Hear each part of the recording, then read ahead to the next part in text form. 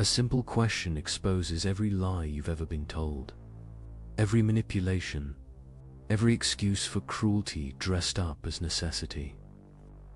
The question is 300 years old, but the powerful still fear it. Because once you learn to ask it, you become impossible to deceive. This is the story of Immanuel Kant's categorical imperative, and why it remains the most dangerous idea in philosophy.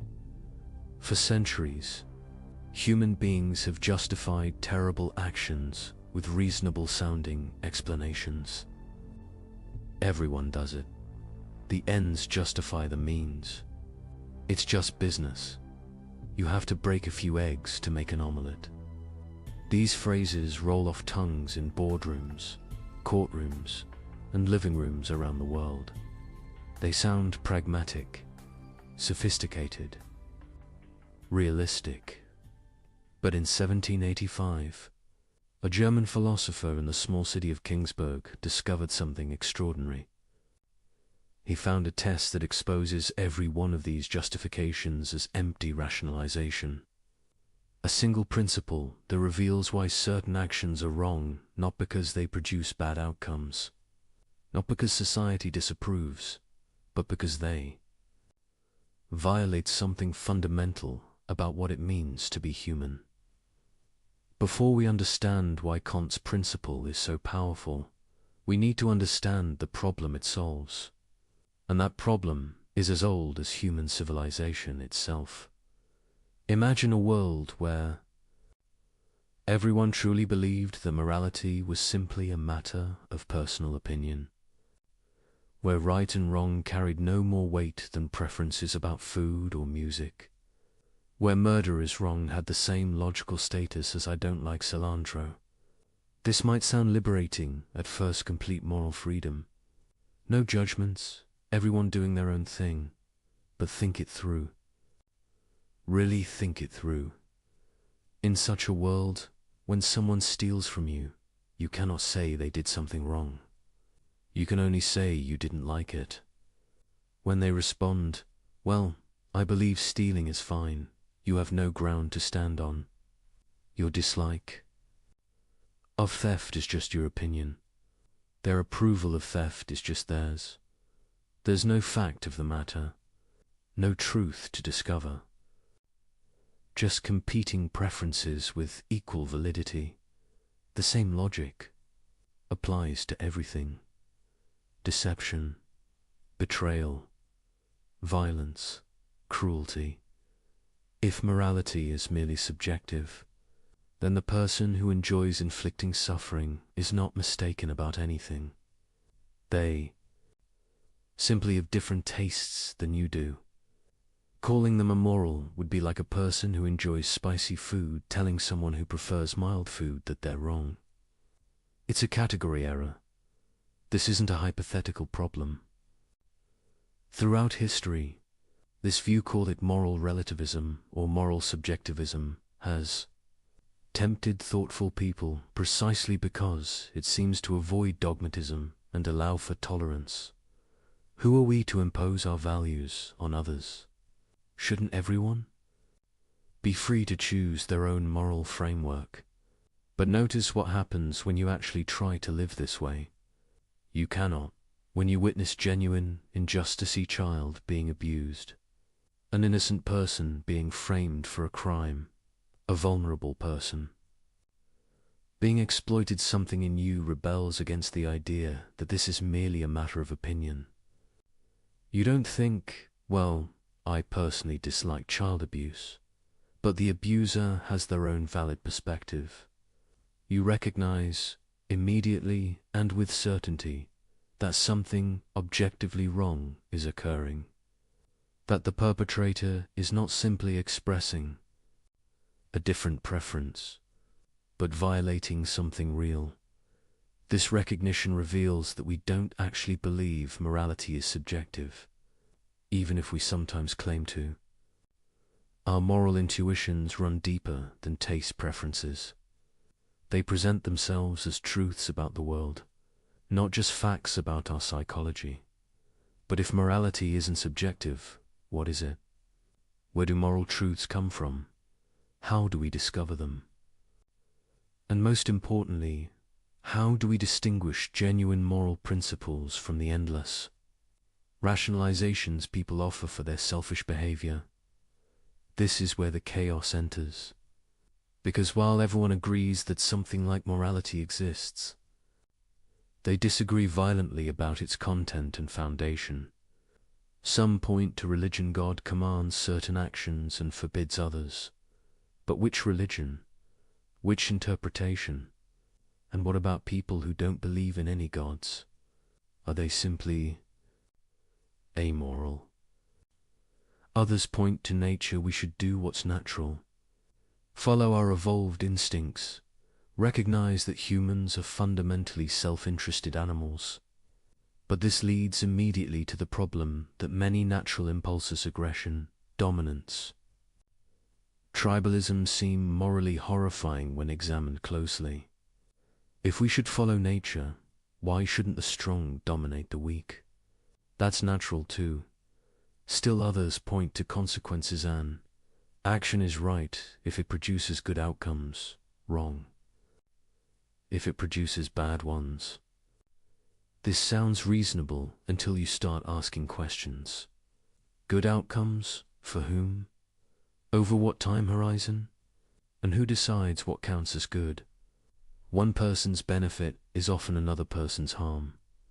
The landscape of moral philosophy before Kant was a battlefield of competing theories, each claiming to have found the foundation of ethics, each vulnerable to devastating objections. Religious ethics required faith in specific doctrines that not everyone shared. Natural law theories struggled to derive aught from is.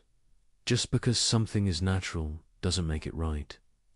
Consequentialist approaches led to counterintuitive conclusions where terrible acts could be justified if they produced enough benefit. But meanwhile, in everyday life, people offered an endless parade of justifications for questionable behavior. The merchant who cheated customers claimed, "Everyone does it, I'd be a fool not to." The official who accepted bribes argued, "The system is corrupt anyway, my personal integrity won't change that." The person who betrayed a confidence insisted, "I did it for their own good." Each excuse had a kind of surface plausibility. Each gestured toward some broader principle. But underneath, thinking people could sense something hollow. These weren't genuine moral reasoning. They were clever ways of giving yourself permission to do what you wanted anyway. This was the philosophical landscape when Kant began his work. A chaos of competing theories, none fully satisfying. A world where people knew moral truth existed but couldn't quite pin down what it was or where it came from. A situation where the clever could always find some justification for their actions. However terrible, Kant recognized that this problem wasn't just academic. It was existential. If human beings cannot distinguish genuine moral principles from sophisticated rationalization, then morality becomes nothing more than a word game. The person with the cleverest argument wins, regardless of whether they're right. Might makes right, or at least eloquence makes right.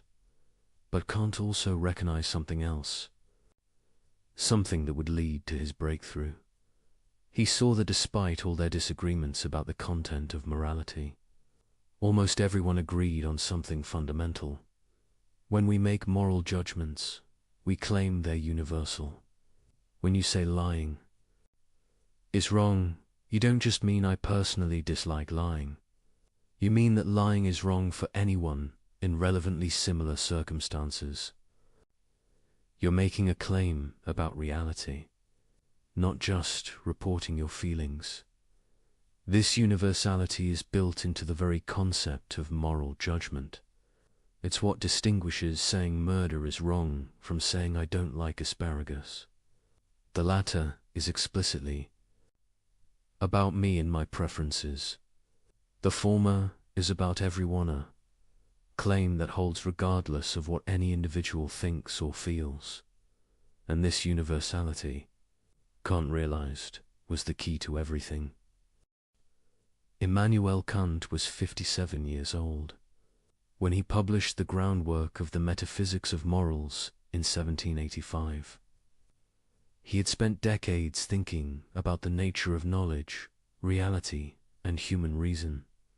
His previous work, The Critique of Pure Reason, had revolutionized epistemology by showing how the human mind actively structures experience rather than passively receiving it. Now he turned his revolutionary method to ethics, and what he had discovered would change moral philosophy forever.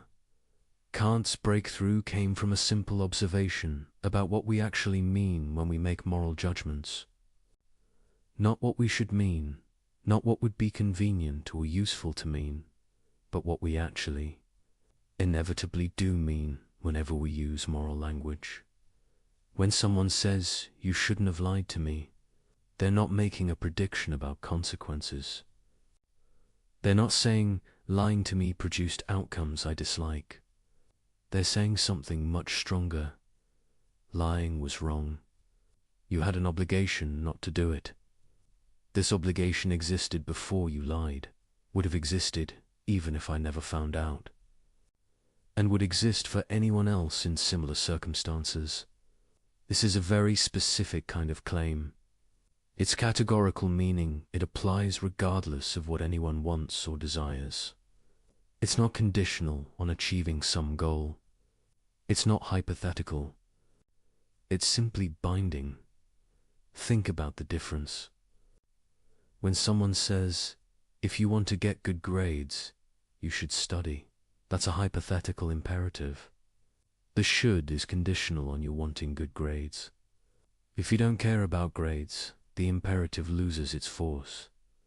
But when someone says, "You should keep your promises," they're not conditioning the obligation on whether you happen to want to keep promises. They're saying you're bound to keep them whether you want to or not. That's a categorical imperative, a command that applies to you simply because you're a rational being, regardless of your personal goals or desires. This distinction might seem subtle, but it's revolutionary.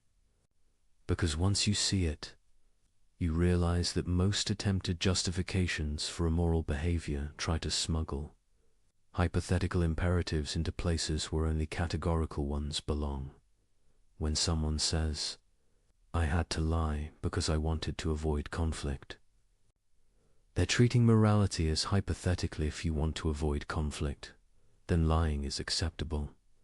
But that's not how morality actually works. The wrongness of lying doesn't depend on whether avoiding conflict is your goal. It's wrong categorically, regardless of what you want. Kant saw that moral obligations had to be categorical, or they weren't really moral obligations at all. They would just be strategic advice dressed up in ethical language.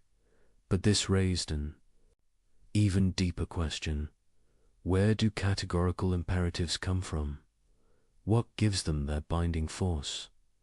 Previous philosophers had offered various answers. Divine command, God makes them binding.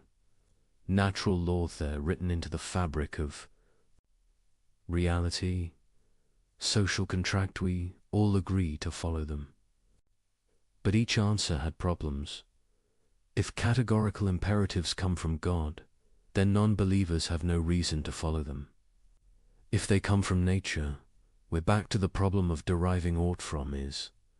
If they come from social agreement, then they're not really categorical, they're conditional on the agreement.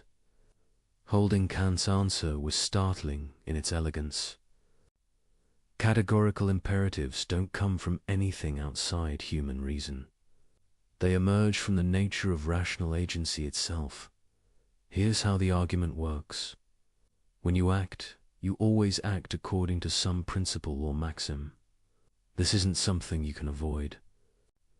Even seemingly random or impulsive actions are based on implicit principles.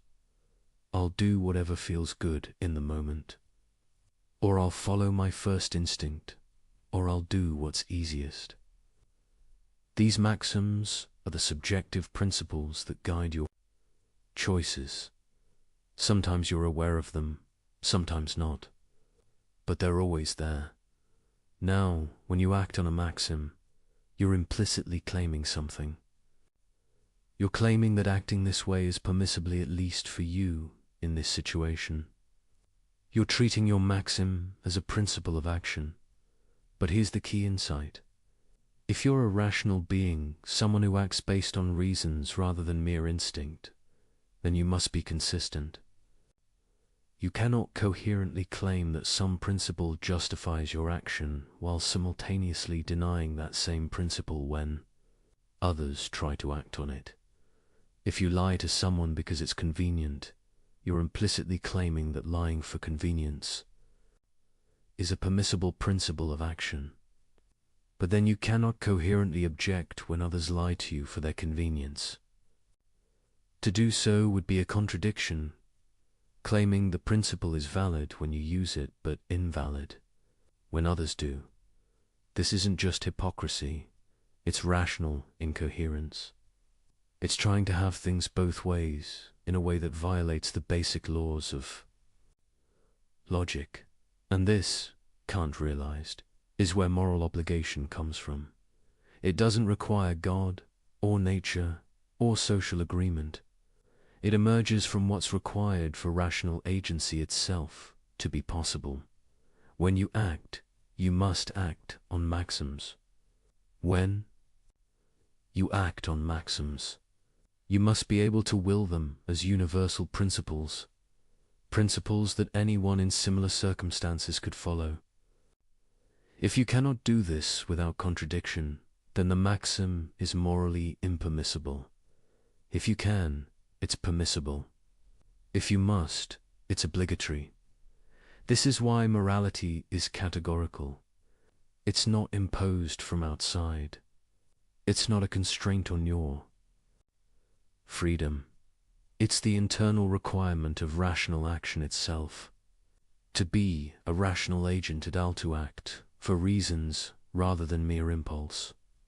Just as to be bound by moral principles. Kant had found something remarkable. He'd shown that morality isn't arbitrary, isn't culturally relative, isn't dependent on what anyone happens to want. It's built into the structure of rationality itself. To deny moral obligation is to deny that you're a rational being. And to deny you're a rational being is to undermine any claim you might make, including the claim that morality doesn't exist. But there was more. Because if this is where moral obligation comes from, then it tells us something profound about what moral actions look like. Most people, when asked why they do the right thing, will point to something outside themselves, because God commands it, because society expects it, because I'll be punished otherwise, because it benefits me in the long run. These might all be good motivations in their own way, but Kant realized they're not truly moral motivations. Why? Because they make morality conditional. They reduce it to a means to some other end. And whenever you treat morality as a means to something else, you open the door to abandoning it when it no longer serves that end.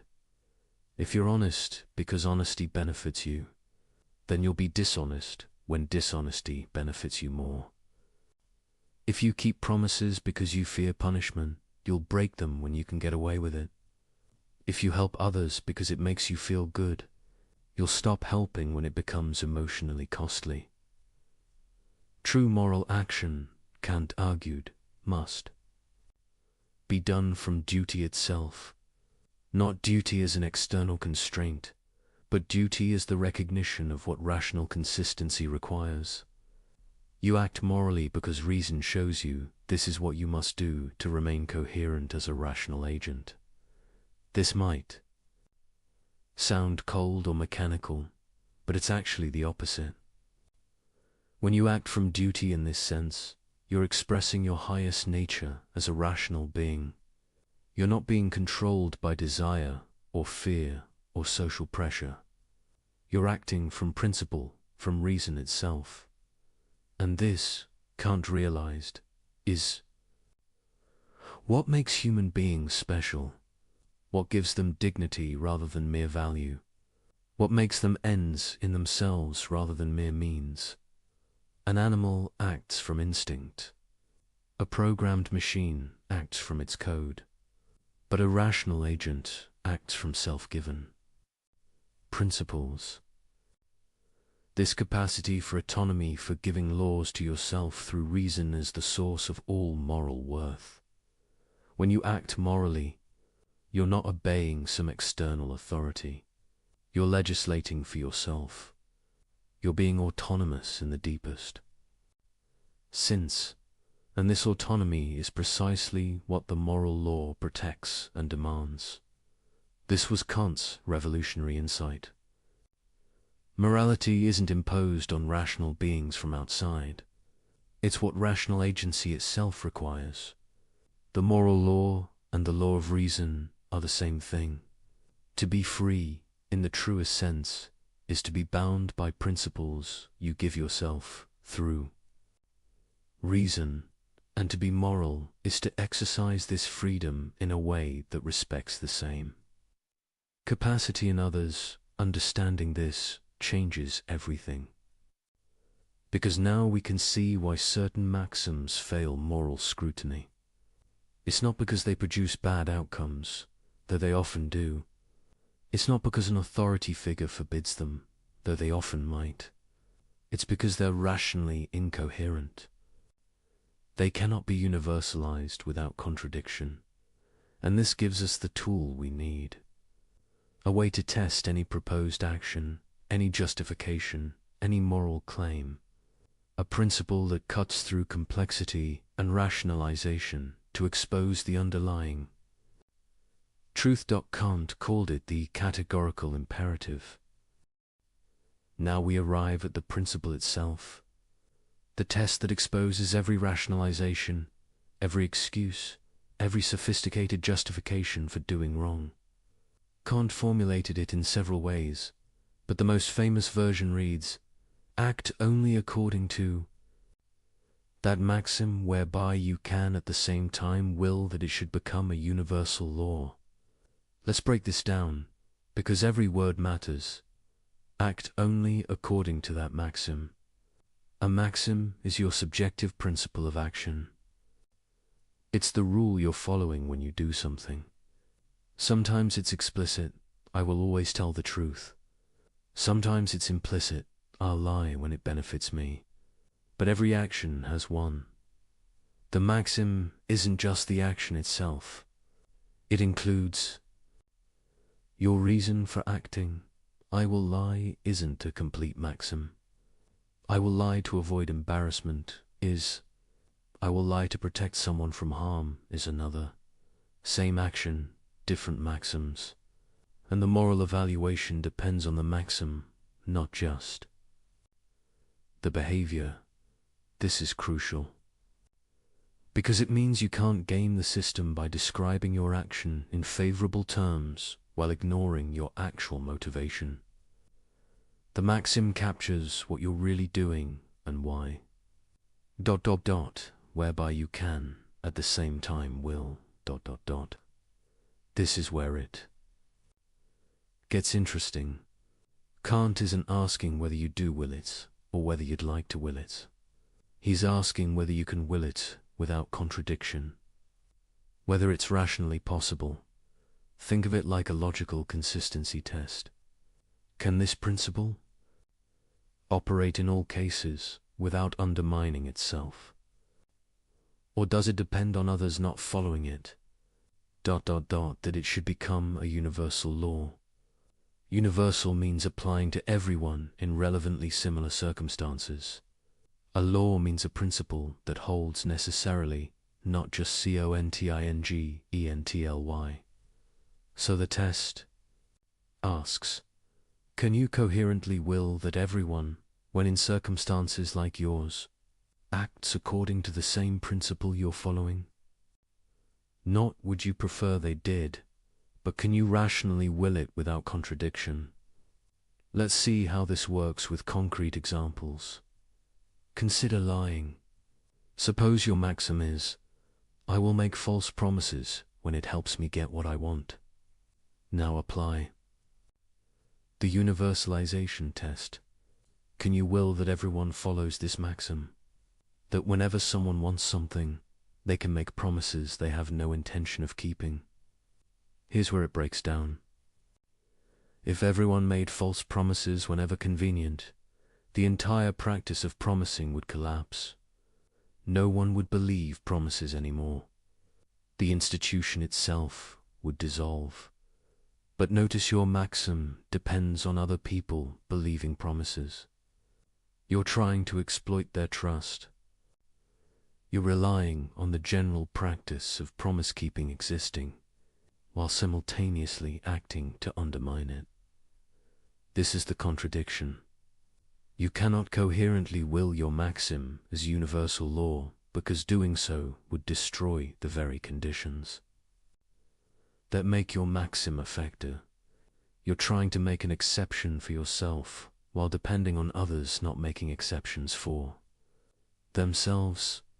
This isn't a contradiction in consequences, though those would be bad. It's a contradiction in conception. The maxim, when universalized, undermines its own possibility.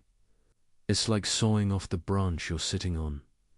Kant called this a contradiction in conception, and it marks actions that are strictly forbidden. You cannot universalize the maxim even in thought without logical incoherence. But there's another type of failure, more subtle. Consider refusing to help others in distress. Your maxim might be, I will never help anyone who needs assistance, and I will rely entirely on my own resources. Can you universalize this? Unlike the lying case, there's no logical contradiction in everyone following this principle. It's conceivable that people could live this way, everyone completely self-reliant, no one helping anyone. But here's the problem. Can you will it? Can you rationally choose for this to be universal law? As a finite, vulnerable human being, you know you will face situations where you need help. Illness, accident, bad luck, circumstances beyond your control, these are inevitable. Parts of human existence. Your own rationality requires you to will the conditions that make your goals achievable. So you face a contradiction in will. You cannot coherently will both, that you pursue your rational ends as a finite being, and that no one ever helps anyone. To will the second is to will the frustration of the first. This isn't about predicting consequences or calculating benefits. It's about what you can rationally will without self-contradiction. And you cannot will conditions that make your own rational agency impossible.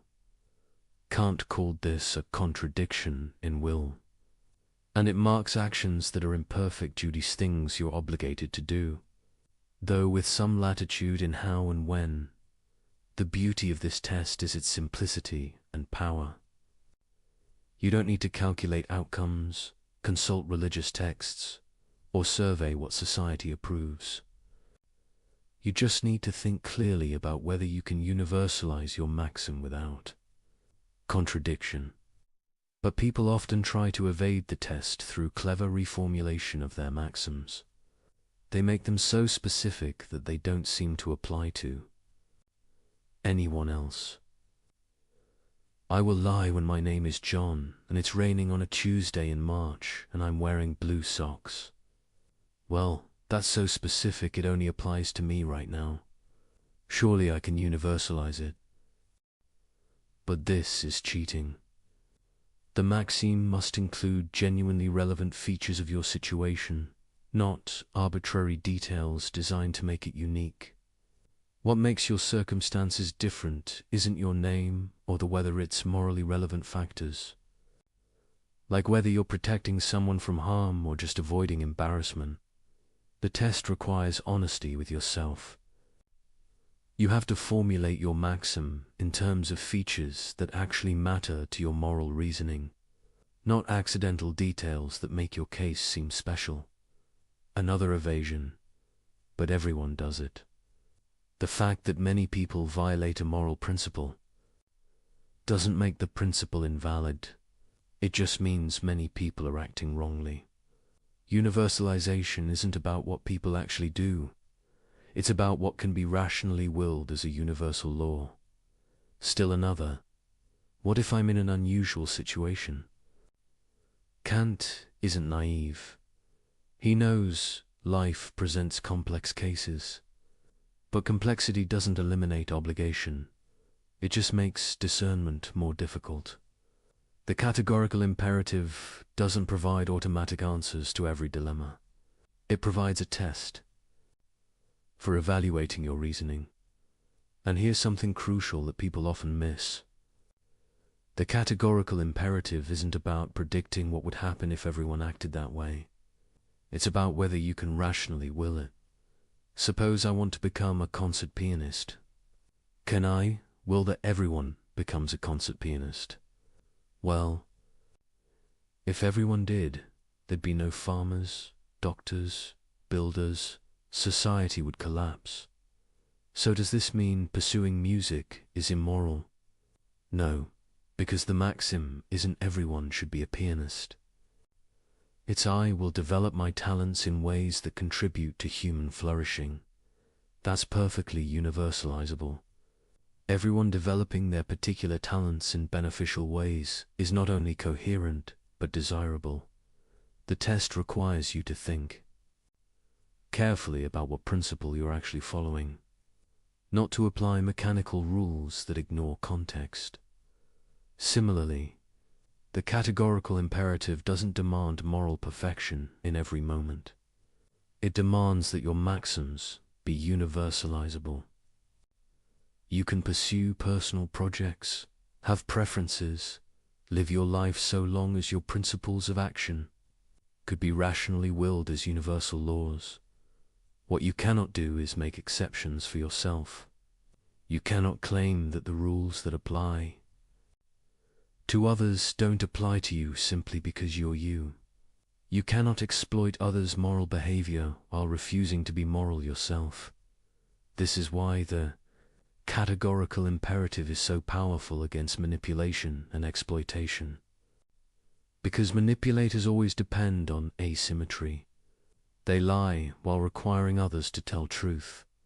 They break promises while requiring others to keep theirs. They use people as means while insisting on being treated as ends. The universalization test exposes this asymmetry immediately. It forces you to acknowledge that if your principle is valid for you, it must be valid for everyone. And if you cannot accept it being valid for everyone, then it's not actually valid for you either. This is the weapon Kant gives us.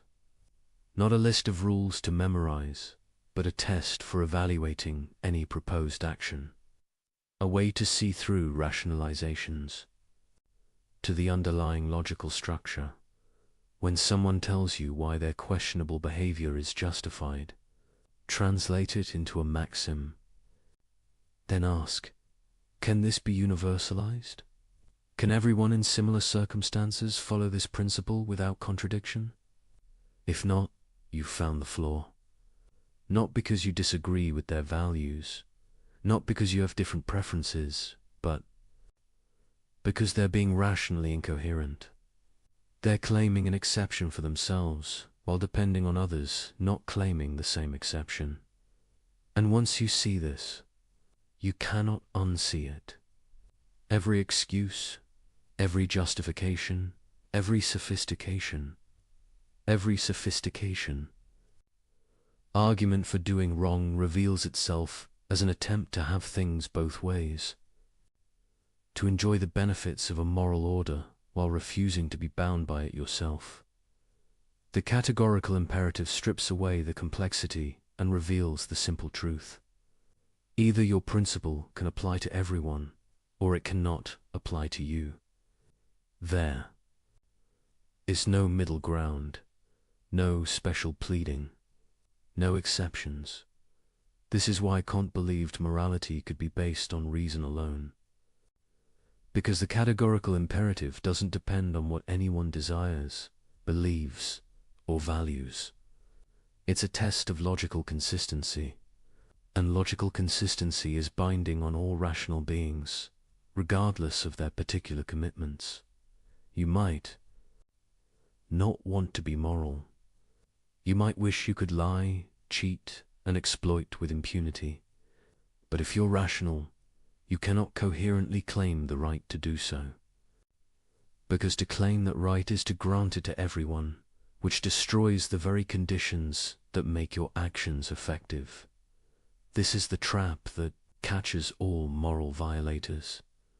They want the benefits of a moral order, trust, cooperation, stable expectations while refusing its burdens. But they cannot have both. The moment they claim the right to violate moral principles for their benefit, they grant that same right to everyone else. And in doing so, they destroy the very order they depend on. The first formulation of the categorical imperative gives us a test for evaluating maxims. But Kant offered a second formulation that goes deeper, revealing what's at stake in moral action. He called it the formula of humanity, and it reads, act in such a way that you treat humanity, whether in your own person or in the person of another, always at the same time as an end and never simply as a means. This formulation shifts focus from the logical structure of maxims to the fundamental value that makes morality possible. And in doing so, it reveals something profound about human dignity. Let's unpack it carefully. Treat humanity ... Not just human beings as biological organisms, but humanity, the rational nature that makes us moral agents. The capacity for setting ends, making choices, legislating principles for ourselves. Double quote, ... whether in your own person or in the person of another ... This is crucial. You can violate humanity in yourself as much as in others. Destroying your own rational nature is as wrong as destroying someone else's. ... Always at the same time as an end. An end is something valuable in itself, not just as a means to something else. To treat humanity as an end is to recognize its unconditional worth, its dignity rather than mere price. ... And never simply as a means. Notice the word simply. Kant isn't saying you can never use people as means. You use people as means all the time in perfectly innocent ways. When you buy groceries, you're using the cashier as a means to get food. When you ask for directions, you're using someone as a means to find your way. The problem is treating people merely or simply as means, using them as tools without respecting their rational agency, manipulating, coercing, or deceiving them in ways that undermine their capacity to make informed choices. This formulation captures something the universalization test points toward but doesn't make explicit. Why can't you lie? Because lying treats the person you deceive as a mere tool for achieving your ends. You're manipulating their beliefs to get what you want, without respecting their capacity to reason and choose for themselves. Why can't you break promises? Because promises are commitments between rational agents.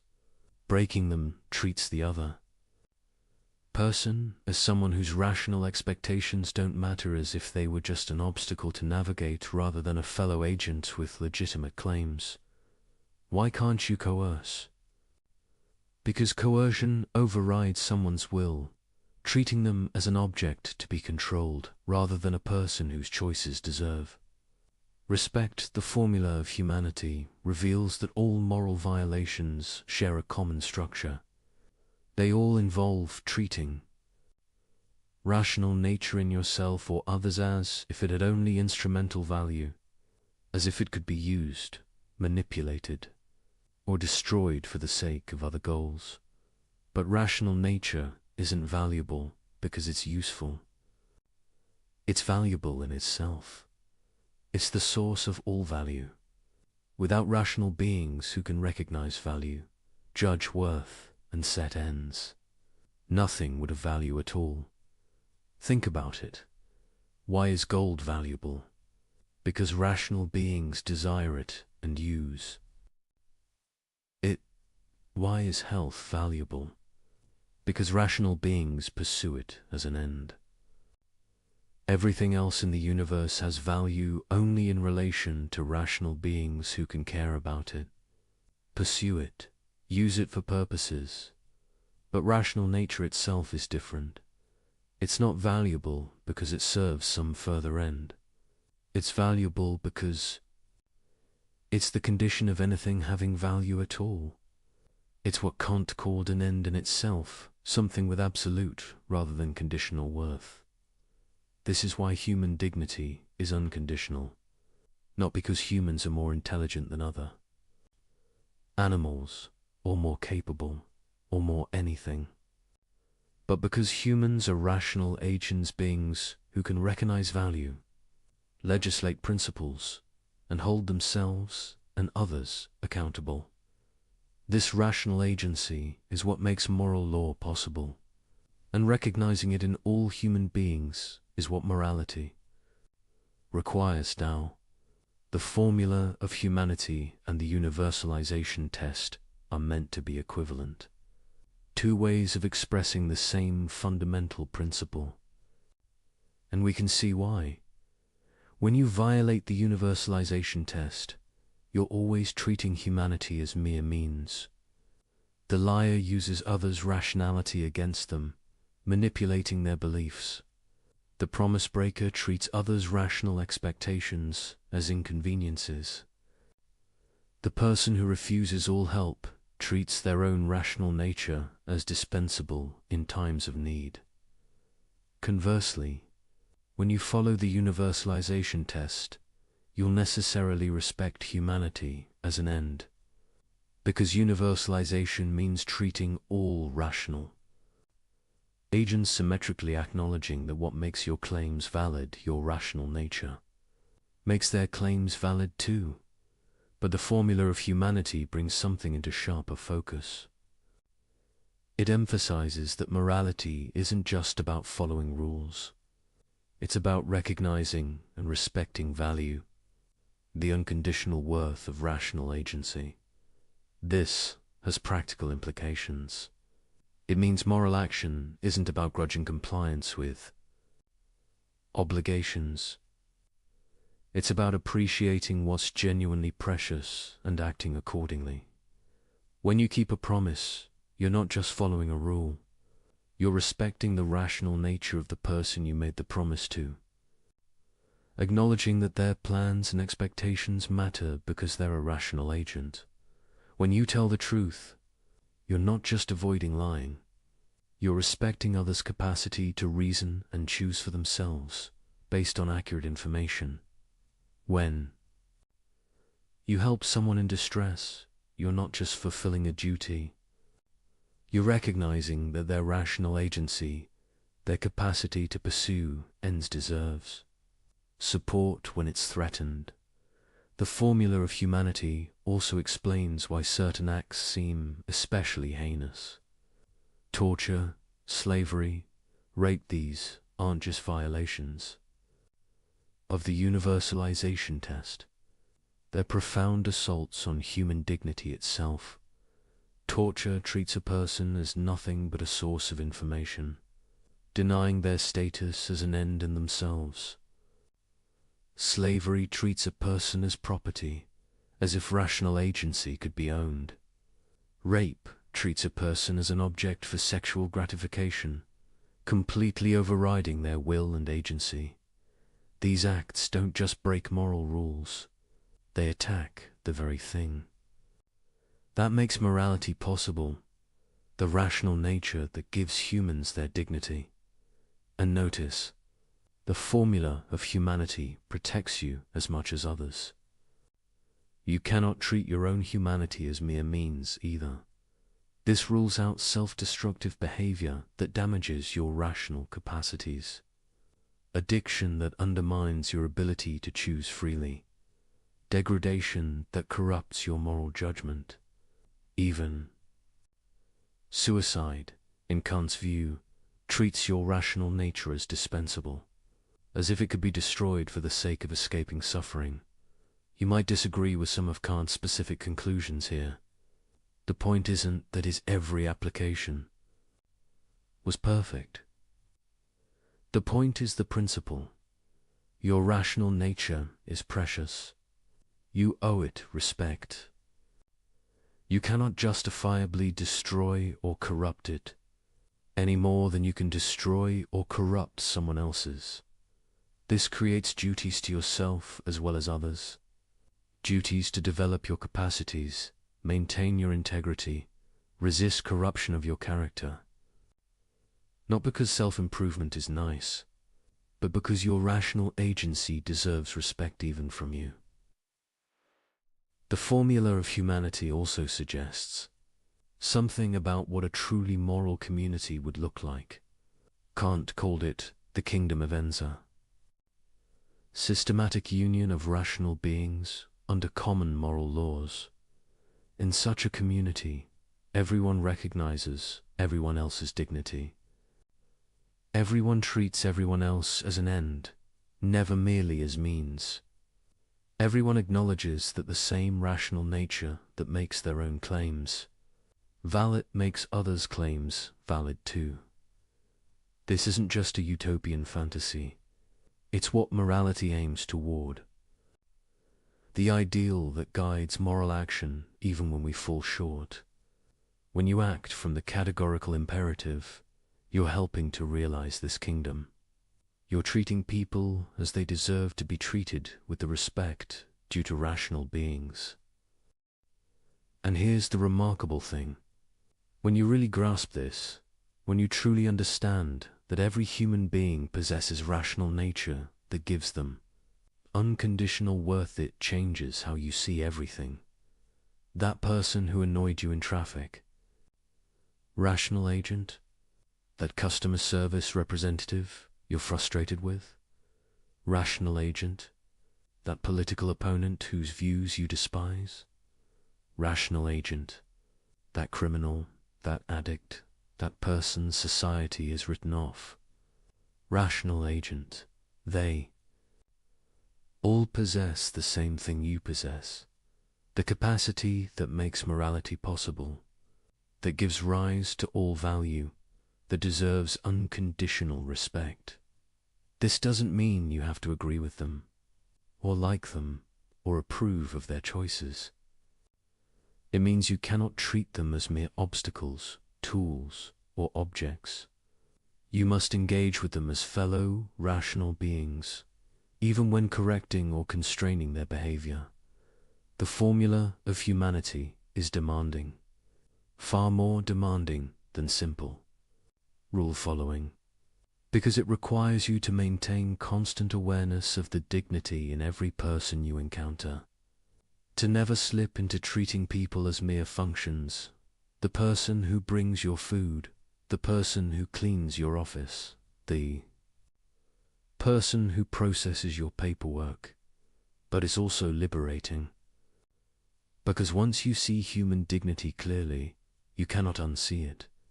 And seeing it makes moral action natural rather than forced. You don't help others because some rule demands it.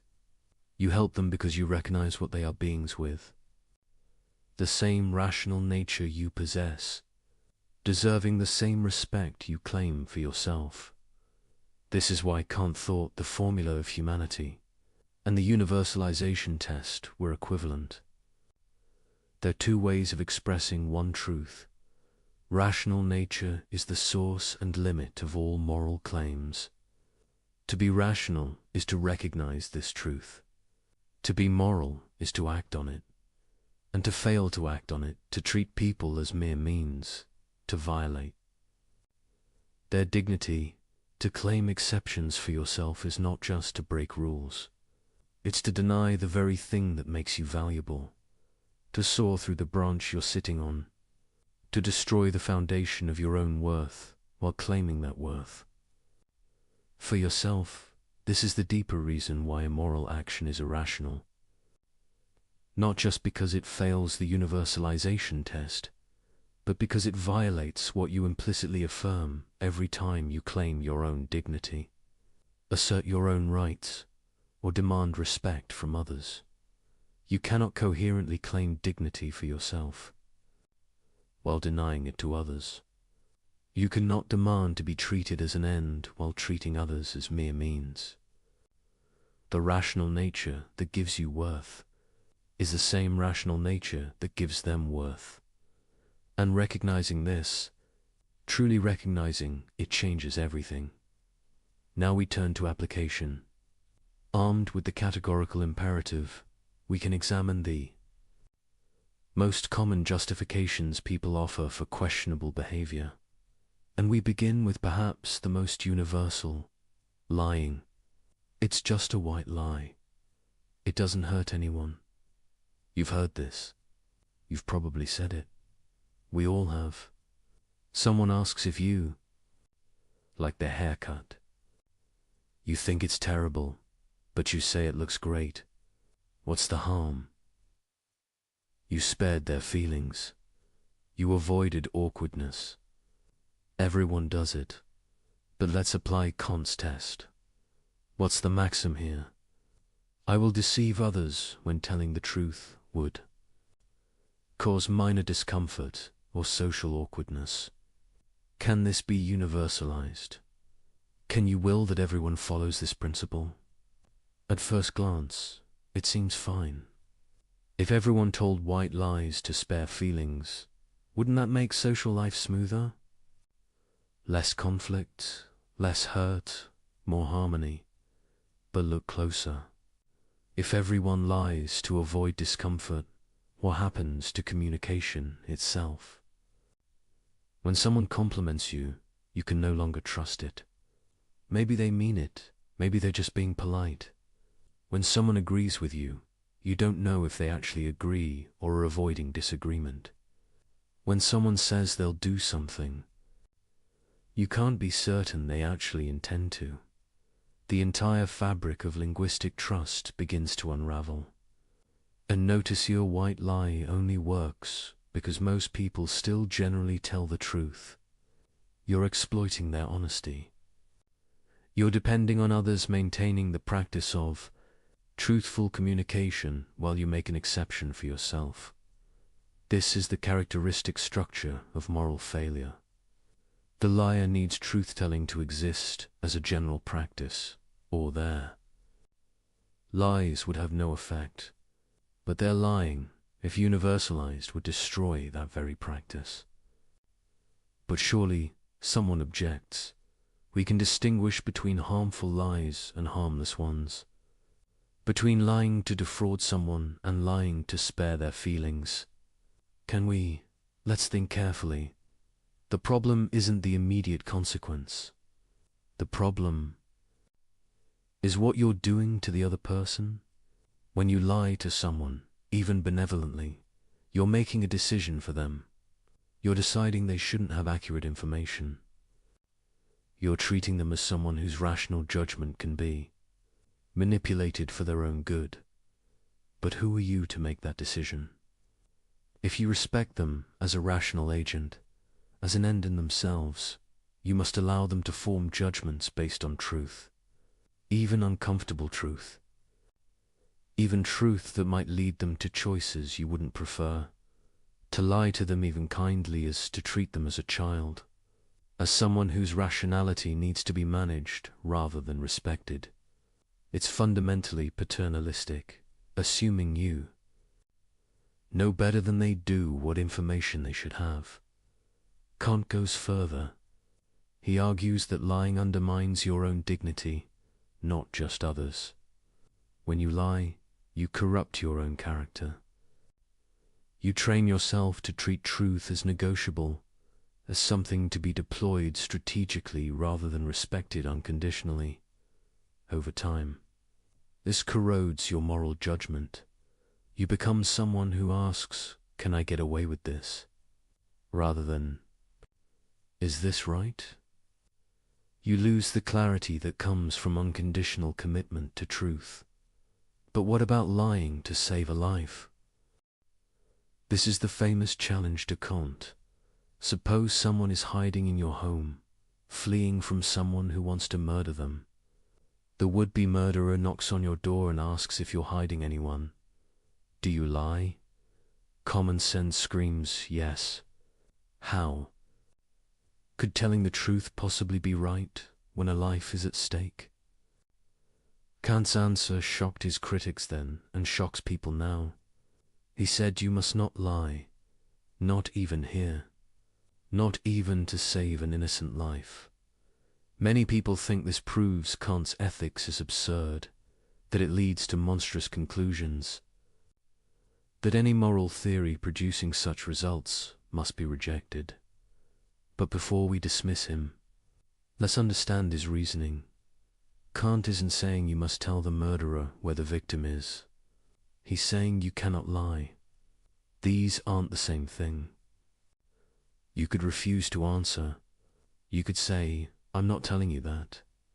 You could physically prevent the murderer from entering, but you cannot deceive. Why not? Because the moment you grant yourself permission to lie even for the best reasons, you've abandoned the categorical imperative. You've made truth-telling conditional rather than absolute. You've decided that there are circumstances where deception is permissible, and once you've done that, where do you stop? If you can lie to save a life, can you lie to prevent serious harm? Can you lie to avoid major financial loss? Can you lie when the truth would be very inconvenient? Every liar thinks their situation is special, their reasons compelling. The business person lying to close a deal thinks their company's survival justifies it. The politician lying to voters thinks maintaining power for the right policies justifies it. The person lying to their spouse thinks preserving the relationship justifies it. Once you abandon the categorical imperative in favor of consequentialist calculation, you have no principled way to limit deception. You're just negotiating how much truth can be sacrificed for your goals. Kant saw this clearly. Either truth-telling is a categorical imperative, or it isn't. Either you respect the dignity of rational agents by never deceiving them, or you treat deception as a tool to be deployed when useful. There's no stable middle ground. You might still disagree with Kant's conclusion about the murderer case. Many thoughtful people do, but notice what disagreeing requires. You have to abandon the idea that morality is categorical.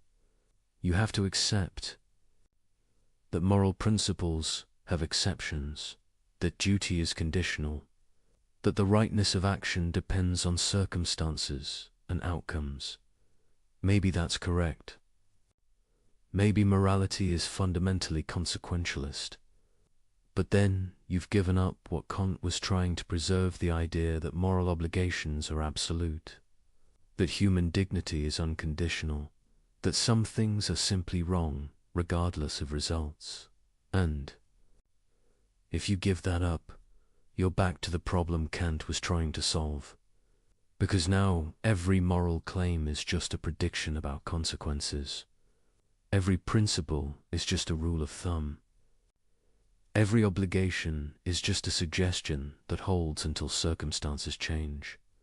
The liar's excuse in all its forms, from white lies to strategic deceptions, rests on making truth conditional, on deciding that honesty matters except when it doesn't, that you should tell truth unless you have good enough reason not to, but good enough according to whom? Judged by what standard? If you allow exceptions, you allow everyone to judge their own case. And humans are remarkably good at convincing themselves their situation is exceptional. Kant's absolutism about truth-telling isn't arbitrary rigidity.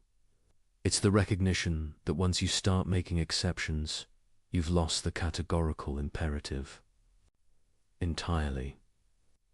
You've reduced morality to sophisticated rationalization, where the clever can always find some justification for doing what they wanted anyway.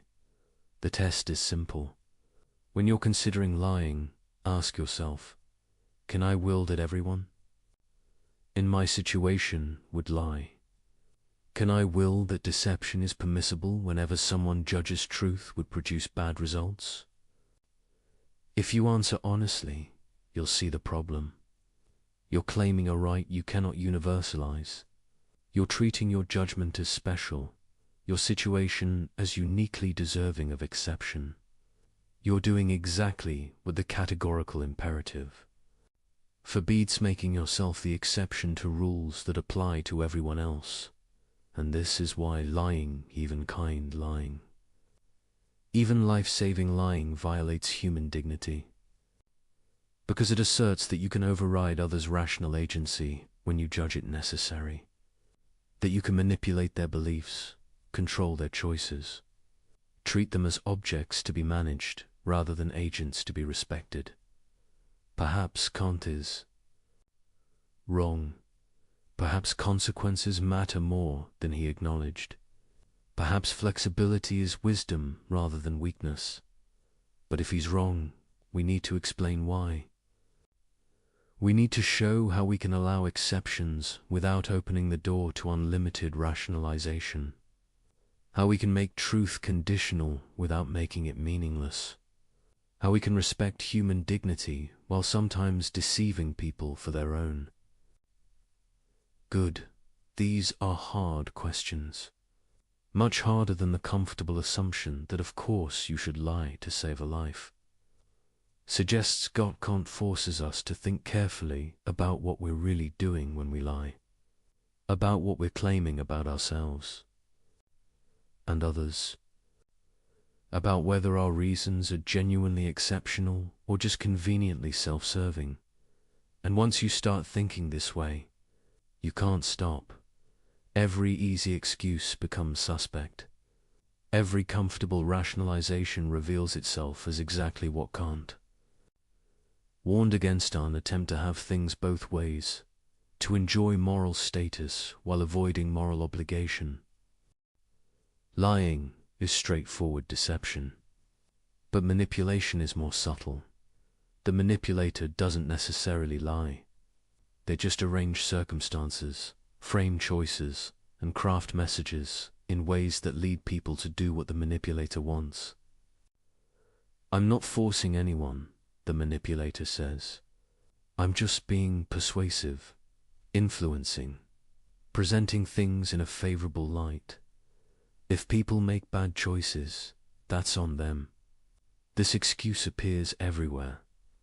In marketing campaigns that exploit psychological vulnerabilities, in personal relationships where one person constantly maneuvers the other, in institutions that design systems to nudge people toward profitable behaviors, in conversations where someone uses emotional pressure to get their way, the manipulator always has the same defense. I didn't force them. They chose freely. I just made my case effectively. But let's examine this through Kant's lens. What is manipulation? Exactly. It's getting someone to do what you want by methods that bypass or compromise their rational judgment. You're not presenting reasons that would appeal to a fully informed, clear-thinking person. You're exploiting biases, triggering emotions, creating false urgency, or otherwise interfering with rational deliberation. Consider a simple example. A salesperson is trying to sell you something you don't need. They know you don't need it, but they've studied techniques to overcome objections. They create artificial scarcity only to leapt in stock. They trigger social pressure. Everyone in your neighborhood has one. They use subtle flattery to build rapport. They time their pitch for when you're tired and your judgment is weakened. Have they lied? Not necessarily. There might be only two in stock. Others might have bought one. The compliments might be sincere, but they're not engaged in rational persuasion. They're engaged in psychological manipulation. They're treating you as a system to be gamed, rather than a rational agent to be respected. They're finding your buttons and pushing them, without regard for whether this serves your genuine interests or rational judgment. Apply the formula of humanity. Are they treating you as an end in yourself? Are they respecting your rational agency? No. They're treating you as a means to their end, making a sale. Your rational judgment is an obstacle to overcome rather than something to be engaged with honestly. They're using techniques specifically designed to compromise your ability to think clearly about whether this purchase serves your goals. This violates your dignity as a rational being. Even if you freely choose to buy, your choice isn't genuinely free if it's the product of systematic manipulation. You're being treated as an object to be worked on rather than a person to be reasoned with. But someone objects, isn't all persuasion somewhat manipulative? Don't we all frame things too? Our advantage? Where's the line? The line is rational engagement. When you present genuine reasons for your position, explain their logic, provide accurate information, and allow someone to make up their own mind based on their jaw, respecting their agency. You're treating them as a rational being capable of judgment. When you exploit psychological vulnerabilities, hide relevant information, create false impressions, or use emotional pressure instead of rational argument, you're manipulating. You're bypassing their rational judgment rather than engaging it. The difference isn't always sharp, but it's real.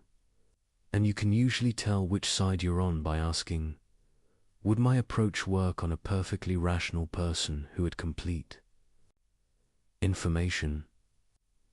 Or does it depend on them being confused, emotional, pressured, or ignorant of relevant facts? If the latter, you're manipulating. This applies to personal relationships as much as commercial ones. Perhaps more. Consider someone who wants their partner to do something. Instead of asking directly and respecting whatever answer they get, they create situations where saying no would be awkward. They make the person feel guilty about past refusals. They alternate between affection and withdrawal to condition the desired behavior. They frame the request in ways that make it seem unreasonable to refuse. This might be effective. It might even be unconscious. But it's manipulation. It treats the partner as someone to be controlled rather than respected. It undermines their capacity to make genuine choices based on their own values and judgment. The manipulator might say, but I know what's good for them better than they do. This is the paternalistic defense. I'm manipulating them for their own benefit. But this misses the fundamental point. Even if you're right about what's good for them, and you usually aren't, you have no right to override their agency. They're not children. They're rational beings capable of making their own mistakes and learning their own lessons. To manipulate them, even benevolently, is to deny them the respect their rational nature deserves. It's to assert that your judgment of their good matters more than their own judgment, that you're entitled to control their choices when you think you know better. This is precisely what the formula of humanity forbids.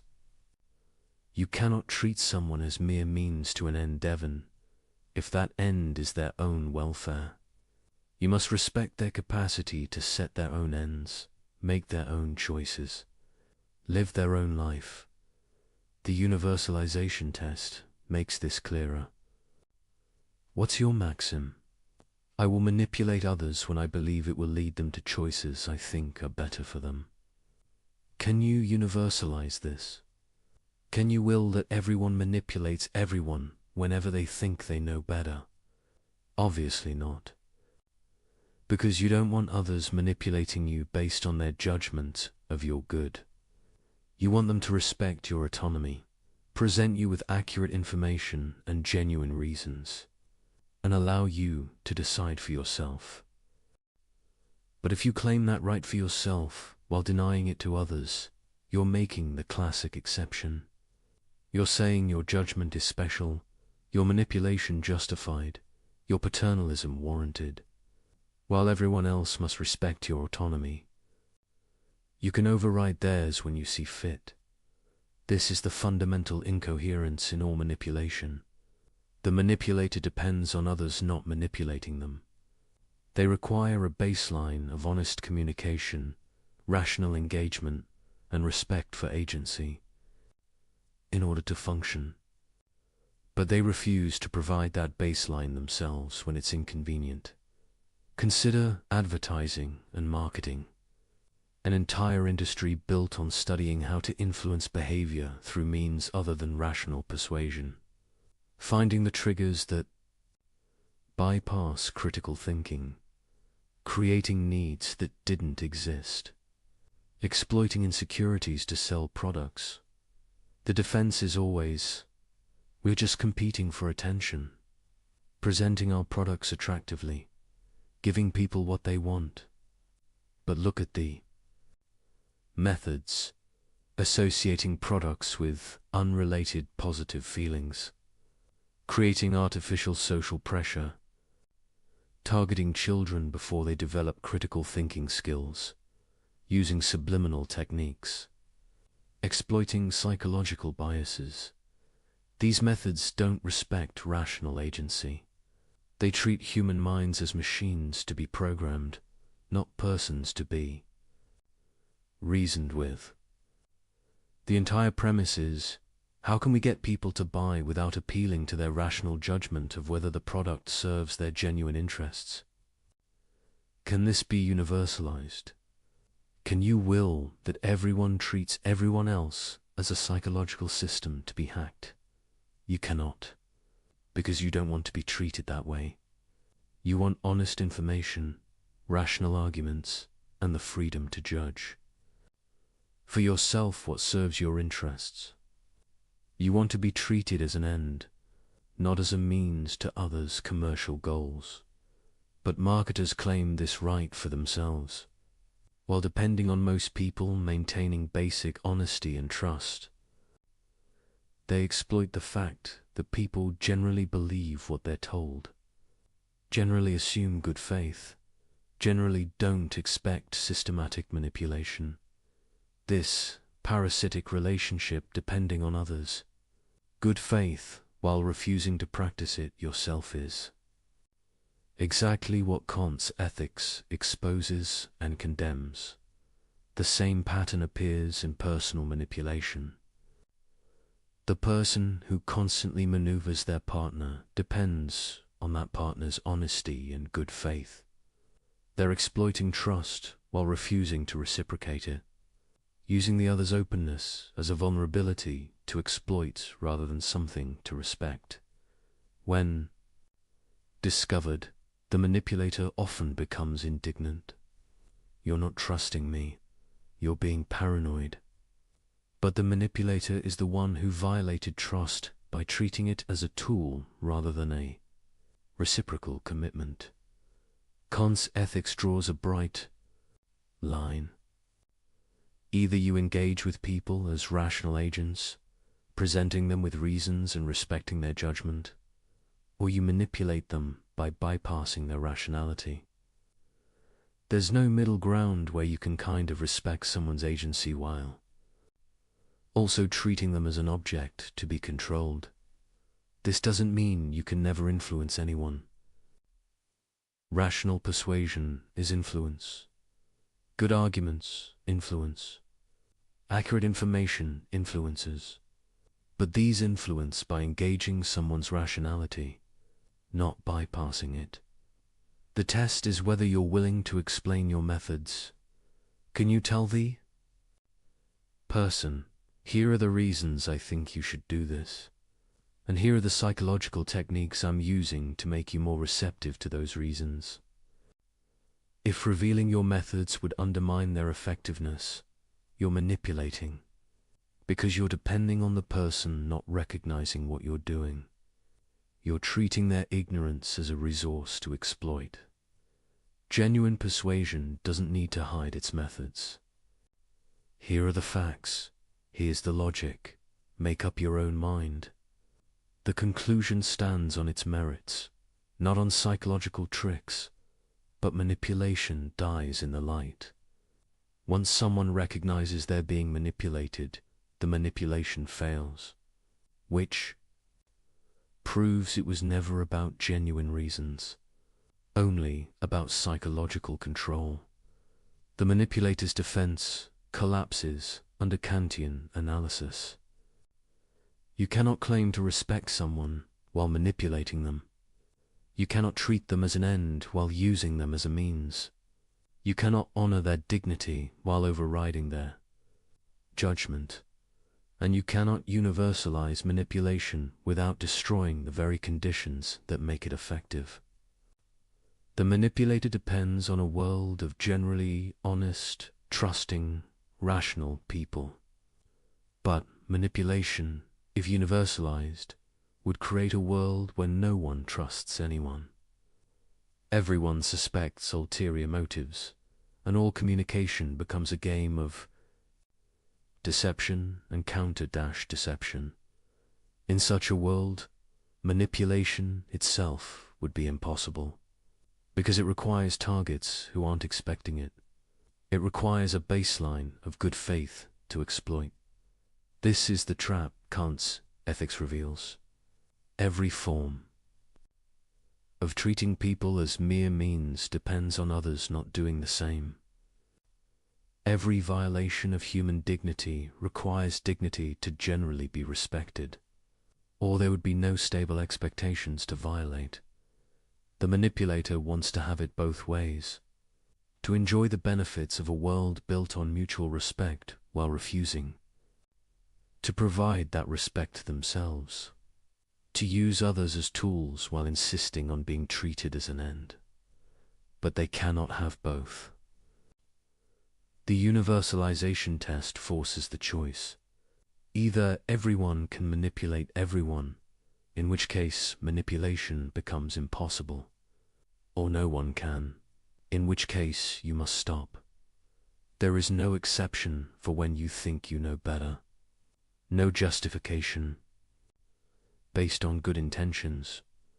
No excuse that your manipulation is sophisticated or subtle or for the right reasons. To be a rational being is to respect rational beings. To claim dignity for yourself is to grant it to others, and to grant it truly is to engage with them as agents, never as mere objects of manipulation. We have a fiduciary duty to maximize shareholder value. This phrase has justified countless actions over the past century. Exploitation of workers, environmental destruction, predatory pricing, tax avoidance schemes that deprive communities of resources, lobbying against regulations that would protect public health, offshoring to exploit cheaper labor and weaker safety standards. The logic seems airtight. A corporation exists to generate profit for its owners. Managers are legally obligated to pursue this goal. Therefore, any action that increases profit is not just permissible but required.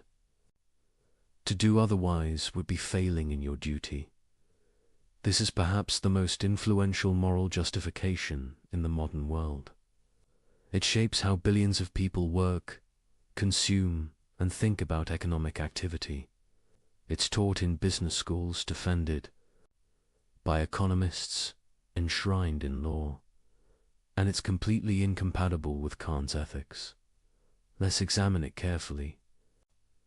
What's the maxim underlying corporate behavior justified by profit maximization? I will treat employees, customers, communities, and the natural world as mere means to the end of generating profit for shareholders.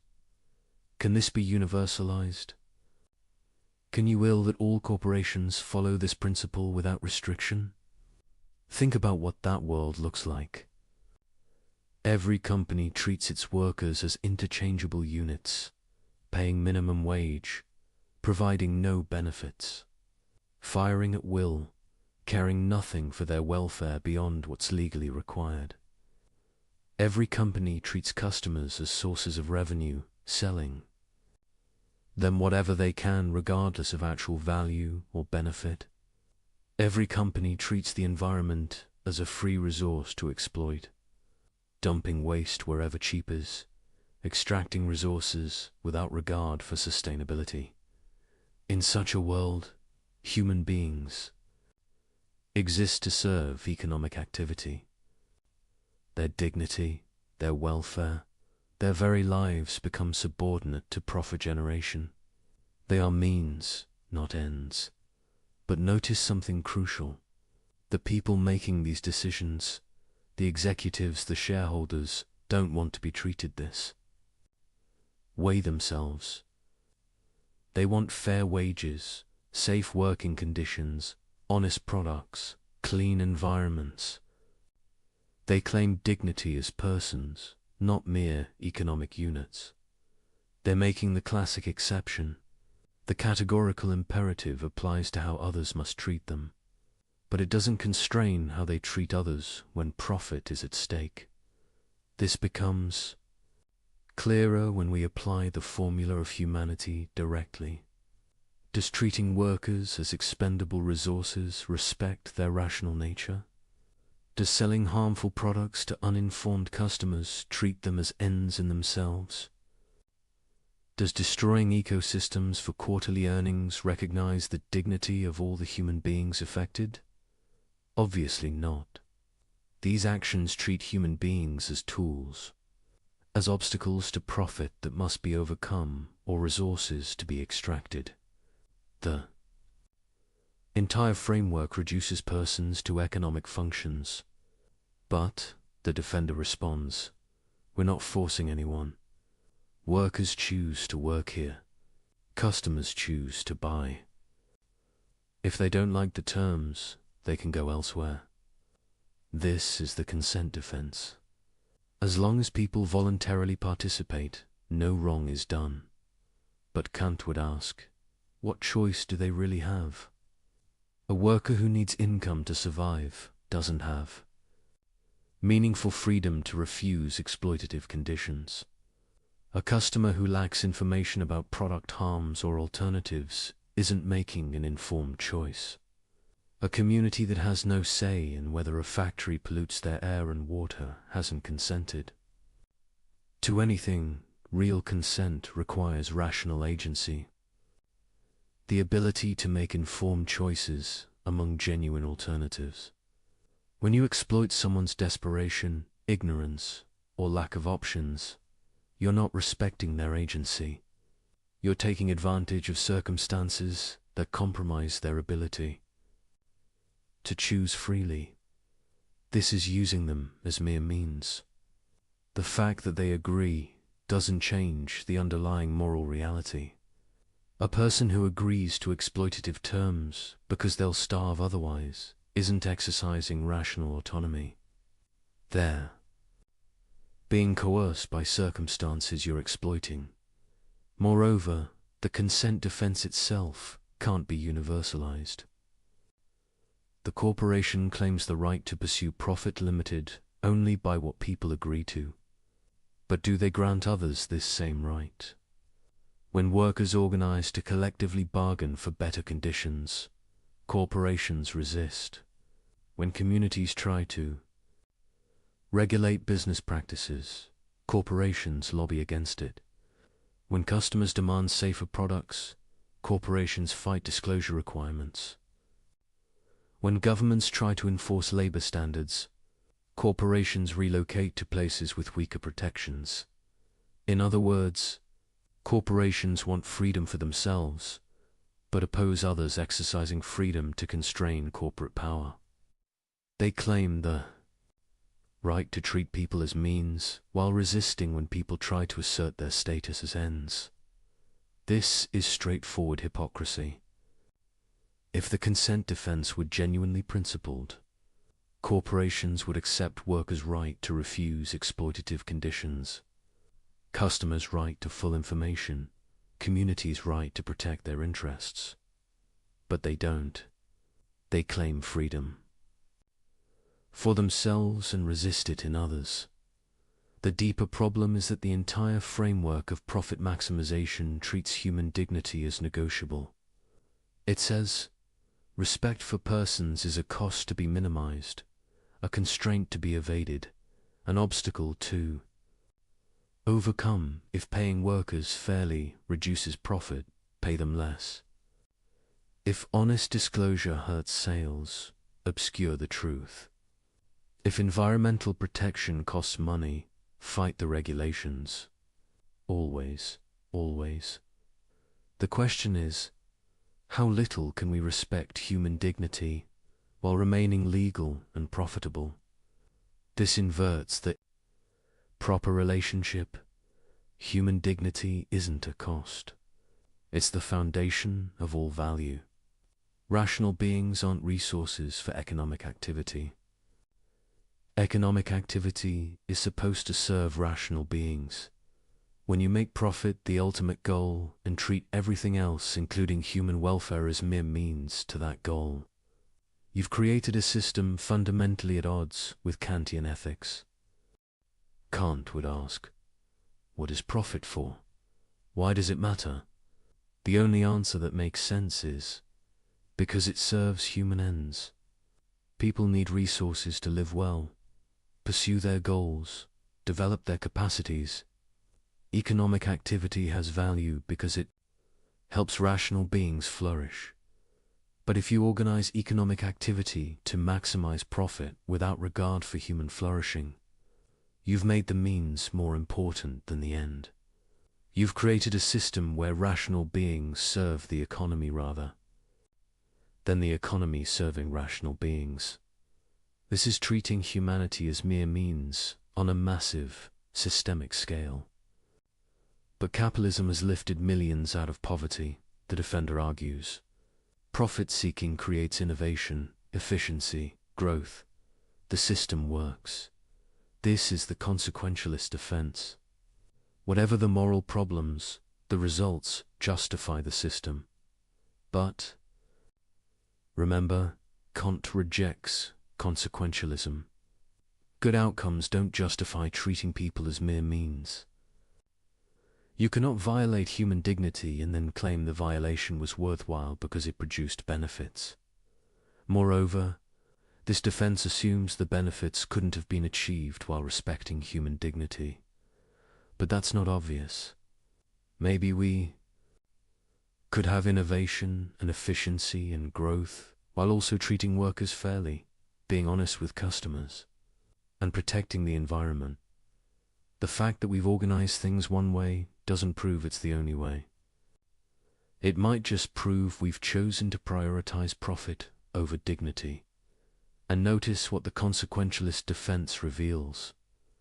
If you're justifying corporate behavior by pointing to good outcomes, you're admitting the behavior itself is morally problematic. You're saying, yes, we treat people as mere means, but it's worth it because of the results. This is exactly what Kantian ethics forbids. The moment you start weighing good outcomes against violations of human dignity, you've abandoned the categorical imperative. You've made respect for persons conditional rather than absolute.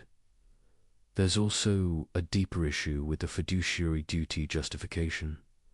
It assumes shareholders' interests override all other considerations. But why? Shareholders are rational beings. But so are workers, customers, community members, and everyone affected by corporate decisions. What gives shareholders rational agency priority over everyone else's? The answer is usually because they own the company. But ownership is illegal. Fiction, a social construct. It doesn't give shareholders metaphysical priority as rational beings. Their dignity isn't greater just because they hold stock certificates. From a Kantian perspective, all stakeholders are rational beings whose dignity must be respected. You cannot treat workers, customers, and communities as mere means just because. Shareholders have a different legal relationship to the corporation. The corporation itself isn't a rational being. It's a too illegal structure humans created to organize economic activity. And tools should serve human ends. All human ends, not just shareholders. When we organize corporations to maximize shareholder value while treating everyone else as mere means, we've created an institution fundamentally at odds with human dignity. We've built exploitation into the system's basic logic. Kant would say this is irrational. Not just morally wrong, but actually incoherent. Because the corporation depends on all those people it treats as mere means. It needs workers who show up, customers who buy, communities that provide infrastructure. It operates within a social order built on mutual respect and cooperation, but it's parasitic on that order. It takes the benefits while refusing the obligations. It depends on others acting morally while claiming exemption from morality itself. This can't be universalized. If every institution treated human dignity as subordinate to its organizational goals, society would collapse. There would be no stable expectations, no trust, no cooperation. The very conditions that make corporate activity possible would be destroyed. The corporation succeeds by treating people as means while depending on most of society continuing to treat people as ends. It's making an exception for itself that cannot be generalized. Some defenders try a different approach. They argue that corporations can pursue profit while also respecting human dignity. That good corporate citizenship is compatible with profit. Maximization. That the two goals align more than they conflict. Perhaps sometimes they do, but structural incentives matter. When quarterly earnings drive decisions, when executives are compensated based on stock price, when competition rewards whoever can cut costs most aggressively, the system pushes toward treating dignity as expendable. You see this in how corporations behave when they think no one is watching. When oversight is weak, when regulations are unenforced, when consumers can't easily tell the difference between ethical and unethical practices, corners get cut, people get exploited, communities get harmed. This reveals the underlying logic. Respect for human dignity happens when it's profitable or required, not because it's recognized as unconditionally binding. A genuinely Kantian corporation would be different. It would start from the premise that all stakeholders are rational, beings whose dignity must be respected. Profit would be pursued only within constraints set by this fundamental commitment. That might mean lower returns for shareholders. It might mean slower growth. It might mean competitive disadvantages against less scrupulous rivals. But that's the point. Moral obligations aren't conditional on convenience. You don't get to violate human dignity because respecting it is costly. The categorical imperative doesn't have an exception for but profit. The uncomfortable truth is that much of modern corporate behavior is simply incompatible with treating people as ends in themselves. The entire structure is built on the premise that profit justifies treating human beings as resources to be exploited rather than persons to be respected. This doesn't mean all business is immoral. It means we need to rethink how we organize economic activity, to ask whether the institutions we've created truly serve human flourishing or whether they've made humans serve institutions. From a Kantian perspective, the answer is clear. Any system that treats profit maximization as the ultimate goal, while treating human dignity as a constraint to be minimized, has inverted the proper order of values. Rational beings are ends. Economic systems are means. When we organize things the other way around, we've committed a fundamental moral error, one that corrupts everything built on that foundation. The greatest good for the greatest number. This principle sounds obviously right. Who could object to maximizing overall welfare? Isn't that what morality should aim for, making the world as good as possible for as many people as possible? This is utilitarianism, and is probably the most intuitively appealing alternative to Kantian ethics. While Kant focuses on duty and principle, utilitarians focus on outcomes and consequences. While Kant asks whether your maxim can be universalized, utilitarians ask whether your action produces the best overall results. The conflict between these approaches runs deep, and Kant's critique of consequentialism reveals something crucial about the categorical imperative. Consider a classic utilitarian scenario. 5 people are dying and need organ transplants. One person walks into the hospital for a routine checkup. That person is a perfect match for all 5. If you kill the one and harvest their organs, 5 people live instead of 1 dying. The utilitarian calculus seems clear. 5 lives outweigh 1 life. You should kill the one person. Most people recoil from this conclusion. But why? From a purely consequentialist perspective, what's the objection? You've maximized welfare. You've saved the most lives. You've produced the greatest good for the greatest number. The Kantian answer is immediate. You've treated the one person as a mere means. You've used them as a resource, as a source of organs, as a tool for saving others. You've completely violated their dignity as an end in themselves. That person didn't consent to being killed. They had their own life, their own project, their own rational agency. You've treated all of that as irrelevant, as something that can be sacrificed if the numbers work out right. This is the fundamental problem with consequentialism from a Kantian perspective. It makes human dignity negotiable. It says that respect for persons can be overridden when doing so produces enough benefit. But, Kant argues, this gets the relationship backwards. Consequences matter only because they affect rational beings. Value exists only because rational beings can recognize and pursue it.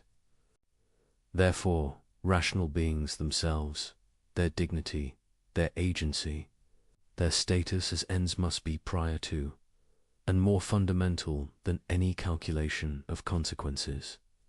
You cannot coherently say we should maximize value, while treating the very beings who are the source of all value as expendable when the math requires it. The utilitarian might respond, but we're not saying individuals don't matter. We're saying every individual matters equally. One person's welfare counts the same as anyone else's.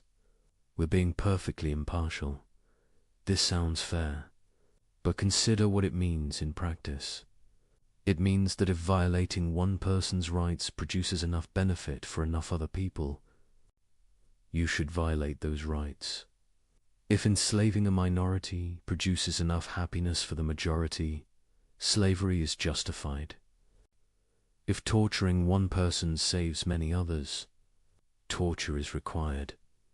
The utilitarian might say these scenarios are unrealistic, that violating rights rarely produces net benefits. But that's an empirical claim, not a principled objection. If the numbers did work out that way, utilitarianism would endorse the violation. This reveals something crucial. Utilitarianism doesn't actually protect human dignity. It protects people's welfare only instrumentally, only when protecting it maximizes overall utility. The moment violating dignity becomes more useful than respecting it, utilitarianism requires. The violation. Kant would say, this makes dignity conditional. And if dignity is conditional, it's not really dignity at all. It's just another value to be weighed against other values. But the whole point of dignity is that it's unconditional. Rational beings have worth that doesn't depend on consequences, on utility calculations, on whether respecting them produces good outcomes. They have worth simply because they're rational agents capable of setting ends. To treat this worth as negotiable, as something that can be sacrificed for sufficiently good consequences, is to deny what makes human beings different from objects. It's to treat persons as if they were just a very complicated source of utility rather than beings with intrinsic value. The deeper problem is that utilitarianism can't be universalized in the Kantian sense. What's the maxim of utilitarian action? Something like, I will do whatever produces the greatest total utility, even if it requires treating some people as mere means. Can everyone follow this maxim? Can it be willed as universal law? Consider, what happens if everyone acts to maximize utility without constraints on respecting dignity? You get a world where anyone can be sacrificed at any time if doing so benefits enough others. There are no stable rights, no protected freedoms, no inviolable dignity. In such a world, you cannot plan your life. You cannot trust that others will respect your agency.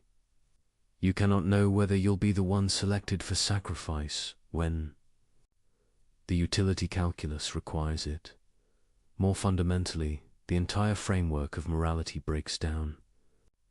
Because morality requires stable expectations, reciprocal respect, and recognition of each other as agents with claims that bind others. But utilitarianism says these only matter when they produce good consequences. This is incoherent. The very idea of moral obligation of being bound to respect others, regardless of whether doing so benefits you, is incompatible with making everything conditional on consequences. Kant saw this clearly. Either morality is categorical or it's not morality at all. It's just sophisticated prudence. Doing what's useful while calling it duty. Utilitarians might object that this is unfair. They're not abandoning morality, just grounding it differently. Instead of abstract principles, they base ethics on the concrete reality of human welfare. But Kant would ask, why does human welfare matter? The only answer that makes sense is, because humans are beings whose well-being has value. But why does their well-being have value? Because they're rational agents capable of caring about their lives, setting goals, pursuing ends. In other words, human welfare matters because human agency matters. The value of good consequences derives from the value of the rational beings who experience those consequences.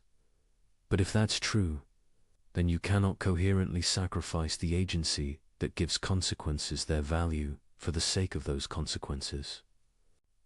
You're sawing off the branch you're sitting on. This is the deep incoherence in consequentialism. It depends on the value of rational agency to explain why consequences matter, but then treats rational agency as expendable when pursuing good consequences. Cons. Ethics doesn't have this problem. It says, rational agency is the source of all value. Therefore, respect for rational agency is the fundamental moral requirement. Consequences matter, but only within the constraint of respecting dignity. You cannot produce good outcomes by methods that violate what makes outcomes good in the first place. The utilitarian might make one more argument.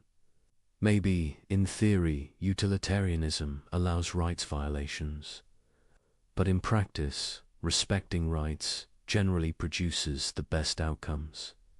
So Kantian. Principles and utilitarian calculations usually lead to the same conclusions. This is true more often than not. But it's a contingent coincidence, not a principled convergence. Kant would say, if you're following moral principles only because they produce good outcomes, you're not actually following them morally, you're using them instrumentally. And the moment you encounter a case where violating principles produces better outcomes, you'll violate them. True moral action requires acting from duty itself, not from calculation of consequences. It requires recognizing moral principles as categorically binding, not as useful rules of thumb.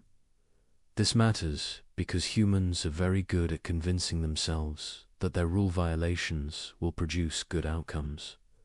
The person who betrays a confidence tells themselves it's for the best.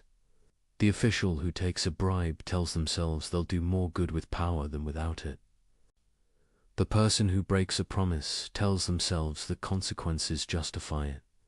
If morality is fundamentally consequentialist, these rationalizations might sometimes be correct. And if they might sometimes be correct, everyone will think their case is one of those times. This is why Kant insists on categorical principles, not because consequences don't matter, but because making morality conditional on consequences opens the door to unlimited rationalization. The utilitarian's trap is thinking you can maximize good outcomes while treating the beings who are the source of all value as means to those outcomes. But this is incoherent. Value exists because of rational agency. Therefore, rational agency must constrain how you pursue value. You cannot violate what makes value possible for the sake of producing more value. When you try, you end up with conclusions that shock moral intuition. Killing the innocent to save the guilty if the numbers work. Torturing one to benefit many. Enslaving minorities for majority happiness. Breaking promises when convenient. Lying when useful. Each conclusion follows logically from utilitarian premises. Each reveals what's at stake when you abandon categorical respect for human dignity. Kant isn't saying consequences are irrelevant. He's saying they're not fundamental. They matter, but they matter within constraints set by respect for rational agency. You should produce good outcomes, but only by methods that treat people as ends, never merely as means.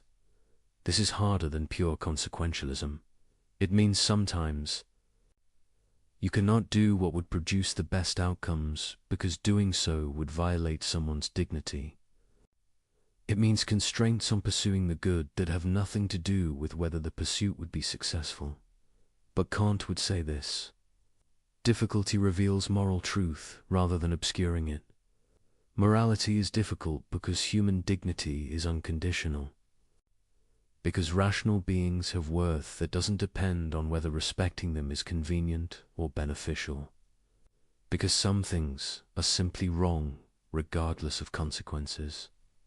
If you abandon this, if you make dignity conditional on producing good outcomes, you've given up the substance of morality while keeping its language. You're left with sophisticated calculation, dressed up as ethical reasoning. The utilitarian's trap is thinking you can avoid this while still being consequentialist. But you cannot. The moment you make consequences fundamental in dignity derivative, you've opened the door to treating people as expendable resources, to violating rights when the numbers require it, to sacrificing persons for impersonal goods. And once you've done that, you're no longer doing ethics in any meaningful sense. You're just doing accounting with human lives. In the real world, power matters. Ideals are nice, but survival requires strength. The strong dominate the weak. That's just how things are. This is perhaps the oldest justification for immoral behavior, before sophisticated philosophical systems, before appeals to greater goods, before elaborate rationalizations. There was simply power. The assertion that might makes right, that winners write the rules, that morality is just a story the strong tell to control the weak. This view has enormous, intuitive appeal. Look at history, look at nature. The powerful do seem to prevail. Resources flow to those who can take them. Those with strength impose their will on those without it. Why shouldn't we acknowledge this reality? Why pretend otherwise with talk of dignity and moral obligation? Kant's response to this position is devastating, not because he denies the reality of power, but because he shows that the power player's logic is self-refuting. Let's examine it carefully. What's the maxim underlying pure power ethics? I will take whatever I can get through superior force, and others have no legitimate claim against me except their own power to resist. Can this be universalized? Can you will that everyone follows this principle? The power player might say yes. That's exactly what I'm saying. Let everyone exercise whatever power they have. May the best survive. But notice what this actually means. If everyone follows this maxim, you live in a world of pure conflict, a war of all against all, where every interaction is a test of force, where no commitments bind, where cooperation is impossible except as temporary alliance based on mutual threat. In such a world, you cannot sleep safely, cannot trust anyone, cannot plan beyond immediate survival, cannot develop anything requiring time and cooperation, cannot build, create, or achieve anything complex. More fundamentally, you cannot even assert claims. When you say this is mine, you're making a claim that goes beyond mere physical possession. You're asserting a right that should bind others, even when you're not actively defending the resource.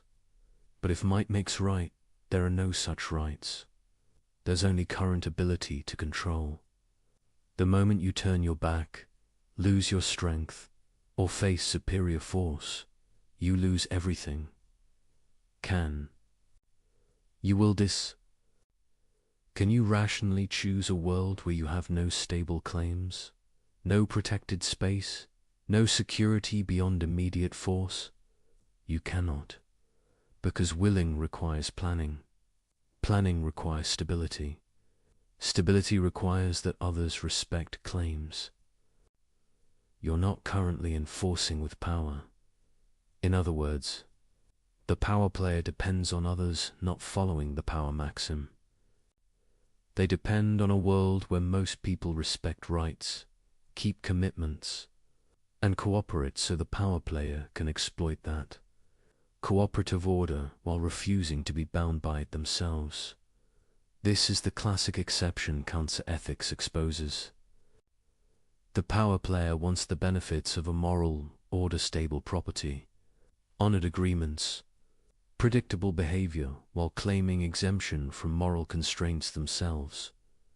But they cannot have both.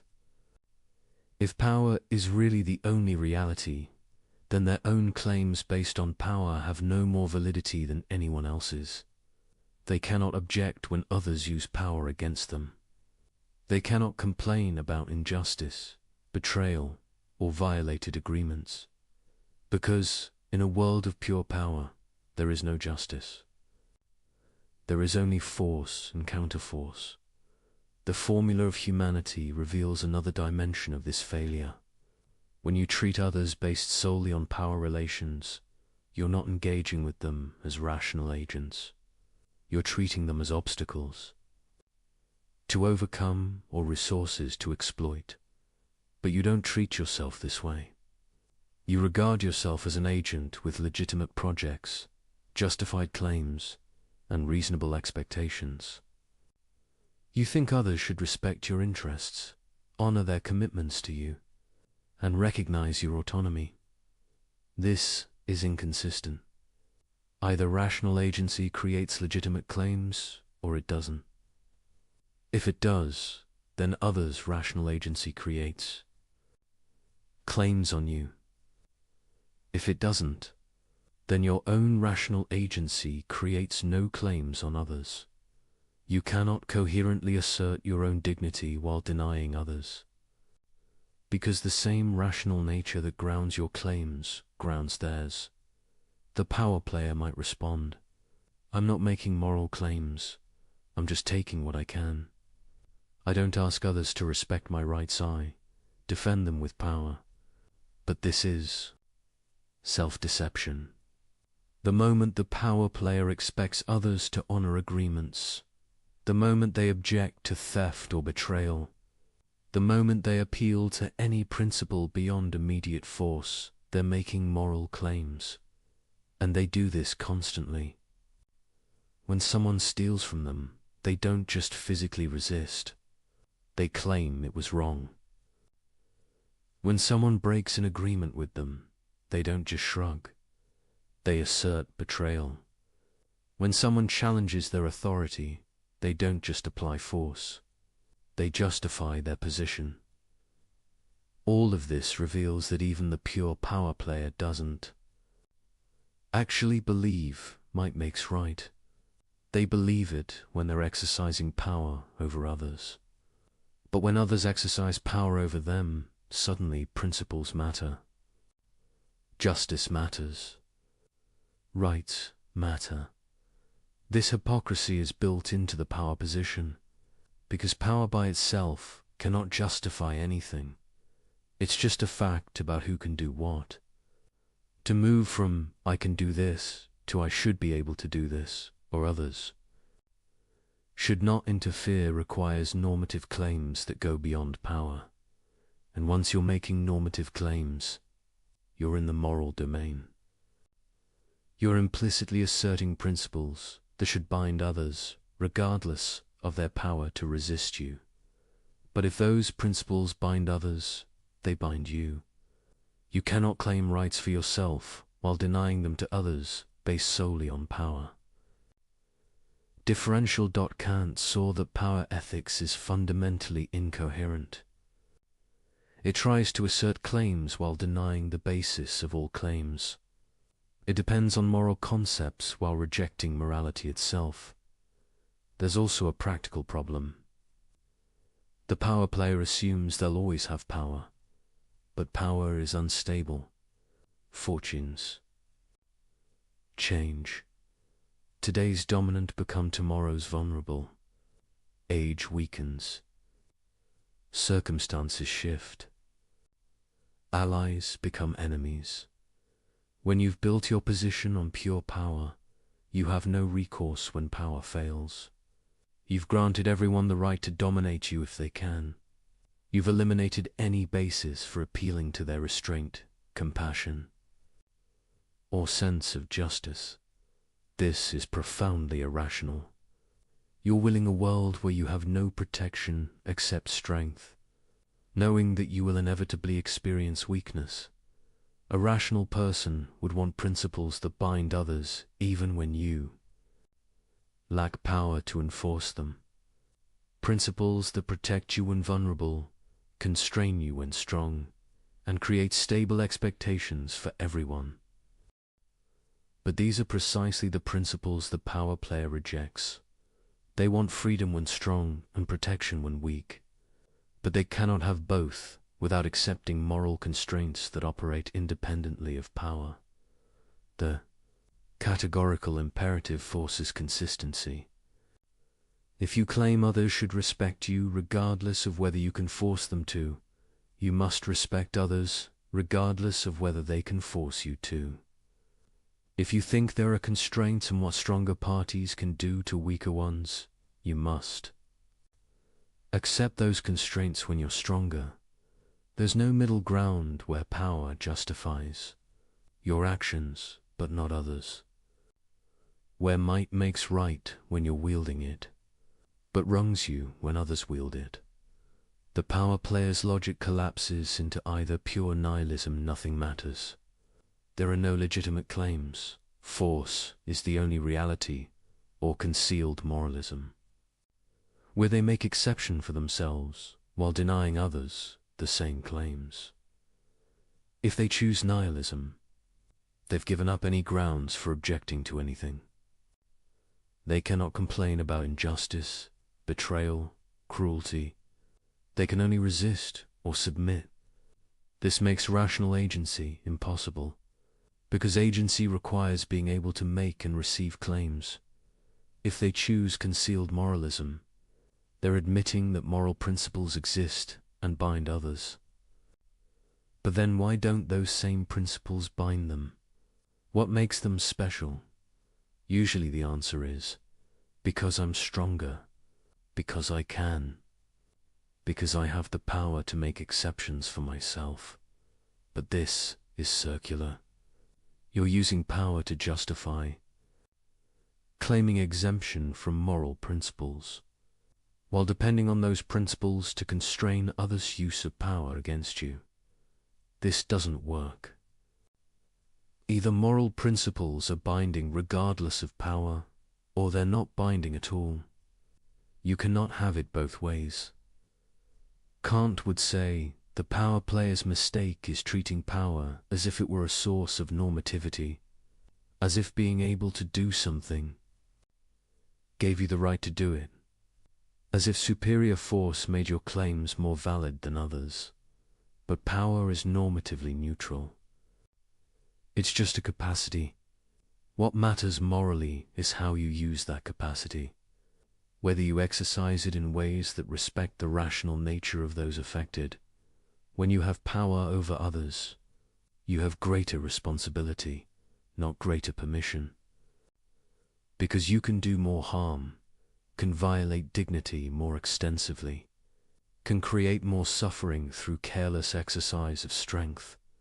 The person with power who uses it purely for self-interest, while disregarding others' dignity, is acting worse than the powerless person who would do the same. Because they're doing more damage to the moral order, treating more people as mere means, causing more violation of rational agency. This is the opposite of what power ethics claims. It says power gives you a pass from moral constraints. Kant says power gives you greater obligations precisely because you can do more harm. The fundamental insight is this: rational agency is what grounds moral claims. Power has nothing to do with it. The weakest person has the same dignity as the strongest, the same status as an end in themselves, the same right to respect. Power can't change this.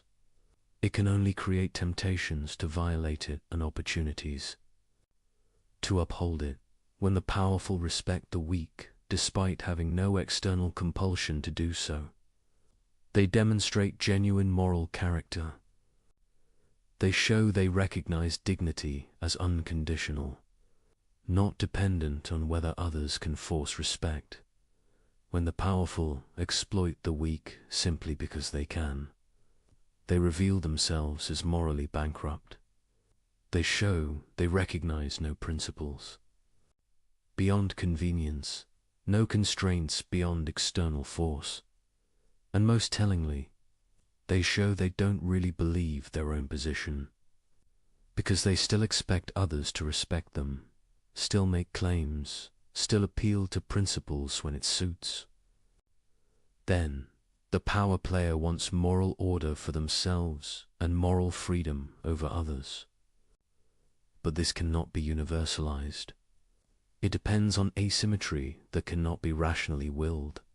Either we all live under power alone, in which case no one has legitimate claims and life is nasty, brutish, and short, or we all live under moral principles that bind regardless of power, in which case the strong must respect the weak. There is no coherent middle position where power justifies the strong dominating the weak, while moral principles protect the strong from each other. Kant's ethics reveals that might doesn't make right, it only makes might. And if that's all it makes, then the mighty have no more justified claims than anyone else. Their power is just a fact, not a justification. The only thing that makes claims justified, that gives anyone the right to expect anything from anyone else, is rational agency. And rational agency belongs equally to the strong and the weak, the powerful and the vulnerable, the dominant and the dominated. To recognize this is to see that power ethics is not just wrong, but incoherent. It asserts claims while denying the only possible basis of claims. It demands respect while refusing to give it. It wants the benefits of morality while rejecting moral constraints. And it cannot be universalized without destroying itself. The power player depends on others not being power players, depends on a world of generally moral behavior that they exploit while contributing nothing to its maintenance. This is parasitism, not realism, and Kant's ethics exposes it completely. I had no choice. The situation forced my hand. Anyone would have done the same. It was necessary. This is perhaps the most common moral excuse, not an assertion that the action was right, but a denial of responsibility, a claim that circumstances eliminated alternatives, that necessity overrode obligation, that the normal rules don't apply when you're backed into a corner. The excuse of necessity appears everywhere. The person who lies says they had to, that telling truth wasn't an option. The person who breaks a promise says circumstances changed, that keeping it became impossible. The person who betrays someone says they were forced, that they faced pressures, leaving no room for loyalty. Sometimes these claims are legitimate. Sometimes circumstances genuinely eliminate options, creating tragic situations where any choice causes harm. But far more often, the excuse of necessity is sophisticated self-deception, a way of denying agency when agency would require difficult choices, a way of avoiding responsibility by claiming helplessness. Kant's ethics cuts through this evasion ruthlessly. First, we need to distinguish genuine necessity from false necessity. Genuine necessity means literal impossibility. You cannot keep a promise to meet someone if you're physically prevented from traveling. You cannot tell truth if you're unconscious. You cannot fulfill an obligation if circumstances make the action literally impossible. But this kind of necessity is rare. Most claims of necessity aren't about impossibility, but about cost. I had to lie usually means telling truth would have been costly. I had to break my promise usually means keeping it would have been difficult. I had no choice usually means the alternative was uncomfortable. This is false necessity. Not the elimination of options, but the rejection of options you don't. Like, Kant would ask, what's your maxim when you claim necessity? I will violate moral obligations when following them would impose costs I'm unwilling to bear. Can this be universalized? Can you will that everyone abandons moral constraints whenever they face significant difficulty? Obviously not, because moral obligations are binding precisely in difficult circumstances. When following them is easy, you don't need obligation, you denade. Anyway, from inclination. The whole point of moral duty is that it applies even when you don't want to follow it, even when following it is costly, even when alternatives would be easier. If everyone abandoned moral constraints when circumstances became difficult, there would be no moral constraints at all. Because circumstances are always difficult for someone. There's always some pressure, some cost, some reason why following morality is inconvenient. The person claiming necessity is making a classic exception. They want others to follow moral obligations even when difficult, but they claim exemption when facing their own difficulties. This is the familiar pattern. Universalization exposes asymmetry. You're asserting a right you cannot grant to others without destroying the very moral order you depend on. But there's a deeper issue. The claim of necessity often reflects confusion about what moral obligation requires. Kant distinguishes between perfect and imperfect duties. Perfect duties are strict and allow no exceptions. You must never lie, must never treat someone merely as means, must never violate the categorical imperative. Imperfect duties allow latitude in how and when you fulfill them. You should help others, should develop your talents, should promote your own happiness. But you have discretion about specific applications. When people claim necessity, they're usually trying to turn perfect duties into imperfect ones. They want discretion when none exists. They want to weigh costs and benefits when the obligation is categorical. I had to lie because telling truth would have been too costly. But truth-telling is a perfect duty. Cost is irrelevant. You're obligated to tell truth regardless of consequences to yourself. I had to break my promise because circumstances changed, but promise-keeping is a perfect duty. Changed circumstances don't eliminate obligations, though they might make them more difficult to fulfill. The excuse of necessity tries to smuggle consequentialist reasoning into a deontological framework. It says, this particular instance of following duty would produce bad results, so I don't have to follow it.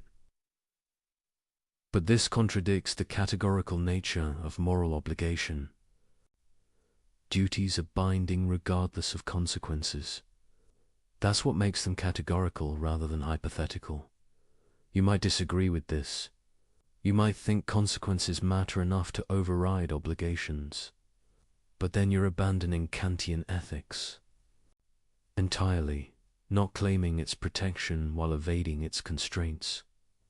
The formula of humanity reveals another aspect.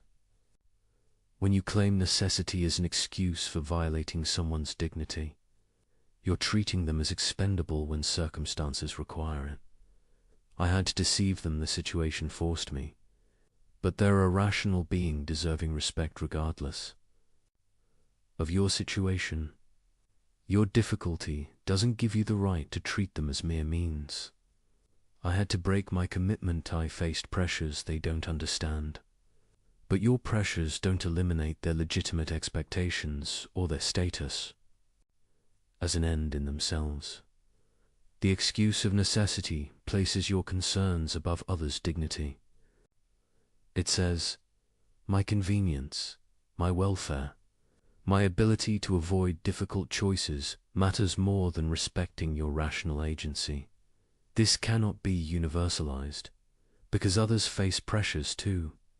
If everyone gets to violate dignity when circumstances are difficult, dignity becomes conditional on everyone having easy circumstances, which is the same as saying it's not real dignity at all. There's also a practical problem with the necessity excuse. It trains you to see yourself as helpless, as a passive victim of circumstances, rather than an active agent making choices. Every time you say I had to, you're denying your own agency. You're treating yourself as an object pushed around by forces beyond your control rather than a rational being choosing among options. This is a form of self-disrespect. You're failing to recognize your own capacity for autonomous choice. You're treating your own rational nature as if it were mere nature subject to causal forces but not capable of self-determination. Kant would say this degrades your own humanity. When you claim helplessness where you actually had choice, you're treating yourself as less than what you are being capable of acting from principle regardless of pressure. Moreover, the necessity excuse becomes a habit. The more you invoke it, the more you train yourself to see obligations as optional when difficult.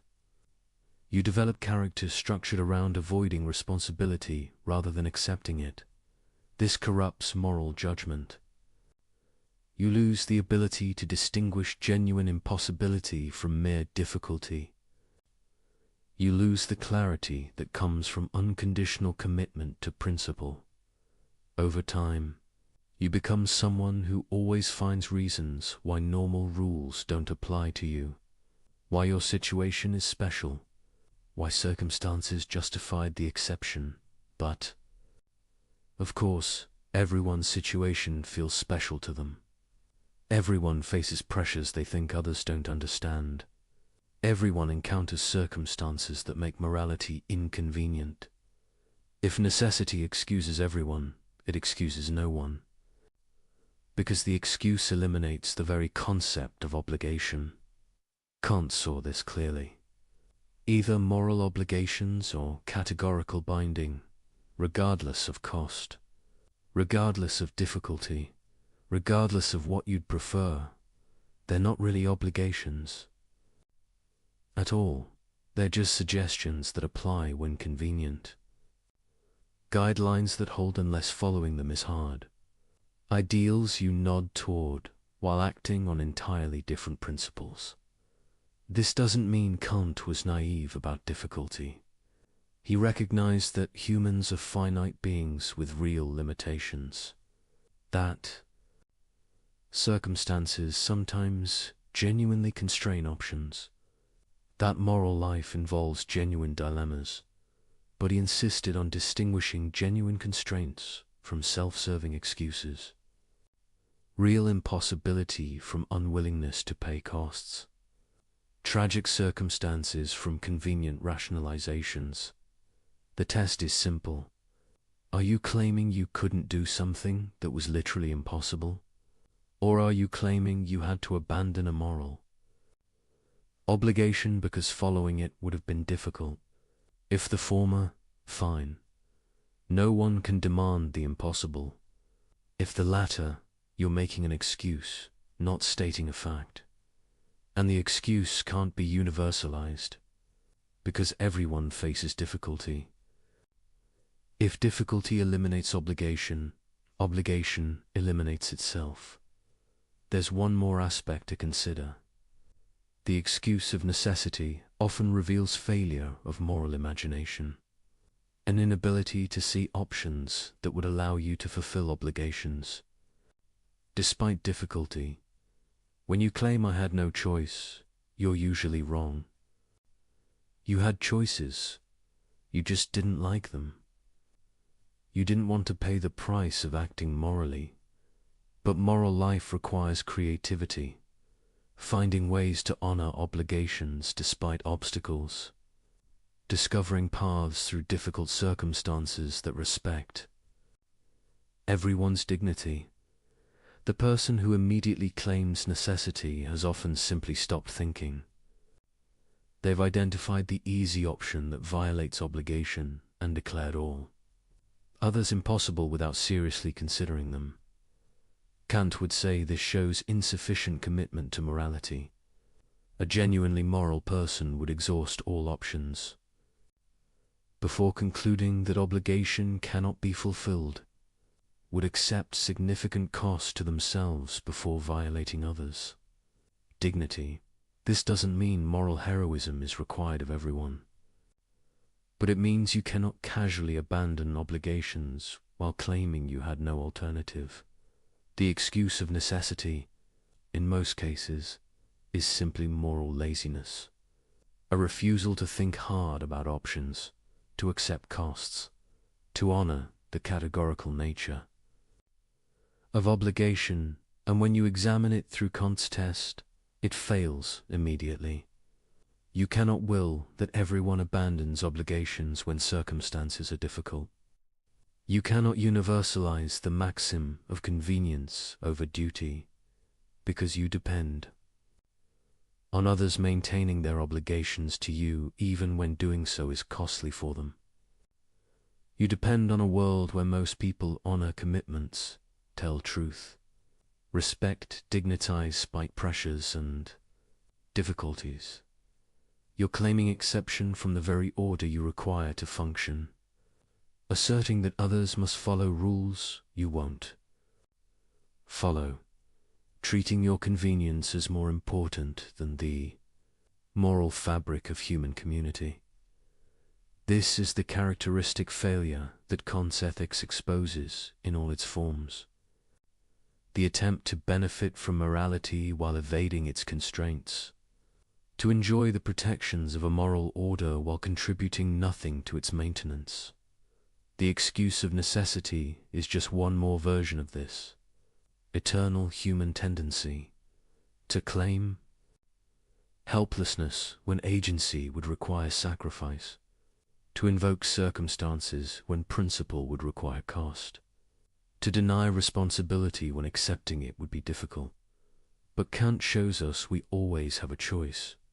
Not always an easy choice, not always a choice we like, not always a choice that spares us difficulty, but a choice nonetheless, between following the categorical imperative or violating it, between respecting human dignity or treating people as means, between acting from duty or from inclination. The excuse of necessity tries to deny this choice, to claim that circumstances made the decision for you, that you were forced to violate obligation. But this is false. You chose. You decided that your convenience mattered more than your duty, that the cost of morality was more than you were willing to pay. You can admit this honestly, accept responsibility, and face whatever consequences follow from your choice, or you can hide behind necessity, pretending you had no agency, denying the choice you actually made. But you cannot do both. You cannot claim helplessness while also claiming moral status. You cannot deny agency while expecting to be treated as an agent, and you cannot universalize the excuse without destroying the very concept of moral obligation, without reducing ethics to a system where everyone follows rules when convenient and abandons them when not. Kant's ethics demands more. It demands recognition that moral obligation binds regardless of difficulty, that human dignity matters regardless of cost, that some things are simply required of rational beings, regardless of whether circumstances make compliance easy. This is demanding. It's meant to be. Because morality isn't about convenience, It's about what rational agency itself requires, about what must be true if human community is to be possible at all, and the excuse of necessity, in the end, is just another way of denying these truths while depending on them, of claiming helplessness while demanding that others remain bound. By principles you refuse to follow, Kant's test exposes this completely, and leaves no room for the comfortable lie that circumstances can eliminate what reason demands. We've seen how various justifications for immoral behavior fail the categorical imperative, but there's a deeper pattern worth exploring. A reason why bad maxims always fail universalization, and understanding this pattern reveals something profound about the structure of morality itself. Every immoral maxim has the same fundamental problem. It depends on conditions it simultaneously undermines. It requires stability it destroys. It exploits an order it refuses to maintain. Think about lying. The liar needs people to believe them. But lying, if universalized, destroys belief itself. The practice of communication depends on a presumption of truthfulness. When that presumption collapses, words lose their power to convey information. The liar is sawing off the branch they're sitting on. Their maxim only works because most people don't follow it. They're making an exception for themselves that cannot be generalized. This isn't an accident. It's structural, built into the nature of rational agency in communication. When you speak, you implicitly claim to be communicating something true. Not necessarily that your statement corresponds to reality, but that you believe what you're saying. You're presenting your words as expressions of your actual thoughts. Lying violates this implicit claim. You're using the communication system while refusing to play by its rules. You're exploiting others' assumption of good faith while acting in bad faith yourself. This is why the contradiction isn't just about consequences. It's about the internal coherence of the maxim itself. You cannot universalize lying because doing so destroys the very practice that makes lying possible. The same pattern appears in promise breaking. Promises work because people generally keep them. They create expectations that guide planning and enable cooperation. When someone makes a promise, others adjust their behavior in reliance on that commitment. The promise breaker exploits this system. They gain the benefits of being trusted, without bearing the costs of being trustworthy. They want others to treat their promises as binding while treating those same promises as optional for themselves. But if everyone broke promises when convenient, the institution of promising would dissolve. No one would adjust their behavior based on commitments. Promises would become mere predictions, not obligations. The promise breaker, like the liar, depends on others maintaining what they refuse to maintain. They're parasitic on a practice they're undermining. This reveals something important about why Kant's ethics works. It's not imposing arbitrary constraints from outside. It's showing what rational agency itself requires. To be a rational agent is to act for reasons, to claim that your actions are justified. And to claim justification is to assert principles that apply beyond your particular case. When you act, you're implicitly saying, this type of action, in these types of circumstances, is permissible. You're making a universal claim, whether you realize it or not. The categorical imperative simply makes this implicit universality explicit. It asks, can your maxim actually function as a universal principle, or does it depend on others not following it? If the latter, you're being incoherent. You're claiming a justification that undermines itself when universalized. You're trying to have things both ways to benefit from a practice while refusing to maintain it. This is why bad maxims always self-destruct, not because God punishes them, not because society disapproves, not because they produce bad consequences, though they often do, but because they're rationally incoherent. They cannot survive their own universalization. Consider manipulation.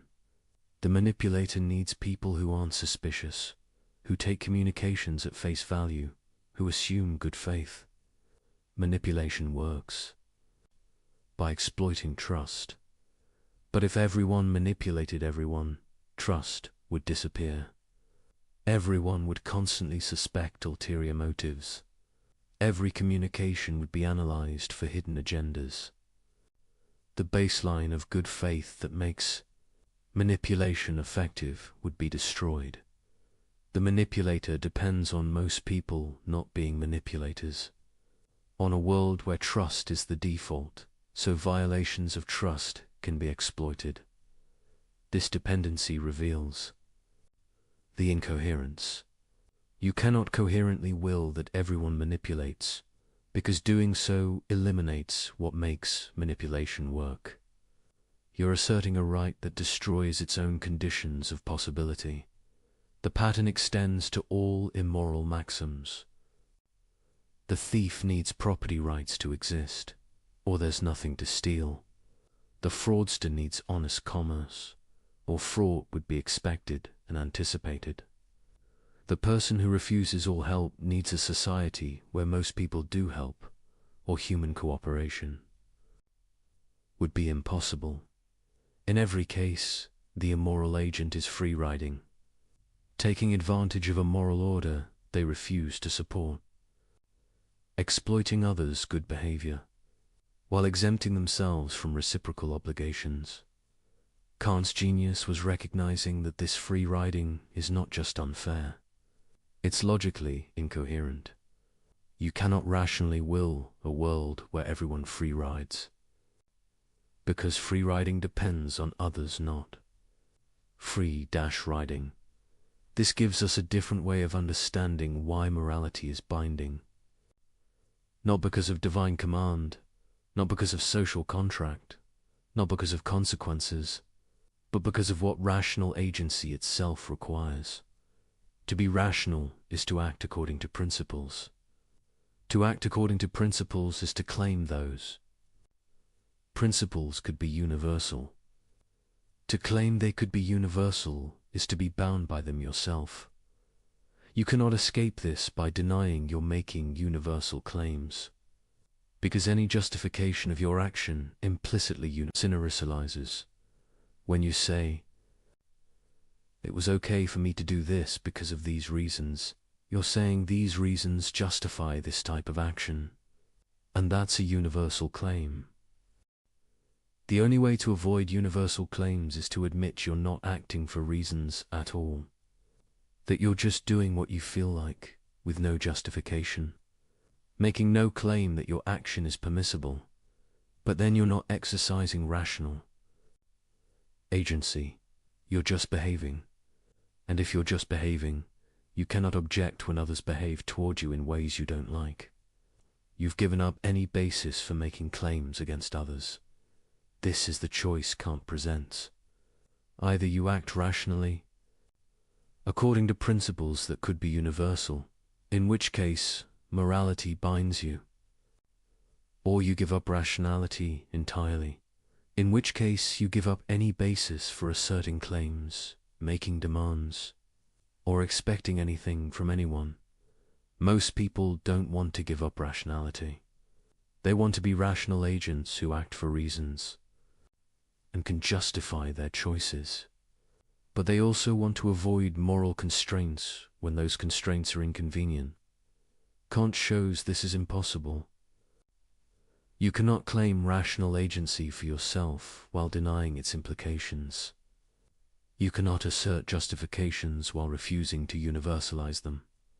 You cannot expect others to respect your claims while refusing to respect theirs. the self-destructive nature of bad maxims isn't a curious feature. It's the fundamental fact about immoral action. Every violation of the categorical imperative is an attempt to assert something that cannot be coherently asserted, to claim a right that destroys itself. When universalized, to enjoy benefits while refusing to bear their costs. This is why you can always tell when someone's reasoning is bad. Not because you have moral intuitions that disagree, not because you calculate different consequences, but because their maxim, when made explicit and universal, reveals its own incoherence. They want special treatment they cannot justify, exceptions they cannot universalize, rights they cannot grant to others without undermining their own position. Kant gives us the tool to see this, to take any proposed action, any justification, any moral claim and test whether it can survive its own universalization. If it can, the action is at least permissible. If it cannot, the justification is hollow. Not wrong in some subjective sense, but objectively incoherent, self-undermining, rationally untenable. This is the deeper pattern. Bad maxims fail not because they violate external rules, but because they violate the internal requirements of rational agency itself. They try to claim what cannot be claimed, to assert what cannot be asserted, to universalize what destroys itself when universalized. And once you see this pattern, you cannot unsee it. Every rationalization reveals itself as an attempt to make an exception that cannot be made. Every excuse exposes itself as a claim to rights that undermine themselves when, extended, the categorical imperative is not a constraint imposed from outside. It's the internal logic of rational agency made explicit. Acting morally is not sacrificing your interests for some external authority. It's being consistent with what you're already implicitly claiming whenever you act rationally at all. This is why Kant believed morality could be based on reason alone. Not because reason tells us what to desire or what goals to pursue, but because reason itself has a structure, and acting according to that structure requires acting morally. The person who violates the categorical imperative isn't just doing something wrong. They're being irrational, incoherent, self-contradictory. They're claiming what they cannot claim, asserting what they cannot assert, willing what they cannot will. And this irrationality is visible, not through moral intuition or divine revelation or cultural conditioning, but through simple logical analysis, through asking, can this maxim be universal? Does it survive its own generalization, or does it depend on conditions it undermines? When you ask this question honestly, bad maxims always reveal themselves. They collapse under their own weight. They prove unable to sustain what they require. This is the deeper pattern, and understanding it transforms how you think about morality. It's not about following rules because someone said so. It's about being coherent, about not soaring off the branch you're sitting on, about not claiming rights you cannot grant, about not willing what cannot be willed. It's about recognizing what rational agency itself demands, and accepting that you cannot escape those demands while remaining rational. Having understood why bad maxims self-destruct, we can examine the deeper architecture of how people try to evade moral constraints. There are patterns to manipulation and rationalization, strategies that appear again and again, and understanding these patterns helps you recognize violations before they deceive you. The first strategy is particularization, taking a universal moral principle and adding qualifications that make it apply only to others. You shouldn't lie becomes people shouldn't lie to me. Promises should be kept becomes others should keep their promises to me. Human dignity must be respected becomes my dignity must be respected. The pattern is subtle because it uses moral language while evacuating moral content. It sounds like you're affirming moral principles, but you're actually claiming special status that exempts you from them. Kant's test exposes this immediately. Can you universalize your actual maxim? Not the principle you cite, but the principle you actually follow. If your real maxim is, others must respect my dignity, but I can treat them as mere means when convenient, that obviously fails universalization. You're claiming an exception with no justification. The second strategy is false equivalence, treating fundamentally different situations as if they raise the same moral issues, then using one to justify the other. Everyone lies sometimes, so my lies are no different. But your lies and white lies about someone's haircut are categorically different. One manipulates someone for your benefit. The other spares minor hurt feelings. The maxims are completely different. All business involves some exploitation, so my exploitation is normal. But there's a difference between employing someone at market wages and systematically abusing workers because you can. The fact that all economic relationships involve power doesn't mean all exercises of power are equivalent. This strategy works by blurring distinctions, by grouping all instances of some behavior together, regardless of maxims, intentions, or contexts, then using the acceptability of mild instances to justify severe violations. Kant's ethics requires examining actual maxims, not surface behaviors. Two people might tell falsehoods. Following the maxim, I will speak falsely to protect someone from harm.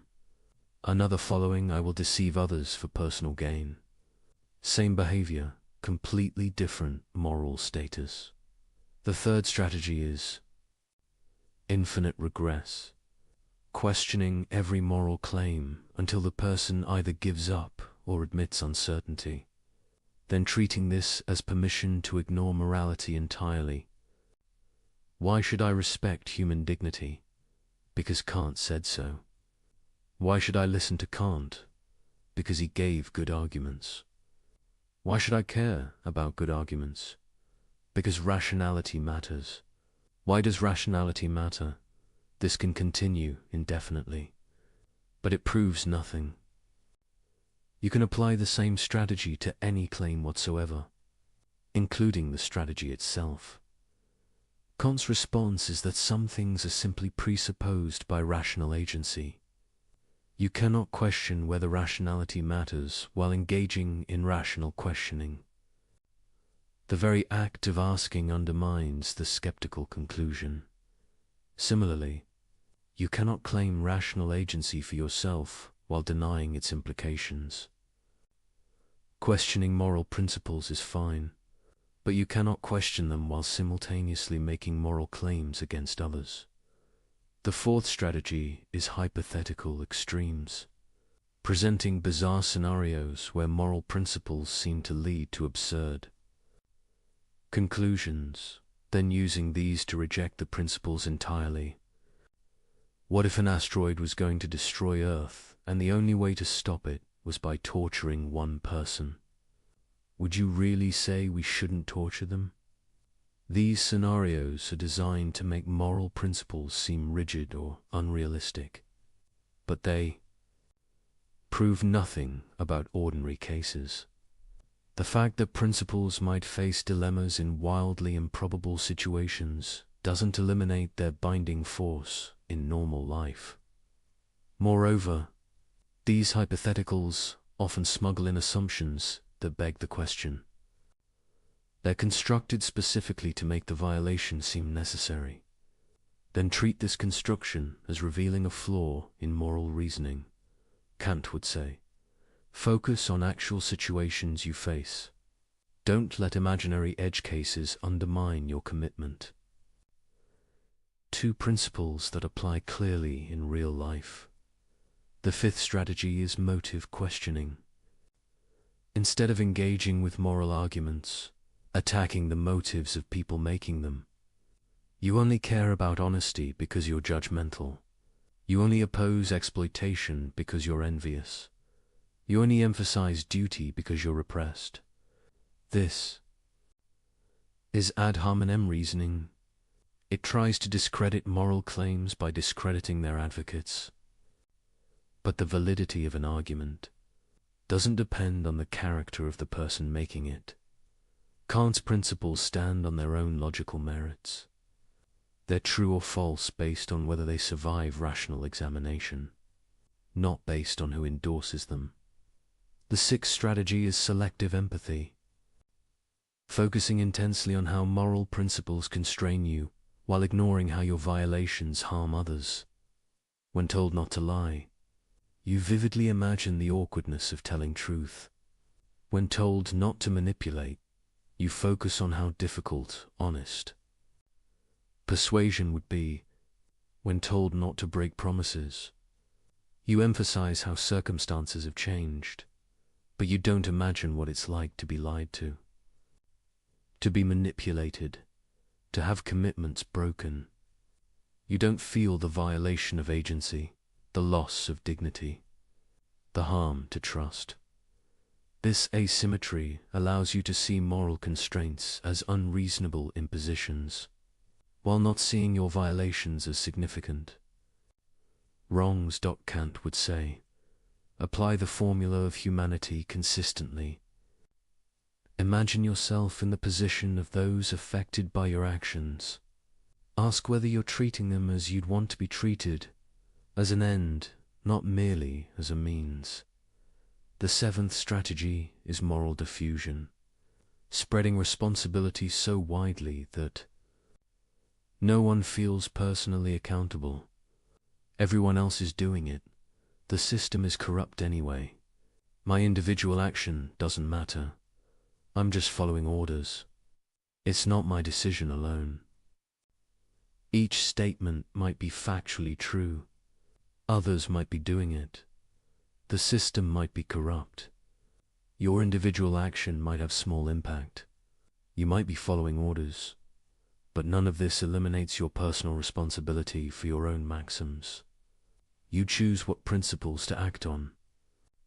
That choice is yours, regardless of what others do or what systems you operate within. Kant's ethics is radically personal. You're responsible for your maxims. You must ask whether you can universalize them. You cannot evade this by pointing to others' behavior or institutional structures. The 8th strategy is temporal compartmentalization, treating past actions as irrelevant to present identity and future actions as too uncertain to constrain present choice. Yes, I lied before, but I've changed. I might need to lie in the future, so I can't commit to never lying. The present moment becomes the only reality. Past patterns don't reveal character. Future implications don't constrain choice. This allows you to repeatedly violate principles while claiming each instance is an exception, not a pattern. To avoid accountability for establishing habits and corrupting character, Kant would emphasize that moral development matters. Each choice shapes who you become. Each exception makes the next exception easier. Character is built through consistent commitment, not through treating each situation as isolated. The 9th strategy is emotional override, using intense feelings to bypass rational evaluation. I was so angry. I was terrified. I was desperate. The emotion becomes both explanation and justification. as if feeling something strongly makes acting on it permissible. But emotions don't suspend the categorical imperative. They explain why you violated it, showing you acted from inclination rather than duty. But they don't justify the violation. Kant isn't saying emotions are bad. He's saying they can't override moral obligation. When duty and inclination conflict, duty must prevail if you're to be genuinely moral rather than merely following your feelings. The 10th strategy is definitional games. Redefining terms to make violations seem like compliance. I'm not lying, I'm being strategic with information. I'm not manipulating, I'm influencing. I'm not exploiting. I'm engaging in mutually beneficial exchange. I'm not violating dignity. I'm being realistic about human nature. The words change, but the underlying maxims remain the same. You're still deceiving, still treating people as mere means, still making exceptions for yourself. Kant would focus on the actual maxim you're acting on, regardless of how you label it. What principle are you really following? Can that principle be universalized? Understanding these strategies reveals something important. They're all variations of the same fundamental evasion, trying to claim moral status while avoiding moral constraint, claiming others must respect you while refusing to respect them, claiming rights while denying equivalent rights to others, demanding principle from others while allowing exceptions for yourself. Every strategy tries to maintain the asymmetry that Kant's ethics exposes, to preserve the gap between how you want to be treated and how you're willing to treat others. This is why manipulation has an architecture. It's not random. It follows patterns because it's always trying to solve the same problem. How to violate the categorical imperative while claiming its protections? The answer is, you can't, not coherently. Every evasion strategy fails under examination. Every rationalization reveals itself as special pleading. Every exception proves unable to generalize. But humans are remarkably persistent. When one strategy fails, we try another. When direct violation is too obvious, we obscure it with rhetoric. When logical analysis exposes the problem, we appeal to emotion or authority. The architecture of manipulation is intricate because people are clever. But it's also fragile because all its structures rest on the same incoherent foundation. The attempt to have moral order without moral constraint. Recognizing these patterns makes you harder to manipulate and less likely to manipulate yourself. When someone tries one of these strategies, you can identify it. When you're tempted to rationalize, you can catch yourself. The categorical imperative, once truly understood, acts like a philosophical immune system. It recognizes attempts to evade it, rejects sophistical reasoning, and maintains clarity about what rational consistency requires. This doesn't make moral life easy. Recognizing manipulation doesn't eliminate temptation. Understanding doesn't automatically produce right action. But it does strip away comforting illusions. It makes self-deception harder. It exposes the architecture of rationalization so you can see it operating in yourself and others. And seeing clearly is the first step toward acting well. Throughout our exploration, one concept has appeared again and again: autonomy. It's time to understand why this concept is so central to Kant's ethics and why it unlocks everything else. The word autonomy literally means self-law. Auto, self. Nomos law. A being who gives laws to themselves rather than receiving them from outside. This might sound like moral relativism, everyone making up their own rules. But Kant means something entirely different, something profound about what it means to be rational. To see this, we need to distinguish autonomy from mere independence. Independence is simply doing what you want without external constraint. A person stranded alone on an island is independent in this sense, but they're not autonomous in Kant's sense. Autonomy isn't about absence of constraint. It's about the source of constraint. An autonomous being is constrained by principles, by laws, by obligations. But these constraints are self-imposed. They come from the rational nature of the being itself, not from external forces. Think about mathematics. When you recognize that 2 + 2 = 4, you're constrained. You can't rationally believe that 2 + 2 = 5. But this constraint isn't imposed from outside. It comes from the nature of rational thought itself. You give this law to yourself through your own reason. Moral autonomy works similarly. When you recognize that the categorical imperative binds you, you're constrained. You can't rationally will maxims that can't be universalized. But this constraint isn't imposed by God, society, or nature. It comes from your own rational nature. This is why Kant says that autonomy is the foundation of human dignity, because to be autonomous is to be the source of your own laws, to be self-determining rather than determined by outside forces. An animal acts from instinct. It's not autonomous because its behavior is determined by natural drives. It doesn't choose. A programmed machine acts from its code. It's not autonomous because its behavior is determined by external programming. But a rational being can step back from any particular drive or desire and ask, should I act on this? Is this consistent with principles I can will as universal law? This capacity for critical reflection, for self-legislation, is what makes rational beings special, and it's what gives them dignity rather than mere value.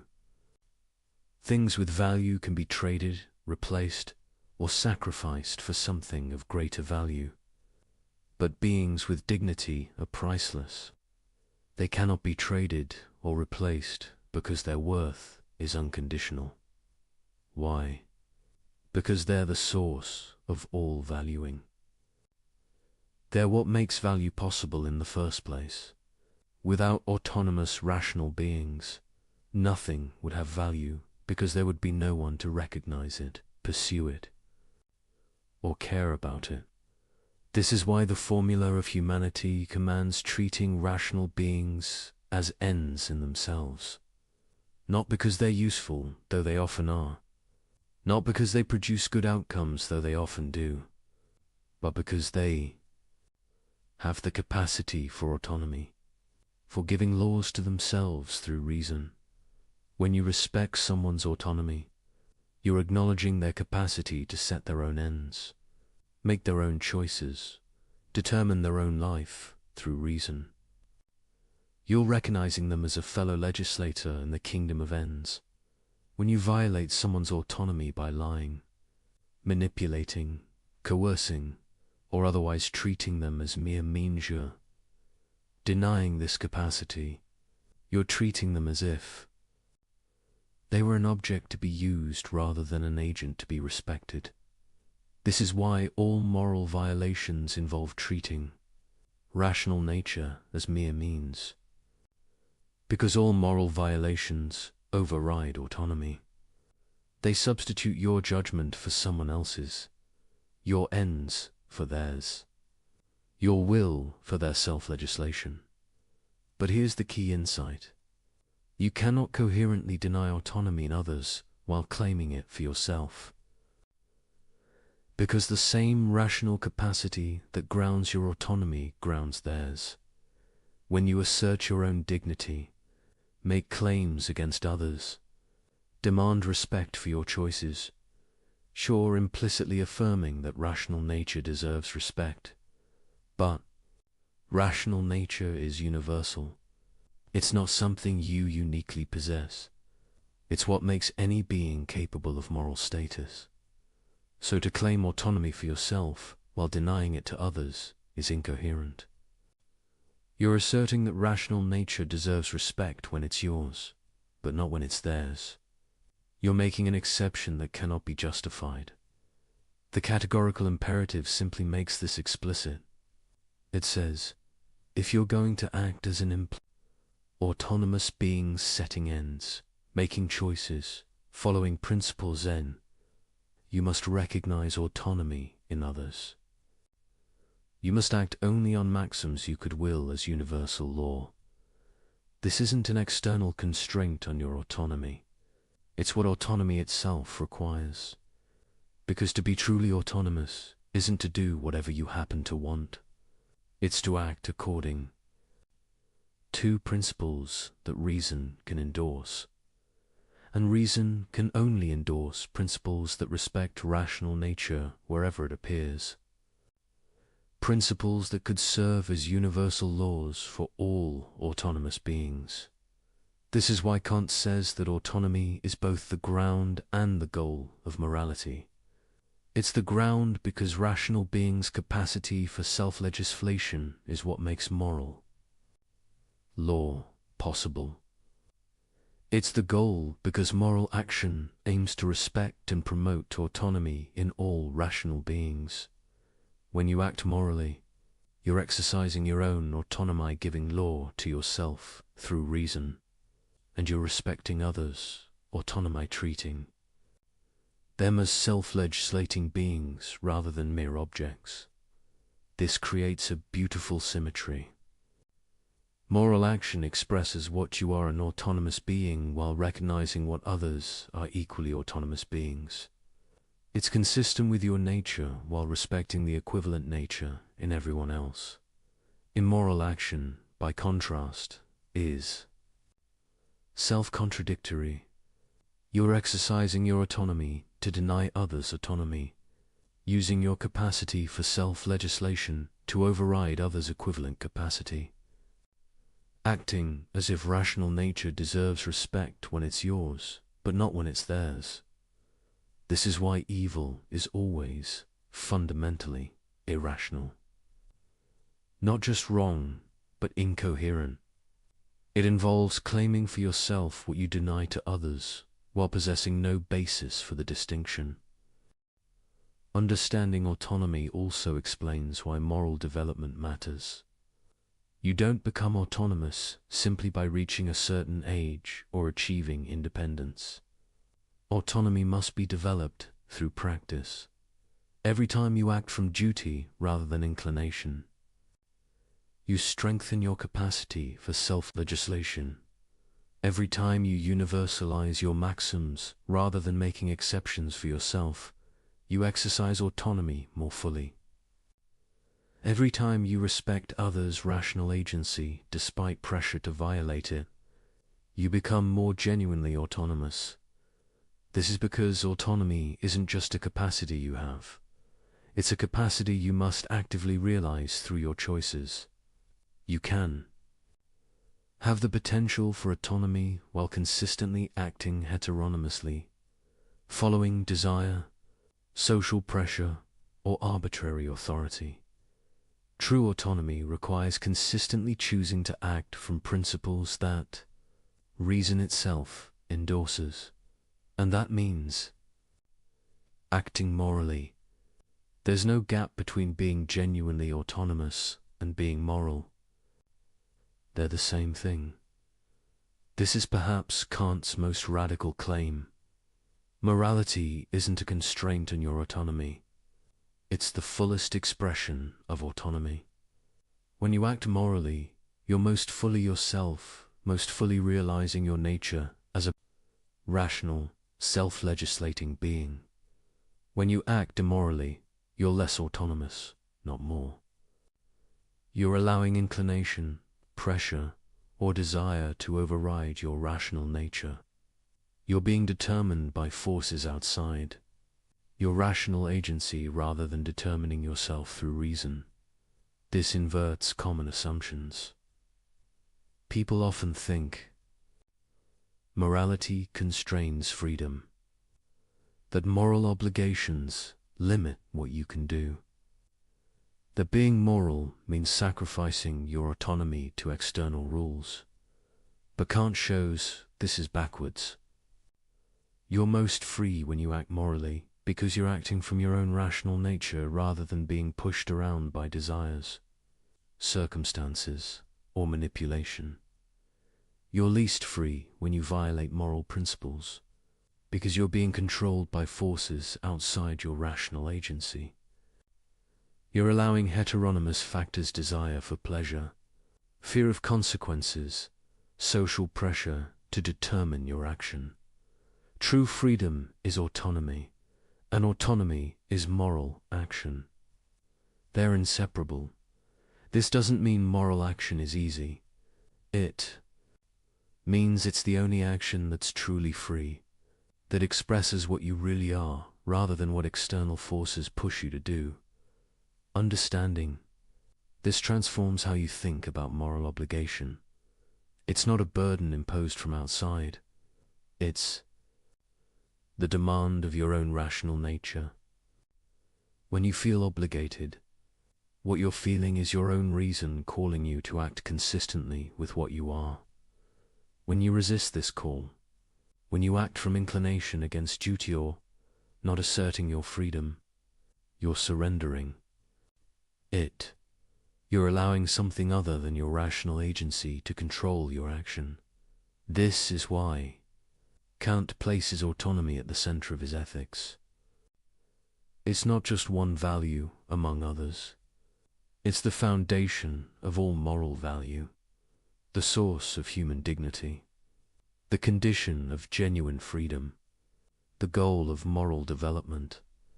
And it's the key to understanding why the categorical imperative binds, not because some external authority demands it, but because your own rational nature demands it. Because to be autonomous is to act on principles that could be universal laws. Because to claim autonomy for yourself is to recognize it in others. The categorical imperative isn't a constraint on autonomy. It's autonomy making explicit what it requires. It's reason calling you to consistency with your own nature as a rational, self-legislating being. And once you see this, you see why morality isn't optional for rational beings. Not because they'll be punished for immorality, but because immorality is incompatible with what they essentially are. To be rational is to be autonomous. To be autonomous is to be moral. There's no way to be fully human, fully realizing your nature as a rational being, while consistently violating the categorical imperative. This is autonomy's central place in Kant's ethics. Not just important, but foundational. Not just a value, but the condition of all value. Not just relevant to morality, but identical with it. Understanding this unlocks everything else we've explored. Why bad maxims self-destruct, why manipulation fails universalization, why moral violations are irrational, why human dignity is unconditional. All of it flows from the nature of autonomy, from what it means to be a rational being capable of giving law to yourself through reason, from the recognition that this capacity is what makes morality possible and what morality must protect. Kant gave us a third formulation of the categorical imperative, one that synthesizes the insights of the first two while pointing towards something aspirational. He called it the formula of the kingdom of ends. Act according to maxims of a universally legislating member of a merely possible kingdom of ends. This formulation is more complex, but it captures something beautiful about what morality aims toward. A vision of human community at its best. A kingdom is a systematic union under common laws. But this isn't a political kingdom ruled by a monarch. It's a moral kingdom where all members are both legislators and subjects. Each member legislates universal laws through their rational nature, but each is also subject to the very laws they legislate. You make moral law through your reason, but you're also bound by it. This dual status, legislator and subject, simultaneously is what distinguishes the kingdom of ends from hierarchical structures. There's no ruler imposing law on subordinates. Everyone participates equally in moral legislation. The kingdom consists of ends, rational beings who are valuable in themselves, not merely as means. Each member recognizes every other member as an end. Each treats everyone else with the respect due to autonomous agents.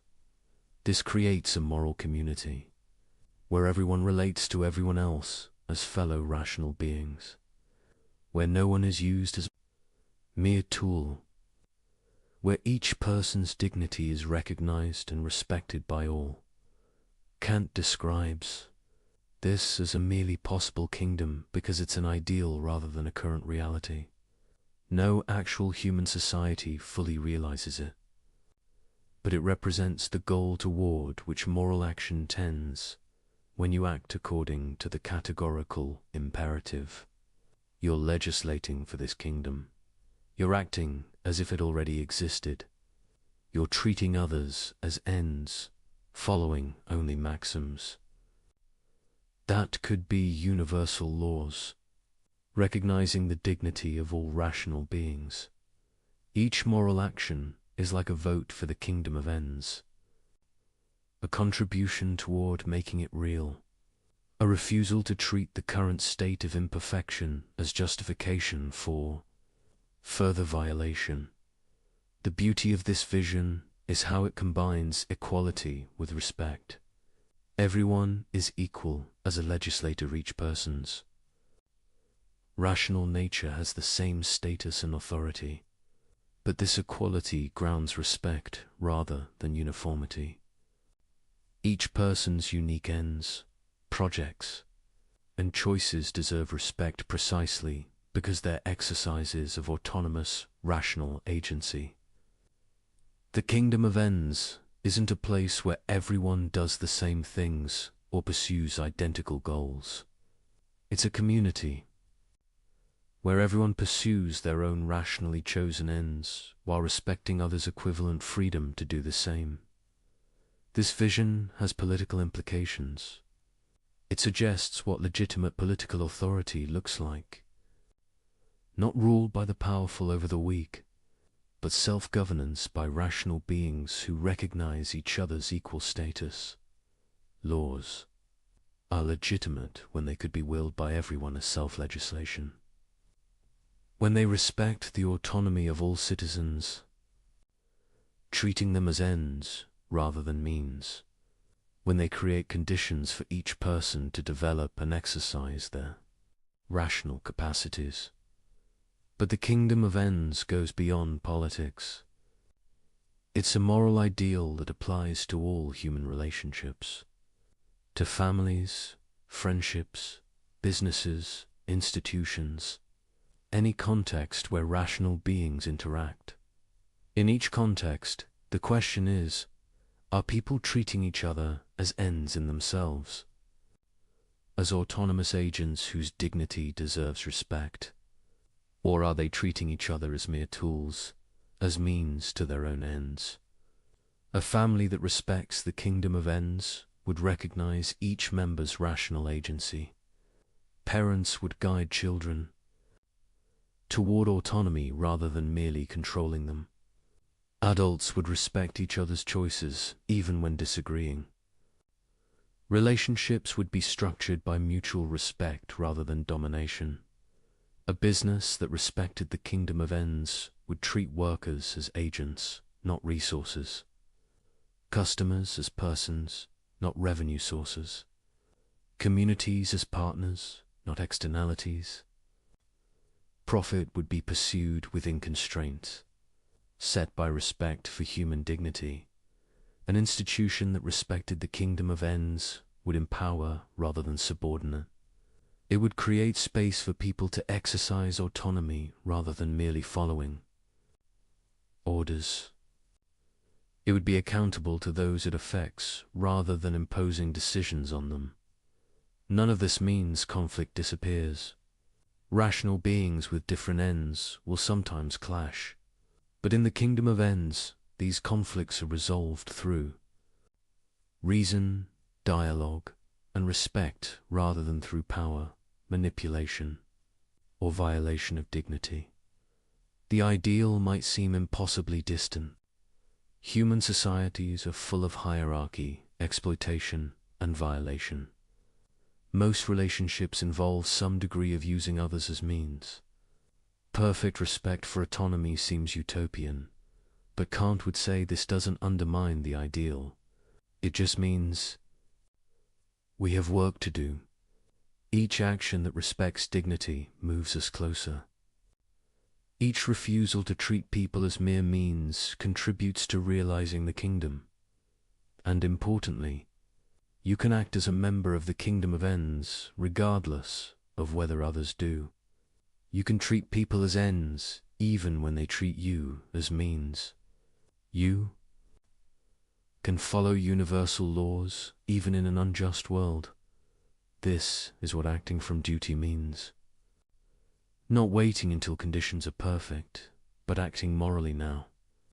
Treating the kingdom of ends as already existing through your own behavior, even when others haven't caught up. This is hard. It means respecting people's dignity even when they don't respect yours. Maintaining moral principles even when others violate them.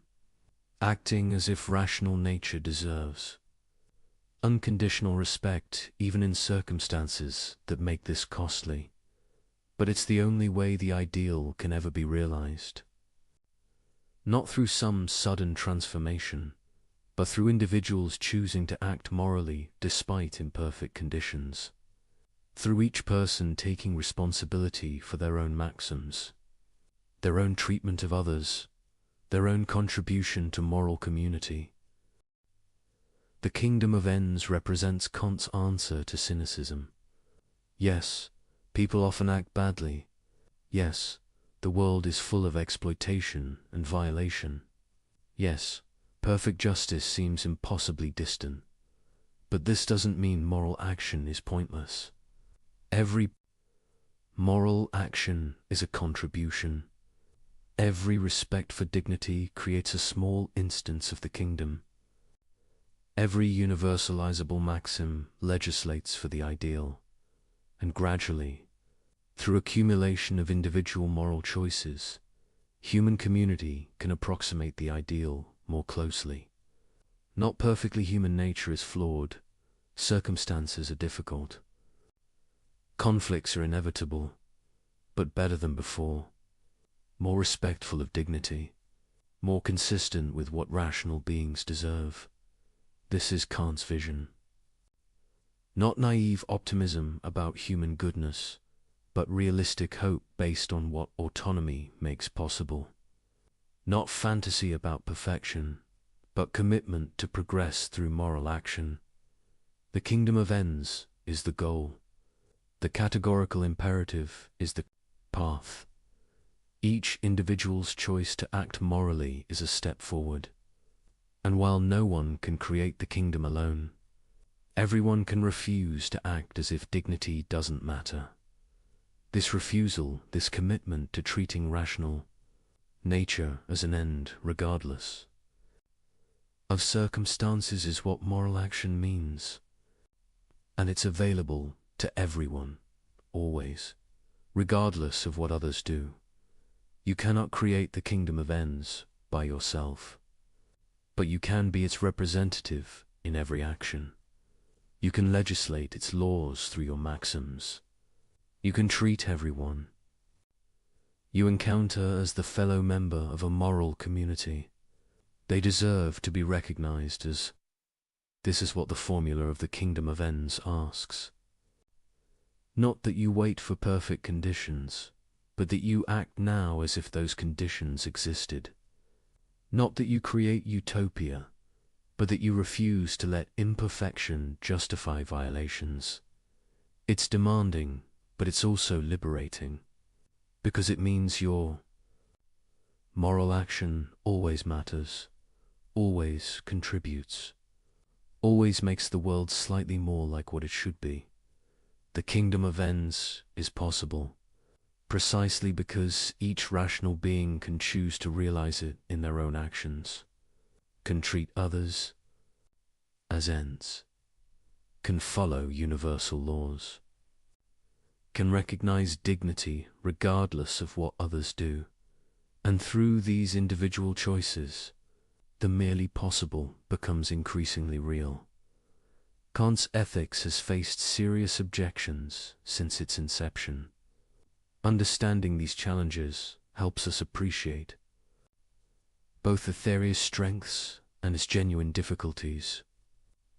Let's examine the most important criticisms, honestly.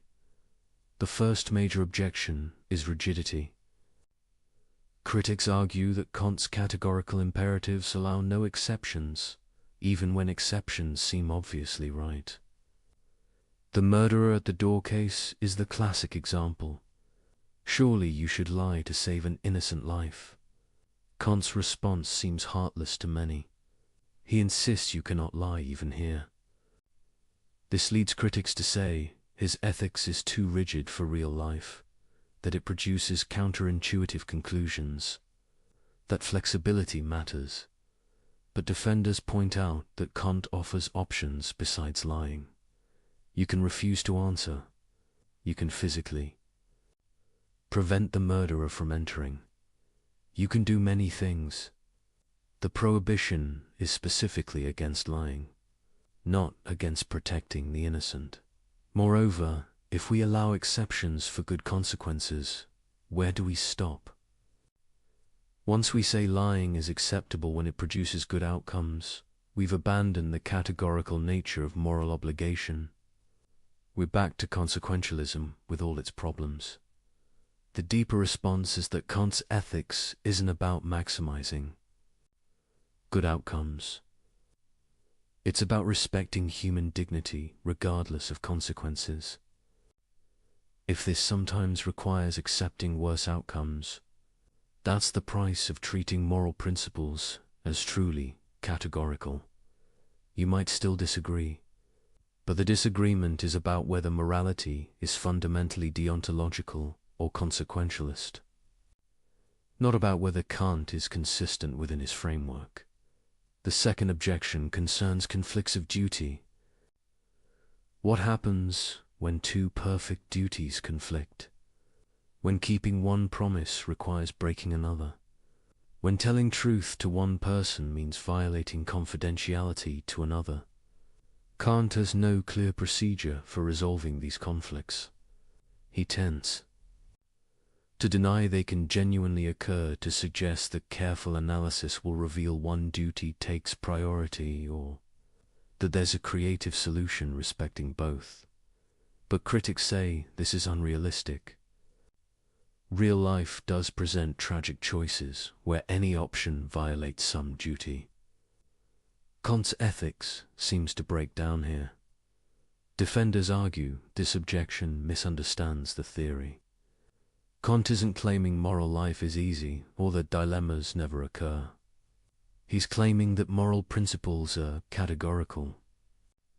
When you face a genuine dilemma, you do your best to reason through which obligation is stronger, then accept responsibility for the choice. The theory doesn't provide mechanical answers, but it does provide a framework for thinking through difficult cases. And it prohibits certain easy outs like sacrificing others' dignity for your convenience. The third objection involves moral motivation. Kant says actions have moral worth only when done from duty rather than inclination. But this seems to devalue natural sympathy, love, and compassion. Surely the person who helps others from genuine care is more praiseworthy than someone who helps grudgingly from duty alone. Doesn't Kant's ethics make morality cold and mechanical? Kant's response is often misunderstood. He's not saying emotions are bad or that you should help people without caring about them.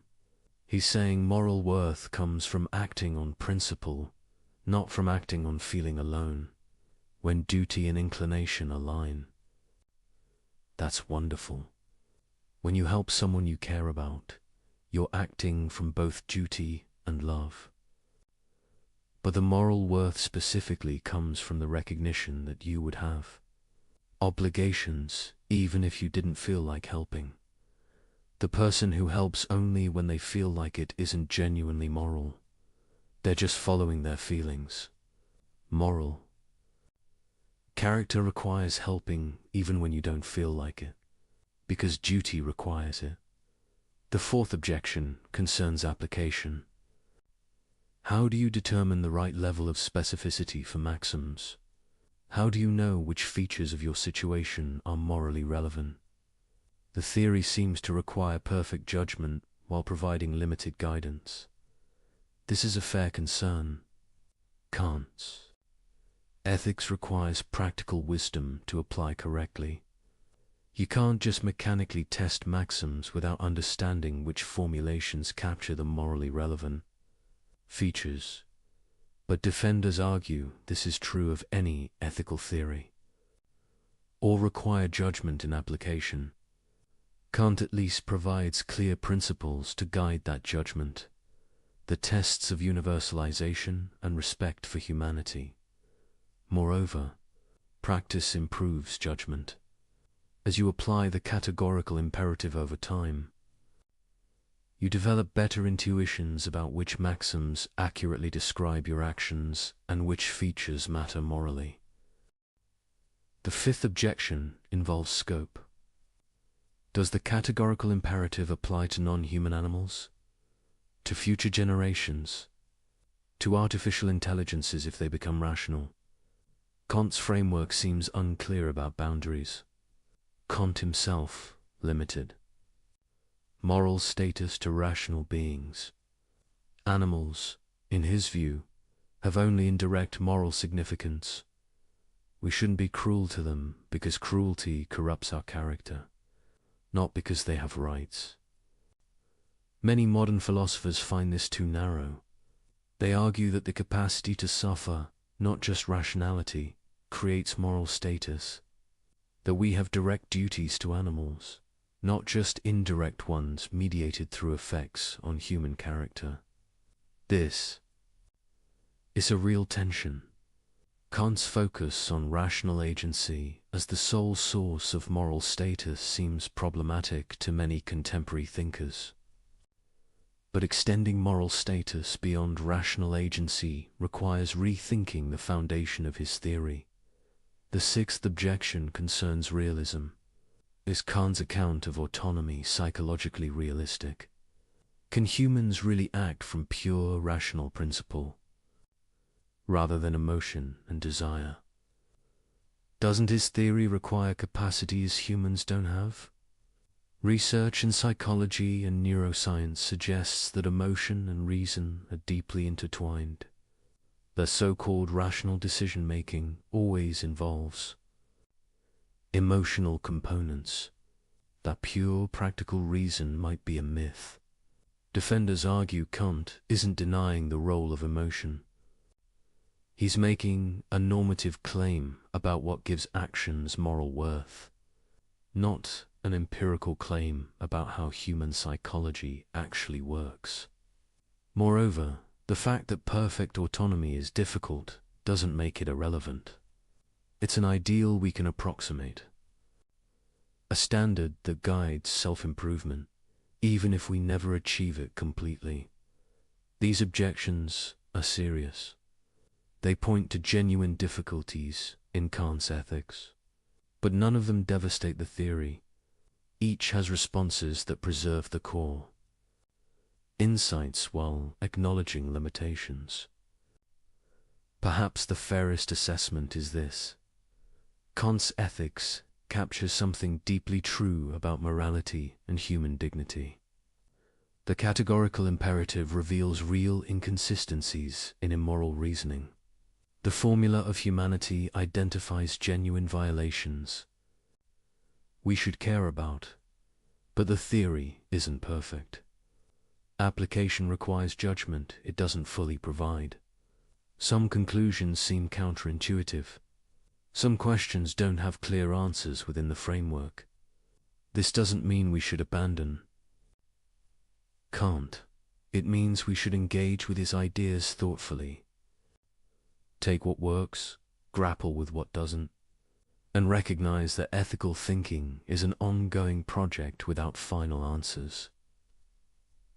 The categorical imperative remains a powerful tool for moral reasoning, even if you don't accept every detail of Kant's system. The universalization test and respect for humanity can guide ethical thinking.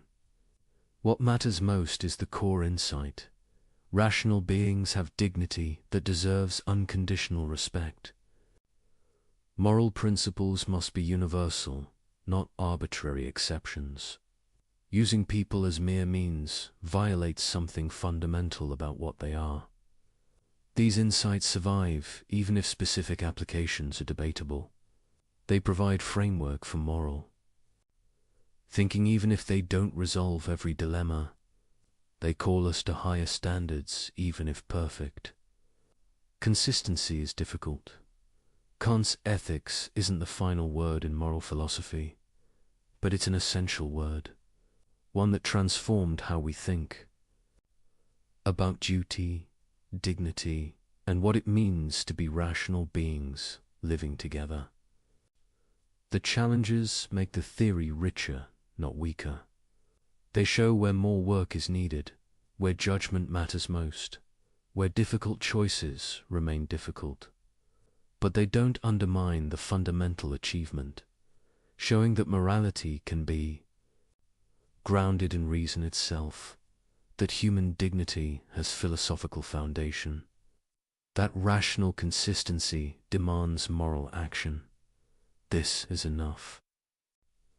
Not to answer every question, but to provide a framework for thinking them through. Not to eliminate moral difficulty, but to clarify what's at stake. Not to perfect human behavior, but to reveal what rational agency requires. And that revelation, what we are and what this demands remains, Kant's enduring contribution to human self-understanding. Now we move from theory to practice. You understand the categorical imperative intellectually, but how do you actually use it? How do you recognize violations as they happen in the messy, complex flow of daily life? The first step is developing what we might call moral attention, the ability to notice when someone is treating rational beings as mere means, when universal principles are being violated, when dignity is being compromised. This is harder than it sounds. We're surrounded by violations so normalized we don't see them, practices so common they seem natural, behaviors so standard they feel inevitable. Consider advertising. Every day you're exposed to hundreds of messages specifically designed to bypass your rational judgment, to trigger desires you didn't have, to create needs that don't exist, to associate products with emotions unrelated to the product itself. Watch a commercial carefully. Notice how it works. It's not presenting rational arguments for why you should buy something. It's showing you attractive people, creating artificial scarcity, exploiting insecurities, triggering social pressure. This is manipulation in its purest form, using your psychology against you, treating you as a system to be hacked rather than a rational agent to be convinced. Once you see it, you can't unsee it. The entire commercial landscape reveals itself a systematic violation of the formula of humanity. Every ad is trying to use you as a means to someone else's profit, without engaging your rational agency honestly. Does this mean all advertising is immoral? Perhaps not every instance, but the dominant model certainly violates Kantian principles. And recognizing this changes how you relate to commercial messages or consider workplace dynamics. How many conversations involve people treating each other as obstacles rather than persons, as functions rather than agents, as means to productivity rather than ends in themselves? A manager who sees employees only as resources to be optimized. A colleague who views others only as competition or tools. A system that measures human worth by output and treats dignity as overhead cost. These aren't dramatic violations. No one is shouting about their contempt for human dignity. But the structure of how people relate treats rational agency as secondary to organizational goals. Treats persons as occupying roles rather than as beings whose autonomy deserves respect. Watch for phrases that reveal this: human resources, labor costs, productivity metrics. Each phrase subtly treats people as inputs rather than ends, as things to be managed rather than agents to be respected. Or consider social media. You post something, immediately you're aware of performing for an audience, crafting your image, managing impressions, competing for attention and validation. But what's your actual maxim? Not the stated one I'm sharing my thoughts, but the real one that drives behavior. Often it's closer to, I will present a curated version of myself designed to maximize approval and minimize disapproval, even if this misrepresents my actual experience. Can this be universalized? If everyone presents carefully curated false versions of themselves, does authentic communication survive? Or does all social interaction become performance, everyone manipulating everyone else's perceptions? The platform's design encourages this. It optimizes for engagement, not authenticity, for addiction, not well-being, for time spent, not flourishing. The business model treats users as commodities, packages of attention and data to be sold to. Advertisers, you're not a customer of social media platforms. You're the product. Your attention, your data, your behavior patterns. These are what's being sold. The actual service is provided to advertisers who pay to manipulate you. This is treating humans as means on industrial scale, but it's so normalized, so integrated into daily life, that most people don't consciously recognize the violation. Developing moral attention means learning to pause and analyze these situations. To ask, what's actually happening here? What are people's real maxims, not their stated ones? Who's being treated as means rather than ends? In personal relationships, this is even more crucial, because violations are often subtle, rationalized, wrapped in good intentions. Someone says they're giving you advice for your own good, but actually they're trying to control your choices because they're uncomfortable with your autonomy. They want you to be what they think you should be, not what your own rational judgment determines. Someone says they're just being honest, but actually they're being cruel, using truth as a weapon, treating your emotional well-being as less important than their desire to express negative judgments. Someone says they need you to do something, but when you examine their actual maxim, it's, I will use guilt, obligation, and emotional pressure to get what I want. regardless of whether this respects your autonomous choice. These violations are harder to spot because they're close to us, because we're emotionally invested, because calling them out creates conflict, because the perpetrator might be someone we love or depend on, but the categorical imperative doesn't make exceptions for difficulty. If your parent, spouse, friend, or colleague is treating you as a means rather than an end, that's a violation regardless of their intentions, regardless of how much you care about them. Recognizing this isn't about becoming judgmental. It's about seeing clearly, about understanding what's actually happening beneath the surface of social interaction. And once you develop this attention, you notice patterns. Certain types of people consistently violate. Certain situations reliably create pressure toward treating others as means. Certain institutions structurally encourage violation. The salesperson who builds rapport just to close a deal, the date who uses strategic ambiguity to maintain multiple options, the colleague who shares information selectively to maintain power, the institution that creates rules that serve administrative convenience rather than human flourishing. Each instance has its own surface story, but underneath the same pattern, treating rational beings as tools, as obstacles, as resources, as anything except what they actually are: autonomous agents whose dignity deserves unconditional respect. Learning to recognize this in others is valuable, but it's even more important to recognize it in yourself, because you do it too. Everyone does. The question isn't whether you ever treat people as means, but whether you notice when you're doing it and commit to doing better. You're late to meet someone. Your maxim isn't "I prioritize punctuality."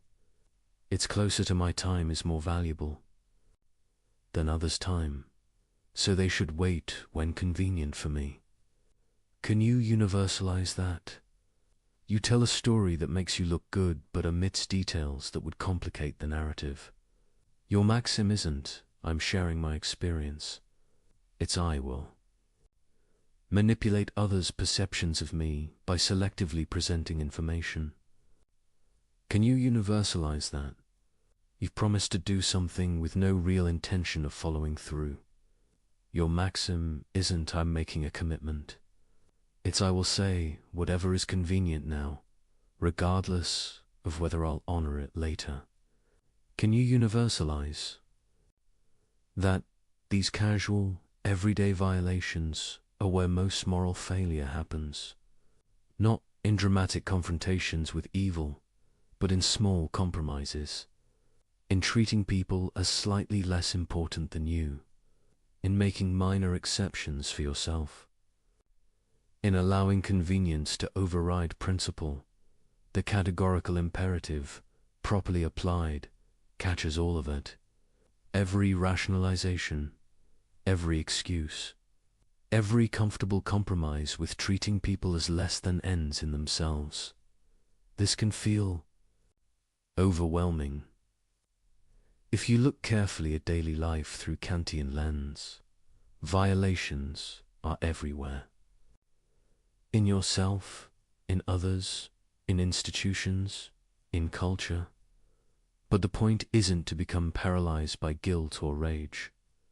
It's to develop clarity, to see what's actually happening, to recognize patterns of violation so you can begin addressing them. Start small. Pick one area of life and apply moral attention consistently.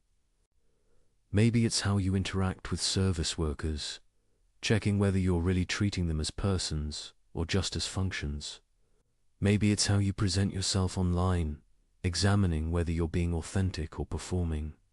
Maybe it's how you handle workplace relationships, noticing when you treat colleagues as obstacles versus agents. Apply the tests. When you're about to act, pause and ask, what's my actual maxim? Can I universalize it? Am I treating people as ends or as means? Initially, this feels unnatural. You're interrupting the flow of habitual behavior to inject conscious, ethical analysis. It's slow and awkward, but with practice, it becomes more automatic. You develop intuitions. You start catching yourself before acting rather than noticing. Violations only in retrospect. Your default behavior shifts toward greater consistency with the categorical imperative. This is moral development in the Kantian sense.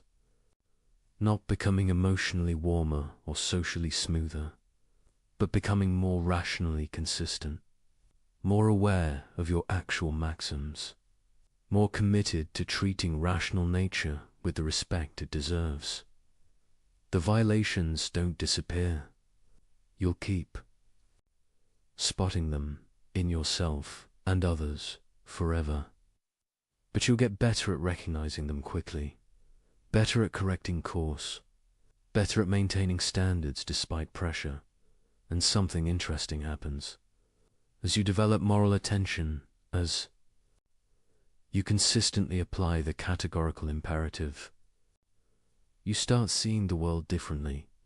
You notice the constant manipulation more clearly, but you're less controlled by it. You recognize dignity violations, but you maintain your own dignity in response. You see how often people treat each other as means, but you commit more firmly to treating them as ends. The categorical imperative becomes less like a rule you follow and more like a perspective you inhabit. A way of seeing that reveals what's really happening beneath social surfaces. A clarity about what rational beings deserve and what violations look like. This clarity is liberating, because once you see clearly, you can choose consciously. You're no longer just floating through social interactions, unconsciously participating in mutual instrumentalization. You're an agent, making real choices about how to relate to other agents. Sometimes you'll compromise. Sometimes you'll fail. Sometimes you'll choose convenience over principle. But at least you'll know what you're doing.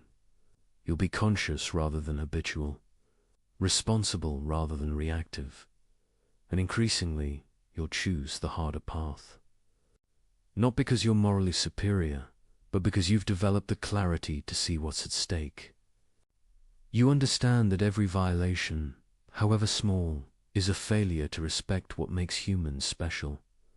Every exception you make for yourself erodes your own rational integrity. The categorical imperative, properly understood and consistently applied, transforms how you navigate daily life. It gives you tools to see clearly, standards to aspire toward, and principles that don't bend when things get difficult. This is what living the imperative means. Not perfection, but attention. Not freedom from all violation, but commitment to recognizing and reducing it. Not moral heroism, but rational consistency. And it starts with simply noticing, with paying attention to actual maxims rather than stated intentions, with asking whether actions can be universalized, with checking whether people are being treated as ends or as means. Once you start noticing, you can't stop. The violations are everywhere, but so are the opportunities to do better. Recognizing violations in others is easier than addressing them in yourself, because in yourself you see all the complexity, all the reasons, all the circumstances that make your violations seem necessary or justified. But the categorical imperative doesn't care about your special circumstances. It asks only, can your maxim be universalized? Are you treating rational nature with the respect it deserves? Personal application starts with brutal honesty about your actual maxims, not the principles you claim to follow, but the rules you actually act on. Not your ideals, but your practices. This is harder than it sounds. We're experts at self-deception, at describing our behavior in flattering terms while acting on entirely different principles. You say you value honesty, but your actual maxim might be, I will be honest when convenient, but lie when truth would create significant awkwardness or cost. You say you respect others' autonomy, but your actual maxim might be, I will respect others' choices when I agree with them, but pressure and manipulate when I think I know better. You say you keep commitments, but your actual maxim might be, I will honor promises when easy, but feel free to break them when circumstances change or when I find something better to do. The gap between stated values and actual maxims is where all moral failure lives. Closing that gap is what personal application means. Start by picking specific situations and reconstructing your maxims honestly. A recent interaction where you felt uncomfortable afterward. A choice you rationalize but now question. A moment when you treated someone as less important than yourself. Write out what you actually did and why. Not the charitable interpretation, but the real reason. The maxim you actually followed, even if it's embarrassing to admit. Then test it. Can this maxim be universalized? If everyone followed this principle, would the world still function? Would it create the kind of community you want to live in? Often the answer is obviously no. Your maxim was selfish, short-sighted, or inconsistent. You were making an exception for yourself that you wouldn't grant others. This recognition is uncomfortable. It reveals that you're not living up to your own standards, that the gap between your ideals and your actions is real and significant. But discomfort is useful. It's your own rational nature calling attention to inconsistency, your own reason, pointing out that you're not being what you claim to be. The next step is commitment. Not vague resolution to do better, but specific commitment to changed maxims. 2 principles you'll actually follow, not just endorse. If your maxim has been treating your time as more valuable than others, commit to punctuality. Not someday, but now. Not when convenient, but categorically. If your maxim has been lying when truth is awkward, commit to honesty. Accept the discomfort. Face the consequences. Stop treating communication as strategic rather than authentic. If your maxim has been breaking promises when circumstances change, commit to keeping them. Or don't make promises you're uncertain about. But stop treating commitments as provisional. This will be costly. That's the point. Moral action requires sacrifice. Not because sacrifice is valuable in itself, but because respecting dignity often conflicts with convenience.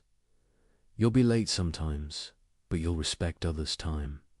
You'll face awkward conversations, but you'll respect truth. You'll honor inconvenient commitments, but you'll respect the institution of promising, and you'll discover something interesting. The costs, while real, are smaller than you imagined. The world doesn't collapse when you stop lying. Relationships survive honesty. People respect punctuality. Kept promises create trust. What felt like necessary violations often turn out to be convenient excuses. What seemed like impossible demands often turn out to be difficult but manageable. This doesn't mean personal application is easy. It means your initial resistance was often exaggerated, that your fears about the cost of morality were partly projection, but sometimes the costs are real and significant. Sometimes respecting dignity genuinely requires major sacrifice. Sometimes the right action genuinely hurts. This is where moral character is tested. Not in easy cases where duty and inclination align, but in hard cases where they conflict sharply. Your friend betrays you. Your inclination is to retaliate, to hurt them back, to treat them as they treated you. But the categorical imperative requires maintaining respect for their dignity, even when they've violated yours. This doesn't mean accepting abuse. You can protect yourself, set boundaries, end the relationship, but you cannot treat their wrongdoing as license for your own, cannot respond to their violation with equivalent violation. A colleague gets credit for your work. Your inclination is to expose them, to damage their reputation, to make them suffer. But the categorical imperative requires treating them with the respect their rational nature deserves, regardless of whether they reciprocate. This doesn't mean silence. You can address the injustice, correct the record, protect your interests, but you cannot treat their wrongdoing as permission to violate their dignity in return. Someone causes you serious harm. Your inclination is to see them as less than human, to deny their moral status, to respond with cruelty. But the categorical imperative recognizes their dignity even in their worst actions. This is perhaps the hardest application. To maintain moral principles when someone has forfeited all claim to your sympathy. To treat their rational nature with respect even when they've failed to respect yours or others. But this is what categorical means. Not binding when convenient. Not applicable when others deserve it. But absolute, unconditional, non-negotiable. The temptation is always to make exceptions, to say this case is special, this person is different. These circumstances justify violation, but every exception undermines the categorical nature of moral obligation. Every justice once becomes a pattern. Every justified violation becomes a precedent for future violations.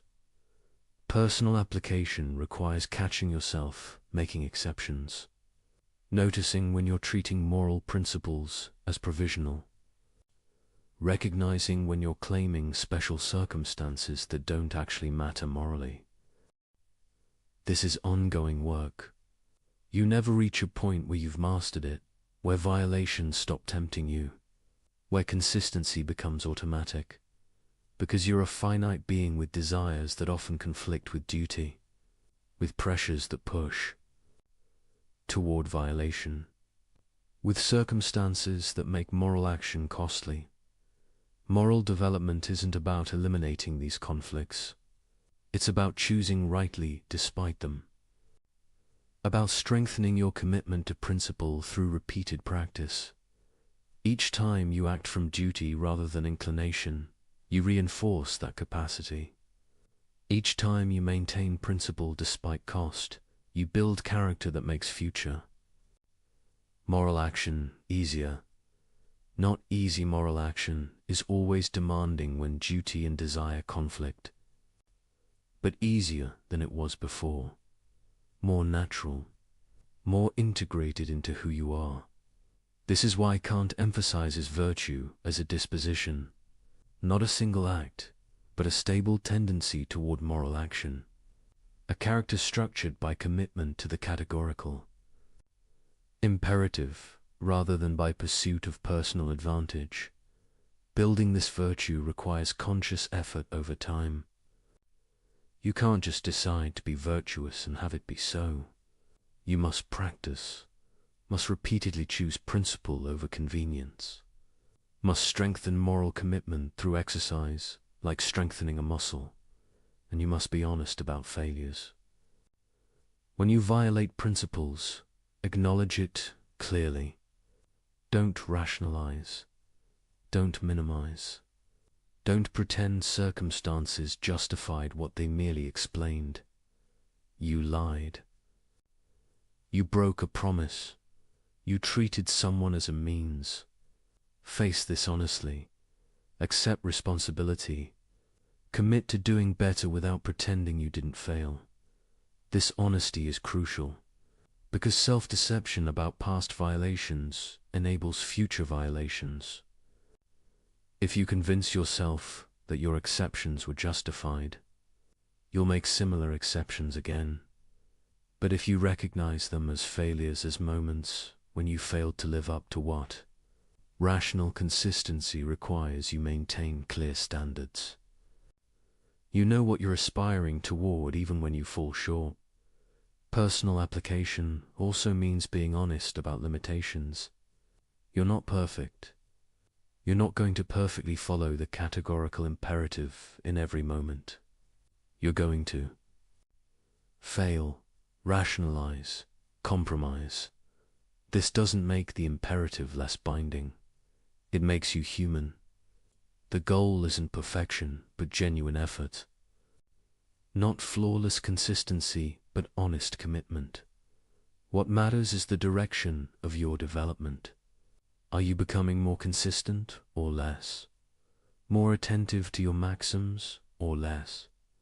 More committed to treating rational nature with respect or more willing to make exceptions? If the direction is positive, if you're genuinely trying to close the gap between your ideals and your actions, then you're developing morally even when you still have far to go.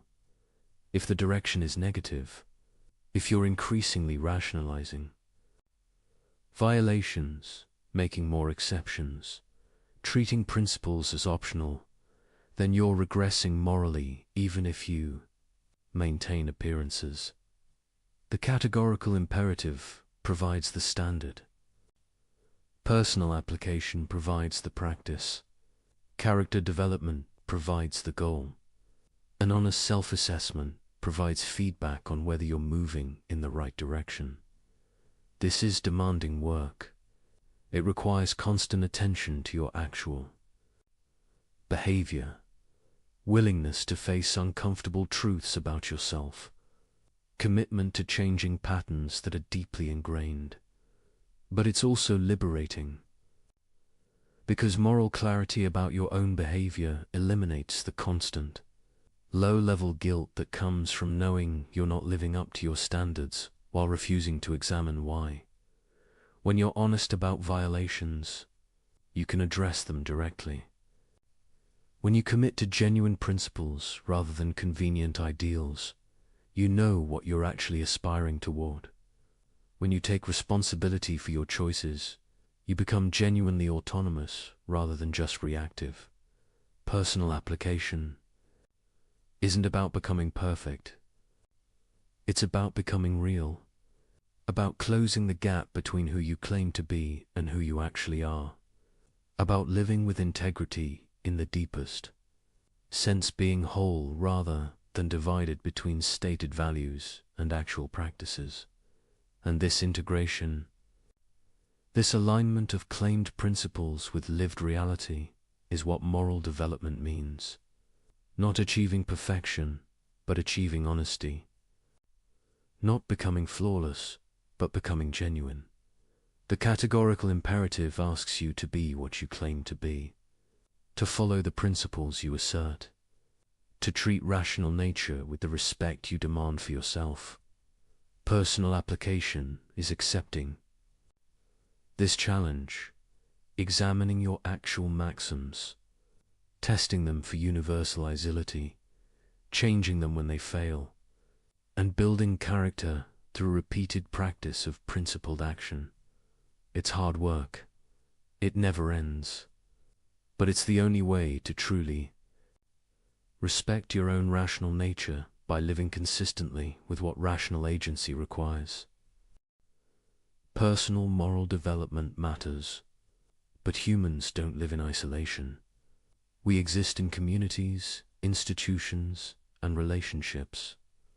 The categorical imperative has implications for how we structure these social contexts.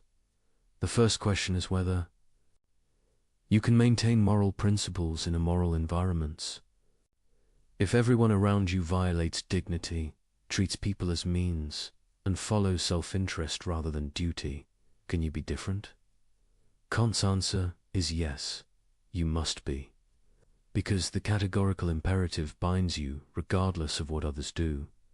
You're responsible for your own maxims, not for whether others respect theirs. This is both empowering and isolating. Empowering because you're not dependent on others' moral behavior to act morally yourself. Isolating because maintaining principles when others don't creates friction. When everyone lies, your truthfulness makes you seem naive or rigid. When everyone manipulates, your honest communication seems ineffective. When everyone treats relationships transactionally, your respect for persons seems foolish. But the categorical imperative doesn't promise ease.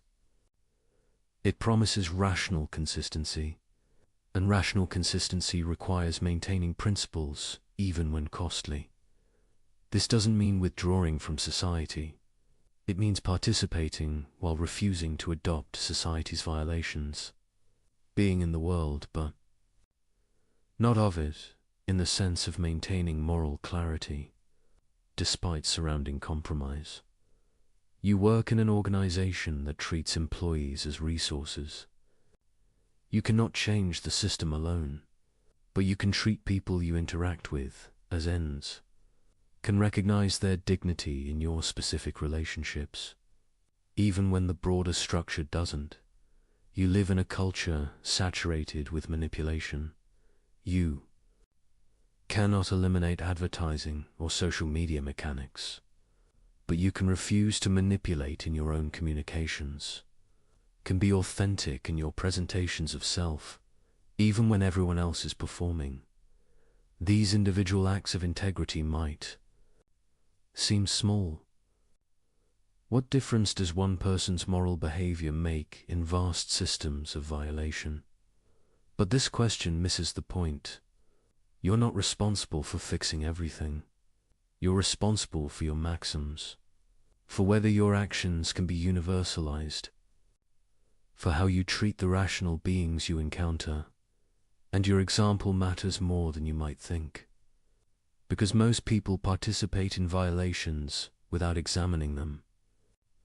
They follow social scripts, adopt normal behaviors, do what everyone else does. When you don't, when you maintain standards others have abandoned, you make the invisible visible. You reveal that alternatives exist, that dignity can be respected, even when it's not standard practice. This influence works subtly. You're not preaching or judging. You're simply being consistent, treating people with respect they're not used to receiving, communicating honestly in contexts of routine manipulation, keeping commitments in environments of casual breach. Others notice, maybe not consciously, maybe not immediately, but your behavior creates contrast, makes others aware of violations they'd stopped seeing, reminds them that integrity is possible. Some will resist this. Your moral consistency threatens their rationalizations. If you can maintain principles they've decided are impracticable, their excuses look weaker. Your integrity indicts their compromise. Expect pushback. You think you're better than everyone. You're being rigid. That's not realistic. These responses reveal discomfort with moral clarity they've avoided. Don't defend yourself by claiming moral superiority. You're not better than them. You're just trying to be consistent with what rational agency requires. But also don't abandon standards to make others comfortable with their violations. This is delicate navigation. Maintaining principles without self-righteousness, being clear about standards without being judgmental, offering example without demanding others follow it. The key is recognizing that you can only control your maxims. You can be clear about principles. You can explain why you act as you do if asked. But you cannot force others to adopt the categorical imperative. Each person must recognize moral requirements through their own reason. You can't argue someone into genuine moral commitment. You can only demonstrate what it looks like and hope. The example resonates with their own rational nature, but you can do more than just model individual behavior. You can also advocate for structural changes that reduce systematic violations, for institutional designs that respect rather than violate, dignity, for policies that treat people as ends rather than means. This is where personal morality meets social reform. Kant wasn't naive about institutions. He recognized that structures shape behavior, that environments can make moral action easier or harder. A workplace designed around respect for autonomy makes treating people as ends more natural. A marketplace regulated to prevent exploitation reduces systematic violations. A political system structured to protect dignity creates conditions for moral community. Advocating for such changes is consistent with the categorical imperative. You're not just maintaining your own principles, you're working toward conditions where more people can maintain theirs. Where the default is respect rather than violation. This doesn't require perfection. You can work for better institutions while acknowledging they'll never eliminate moral challenge. You can advocate for structural improvements while recognizing that individual character still matters. The goal isn't creating conditions where morality is automatic. That would eliminate autonomy. It's creating conditions where moral action is possible, where dignity is protected rather than systematically violated, where the categorical imperative can be followed without heroic resistance to overwhelming pressure. Education plays a crucial role here, not moralizing lectures or rote memorization of rules, but cultivation of capacities for moral reasoning, teaching people to examine their maxims, to test for universality, to recognize when they're treating others as mere means. This kind of education empowers autonomy rather than replacing it with external authority. It develops people's ability to think morally rather than just enforcing compliance with rules. Kant believed enlightenment meant learning to think for yourself, to examine received wisdom rather than accepting it blindly, to use your own reason rather than depending on others to tell you what to think. This applies to moral education. The goal isn't producing people who obey. It's producing people who can think through moral questions themselves, who understand why dignity matters and how to recognize violations. Such education requires patience. You cannot shortcut moral development, cannot make people understand through force or manipulation, can only create conditions where understanding becomes possible and hope individuals choose to develop it. In relationships, the social dimension of the categorical imperative means recognizing that treating individuals as ends requires respecting their connections. Their families, communities, and relationships matter to them. Your actions toward them affect these broader networks. You cannot treat someone's welfare as irrelevant while claiming to respect them as an end. Cannot destroy their relationships, harm their communities, or damage their social connections while maintaining that you respect their dignity. This doesn't mean never disagreeing or opposing, but it means recognizing that persons exist in webs of relationship, that respecting them requires some regard for what they care about, even when you don't share their values. The categorical imperative applies to communities as well as individuals. A genuine moral community would be structured by mutual recognition of dignity, by practices that respect autonomy, by institutions that treat rational nature as an end rather than a means. Building such communities requires collective effort. No individual can create them alone, but each person can contribute through their choices about how to relate to others, through refusing to participate in systematic violations, through advocating for better structures. This is the social dimension of living the imperative, not withdrawing into private virtue while society crumbles, not compromising principles to fit in, but maintaining integrity while engaging constructively, being clear about standards while working to help others meet them. It's harder than pure individual morality because you must navigate complexity, must balance principle with practical engagement, must maintain standards while avoiding self-righteous withdrawal. But it's necessary because humans are social beings, because isolation isn't autonomy, because the kingdom of ends is a community, not a collection of hermits.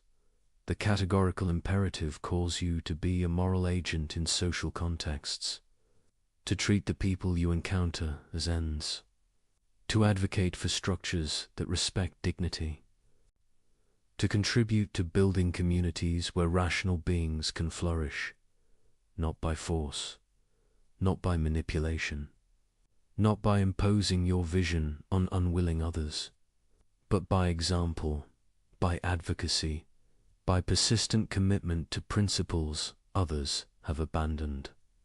This is how moral progress happens, not through sudden transformation, but through gradual accumulation of individuals choosing integrity, through slow construction of institutions that respect rather than violate, through patient education that develops moral capacities.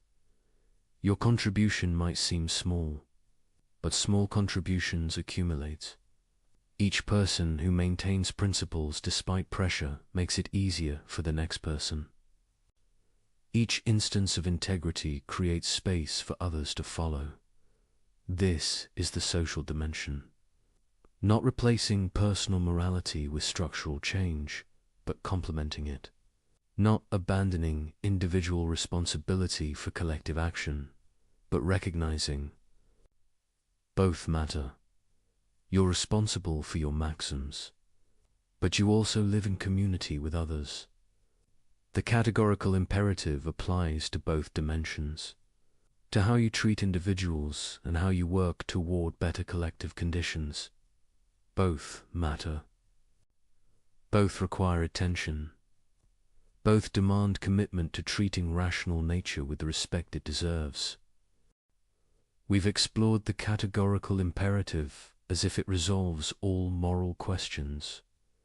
But honesty requires acknowledging its limits alongside its possibilities.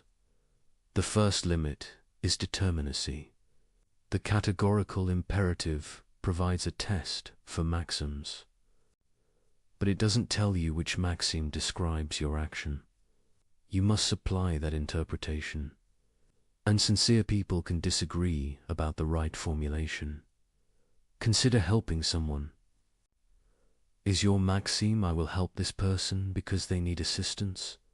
Or I will help this person to feel good about myself? Or I will help people I like, but not those I dislike? The moral evaluation depends entirely on which maxim you're actually following. Kant provides no mechanical procedure for determining true maxims. You must examine your motivations honestly, and self-knowledge is difficult. You can deceive yourself about why you act as you do, This doesn't make the categorical imperative useless, but it means applying it requires judgment, honesty, and self-awareness that the formula itself doesn't provide. The second limit is conflict resolution. When perfect duties seem to conflict, the categorical imperative doesn't clearly specify which takes priority. Should you keep a promise or tell the truth when they conflict? Should you respect one person's autonomy or another's when both can't be fully respected? Kant often denied such conflicts are genuine. He suggested careful analysis would reveal creative solutions respecting both duties.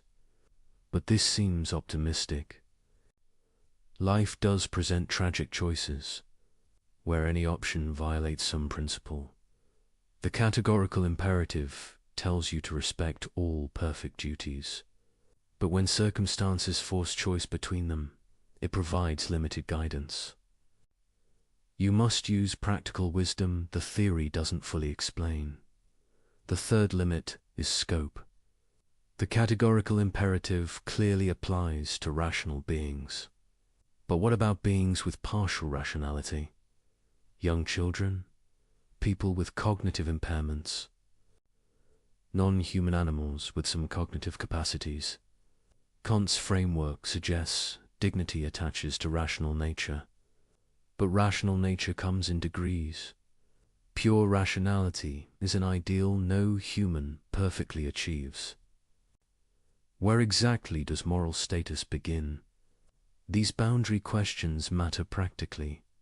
How should we treat animals? How should we regard people at different developmental stages? The categorical imperative doesn't provide clear answers. The fourth limit is motivation. Kant argues that acting from duty has moral worth, but he acknowledges humans are not purely rational. We have desires, emotions, inclinations that influence behavior.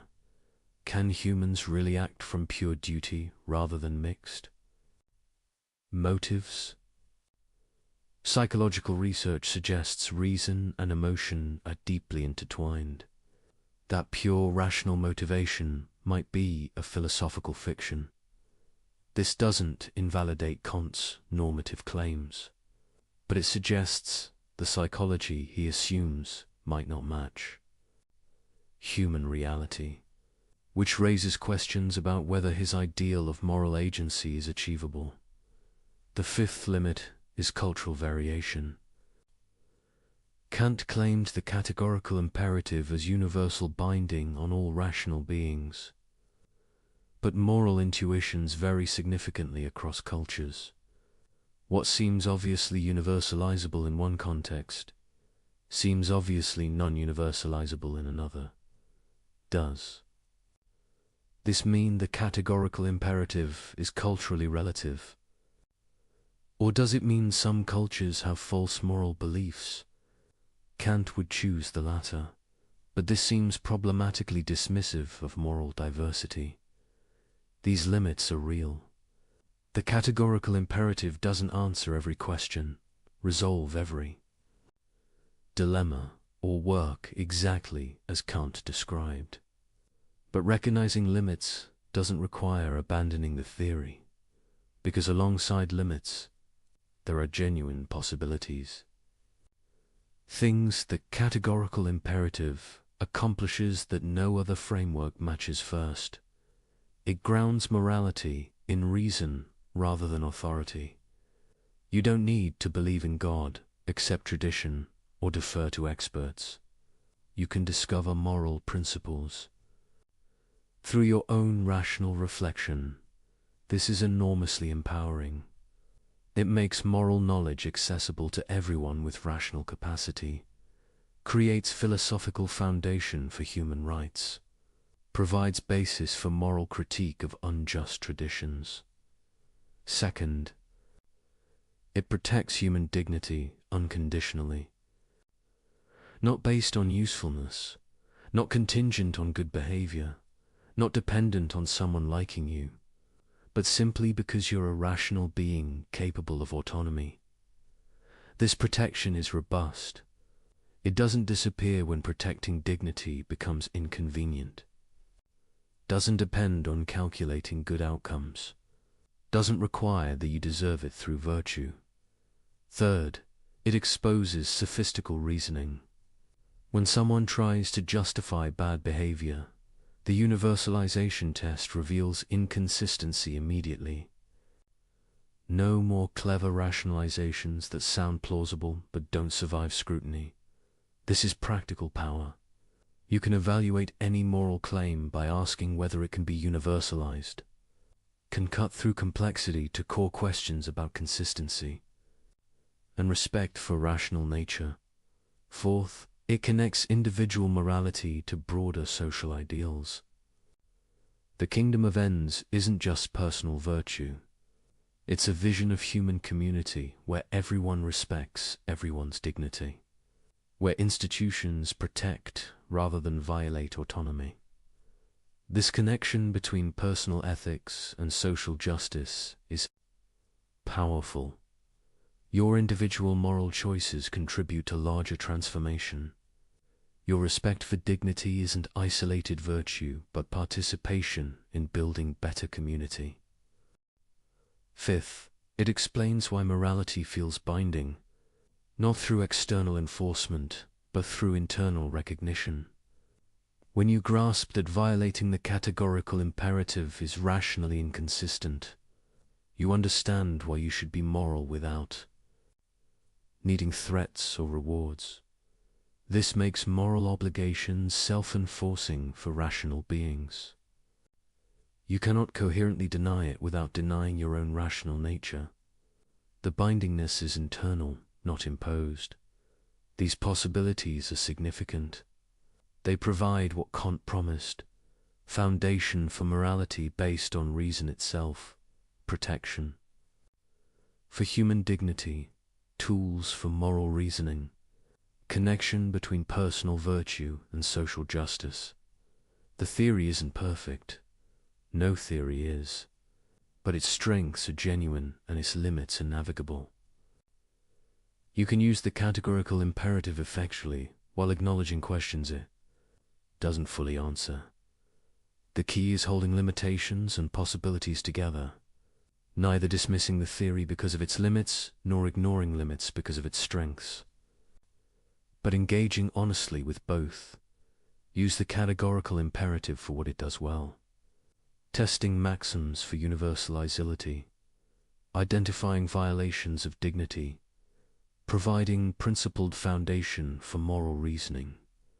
Don't demand it resolve every edge case or answer every boundary question. Supplement it with practical wisdom for situations requiring judgment it doesn't fully provide. Combine it with honest self-examination to identify actual maxims.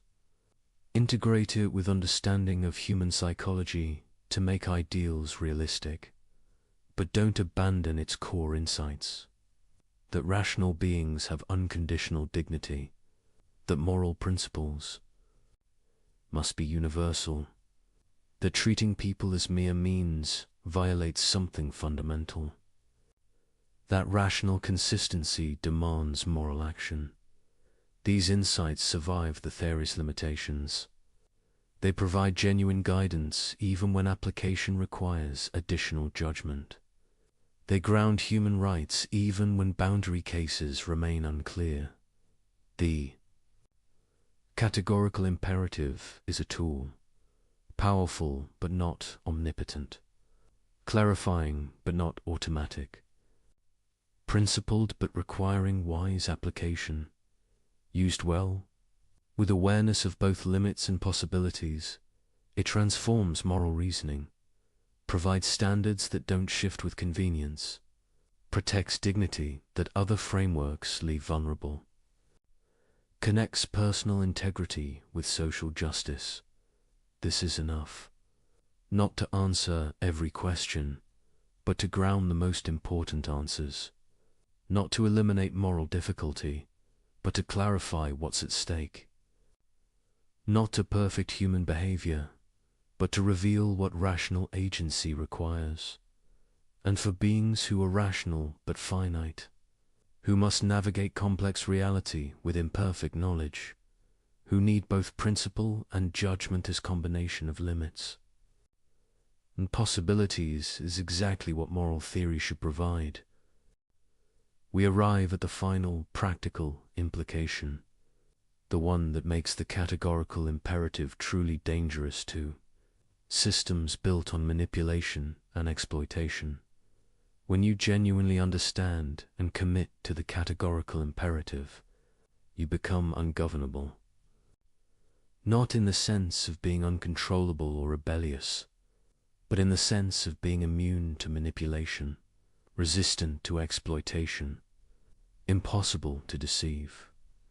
Because you now possess a tool that exposes every sophisticated rationalization, every clever excuse, every attempt to use you as a means while claiming to respect you as an end. You're immune to advertising because you recognize it as systematic manipulation. You see through the psychological tricks, the manufactured needs, the exploitation of insecurity. You cannot be manipulated by what you clearly see as manipulation. You're immune to political rhetoric that treats citizens as means to power.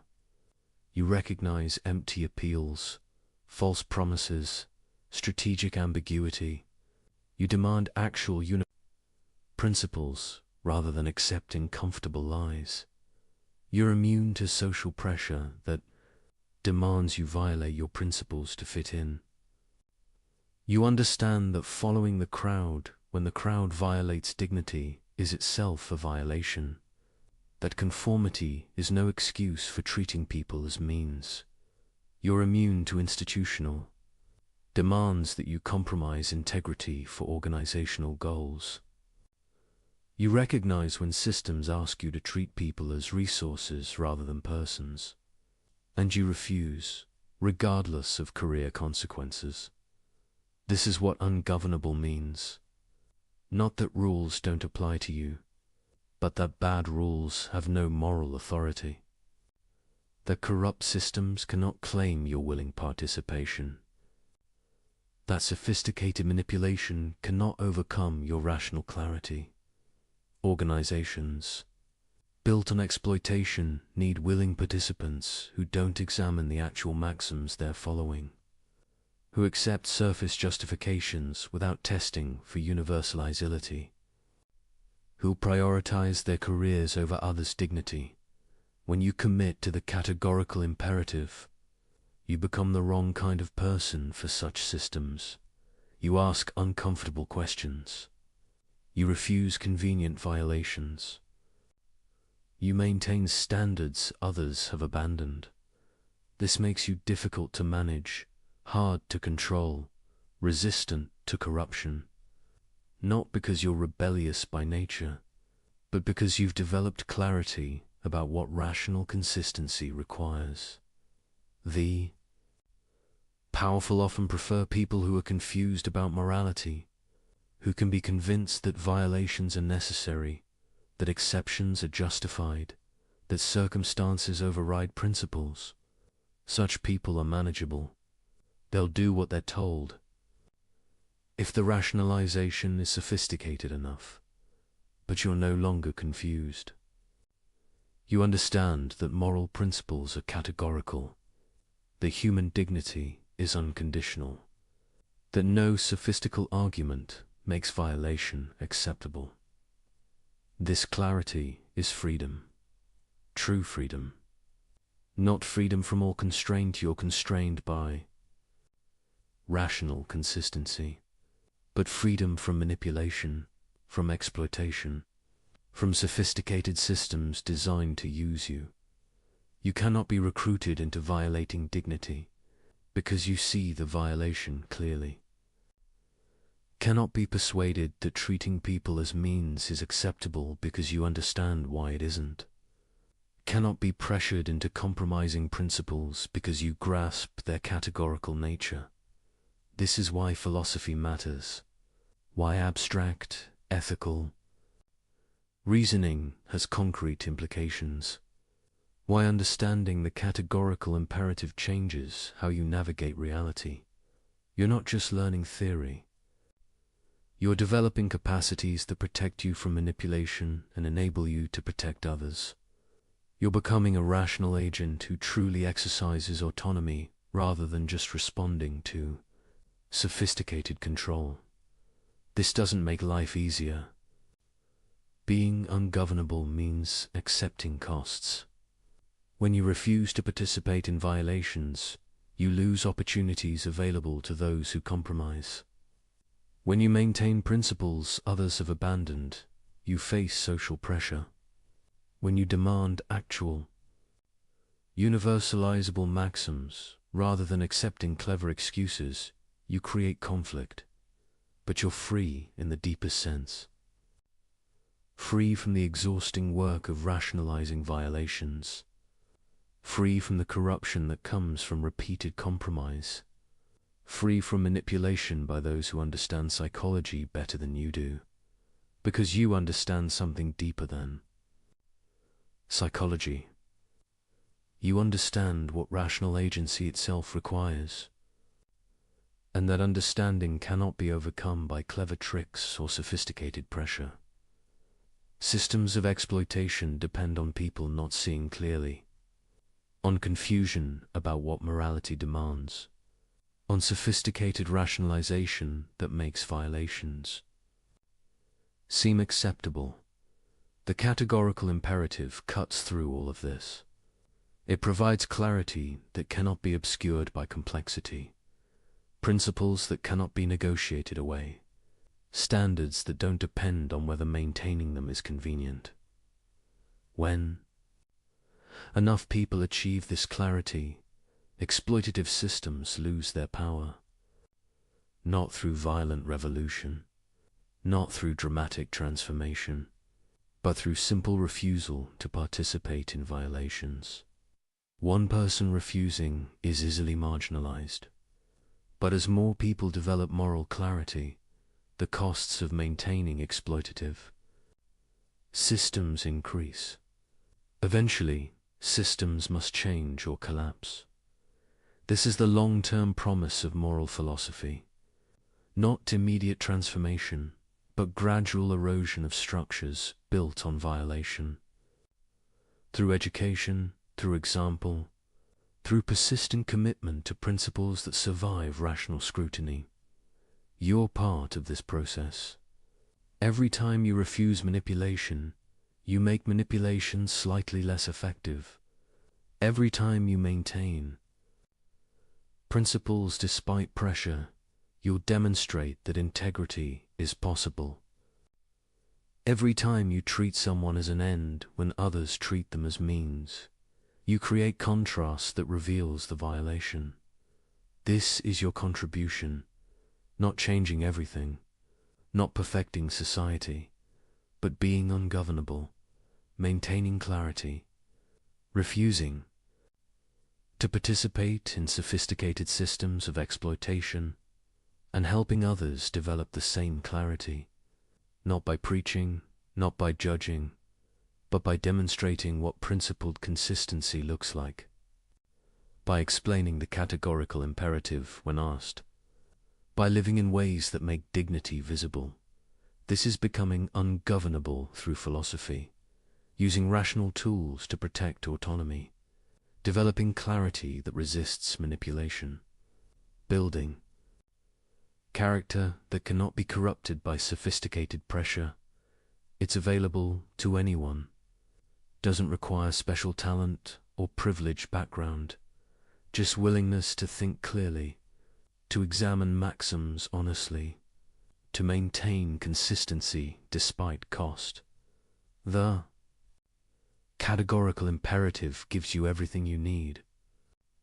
A test for evaluating any maxim, a principle that protects all dignity, a framework that grounds morality in reason itself. The rest is practice, applying principles despite pressure, maintaining clarity despite confusion, building character through repeated choice of duty over inclination. This is what it means to live the imperative, to let it transform not just your thoughts but your actions, your relationships, your participation in institutions, your very being as a rational agent, and in doing so, to become truly free, truly autonomous, truly ungovernable by those who depend on confusion, manipulation, and sophisticated exploitation. This is philosophy's ultimate gift. Not just understanding, but liberation. Not just knowledge, but power. Not just theory, but transformation. The categorical imperative makes you dangerous, not to legitimate authority or genuine community, but to systems built on violation, to manipulation disguised as persuasion, to exploitation justified by necessity. And that danger is exactly what corrupt systems cannot tolerate, which is precisely why understanding Kant matters now more than ever. You possess the tool. The question is whether you'll use it. We began by noting something remarkable. A principle formulated in 1785 still exposes modern deceptions. An insight from an 18th century German philosopher still reveals 21st century violations. How is this possible? If morality were culturally constructed, you'd expect moral insights to become obsolete. What worked for Kant's world shouldn't necessarily work for ours. Different technology, different social structures, different problems surely these require. Different moral frameworks. But the categorical imperative persists. It exposes violations in contexts Kant never imagined. Social media manipulation, corporate exploitation, political propaganda, algorithmic manipulation, technologies that didn't exist, but patterns of violation that remain fundamentally unchanged. This persistence suggests something profound, that Kant discovered something real, not invented a useful fiction, not proposed a culturally specific framework, but actually identified genuine features of moral reality. Consider why manipulations that work today would work in Kant's time. Why lies succeed now as they succeeded. Then, why exploitation follows. Similar patterns across centuries and cultures. It's because human rational nature hasn't changed. We're still beings who communicate through language, who form expectations about others' behavior, who require trust for cooperation, who possess dignity that can be violated. The categorical imperative works because it's keyed to this stable nature. It identifies what rational agency itself requires, not what any particular culture happens to value. It reveals violations of dignity that don't depend on historical circumstance. This is why the universalization test still catches rationalizations, why the formula of humanity still identifies violations, why the kingdom of ends still represents a meaningful ideal. The sophistication of manipulation has increased enormously. Modern psychology provides tools for exploitation Kant couldn't have imagined. Technology enables violations at scales he never conceived. Systems of control have become vastly more complex and subtle, but the fundamental pattern remains unchanged. The manipulator depends on others not manipulating. The liar depends on others telling truth. The exploiter depends on others maintaining cooperative order.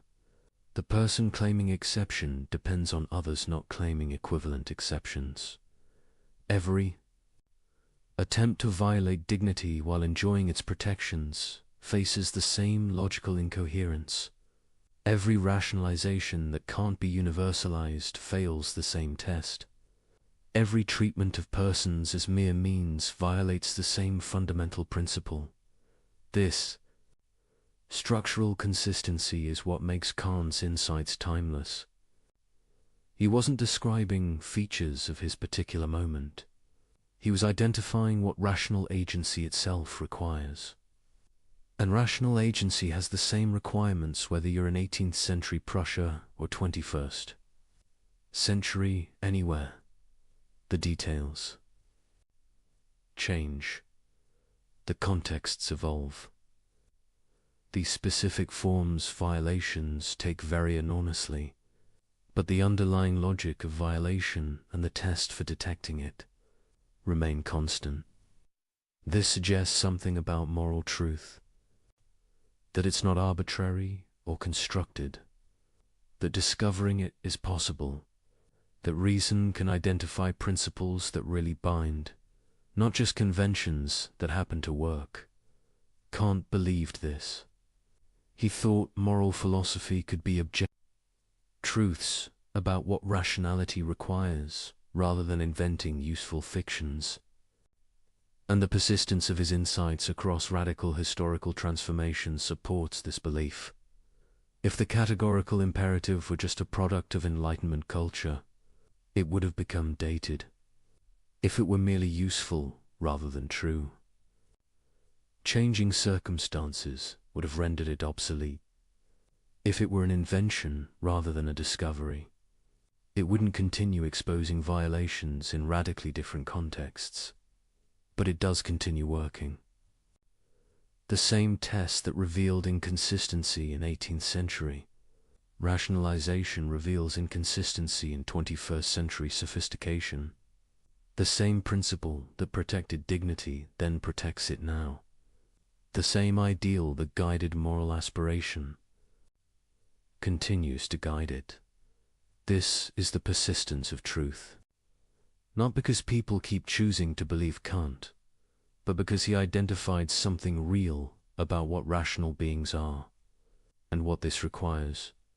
You can reject his specific conclusions, you can question his applications, you can identify limitations in his framework, but the core insights survive scrutiny across centuries, precisely because they're not time-bound.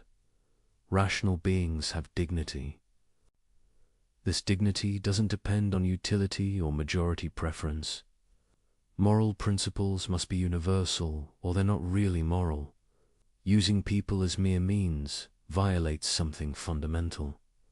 Rational consistency demands acting on principles you could.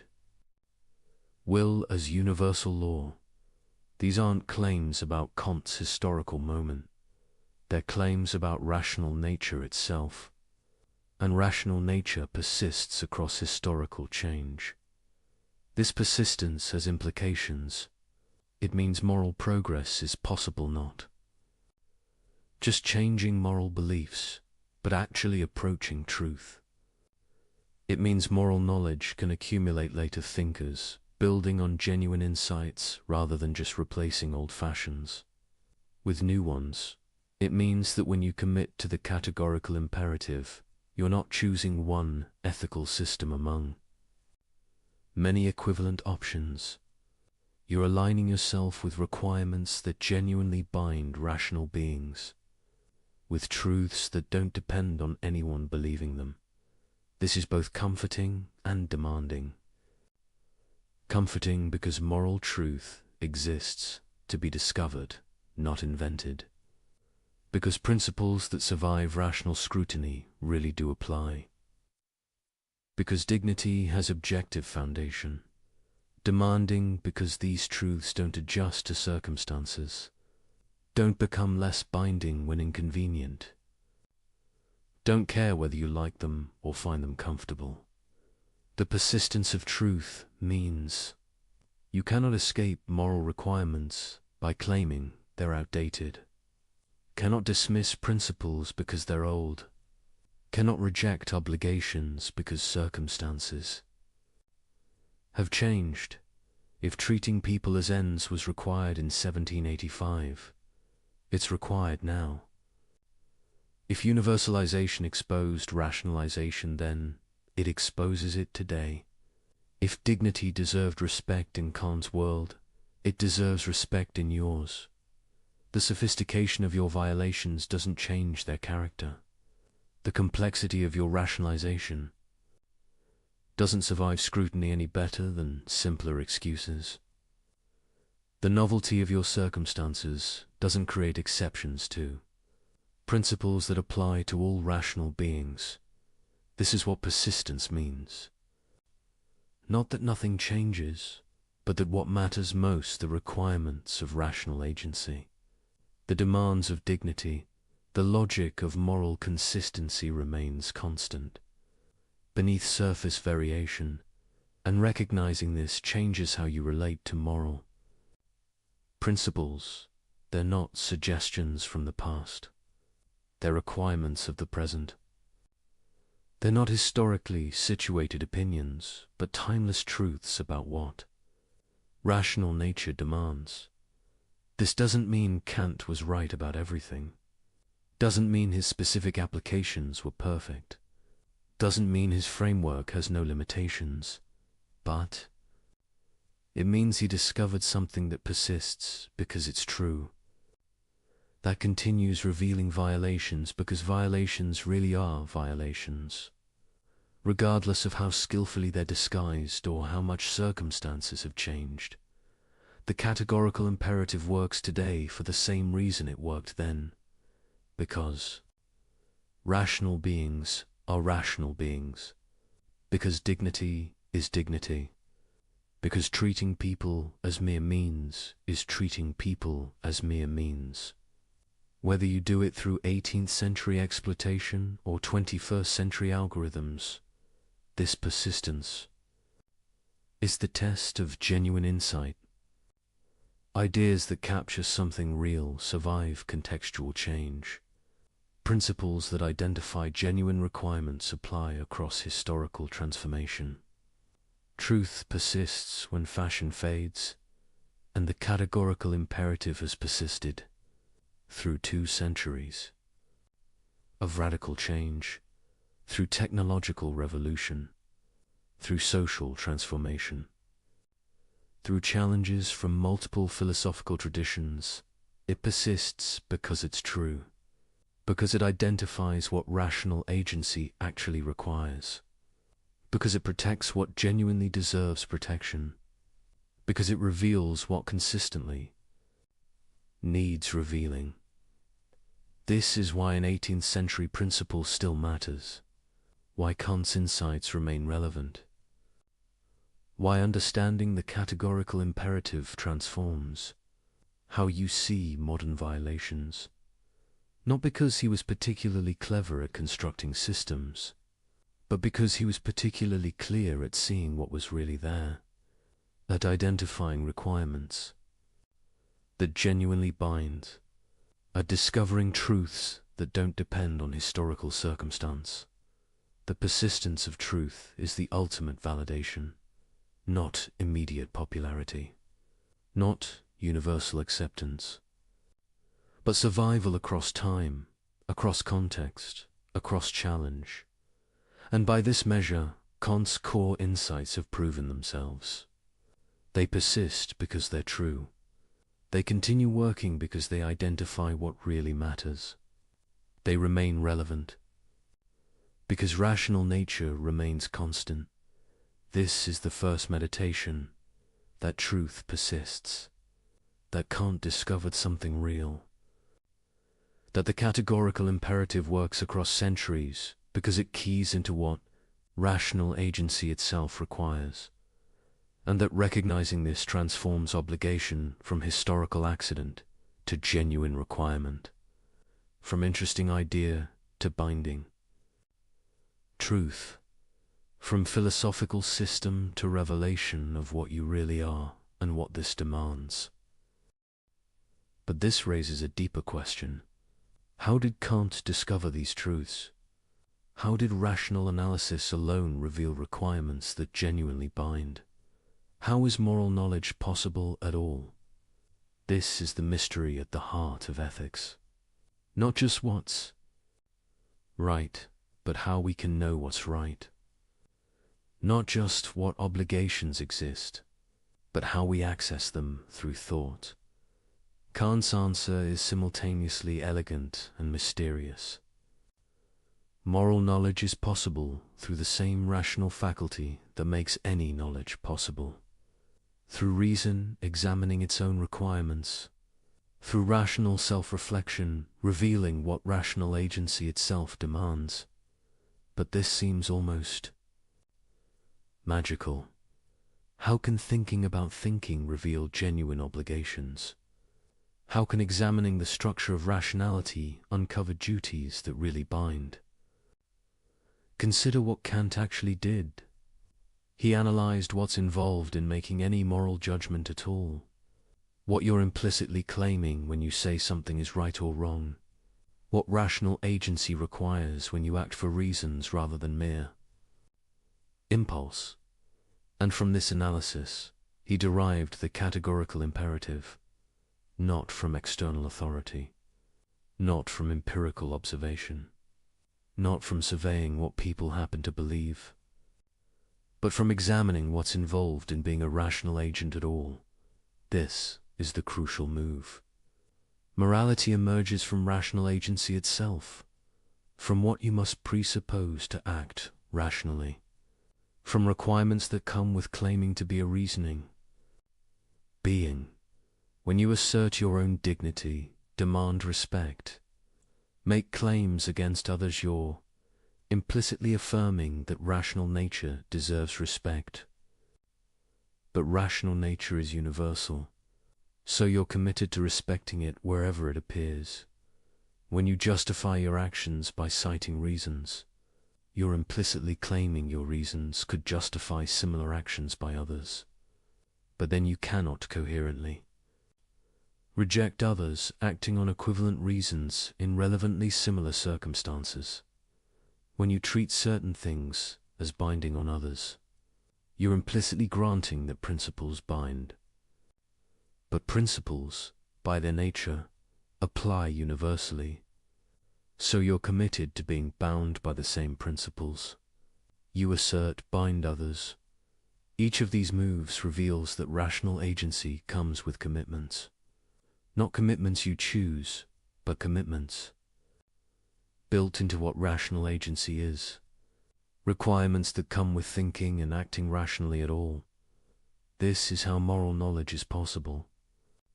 Not through mystical intuition or divine revelation or empirical observation, but through analyzing what rational agency itself requires. Through reason examining itself and discovering what it demands. The mystery is how this works. How examination of rational structure reveals genuine obligations. How thinking produces knowledge of what you ought to do. Part of the answer is that rationality has intrinsic norms. To be rational isn't just to follow any patterns of thought whatsoever. It's to conform to standards of consistency, coherence, and universality. These standards aren't imposed from outside. They're what makes thought rational rather than arbitrary. Moral norms emerge from applying these standards of rationality to action. An action is rational when it conforms to principles you could will universally, when it respects the rational nature that makes principle following possible, when it treats rational beings as ends rather than mere means. These aren't additional requirements added to rationality. They're applications of rational standards to the domain of action, logic extended to practice, consistency demanded in behavior as well as belief. This is why moral obligations are categorical. They're not based on what you happen to want or contingently value. They're based on what rational consistency itself demands, on requirements that come with being a rational agent at all. But the mystery deepens when you recognize that these requirements are simultaneously discovered and binding. You don't create them by thinking about them, but you cannot know them without thinking about them. They're objective, but accessible only through subjective, rational reflection. This is the paradox at the heart of moral knowledge. The requirements are real, they bind, whether or not you recognize them. But knowing them requires rational self-examination. They're accessible only through your own thinking. Can't resolve this by arguing that rational nature is both empirical and noumenal. As empirical beings in time, we discover moral requirements through reflection. As noumenal beings, we're subject to those requirements independently of whether we discover them. The moral law is both in us and above us. We give it to ourselves through reason, yet it binds us unconditionally. We're simultaneously the legislators and the subjects of moral law. This might sound paradoxical, but it captures something important about moral knowledge. You cannot delegate it to others. Cannot accept moral truth on authority. Cannot know what you ought to do except through your own rational reflection. Yet what you discover through reflection isn't arbitrary or invented. It's genuine knowledge of requirements that really bind, of truths about what rational agency demands. This is the mystery.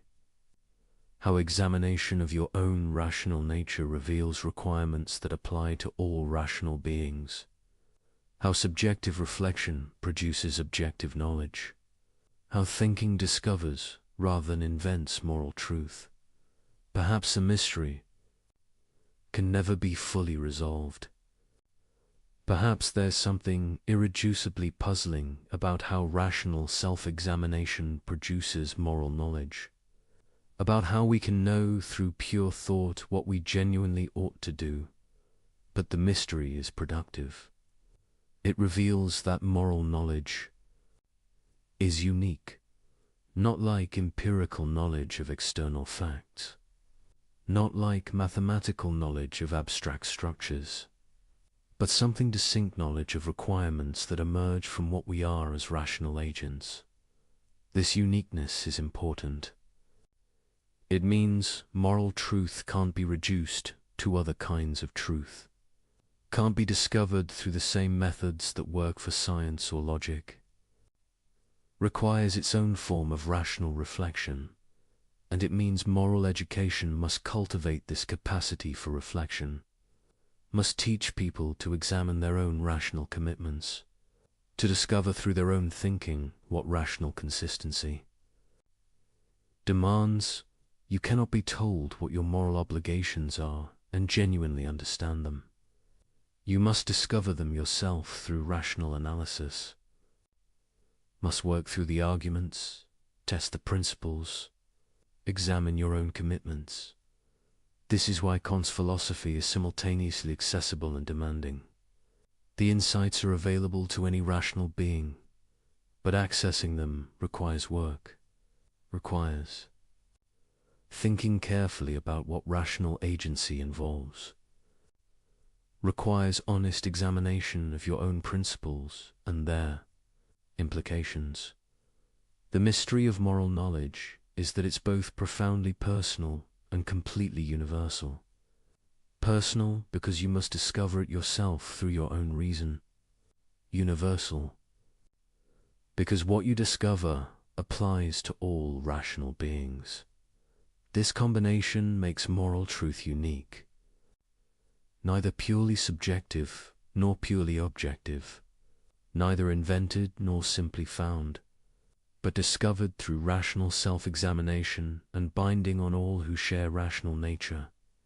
The mystery remains, but it's a productive mystery, one that reveals something important about what we are and how we know what matters most, about the strange gift of rational agency that examining ourselves reveals truths that bind everyone, that thinking produces knowledge of what we ought to do.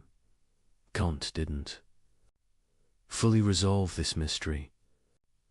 but he showed us its contours, revealed how moral knowledge is possible even if we can't completely explain why, demonstrated that rational reflection produces genuine insight into what really binds, and in doing so, he opened a path, not to certainty about every moral question, but to confidence that moral knowledge is possible, that examining rational requirements reveals real truths, that thinking carefully about what rational agency involves produces understanding of what rational agents ought to do. This is the second meditation. That moral knowledge is mysterious but real. That rational self-examination reveals genuine requirements. That we can know through thought what we ought to do, even if we cannot fully explain how this knowledge is possible. The mystery remains. But it's a mystery that enables rather than prevents moral understanding. A productive puzzle rather than an insurmountable obstacle. A reminder that we are mysterious to ourselves, capable of discovering through thought what we genuinely owe to ourselves and others. We arrive at the final meditation, the insight that is threaded through everything we've explored, the principle that grounds all else. Human dignity is not earned, not granted, not contingent on behavior, achievement, or virtue, but unconditional, belonging to every rational being simply by virtue of their rational nature. This is a staggering claim, that every person you encounter possesses unconditional worth, that this worth doesn't increase with accomplishment or decrease with failure, that it remains constant regardless of what they do or who they become. Feel the weight of this. Every person, the stranger who annoyed you today, the colleague you disliked, the person whose politics you despise, the criminal whose actions you find abhorrent, everyone possesses the same fundamental dignity you claim for yourself, not because they've earned it, not because they deserve it, but because they share the capacity that makes any valuing possible rational agency, the ability to set ends, make choices, act from principle. This capacity is precious. It's what makes human beings different from objects. It's the source of all value. It's what makes moral law possible, and it belongs equally to all who possess it. You cannot destroy this dignity, only violate it. Cannot eliminate it, only fail to respect it. The dignity persists even when trampled, even when ignored, even when the person possessing it fails to recognize or honor it themselves. This persistence is important, because it means your obligations don't depend on whether others fulfill theirs. Don't evaporate when people act badly. Don't require that dignity be earned or maintained. Through good behavior, you must respect dignity in the person who respects no one. Must treat as an end the person who treats everyone as means. Must honor rational nature even in those who dishonor it. This is demanding. It requires maintaining moral standards when others abandon them, respecting dignity when it's violated, treating people as they ought to be treated rather than as they've earned. But this is what unconditional means. Not conditional on good behavior, not conditional on reciprocity, not conditional on whether you feel like it. Unconditional. Period. The weight of this recognition changes everything. When you truly see that every person possesses unconditional dignity, you cannot casually instrumentalize them, cannot thoughtlessly use them as means, cannot dismiss their rational nature as irrelevant. Every interaction becomes fraught with moral significance. Every choice about how to treat someone becomes a choice about whether to honor their dignity or violate it. Every relationship requires conscious attention to whether you're respecting their autonomy or undermining it. This weight is heavy. It's meant to be, because what's at stake matters absolutely. The dignity you're called to respect is the foundation of all value. Violating it isn't a minor transgression, but a fundamental failure to recognize what rational beings are. Yet this weight is also liberating, because recognizing dignity in everyone means recognizing it in yourself. Understanding that your worth doesn't depend on achievement, on others' approval, on being useful or productive, but is simply given with your rational nature. You cannot lose this dignity, cannot forfeit it through failure, cannot have it taken away by others' rejection. It belongs to you unconditionally, just as it belongs to everyone unconditionally. This should change how you see yourself. Not as a resource to be optimized or a function to be performed, but as a rational being whose worth is absolute, whose capacity for autonomy deserves respect even from yourself. Many people treat themselves as mere means, instrumentalize their own lives, sacrifice their autonomy for goals that matter less than the capacity being sacrificed, treat their own rational nature as expendable. But the formula of humanity applies to yourself as much as others. You cannot justifiably treat your own dignity as mere means any more than you can treat others. Dignity that way, this creates duties to yourself, to develop your capacities, to maintain your integrity, to resist corruption of your rational nature. Not because self-improvement is nice, but because your rational agency deserves respect. The weight of dignity is thus double. You must respect it in others and in yourself, must treat all rational beings, yourself included, as ends, never merely as means, must honor rational nature wherever you encounter it, including in the mirror. This is demanding, but the demand comes from what you are, from the rational nature you possess, from the capacity that gives you worth and that gives everyone worth. When you grasp this fully, when you really understand the weight of dignity, two things happen simultaneously. First, you become more serious about morality, because you see what's actually at stake. Not arbitrary rules or social conventions, but recognition of what makes beings valuable at all. Violations aren't just bad behavior, but failures to respect what really matters. Second, you become more free, because your worth doesn't depend on anything external. Your dignity is given with your rational nature and cannot be taken away. Others can violate it, but they cannot eliminate it. You possess unconditional worth regardless of circumstances. This combination increase seriousness about moral obligation and increased confidence in your own worth is what understanding dignity produces. You're called to more because you recognize what's at stake, but you're also liberated because you understand that your value is secure, that nothing can diminish your fundamental worth as a rational being. This is the weight of dignity, heavy because it demands unconditional respect for all rational beings, light because it secures your own worth unconditionally, heavy because you must maintain standards when others don't, light because your worth doesn't depend on others maintaining standards toward you, heavy because every interaction carries moral weight, light because this weight comes from something precious, the rational nature that makes you and everyone special.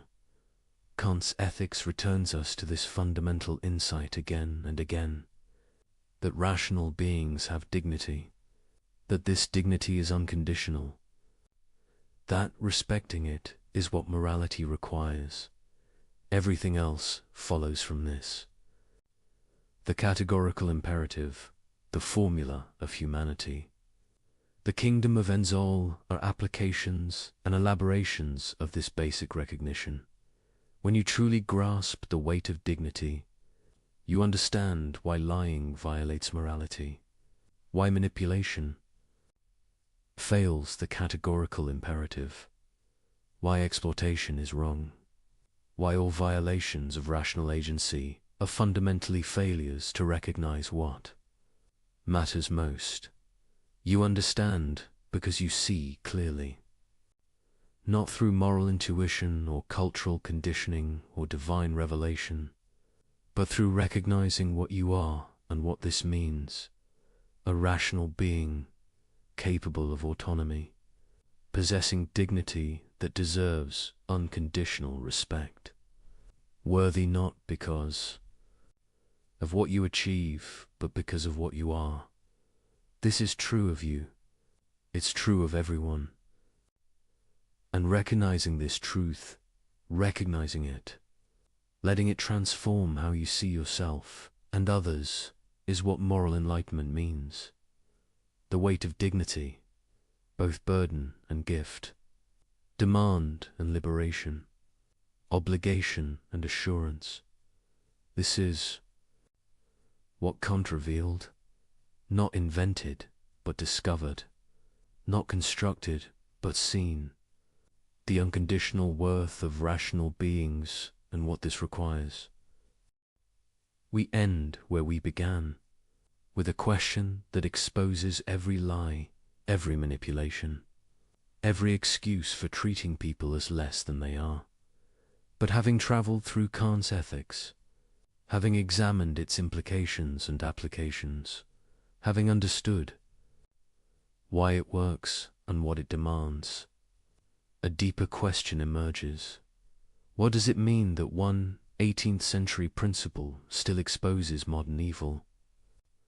Not just that it works, we've seen why it works. Not just that it persists, we understand its persistence. But what does this persistence reveal about human nature, about moral reality, about what we are? It reveals that beneath all surface change, something essential remains constant. That rational beings in the 21st century face the same fundamental choice as rational beings in any century, whether to respect dignity or violate it, whether to treat people as ends or as means, whether to act from principle or from mere inclination. The technology changes. The sophistication of manipulation increases. The complexity of social systems grows. But the basic structure of moral choice remains the same, because rational agency remains the same. The capacity that makes humans special, that gives them dignity, that creates moral obligations, this hasn't evolved. It's as present now as it was in Kant's time, as it has been throughout human history, and the violations remain the same in Marès. Structure, new methods, new contexts, new rationalizations, but the same fundamental pattern, treating rational beings as mere tools.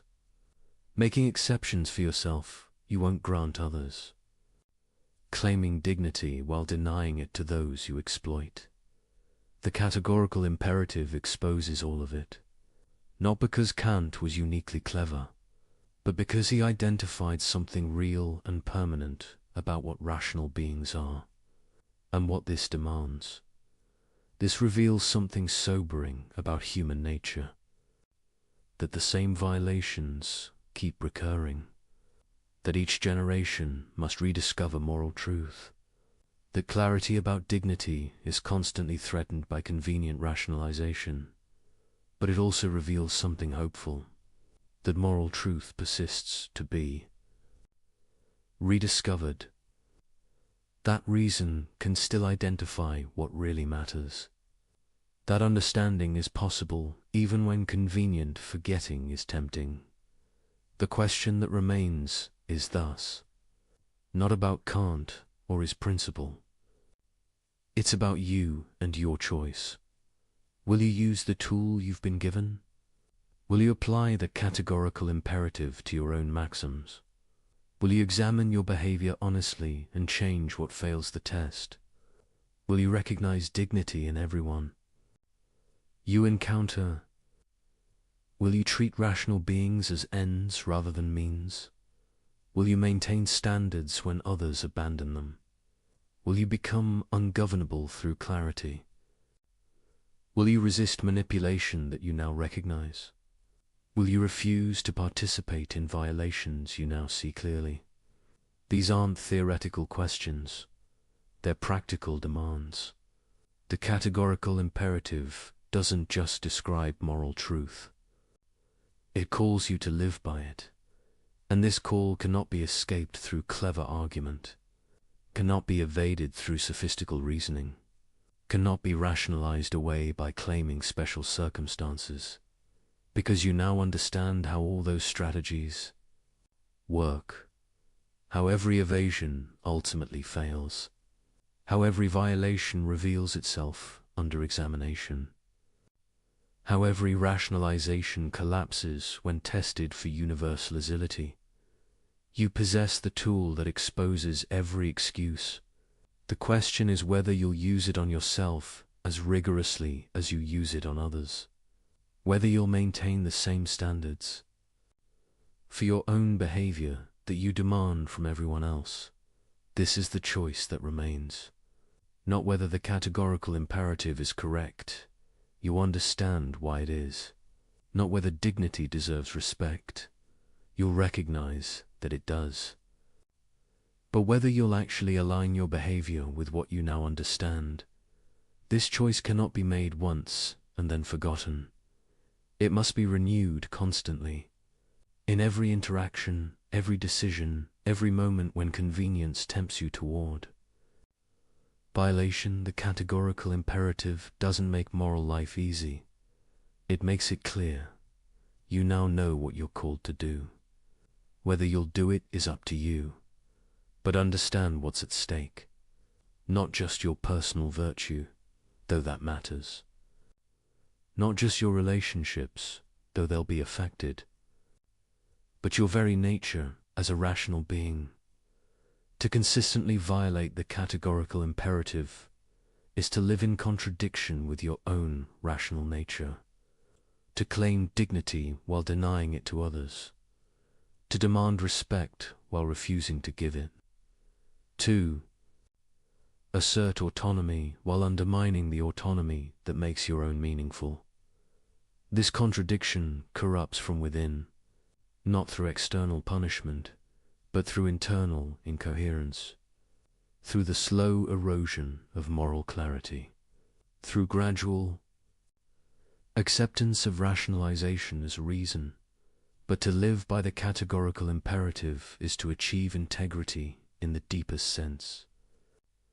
To align your behavior with what rational consistency requires. To respect in practice what you affirm in principle. To be whole rather than divided. This wholeness is its own reward. Not the only reason to be moral, should be moral, because dignity deserves respect, regardless of benefits to you, but a natural consequence of rational consistency. When you live by principles, you can universalize. When you treat all rational beings as ends, when you maintain the standards that rational agency requires, you become what you essentially are. A rational being fully realizing its nature through autonomous moral action. This is what Kant offers. Not an impossible ideal, but a clear standard. Not a burden to bear, but a nature to realize. Not a constraint on freedom, but freedom's fullest expression. The question remains. The tool is in your hands. The violations are visible. The principles are clear. The choice is yours. What will you do with what you now understand? This is where philosophy meets life, where understanding demands decision, where knowledge calls for action. The categorical imperative has exposed every justification for evil. It has revealed what rational beings owe each other and themselves. It has shown you what dignity means and why it matters. Absolutely now, you must decide. Will you honor what you've discovered? Will you live by what you know? The question remains, and only you can answer it. Imagine this, Baghdad, the year 1091, the most powerful city on earth, a place where knowledge flows like water, where libraries tower higher than palaces, where scholars debate in marble halls that echo with the voices of genius, and at the center of it all, sitting on the intellectual throne of the Islamic world, are the philosophers. Not just any philosophers. These are men who believe they've cracked the code. Men who think they've unlocked the secrets of existence itself. Men who claim to know God's mind through pure reason alone. Their names, you might not recognize them today, but in the 11th century, they were superstars.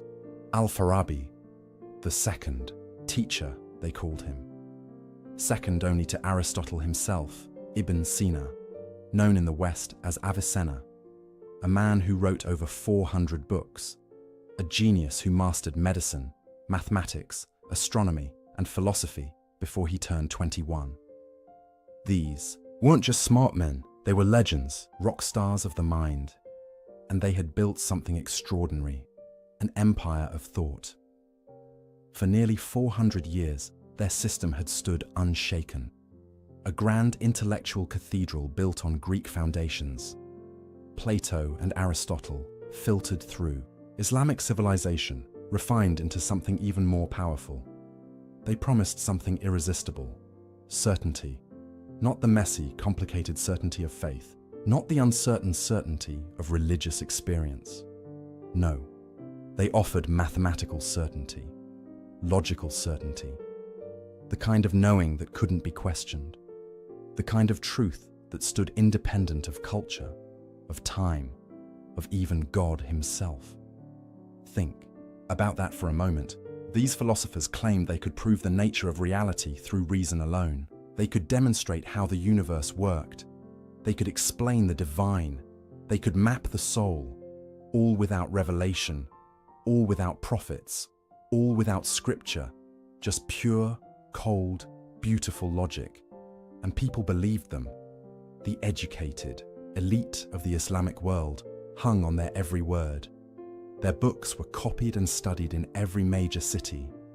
Their ideas shaped how people understood everything: medicine, law, theology, politics. The philosophers had become the ultimate authority. But here's what made them truly dangerous. It wasn't just what they said, it was how certain they were when they said it. They didn't present their ideas as theories, as possibilities, as best guesses about the nature of things. They presented them as facts, necessary truths that couldn't possibly be otherwise. Take their view of God, for example. The philosophers had it all figured out. God was the necessary being, the unmoved mover, the first cause from which everything else flowed in a perfect, eternal chain of existence. Beautiful, right? Elegant, sophisticated, intellectually satisfying. But here's the problem. Their God was a mathematician's God, a logician's God, a God who operated according to eternal, unchangeable laws that even he couldn't break. Their God didn't really create the universe. Not in the way you and I think of creation. No, the universe just sort of emanated from him, like light from the sun, eternally, necessarily, without choice, without will, without any personal involvement. Their God didn't know you, not individually, not personally. He knew universals, categories, the general principles of things. But your specific pain, your particular joy, your individual struggles, those were beneath divine knowledge, too small, too contingent, too unimportant. And miracles, prophets, divine intervention in human affairs, the philosophers smiled at such primitive notions. Everything happened according to natural law, unbreakable causal chains that stretched from eternity past to eternity future. There was no room for the supernatural, no space for the miraculous, no possibility of God reaching down into his creation to change things. The universe was a perfect machine, and the philosophers had figured out how it worked. Now you might be thinking, so what? Why does this matter? Here's why. Because at the time, this wasn't just philosophy. This was the foundation of everything. If the philosophers were right, then huge chunks of Islamic belief made no sense. Prayer. Why pray to a God who can't hear your specific words? Prophecy. Why would God send messengers if he already set everything in motion eternally? The afterlife? How could there be bodily resurrection in a universe governed by unbreakable natural laws? Free will. How could humans make real choices in a cosmos where every event necessarily follows from the one before? The philosophers had built a system so tight, so logically coherent, so seemingly unassailable, that it threatened to swallow religion whole. And they knew it. They didn't see this as a problem. They saw it as progress. Religion, they whispered, in their private circles was for the masses, the uneducated, the simple-minded who needed stories and rituals to keep them in line. But for the intellectual elite, for the truly enlightened, philosophy was the real path to truth. Everything else was just useful fiction. Imagine living in that world. Imagine being a young scholar, training in the great institutions of Baghdad, learning from the best minds of your generation, and slowly realizing that the philosophy you're learning, the system everyone praises, the intellectual tradition everyone reveres, quietly undermines everything you believe in. That was the world of the 11th century. Philosophy sat on its throne, unchallenged, unquestioned, seemingly unquestionable. Its authority was absolute. Its confidence was total. Its certainty was complete. The philosophers had won, or so they thought. Because somewhere in that world, a man was beginning to ask dangerous questions. Questions that would shake the throne of knowledge to its foundations. Questions that would expose cracks in the seemingly perfect edifice. Questions that would launch the most devastating intellectual assault the philosophical tradition had ever faced. His name was Abu Hamid Muhammad ibn Muhammad al-Ghazali, and he was about to start a war, not with swords, not with armies, with something far more dangerous.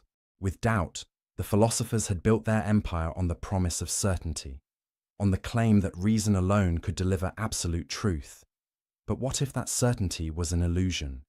What if the foundations weren't as solid as they appeared? What if the throne of knowledge was built on sand? Al-Ghazali was about to find out, and when he did, nothing would ever be the same. The stage is set. The players are in position. The greatest intellectual drama of the medieval world is about to begin. A drama of ideas, yes, but also of crisis, of personal anguish, of a brilliant mind turning against itself, because this wasn't going to be a detached, academic exercise. This was going to be personal. Al-Ghazali wasn't just going to critique the philosophers from the outside, he was going to demolish them from within. He knew their arguments better than they did. He had mastered their logic. He had climbed to the very peak of their system, and from that height, he could see what no one else could see. The fatal flaws, the hidden contradictions, the unexamined assumptions, the cracks in the throne. But seeing them would cost him everything: his career, his reputation, his peace of mind. Because once you start questioning certainty itself, there's no safe place to stand.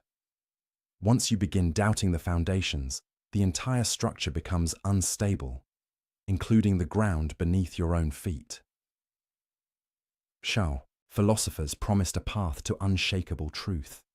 Al-Ghazali was about to discover that the only thing certain in this world is uncertainty itself, and that realization would nearly destroy him. But first, he had to climb their ladder. master their system, become one of them. Only then could he bring it all crashing down.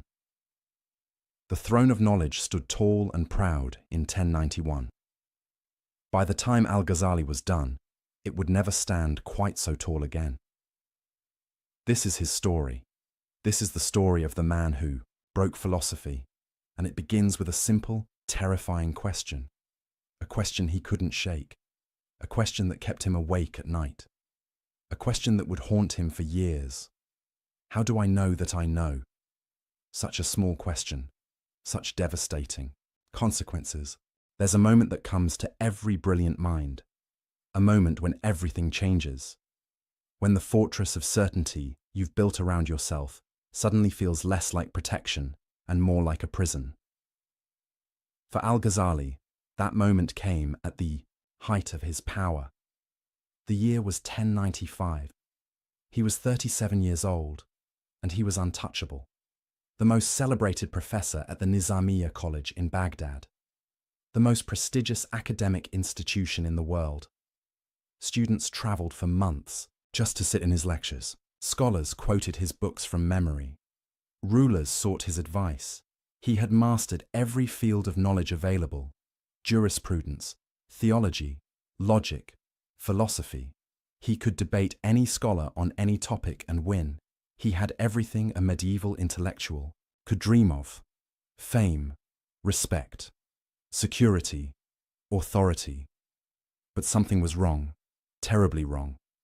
It started small, a whisper at the edge of his mind. A question that appeared during a lecture, uninvited. A doubt that crept in while he was writing, unexpected.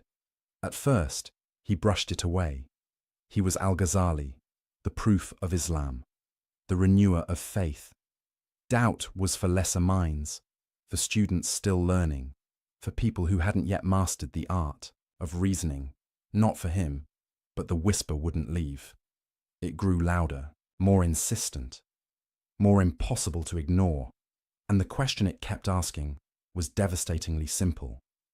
How do you know? Not how do you know this particular fact or that specific argument, but how do you know anything at all?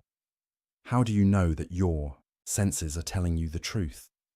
How do you know that your reasoning is valid? How do you know that what you call knowledge isn't just elaborate self-deception? These weren't new questions, of course. Philosophers had played with skepticism before, as intellectual exercises, as thought experiments to sharpen their logical tools. But this was different. This wasn't a game. For Al-Ghazali, these questions became visceral, urgent, inescapable. He would stand before his students, delivering brilliant lectures on Islamic law, and in the back of his mind, a voice would whisper, "But how do you know any of this is true?" He would write treatises defending orthodox theology against philosophical attacks, and the voice would ask, "But what makes your theology any more certain than their philosophy?" He would cite authorities, hadith, Quranic verses, logical proofs, and the voice would push back. "But how do you know your interpretation is correct? How do you know your logic isn't flawed? How do you know anything?" This is what intellectual crisis actually feels like, not like a dramatic moment of revelation, not like suddenly seeing the truth, more like drowning in slow motion, like watching the ground beneath you turn to quicksand, like feeling the walls of your mind close in. Al-Ghazali later described it as a sickness, a disease of the soul that spread through every part of his being. He couldn't eat. He couldn't sleep. He couldn't teach without feeling like a fraud. Because, here's what he realized. All his life, he had been in the business of certainty. As a jurist, he issued legal rulings. This is permissible. That is forbidden. These are definitive judgments backed by divine law. As a theologian, he defended religious truth. God is like this. Reality works like that. These are facts about existence itself. As a professor, he transmitted knowledge. Learn this, master that, build your understanding on these foundations. His entire career was built on the assumption that certain knowledge was possible, that you could know things for sure, that truth was accessible, that the human mind could grasp reality. But now that assumption was crumbling, and it all started with sense perception, Al-Ghazali began asking himself, why do I trust my senses? Sure, they usually seem reliable. I see a table, I touch it, it's solid, it's there. But I also dream, and in dreams, I'm absolutely convinced that what I'm experiencing is real. I see dream tables, I touch dream walls, I have dream conversations, and in the dream, it all feels completely certain. It's only when I wake up that I realize none of that was real. So here's the terrifying question. How do I know I'm not dreaming right now? How do I know that everything I call waking life isn't just another dream, a longer dream, a more consistent dream, but still a dream? You might say, but when you wake up, you can distinguish dream from reality. Can you though? Or do you just have another experience, another set of sensations that you've learned to call waking up? Maybe there's another level of consciousness beyond this one, a higher waking state. And when you reach it, you'll look back on everything you called real life the way you now look back on dreams, as illusions, as phantoms, as experiences that felt certain but weren't. Al-Ghazali sat with this possibility, and it shook him. But it got worse. Because even if you accept your senses as basically reliable, there's still reason. Logic. Rational thought, the tool philosophers swore by. The instrument that supposedly gave absolute certainty. Al-Ghazali had spent decades mastering logic. He knew every rule, every form of valid inference, every technique of reasoning. He was a master logician, and now he was asking, but why should I trust logic? Think about it. When you make a logical argument, you're relying on certain principles. The law of non-contradiction, the law of excluded middle. You assume that if A equals B and B equals C, then A equals C. But why? Because it's self-evident, philosophers would say. Because to deny it leads to absurdity. But who decides what's self-evident? Your mind does, and how do you know your mind is reliable? You can't use logic to prove logic works. That's circular reasoning. You can't use your mind to verify your mind is trustworthy. That's like asking a liar if he's lying. So what's left? Al-Ghazali realized he was trapped. Every foundation he tried to stand on turned out to rest on another. Assumption. And that assumption rested on another. And another. It was assumptions all the way down. No bedrock. No solid ground. No ultimate certainty. This wasn't just an intellectual problem. This was an existential crisis. Because Al-Ghazali had built his entire life on the belief that knowledge was possible, that truth was real, that you could be certain about important things. And now that belief was collapsing. He describes lying in bed for months, paralyzed by doubt, unable to work, unable to teach, unable to function. His colleagues were confused. His students were worried. His reputation was at stake. But he couldn't explain what was happening to him. How do you tell people, I'm not sure anything I've ever taught you is actually true? How do you say, I've lost faith in the very possibility of knowledge? You can't. So he suffered in silence. But here's where it gets really interesting. In the midst of this crisis, Al-Ghazali made a crucial observation. The same doubt that was destroying him was also destroying the philosophers' claims. Because the philosophers claimed certainty. Absolute, unshakable certainty about the nature of reality. They said, through pure reason, we know that the universe is eternal. But how do they know? They said, through logical deduction, we know that God knows only universals. But how do they know? They said, through philosophical demonstration, we know that miracles are impossible. But how do they know? They were using the same tools Al-Ghazali now doubted. Sense perception, logical reasoning, rational inference. They were building their grand system on the same shaky foundations. But unlike Al-Ghazali, they hadn't questioned those foundations. They assumed reason was reliable. They assumed logic gave certainty. They assumed the human mind could grasp ultimate truths without proof, without justification, without examining their own assumptions. And that was their fatal mistake. Because if you claim certainty, you better be able to prove you have it, and the philosophers couldn't. They just assumed they could know. They took it for granted. They built an empire of thought on an unexamined foundation. Al-Ghazali saw this now, saw it with a clarity born of personal suffering. He had been where they were, confident, certain, secure in his knowledge, and he had discovered that certainty was an illusion, a comforting lie we tell ourselves to avoid confronting the abyss of uncertainty beneath everything we think we know. This realization changed everything. Al-Ghazali wasn't going to critique the philosophers from a position of rival, certainty.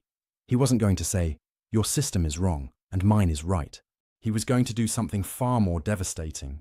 He was going to show that their certainty was unjustified, that their claims to knowledge were baseless, that their entire edifice of thought rested on assumptions they couldn't defend.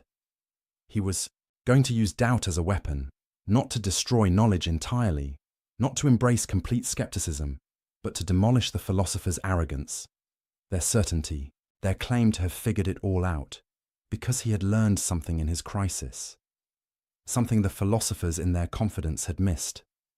Uncertainty isn't weakness, it's honesty. Doubt isn't the enemy of truth. It's the beginning of wisdom, and the willingness to question everything, even your own mind, is the only real path to understanding. The philosophers had never done that. They had never truly doubted, never really questioned their foundations, never honestly asked, how do I know that I know? They had been too busy building their systems to examine the ground beneath them. Al-Ghazali had looked down, and he had seen the abyss. And from that abyss, he was going to launch his attack, not as a rival philosopher offering a competing system of certainty, but as someone who had been to the edge and back, someone who knew what the philosophers didn't. That certainty itself is the problem, that the claim to absolute knowledge is the original sin of philosophy, that you can't build a tower to heaven when you're standing on quicksand. He began to write. Slowly, at first, testing his thoughts, working through his arguments. The title came to him clearly. Tahafut al-Falasifa, the incoherence of the philosophers. Not the errors of the philosophers, not against the philosophers. The incoherence, the internal contradictions, the logical breakdowns, the places where their system fell apart under its own weight. He wasn't going to refute them with a rival system. He was going to show that their system refuted itself. This was going to be surgical, precise, devastating. He would take their own tools, their own logic, their own methods of reasoning, and turn them against the philosophers themselves. He would show that on their own terms, using their own standards, their conclusions didn't follow, that their certainty was unjustified, that their claims were incoherent, that the throne of knowledge they sat on was a house of cards. And when he was done, philosophy would never be the same.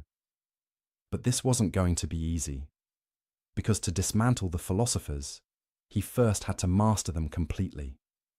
He had to understand their system better than they did, see its weaknesses from the inside. He had to become one of them before he could destroy them, and that journey would take him to the darkest corners of thought, to questions that had no comfortable answers, to ideas that threatened everything he believed. He was about to catalogue 20 problems with philosophical thought, 20 cracks in the edifice, 20 reasons why certainty was impossible, 20 ways the philosophers had deceived themselves and everyone else. But we're going to focus on the big three.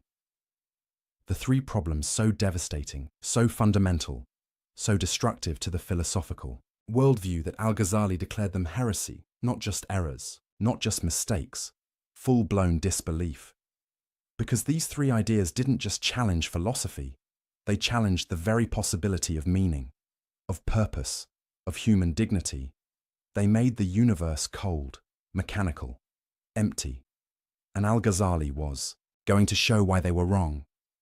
The first problem, the eternity of the world. The second, God's knowledge of particulars. The third, the denial of bodily resurrection. Each one a battlefield, each one a crisis, each one a question that cuts to the heart of what it means to be human.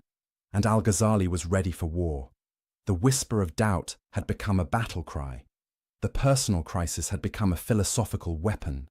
The man who had lost, his certainty was about to take certainty away from everyone else. And in doing so, he would change the course of intellectual history. The throne of knowledge was about to be shaken, and Al-Ghazali was the one holding the hammer. Imagine you're an architect. You've been hired to inspect a magnificent building, a cathedral that stood for 400 years. Everyone says it's perfect, unshakable, a masterpiece of engineering. Your job: find the flaws, not cosmetic issues, not minor cracks in the paint, structural problems, fatal weaknesses, the kind of flaws that mean the whole thing could come down. That's what Al-Ghazali was about to do to philosophy, but he wasn't going to be random about it. He wasn't going to just throw criticisms at the wall and see what stuck. He was methodical, strategic, surgical. He identified exactly 20 problems with the philosopher's system, 20 points where their logic broke down, where their certainty crumbled, where the edifice showed cracks. Why 20? Because that's how many it took to cover every major claim the philosophers made. About God, about the universe, about the soul, about causation, about knowledge itself. Each problem was a targeted strike at a specific pillar of their thought, and together, they brought the whole structure into question. Now, we could go through all 20, one by one, methodically. But that would take hours, and honestly, some of them are technical, philosophical inside baseball that only specialists care about. What we're going to do instead is focus on the approach, the method Al-Ghazali used, the strategy behind his attack, because understanding his method is more important than memorizing. His arguments, it's what made his critique so devastating, so enduring, so impossible to dismiss. Here's what he didn't do. He didn't write a book saying, the philosophers are wrong because the Quran says so. That would have been easy, safe, expected, but it also would have been useless, because the philosophers didn't care what the Quran said. Not really. Oh, they paid lip service to it. They claimed their philosophy was compatible with revelation. But when push came to shove, when philosophy and scripture conflicted, philosophy won. Every time, they would reinterpret scripture to fit their conclusions, allegorize away any contradictions, explain away any tensions. The revealed text became clay in their hands, something to be molded to fit their preconceived rational system. So Al-Ghazali knew, quoting scripture at them wouldn't work. He needed to beat them at their own game. He needed to use their tools, their methods, their standards of proof. He needed to show that even by their own criteria, their system failed. This is what makes his approach brilliant. He essentially said, okay, philosophers, you claim logical certainty. You say your conclusions necessarily follow from rational premises. Let's test that. Let's take your arguments apart, step by step, premise by premise, inference by inference, and let's see if they actually hold up. Spoiler alert, they didn't. Al-Ghazali discovered something the philosophers had hidden even from themselves. Their arguments weren't as airtight as they claimed. Their logic had gaps. Their premises had holes. Their conclusions didn't necessarily follow. They had built an empire of thought on assumptions they never questioned, on inferences they never justified, on leaps of logic they never examined. And Al-Ghazali was about to expose every single one. Let me give you a sense of how this worked. Take one of the philosophers' favorite claims. They could prove God's existence through pure reason. Sounds good, right? Here's their argument, simplified. Everything that exists is either necessary or contingent. Either it must exist, or it could possibly not exist.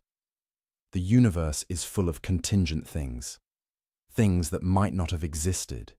You, me, this planet, this galaxy, contingent things need a cause. something that brought them into existence. But you can't have an infinite chain of contingent causes. That's logically impossible. So there must be a necessary being at the start of the chain, something that exists by its own nature, something uncaused, and that necessary being is God. Boom. Logical proof of God's existence. The philosophers were proud of this argument. They thought it was bulletproof. Al-Ghazali looked at it and said, "Really, let's examine this more closely. First problem, why can't you have an infinite chain of causes?" The philosophers said, "Because that's absurd. You need a first cause." But why? Where's the logical proof that an infinite regress is impossible? They assumed it. They declared it. They found it intuitively obvious. But they never proved it. That's assumption number one. Second problem. Even if you need a first cause, why must it be God? Why not just an impersonal necessary being, a principle, a force, a quantum field? The philosophers jumped from "there must be something necessary" to "that something is God with all the attributes we claim." But that's a huge leap, and they never justified it. That's assumption number two. Third problem. This whole argument assumes causation, works the way they think it does. But what if causation itself is questionable? What if cause and effect aren't as straightforward as they seem? We'll come back to this later, but for now, just note, the entire argument rests on an assumption about causation. That's assumption number three. See what Al-Ghazali was doing? He wasn't saying, "Your conclusion is wrong." He was saying, "Your proof doesn't work. You claim logical certainty, but you're actually making multiple unproven assumptions. You're not proving anything. You're just asserting things and calling it proof." This is devastating, because the philosopher's whole appeal was certainty, rational demonstration, logical necessity. If their proofs don't actually prove anything, if they're just sophisticated-sounding assertions, then their entire project collapses. They're not doing something fundamentally different from theologians or mystics or prophets. They're just dressing up their assumptions in logical clothing and pretending it's knowledge. Al-Ghazali did this 20 times. 20 major philosophical claims. 20 supposedly airtight arguments. And in each case, he showed the proof doesn't hold. The logic has gaps. The certainty is illusory. But here's where it gets really interesting. Al-Ghazali wasn't trying to prove the philosophers wrong about everything. That's not the point. The point was to show their certainty was unjustified. Maybe the universe is eternal. Maybe it's not. But you can't prove it through pure reason. Maybe God knows only universals. Maybe he knows particulars. But you can't demonstrate it logically. Maybe bodily resurrection is impossible. Maybe it's not. But you can't rule it out with philosophy.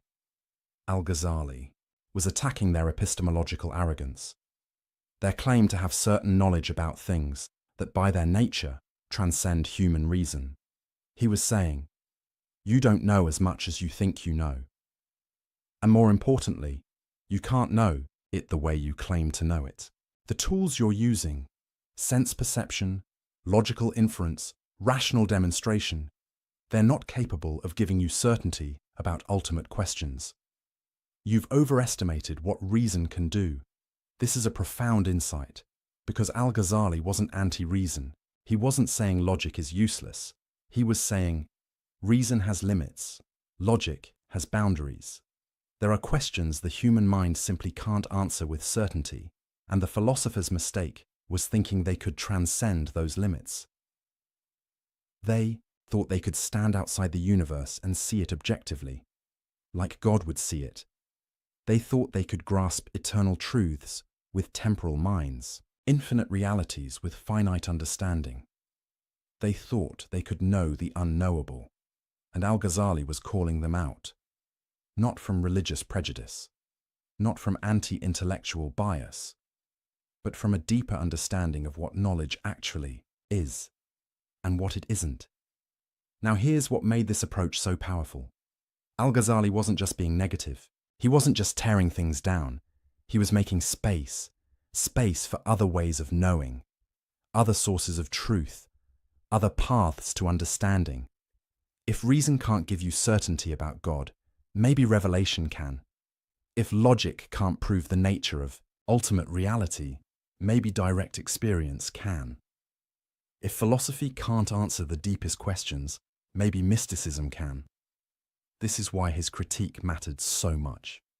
It wasn't just about winning a debate with the philosophers, it was about reopening questions they had closed, reintroducing possibilities they had ruled out, showing that the universe is bigger, stranger, more mysterious than any philosophical system can capture. The philosophers had tried to fit reality into their logical categories. Al-Ghazali was showing that reality wouldn't fit, that there are aspects of existence that slip through the nets of rational analysis. That mystery isn't just what we haven't figured out yet, it's fundamental to what we are and where we are. But Al-Ghazali wasn't done, because among his 20 problems, 3 stood out. 3 issues so serious, so fundamental, so destructive to religious belief, that he couldn't just say, the proof is questionable. He had to go further. He had to say, if you believe these 3 things, you've crossed a line. You're not just philosophically mistaken, you're religiously deviant. You've abandoned beliefs so central to Islamic faith that you can't claim to be Muslim while holding them. This was serious. In Islamic intellectual history, calling someone's position heretical wasn't something you did lightly.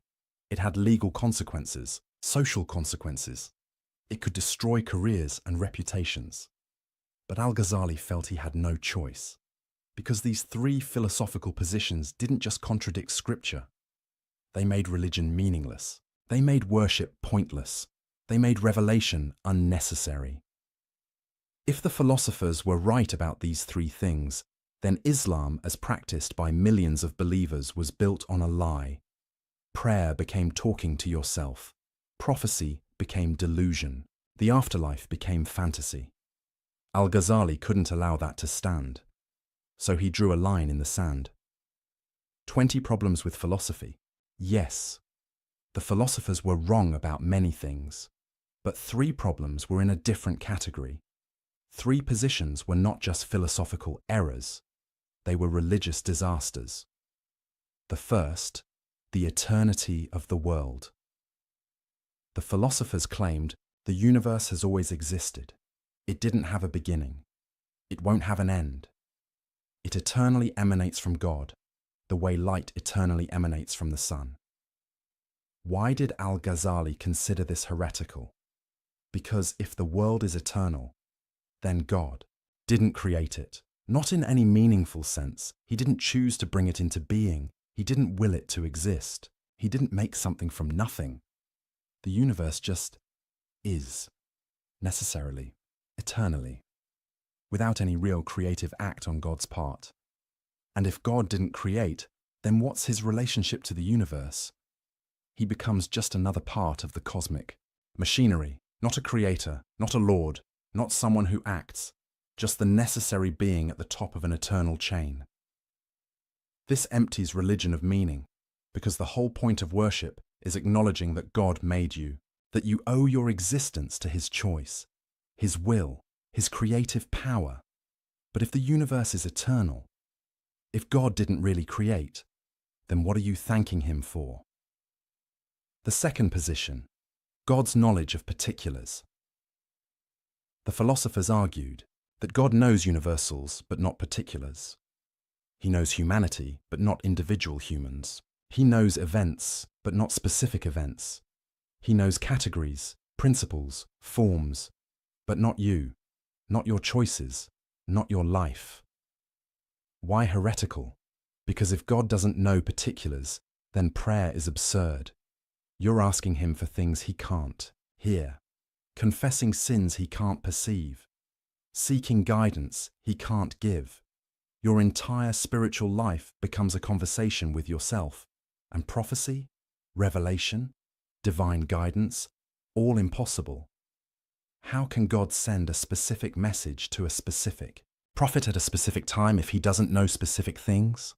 How can there be divine law, divine judgment, divine mercy, if God doesn't know what you individually do? The philosopher's position made God distant, abstract, irrelevant to human life. And Al-Ghazali said, that's not just wrong, that's a denial of what God is.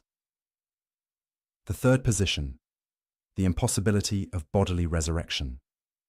The philosophers argued that after death, only the soul survives. The body decays and is gone forever. There's no bodily resurrection, no physical afterlife, no gathering of bodies on Judgment Day. Why did Al-Ghazali consider this heretical? Because bodily resurrection is explicitly promised in the Quran, repeatedly, in clear language. And more than that, it's central to the concept of justice. If there's no bodily resurrection, then people who suffered physical torture get no physical restoration. People who committed physical crimes receive no physical punishment. The body becomes irrelevant to justice, to reward, to accountability, and that makes this life meaningless. Do what you want to your body, to others' bodies. It doesn't matter, because the body is just temporary housing, something you shed like clothing. The philosopher's position made ethics cheap, made suffering meaningless, made justice incomplete, and Al-Ghazali couldn't accept that. These three positions, these three problems, they weren't just intellectual errors the philosophers made, they were fundamental challenges to the coherence of religious belief itself, and Al-Ghazali was going to dismantle them, one by one, step by step, systematically using their own tools against them, showing that their certainty was illusory. Their proofs were flawed, their conclusions didn't follow, but he was going to do more than that. He was going to show why these positions were emotionally, spiritually, existentially unlivable. Because this wasn't just an academic exercise. This was about meaning, about purpose, about whether the universe cares about you, about whether your choices matter, whether your prayers are heard, whether justice is real. The philosophers, in their quest for logical purity, had created a cold universe, a universe where God is distant, where humans are insignificant, where nothing ultimately matters. Al-Ghazali was about to warm it back up, not through sentiment, not through wishful thinking, but through rigorous philosophical argument, showing that the philosophers' cold universe wasn't logically necessary, that their conclusions didn't follow from their premises, that you could be just as rational, just as logical, just as philosophically rigorous, while believing in a God who acts, who knows, who cares. The 20 problems were the artillery barrage, softening up the philosophical defenses, showing weaknesses everywhere. But the 3 heretical positions, those were the main assault, the focused attack on the heart of the philosopher's system, and Al-Ghazali was ready. He had the arguments, he had the method, he had the motivation. He knew what was at stake, not just winning a debate, not just defending orthodoxy, but preserving the possibility of meaning in a universe that philosophy was threatening to make meaningless. The throne of knowledge was trembling, the cracks were showing, and Al-Ghazali was about to strike at the foundations.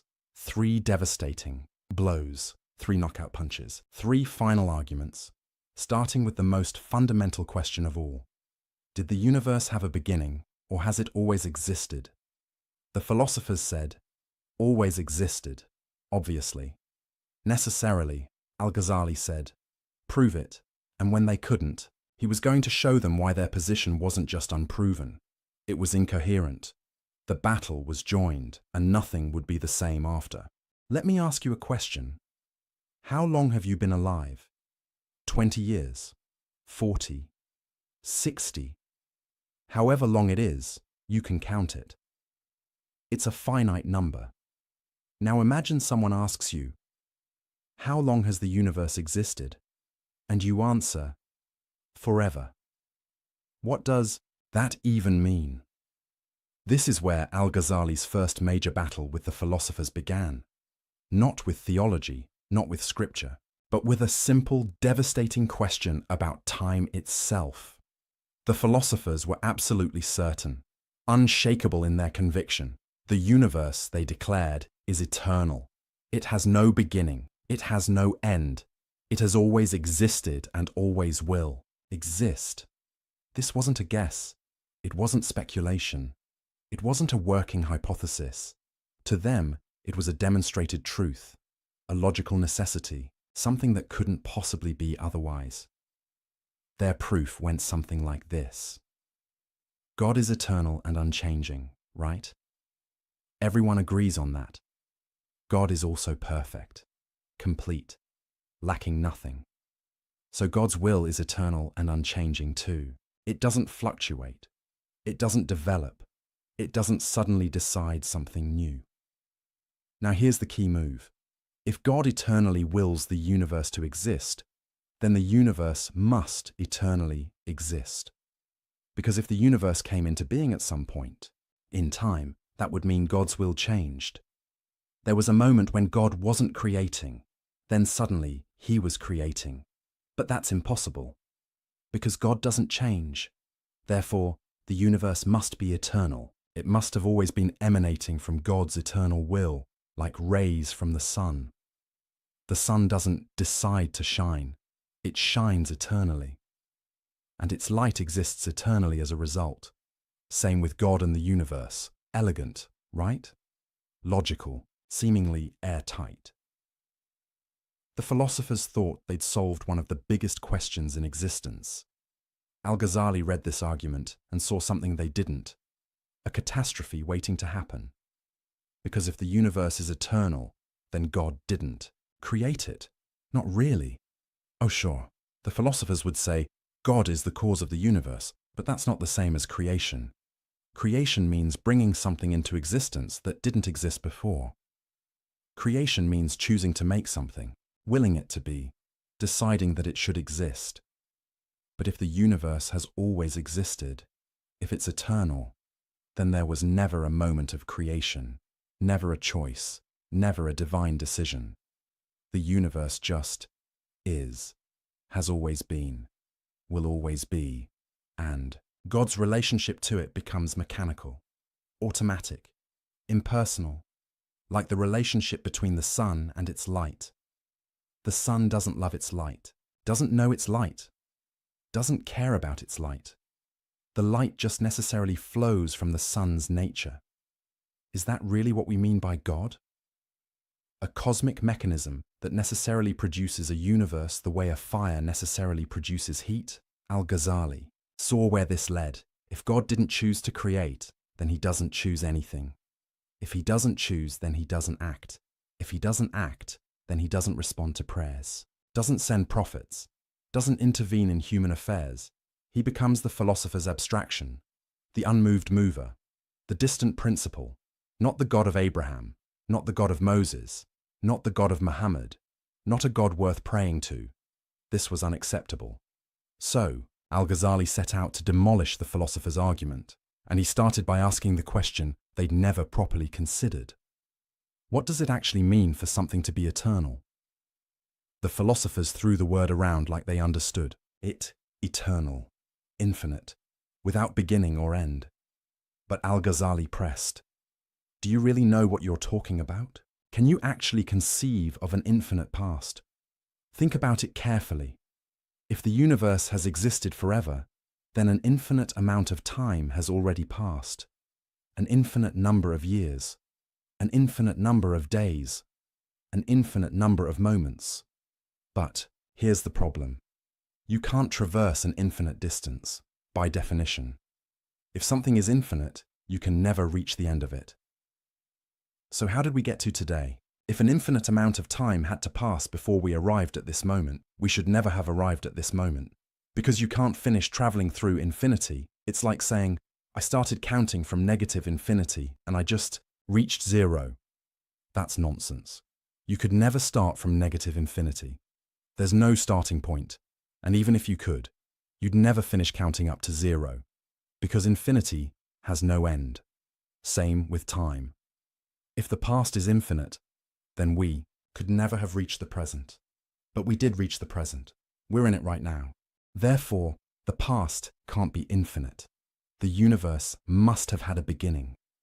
This is what philosophers call the impossibility of traversing an actual infinite, and Al-Ghazali wielded it like a sword. The philosophers tried to respond.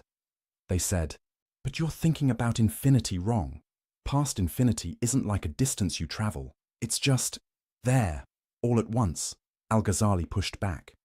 "Okay, let's try a different angle. Imagine the universe is eternal, like you say. That means the number of past days is infinite, right?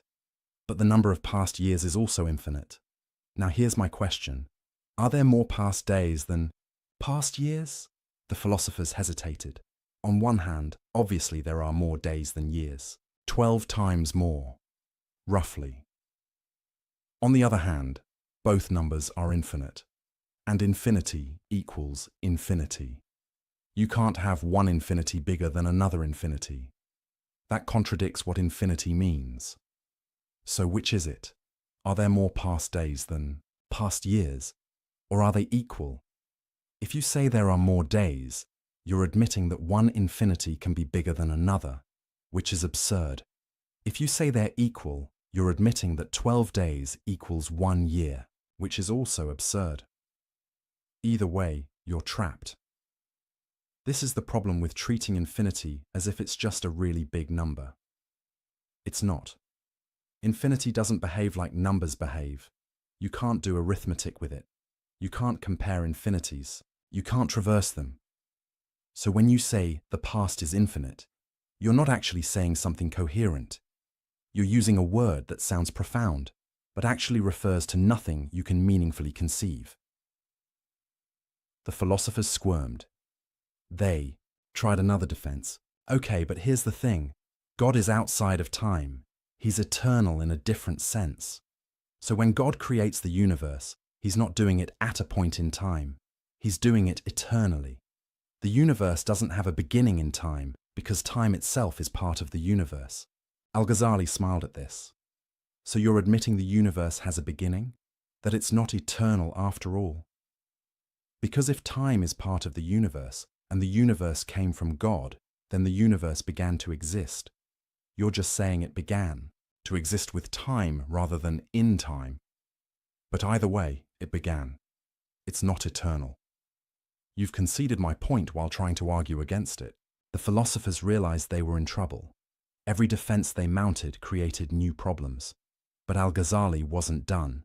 He had another angle of attack, an even more devastating one. He said, "Let's grant for a moment that the universe could be eternal. Just for argument's sake. Let's imagine an infinite past actually makes sense. Even so, I can show you that it's not necessary. That God could have created the universe at any point in time. And if it's not necessary for the universe to be eternal, then your whole argument collapses." Here's how this worked.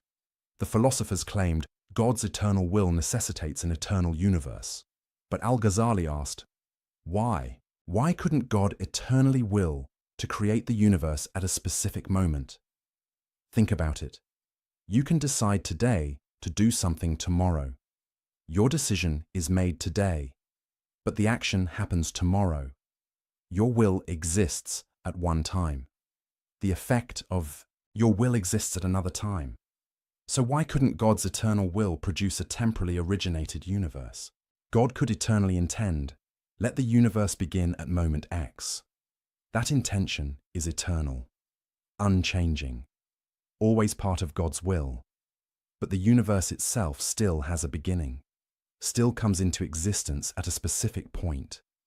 The philosophers said, but that means God's will has to wait, and God doesn't wait. Al-Ghazali countered, no, you're confusing God's will with God's action. God can will something eternally and actualize it temporally. Your problem is you've collapsed will and action into the same thing, but they're not the same, even for God. This was brilliant, because Al-Ghazali was using the philosophers' own distinction against them. They loved talking about God's essence versus God's attributes, God's knowledge versus God's action.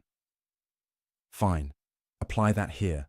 God's will can be eternal, but God's creative act can be temporal. No contradiction, no problem. No necessary eternal universe. The philosophers were backed into a corner, but they had one last card to play. They said, if the universe began, you have to explain why it began when it did and not earlier or later. If God could have created the universe at any point, why this point? What changed? Without a reason for the specific timing, creation becomes arbitrary, random, which is unworthy of God. This was their trump card, the principle of sufficient reason. Everything needs a reason, a cause, an explanation for why it is the way it is. If the universe began at moment X rather than moment Y, there must be a reason. But if God is eternal and unchanging, there can't be a reason for one moment over another. All moments are equal to God. So, either the universe is eternal or creation is arbitrary. Pick your poison. Al-Ghazali looked at this argument and laughed, not because it was bad, but because it was so revealing. The philosophers were demanding that God conform to their philosophical principles. They were saying, God must have a reason for everything he does, and that reason must be accessible to human understanding. But why? Who says God needs to justify his choices to philosophers? Who says divine wisdom has to make sense according to human logic? The philosophers had forgotten something crucial. God is not like us. His knowledge is not like our knowledge. His will is not like our will. His reasons are not like our reasons.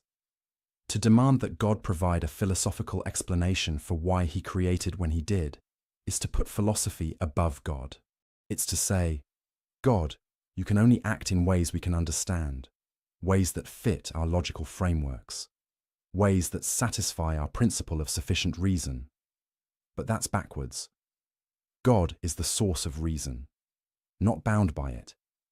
God is the ground of logic, not subject to it. If God chooses to create at a particular moment for reasons known only to him, that's his prerogative. You don't get to say, that's arbitrary, therefore impossible. You're not in a position to judge. This was the deeper issue Al-Ghazali exposed. The philosophers had made reason into a god. They had elevated logical principles to the status of eternal, necessary truths that even God must obey. But that's idolatry. Not of statues or images, but of the human intellect. They had said, if we can't understand it, it can't be true. If our logic can't accommodate it, it can't be real. If our philosophy can't explain it, it can't exist. That's the ultimate arrogance. And Al-Ghazali was calling it out. The universe doesn't owe you an explanation.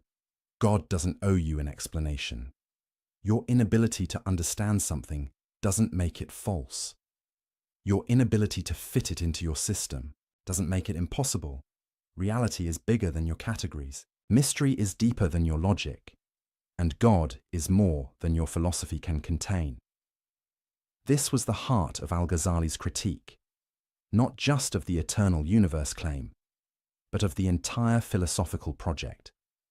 The philosophers thought they could master reality through reason. They thought they could deduce the nature of existence from first principles. They thought they could figure out God's mind by clever arguments. Al-Ghazali showed them they couldn't. Not because reason is useless. Not because logic doesn't matter, but because reason has limits. Logic has boundaries. Philosophy has a proper scope, and questions about God's creative will lie beyond that scope. You can't prove the universe is eternal. You can't prove it had a beginning, not through pure philosophy, not with certainty. The most you can say is, both are possible. Both are conceivable. Neither leads to logical contradiction. So if you're going to choose between them, you need something other than philosophy to decide. Revelation, maybe. Faith. Direct experience of the divine. But not philosophical demonstration. Because philosophical demonstration can't get you there. The philosophers' certainty about an eternal universe was fake, built on assumptions they never questioned, on principles they never justified, on logic they never tested.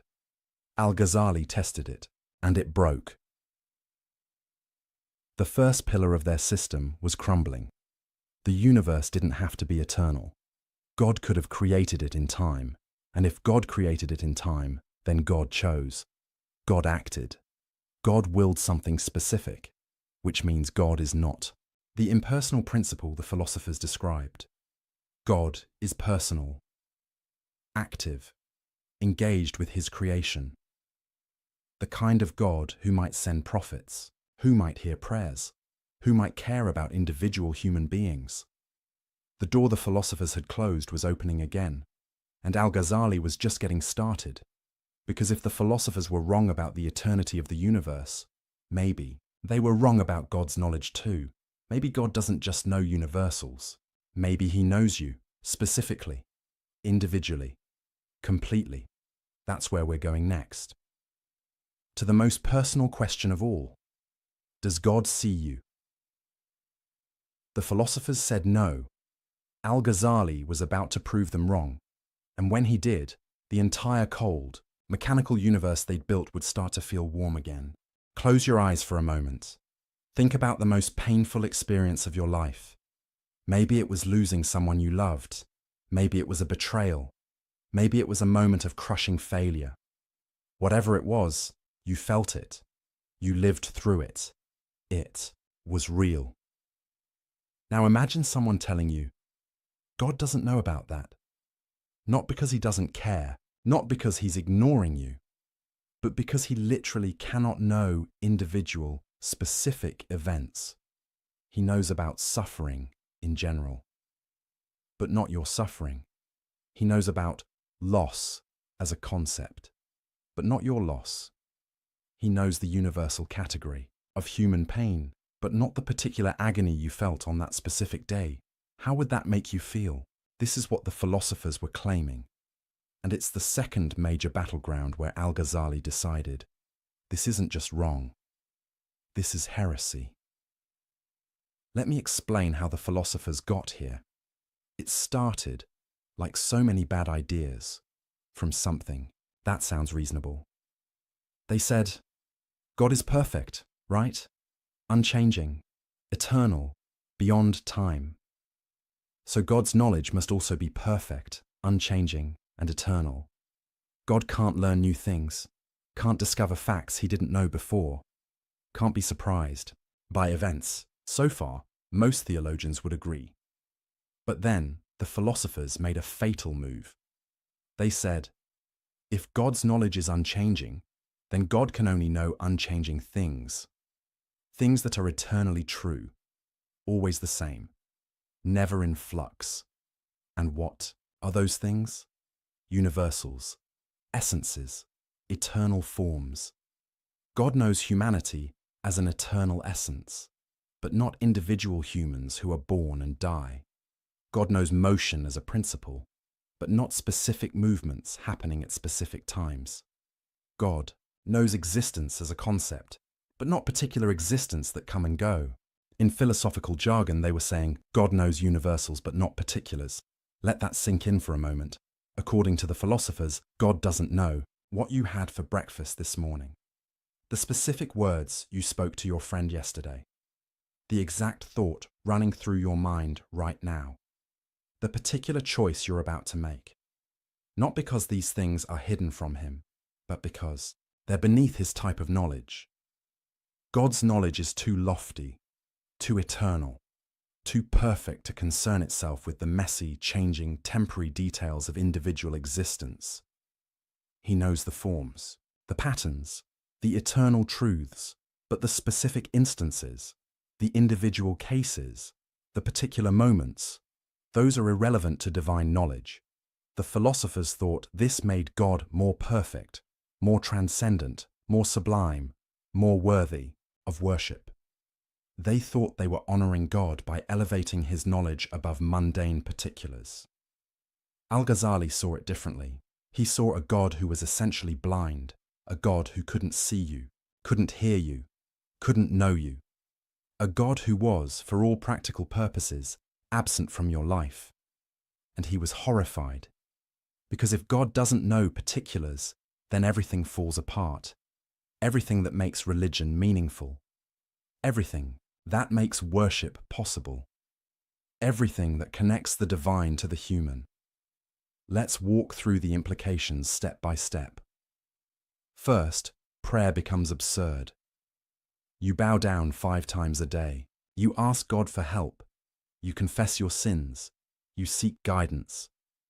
But according to the philosophers, God doesn't hear any of it, not because he's ignoring you, but because your specific prayer at that specific moment is a particular event. And God doesn't know particular events. He knows prayer as a universal concept, but not your prayer. He knows petitioning as a general phenomenon, but not your petition. So who are you talking to? Nobody. You're going through motions in a universe where the divine can't perceive your actions. Prayer becomes cosmic theatre, a ritual you perform for yourself because the audience you think you're addressing isn't watching.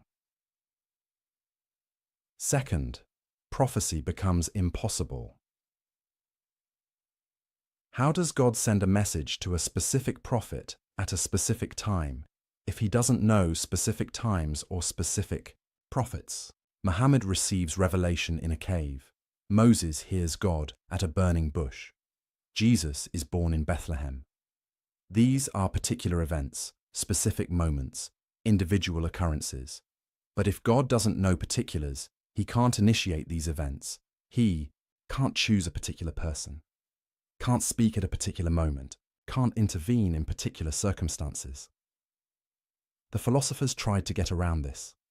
They said, well, divine knowledge sort of overflows into the world, and prophets are people whose souls are aligned to receive this overflow. But that's not prophecy. That's cosmic coincidence. That's not God choosing to speak. That's just some humans being naturally tuned to pick up signals that are always broadcasting. It's like saying God didn't send the Quran to Muhammad. Muhammad just happened to receive it because he was in the right mental frequency. That's not revelation. That's reception.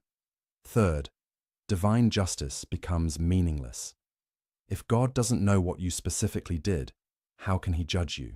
How can there be a day of reckoning if God doesn't know your particular actions? He knows sinning as a category, but not the sins you committed. He knows righteousness as an ideal, but not the righteous choices you made. How do you reward or punish people based on things you don't know they did? The philosophers had an answer for this too. They said, your soul carries the effects of your actions. God sees the state of your soul, but that's backwards. That means God doesn't judge your actions. He just observes their accumulated effect on your soul. It's like saying a teacher doesn't grade your test. She just looks at how smart you became after taking it. That's not justice. That's just observing outcomes. Fourth, the entire concept of divine care evaporates. When the Quran says God is closer to you than your jugular vein, what does that mean if God doesn't know you exist? When it says he knows what's in your hearts, is that a lie?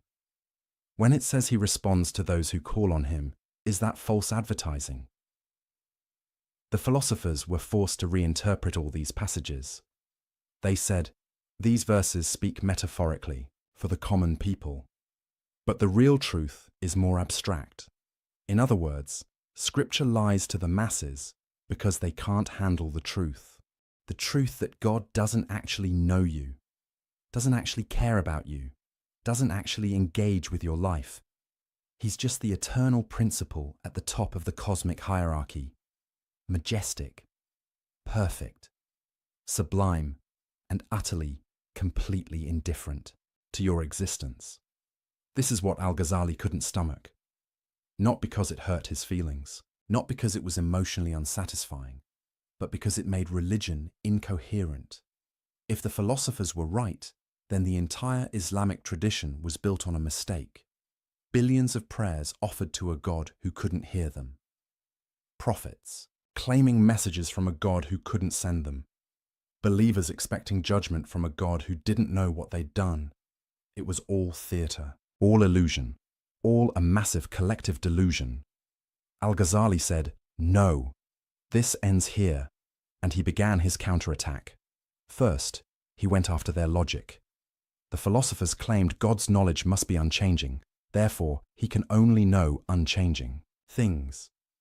But Al-Ghazali asked, why does unchanging knowledge require unchanging objects?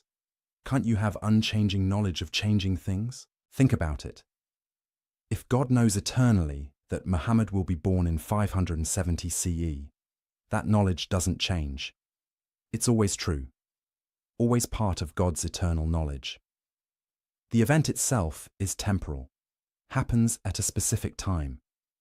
But the knowledge of it can be eternal. God doesn't learn that Muhammad was born when it happens. He always knew it would happen. His knowledge is unchanging, even though the event is temporal. So the philosopher's argument doesn't work. You can have eternal, unchanging divine knowledge of particular changing events. No contradiction, no problem. Second, Al-Ghazali attacked their conception of perfection. The philosophers said knowing particulars would make God imperfect. But Al-Ghazali flipped it. Is it more perfect to know everything or to know only some things? Obviously, knowing everything is more perfect.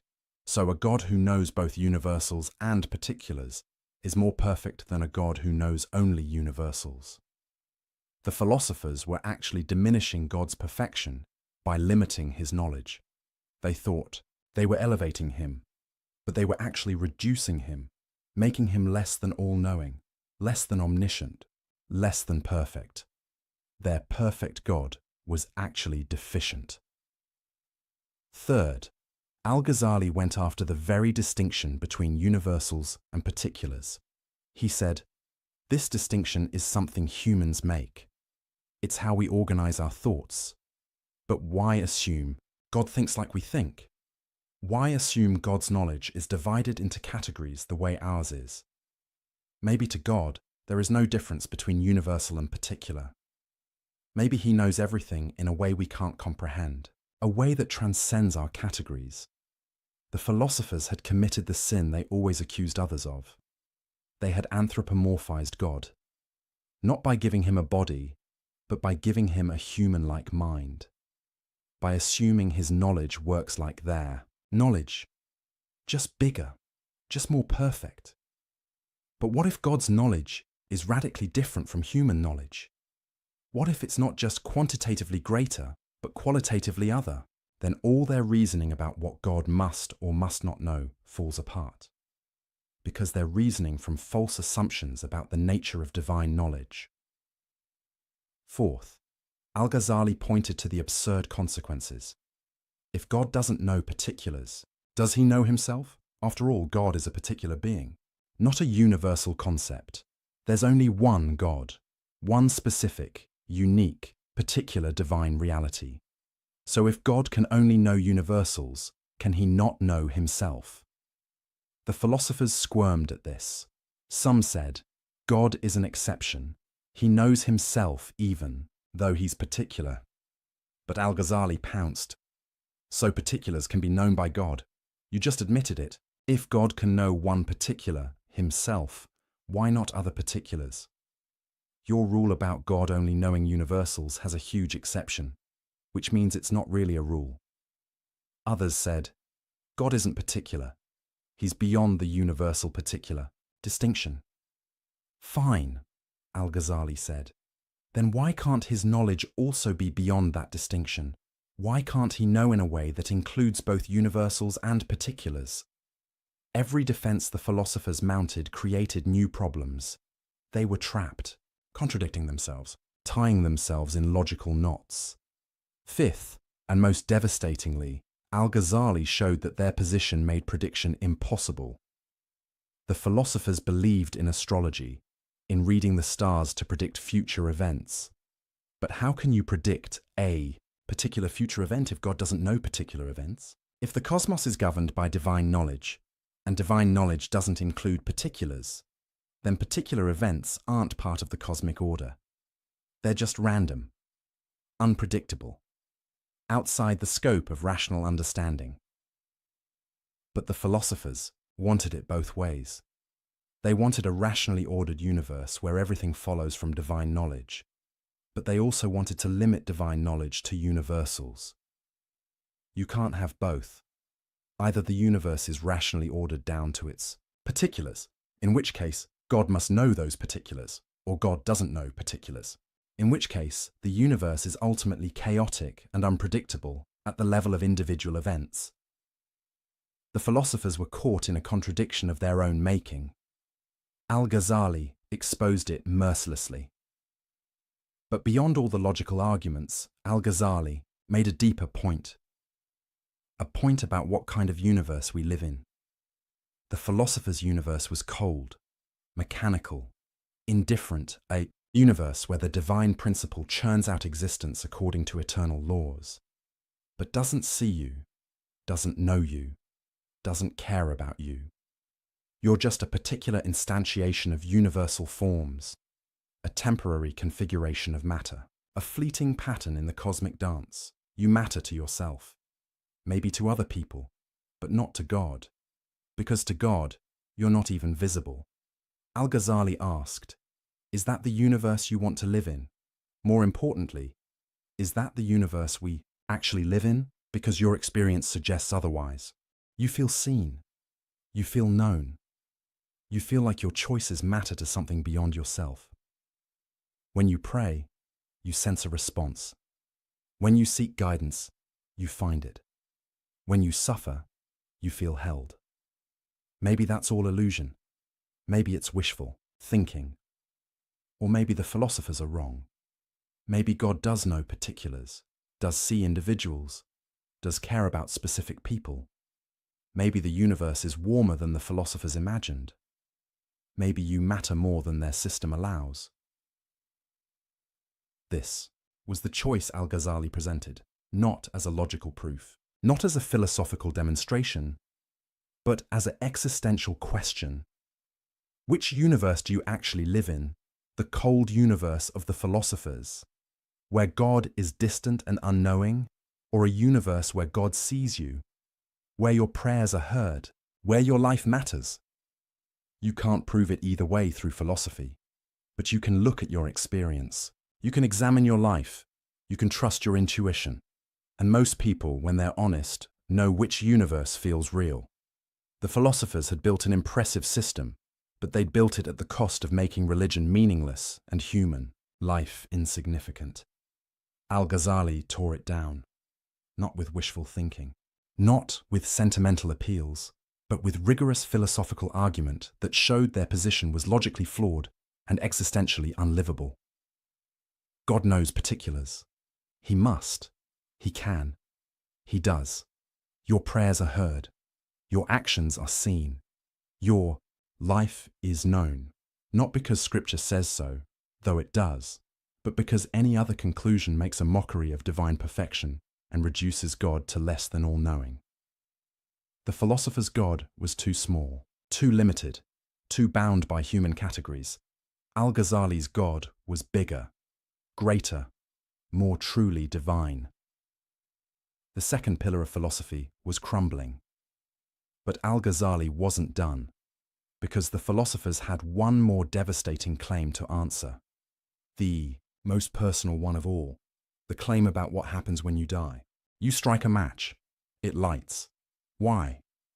You probably think, because striking creates friction. Friction creates heat. Heat ignites the chemicals on the match head. Cause and effect. Simple, obvious, undeniable. But what if I told you that's not what's actually happening? What if the match lighting has nothing to do with you striking it? What if every time you think you're seeing cause and effect, you're actually witnessing something far stranger? Welcome to the most radical, most controversial, most mind-bending argument Al-Ghazali ever made. This is where he didn't just challenge the philosophers, he challenged reality itself, or at least what you think reality is. Let's back up and understand what was at stake. The philosophers had built their entire system on causation. Everything in the universe, they claimed, operates according to necessary causal laws. Fire necessarily burns. Water necessarily flows downward. Heavy objects necessarily fall. These aren't just observations. They're ironclad natural laws. Laws that can't be broken, can't be suspended, can't be violated, not even by God. That last part is crucial. The philosophers believed in God. They weren't atheists, but their God was bound by the laws of nature he'd established. Or rather, the laws of nature flowed necessarily from God's nature. God couldn't make fire not burn. Because fire burning is part of the eternal, necessary structure of reality. God couldn't make water flow upward, because gravity isn't a choice, it's a metaphysical necessity. God couldn't raise the dead, couldn't turn a staff into a snake, couldn't split the moon. Not because he's weak, but because these things violate causal laws, and causal laws are absolute. This is why the philosophers rejected miracles, not because they hadn't heard the stories, but because miracles are impossible. Logically impossible, metaphysically impossible, causally impossible. If you accept that causes necessarily produce their effects, then you have to reject any story where a cause fails to produce its effect. Moses throws down his staff. Does it become a snake? The philosophers said, no, impossible. Staves don't become snakes. Jesus speaks to a dead man. Does he rise? The philosophers said, no, impossible. Dead tissue doesn't reanimate. Muhammad points to the moon. Does it split? The philosophers said, no, impossible. Celestial bodies don't split from verbal commands. These stories might be useful myths, inspiring, legends, metaphors for spiritual truths, but they're not literal history, because they violate causation, and nothing violates causation, not even God.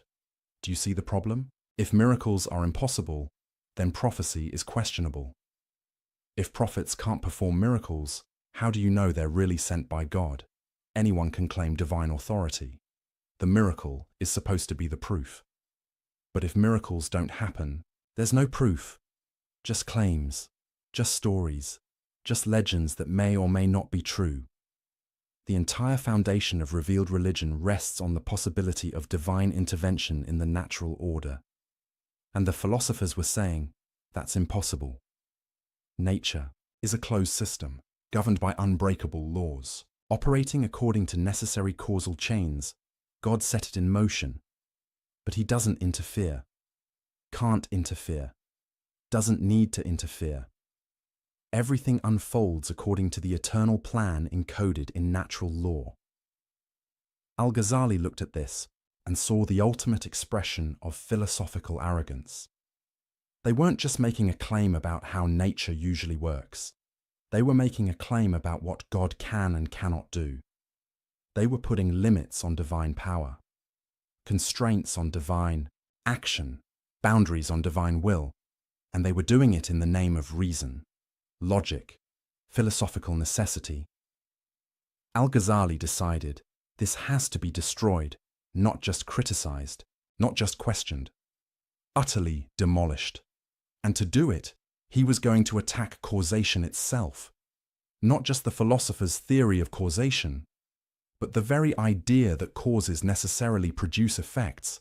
This is where Al-Ghazali became truly radical. Here's his argument, and fair warning, it's going to make your head spin. When you see fire touch cotton, and the cotton burns, you believe the fire caused the burning. But Al-Ghazali asked, did you actually see causation? Or did you just see sequence? You saw fire touch cotton, then you saw cotton burn. Two events, one after another. But did you see the fire making the cotton burn? Did you see the causal power transferring from fire to cotton? No, you just saw event A, then event B. You inferred causation. You assumed it, you concluded it, but you didn't observe it. All you ever observe is succession, one thing following another. The causation itself, that's something you add, something you read into the events. Okay, you might say, but it happens every time. Fire always burns cotton. That can't be coincidence, can't it? What if God creates the burning of cotton every time fire touches it? Not because the fire causes it, but because that's his habit, his custom, his regular pattern. God sees fire touch cotton, and in that moment, he creates burning in the cotton, not because he has to, not because the fire forces him to, but because he chooses to. Every single time, consistently, reliably, predictably. So predictably that you mistake his habit for a necessary law. This is the doctrine of occasionalism, the idea that God is the only real cause, the only actual agent, the only true power in the universe. Everything else? Occasions for God's action. Fire doesn't burn cotton. God burns cotton on the occasion of fire touching it. Your hand doesn't move your pen. God moves your pen on the occasion of your willing it.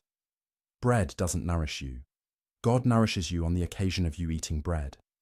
There are no natural causes, no necessary connections, no causal powers in created things, just God, acting constantly, creating each moment fresh. Now you might be thinking, this is insane. This contradicts everything we know about how the world works. Does it, though? Al-Ghazali pointed out. You've never actually seen a necessary connection between cause and effect. You've seen constant conjunction, regular sequence, habitual association. But necessity. Where do you observe that? When you say, fire must burn cotton, what does must mean? Does it mean you've never seen fire fail to burn cotton? That's just observation of past patterns. Does it mean you can't imagine fire not burning cotton? That's just limits of your imagination. Does it mean there's some metaphysical force compelling fire to burn? Where's your evidence for that? The philosophers claimed necessity, but they couldn't prove it. They just assumed that because something always happens, it must happen. But always and must are different things. Maybe fire has always burned cotton, but that doesn't mean it has to burn cotton. Maybe God has always chosen to create burning when fire touches cotton, but that doesn't mean he couldn't choose otherwise. The difference matters enormously, because if causation is just God's habit, then God can change his habits. He can make fire not burn, water not wet, gravity not pull, not as violations of natural law, because there are no natural laws, only divine habits, and habits can be broken. This is how miracles become possible. Moses throws his staff.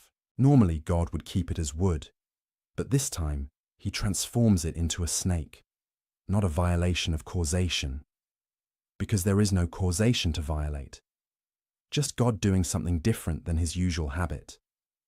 Jesus touches a dead man. Normally, God keeps dead tissue dead, but this time he restores life, not breaking natural law, because there is no natural law, only God's customary action. Muhammad points to the moon. Normally, God maintains the moon's unity, but this time he splits it. Same thing. God exercising his freedom to act differently than usual.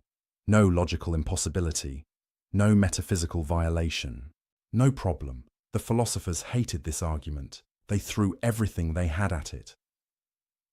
First objection. If causation isn't real, then knowledge is impossible. Science is meaningless. You can't predict anything.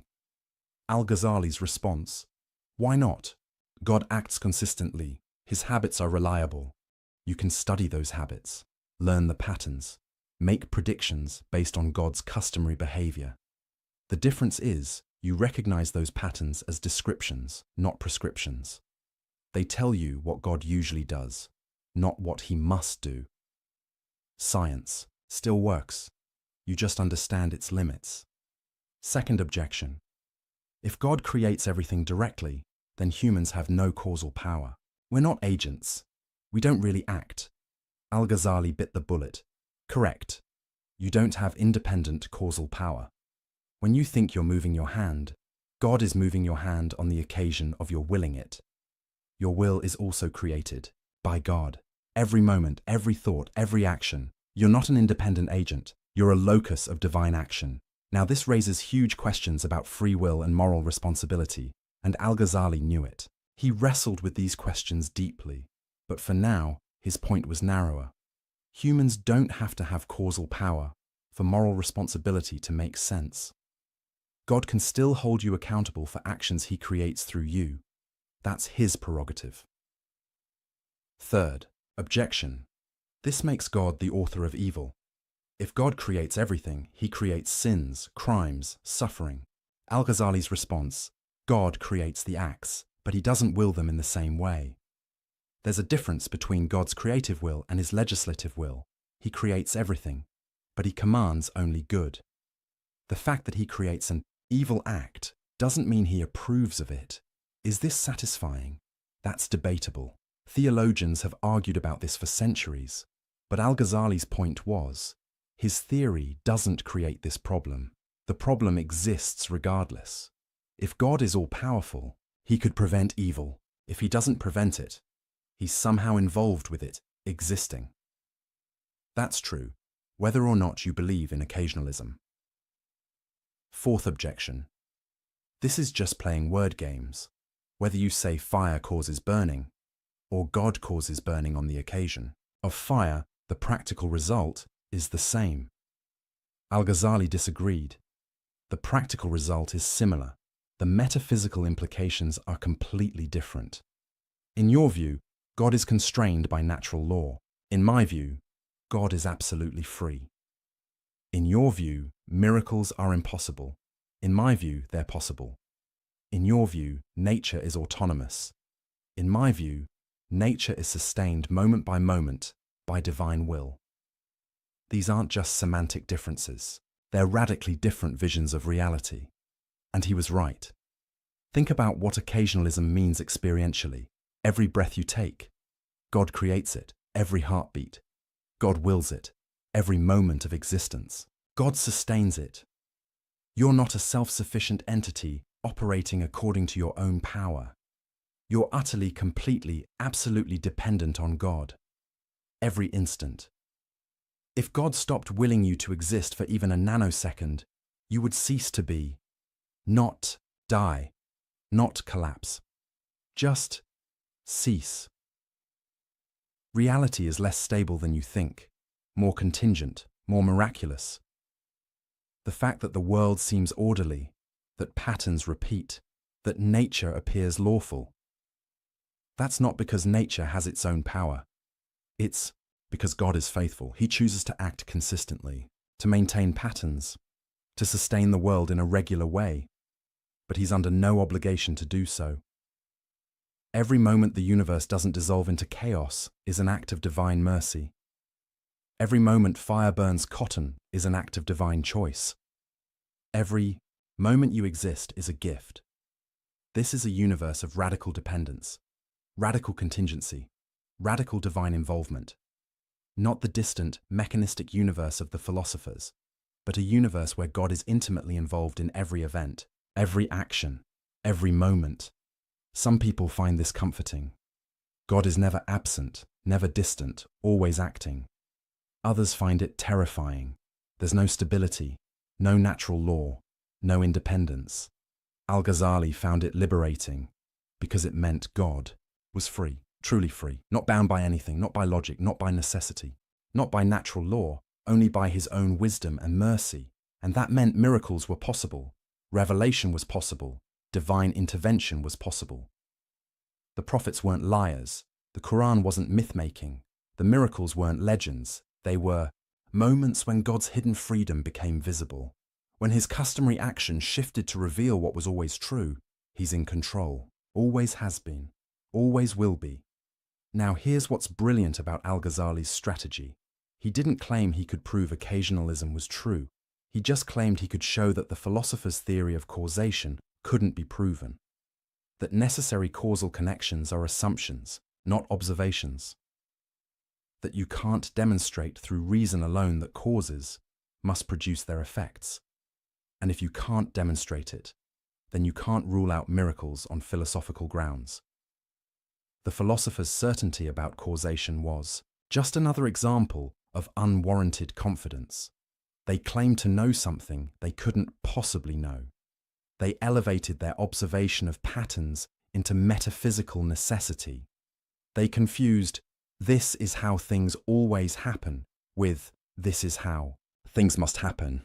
And that confusion allowed them to reject miracles, prophecy, and divine intervention. Al-Ghazali's occasionalism was a philosophical nuclear option. It didn't just challenge the philosopher's theory of causation. It obliterated the very concept of natural causation. It said, there are no secondary causes, No created powers, no autonomous natural processes, just God. Acting, always and everywhere. Was Al-Ghazali right? That's a question philosophers and theologians still debate. But right or wrong, he accomplished his goal. He showed that the philosopher's rejection of miracles wasn't based on demonstrated truth. It was based on assumptions, preferences, philosophical commitments.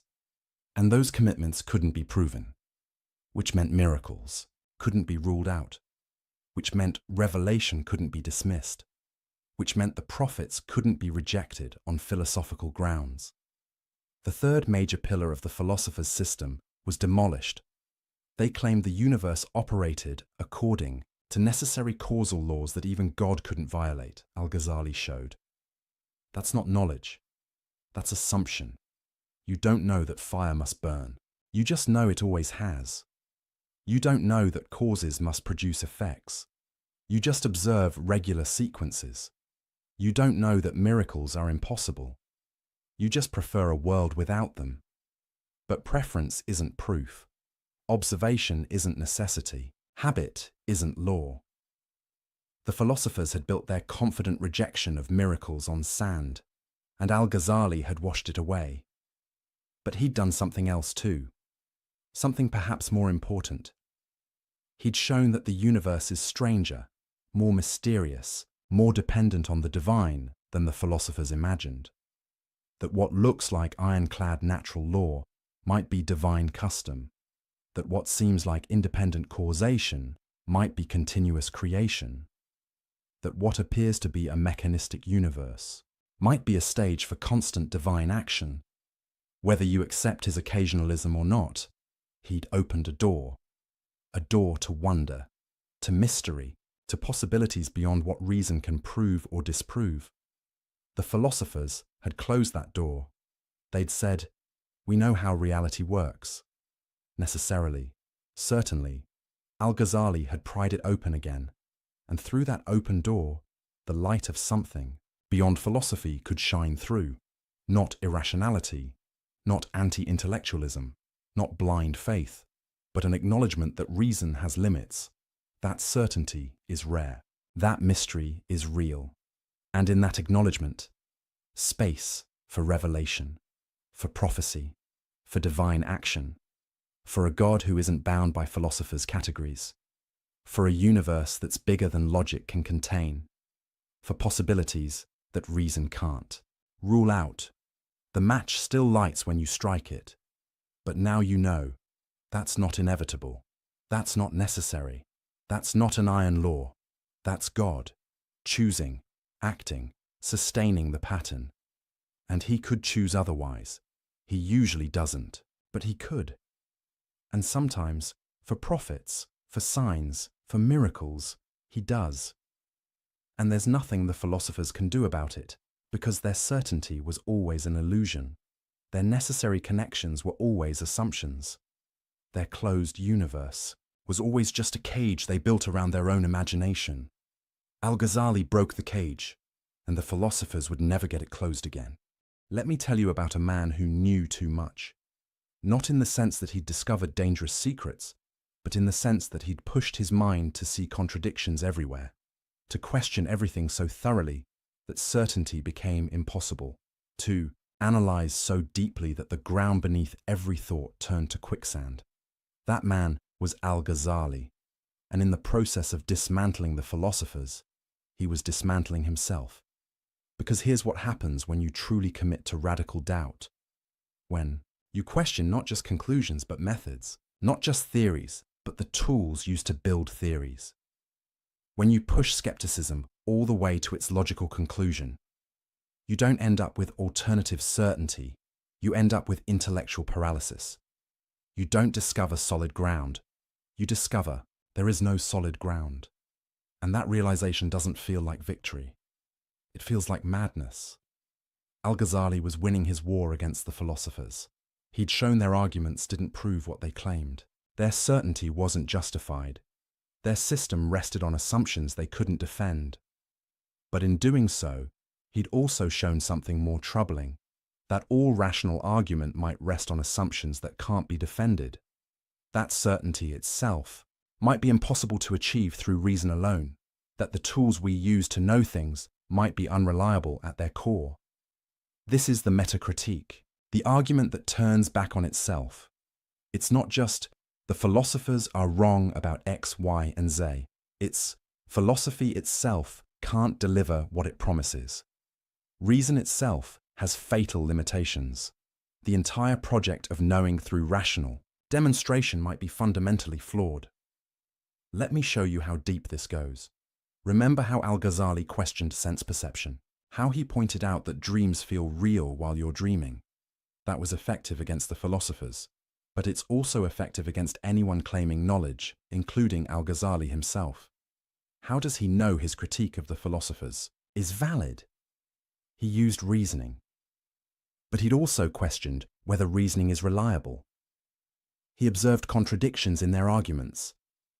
But he'd also questioned whether observation can be trusted.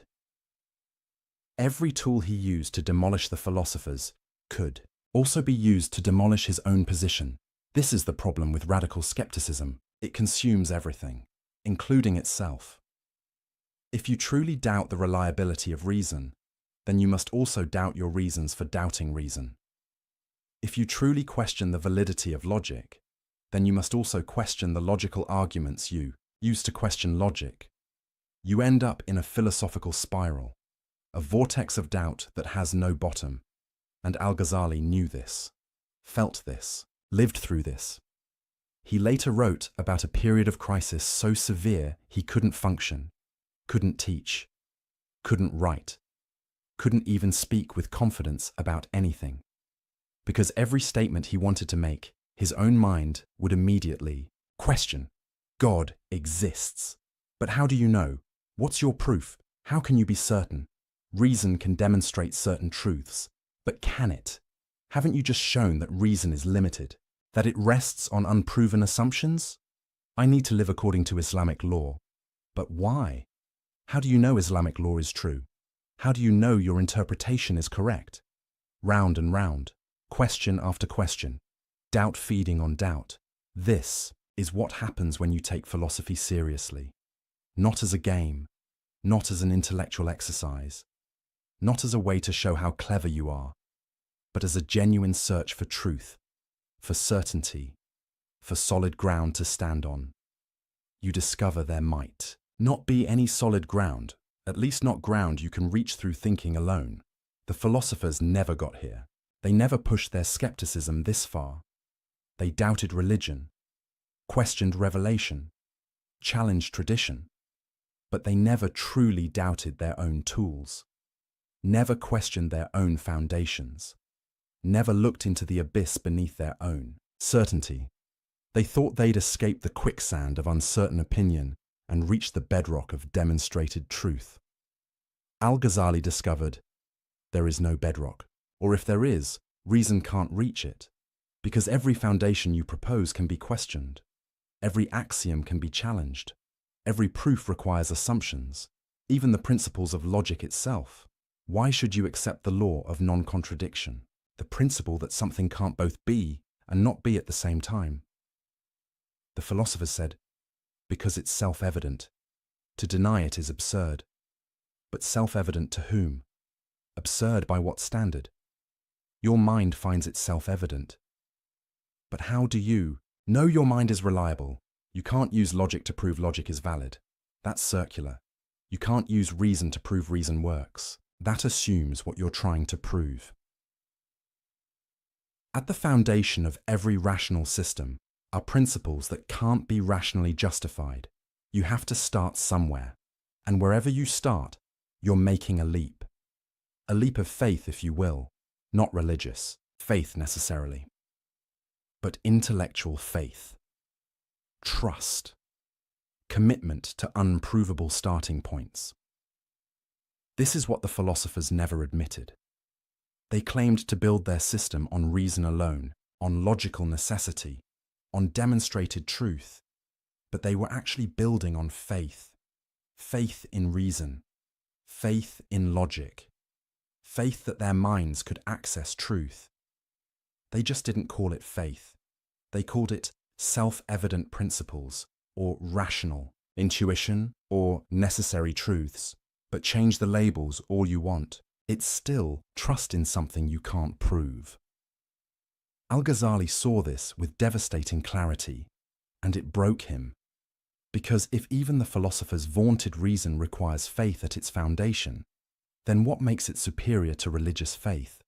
If you have to trust something without proof either way, why not trust revelation instead of reason?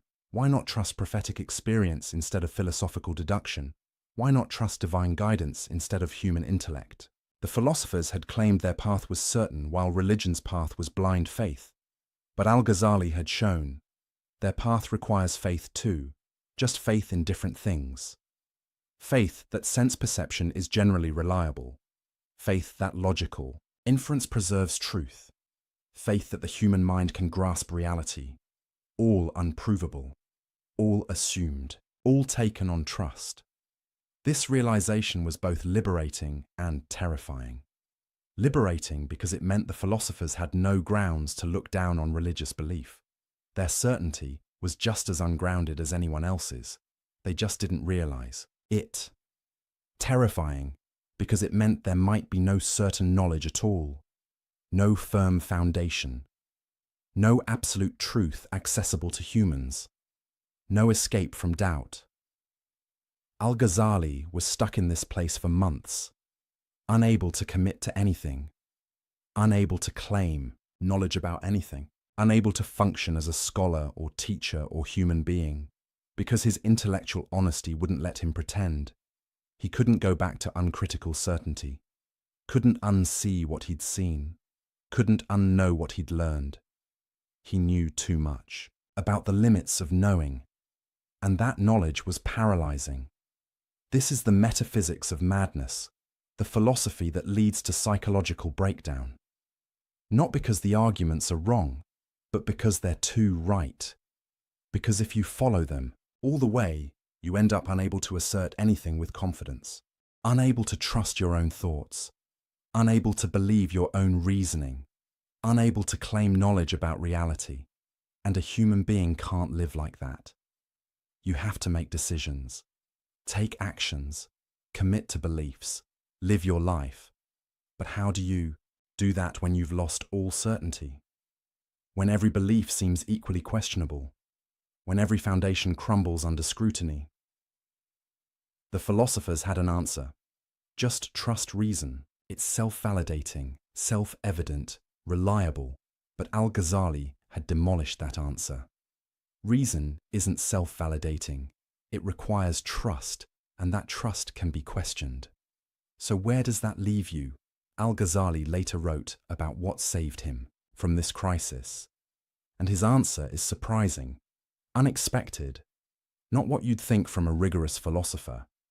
He said, God cured me, not through a better argument, not through a more sophisticated proof, not through discovering the one foundation that couldn't be questioned, but through direct experience, immediate certainty, knowledge that bypassed rational demonstration. He called it a light that God cast into my heart, not something he reasoned his way to, something that happened to him, a certainty that didn't come from building arguments, a knowledge that didn't depend on premises and conclusions, an assurance that he couldn't produce through thinking, but could only receive. This is where Al-Ghazali's critique of philosophy ultimately led. Not to another philosophical system, not to better arguments, not to more rigorous proofs, but to the acknowledgement that some knowledge transcends reason, that there are truths you can't think your way to, realities you can't deduce, certainties you can't construct. You can only encounter them, receive them, experience them directly. The philosophers would have scoffed at this. Mystical nonsense, they'd say. Emotional experiences aren't knowledge. Only rational demonstration gives real certainty. But Al-Ghazali could now ask, prove it. Prove that rational demonstration is the only path to knowledge. Prove that direct experience can't give certainty. Prove that mystical encounter isn't a valid way of knowing. You can't. not without assuming. What you're trying to prove, you're just privileging one type of knowing over another, based on your preferences, your assumptions, your intellectual commitments. But those are faith commitments, not demonstrated truths. So maybe the mystics are onto something. Maybe the prophets had access to knowledge philosophers can't reach. Maybe revelation conveys truths that reason can't grasp. Maybe the universe is bigger, stranger, more mysterious than philosophy can accommodate. And maybe that's okay. Maybe the proper response to the limits of reason isn't despair. It's humility. The recognition that we're not as smart as we think we are. That our minds are powerful but not omnipotent. That we can know some things but not everything. That certainty is rare.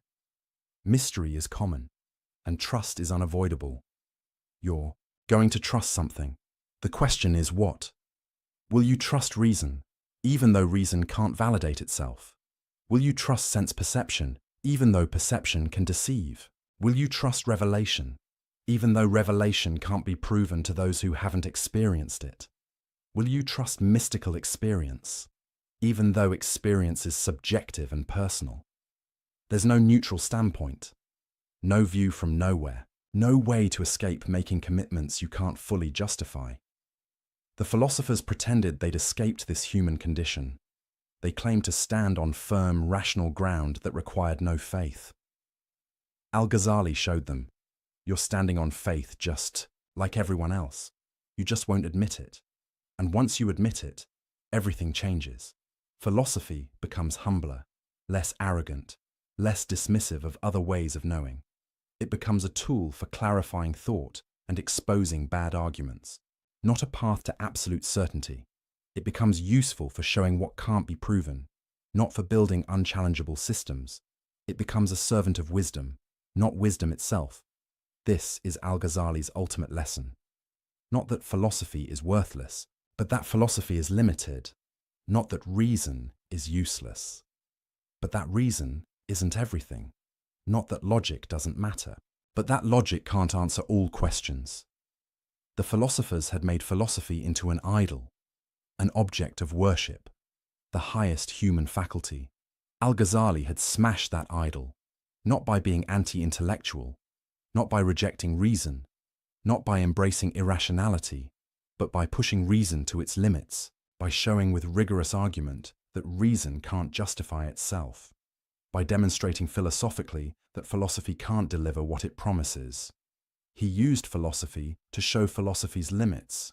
He used reason to reveal reason's boundaries.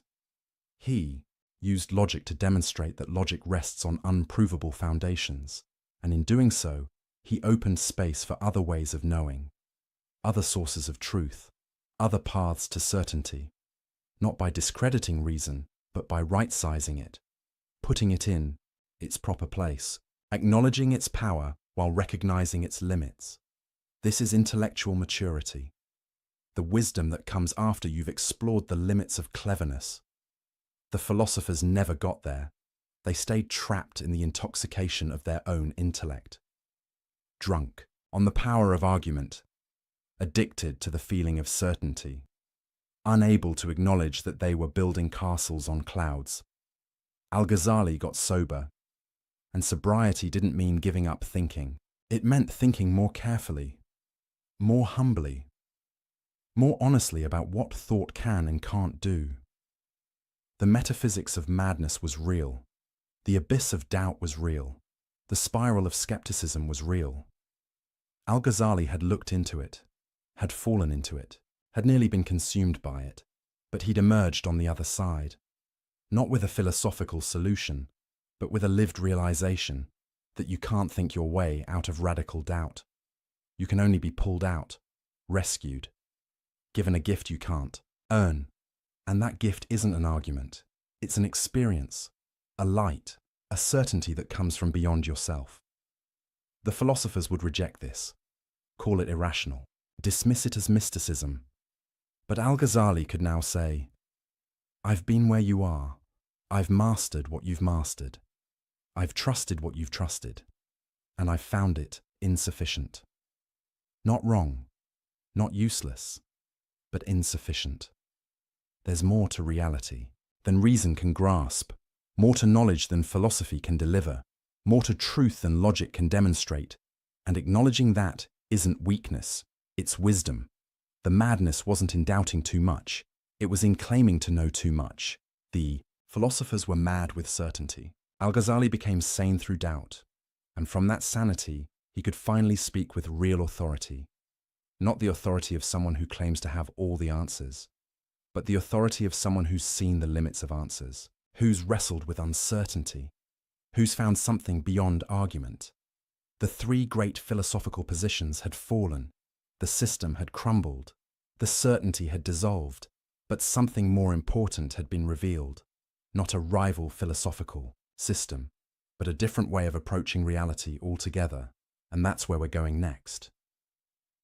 To the final implications, the last confrontation, the ultimate question, what do you do after philosophy fails?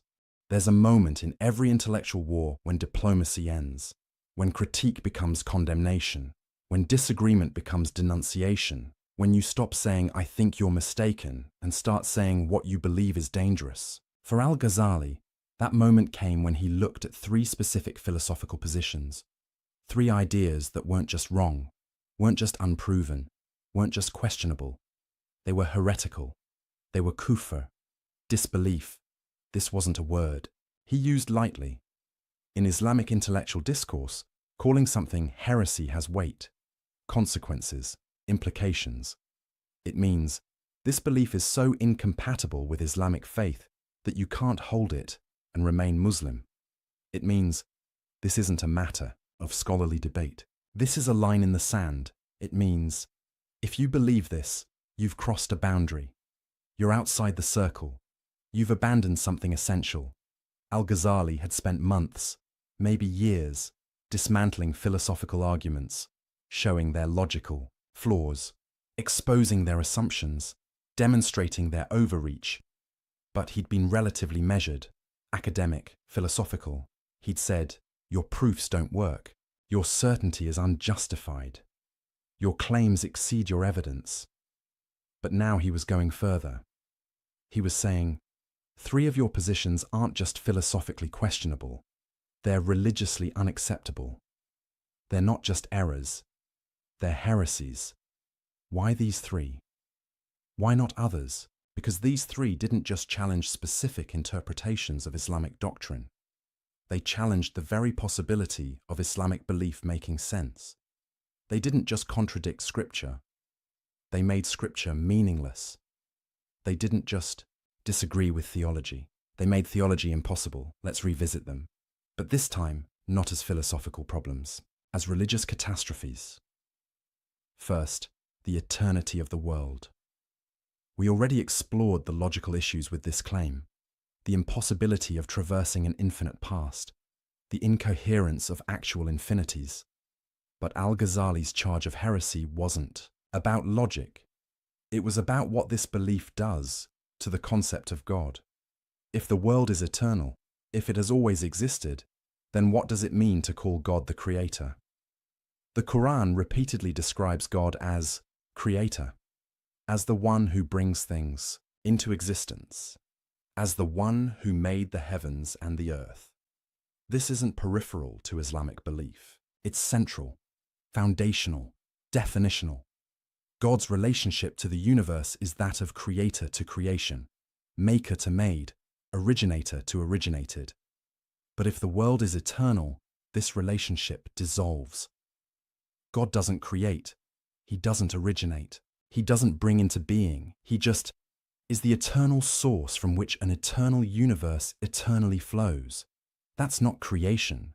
That's emanation, automatic, necessary, impersonal, like heat from fire, light from sun, effect from cause. No choice, no will, no decision to create. The philosophers tried to maintain that God is still supreme in this arrangement, still the source of all being. But Al-Ghazali saw through this, saw that they'd hollowed out the meaning of divine lordship. Because a lord commands, chooses, acts according to will. But if the universe necessarily flows from God's nature, where's the choice? Where's the command? Where's the will? God becomes like a mathematical principle, the number one from which all other numbers derive. Sure, it's foundational, but it's not a lord, it's not a ruler, it's not someone you worship. You don't pray to the number one. You don't submit to a principle. You don't love an abstract source. The philosophers had preserved the word God while evacuating it of meaning.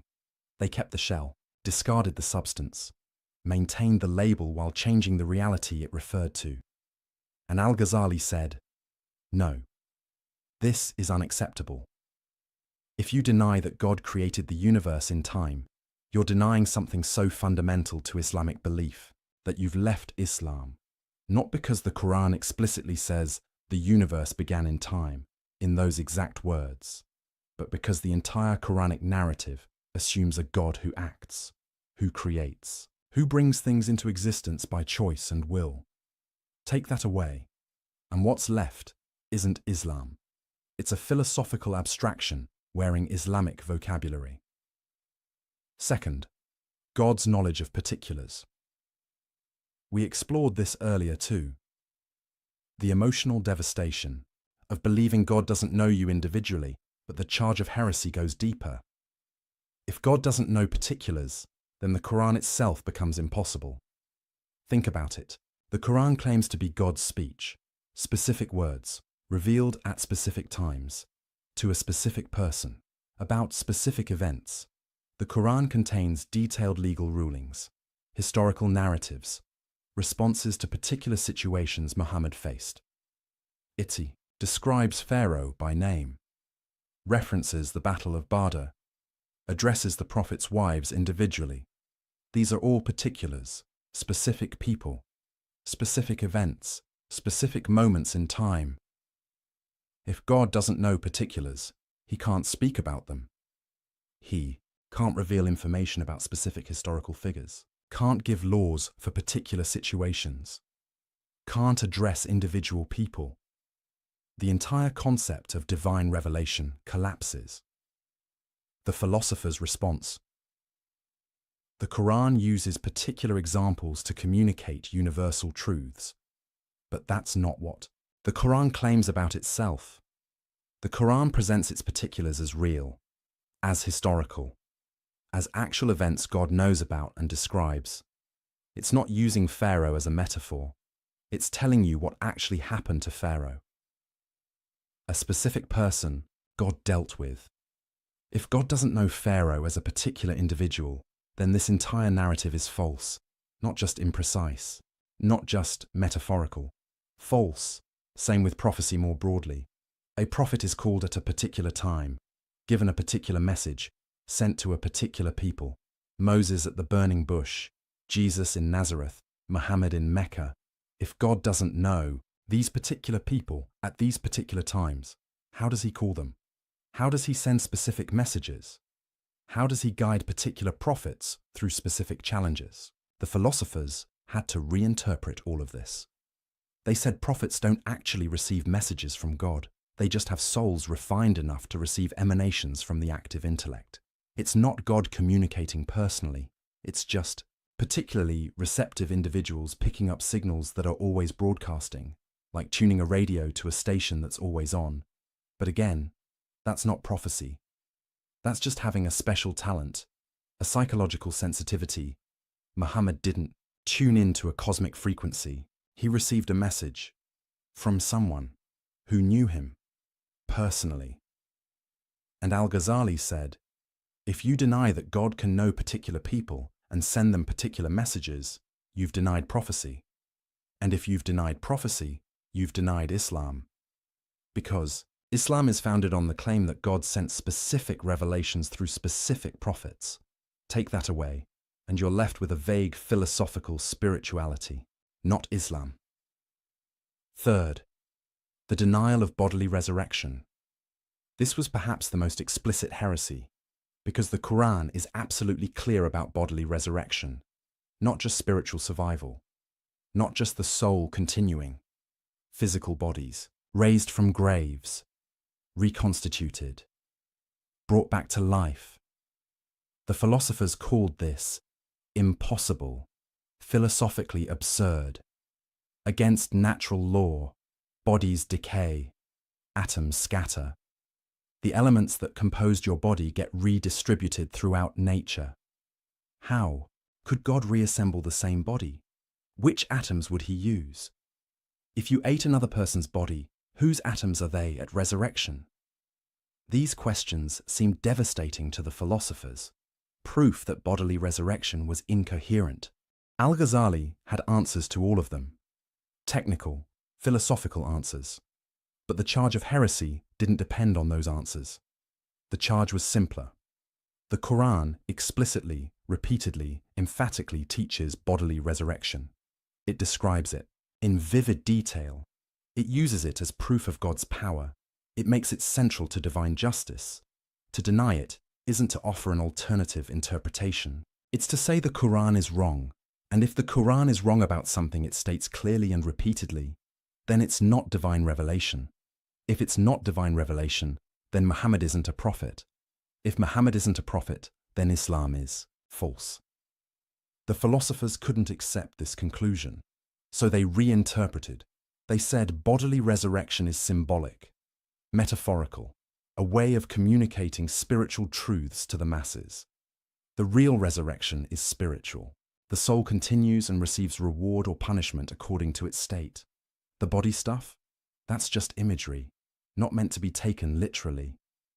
But Al-Ghazali asked, who gave you the authority to decide what's literal and what's metaphorical? The Quran doesn't say, we're speaking metaphorically about resurrection. It presents it as fact. You're importing your philosophical commitments, using them to override the plain meaning of Scripture. You've decided bodily resurrection is impossible based on your theory of causation, your view of natural law, your philosophical assumptions. Then you're using those assumptions to reinterpret Scripture to fit your philosophy. But that's backwards. That's putting philosophy above revelation, human reason above divine speech. And if you do that, you're not a Muslim who happens to be a philosopher.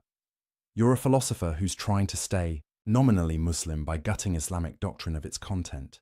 These three positions, these three denials, together they formed a comprehensive rejection of Islamic teaching. Deny creation, and you lose God as Lord. Deny divine knowledge of particulars, and you lose prophecy and revelation. Deny bodily resurrection, and you lose divine justice and scriptural authority. Take all three together, and what's left? A philosophical system wearing Islamic clothing, using Islamic vocabulary, claiming Islamic identity, but bearing no resemblance to what Islam actually teaches or what Muslims actually believe. This is why Al-Ghazali called them heresy, not to silence debate, not to avoid hard questions, not to protect tradition from scrutiny, but because these positions made Islam incoherent, made its central claims meaningless, made its core doctrines impossible. You can't deny that God creates, knows, and resurrects, and still claim to be Muslim. Those aren't peripheral issues. They're definitional, foundational, essential. Now here's what's crucial to understand. Al-Ghazali wasn't saying these positions were logically impossible. He'd already shown the philosophers couldn't prove their claims, but he also couldn't prove they were wrong. Maybe the world is eternal. Maybe it's not. Philosophy can't decide with certainty. Maybe God knows only universals. Maybe he knows particulars. Again, philosophy can't prove it either way. Maybe bodily. Resurrection is impossible according to natural law. Or maybe natural law isn't what the philosophers think it is. The point is, these questions can't be settled by philosophical demonstration. The philosophers claimed they could prove these positions. Al-Ghazali showed they couldn't. But that means the questions remain open, undecided by reason alone. So how do you decide? You turn to revelation, to scripture, to prophetic teaching. And when you do, the answer is clear. God creates. God knows. God resurrects. The philosophers tried to have it both ways. They tried to be Muslim while denying what Islam teaches. They tried to respect revelation while overriding it with philosophy. They tried to honor scripture while gutting it of meaning. Through reinterpretation, Al-Ghazali said, "You can't do that. You have to choose. Either you're a philosopher who rejects Islamic teaching, be honest about it, or you're a Muslim who accepts revelation, then accept what it actually says. But you can't be a Muslim philosopher who claims Islamic identity while denying Islamic doctrine. That's not intellectual sophistication. That's intellectual dishonesty." The charge of heresy was controversial then, still is now. Some scholars thought Al-Ghazali went too far, that he was too harsh, too quick to exclude. Others thought he didn't go far enough. That philosophy itself was suspect. That reason itself was dangerous, but Al-Ghazali occupied a middle position. He wasn't anti-philosophy. He'd mastered philosophy, used it brilliantly, showed its value as a tool. But he was against philosophy claiming authority over revelation. He was against reason, pretending it could answer questions it couldn't answer. He was against philosophers remaking Islam in philosophy's image. The three charges of heresy were his line in the sand. These three positions specifically, not philosophy generally, not reason broadly, not intellectual inquiry as such, just these three claims that made Islamic faith incoherent, and he stood by those charges, never backed down, never softened them, because he believed something was at stake, something important, something worth defending, the integrity of Islamic teaching, the coherence of Islamic belief, the possibility of being Muslim meaning something specific.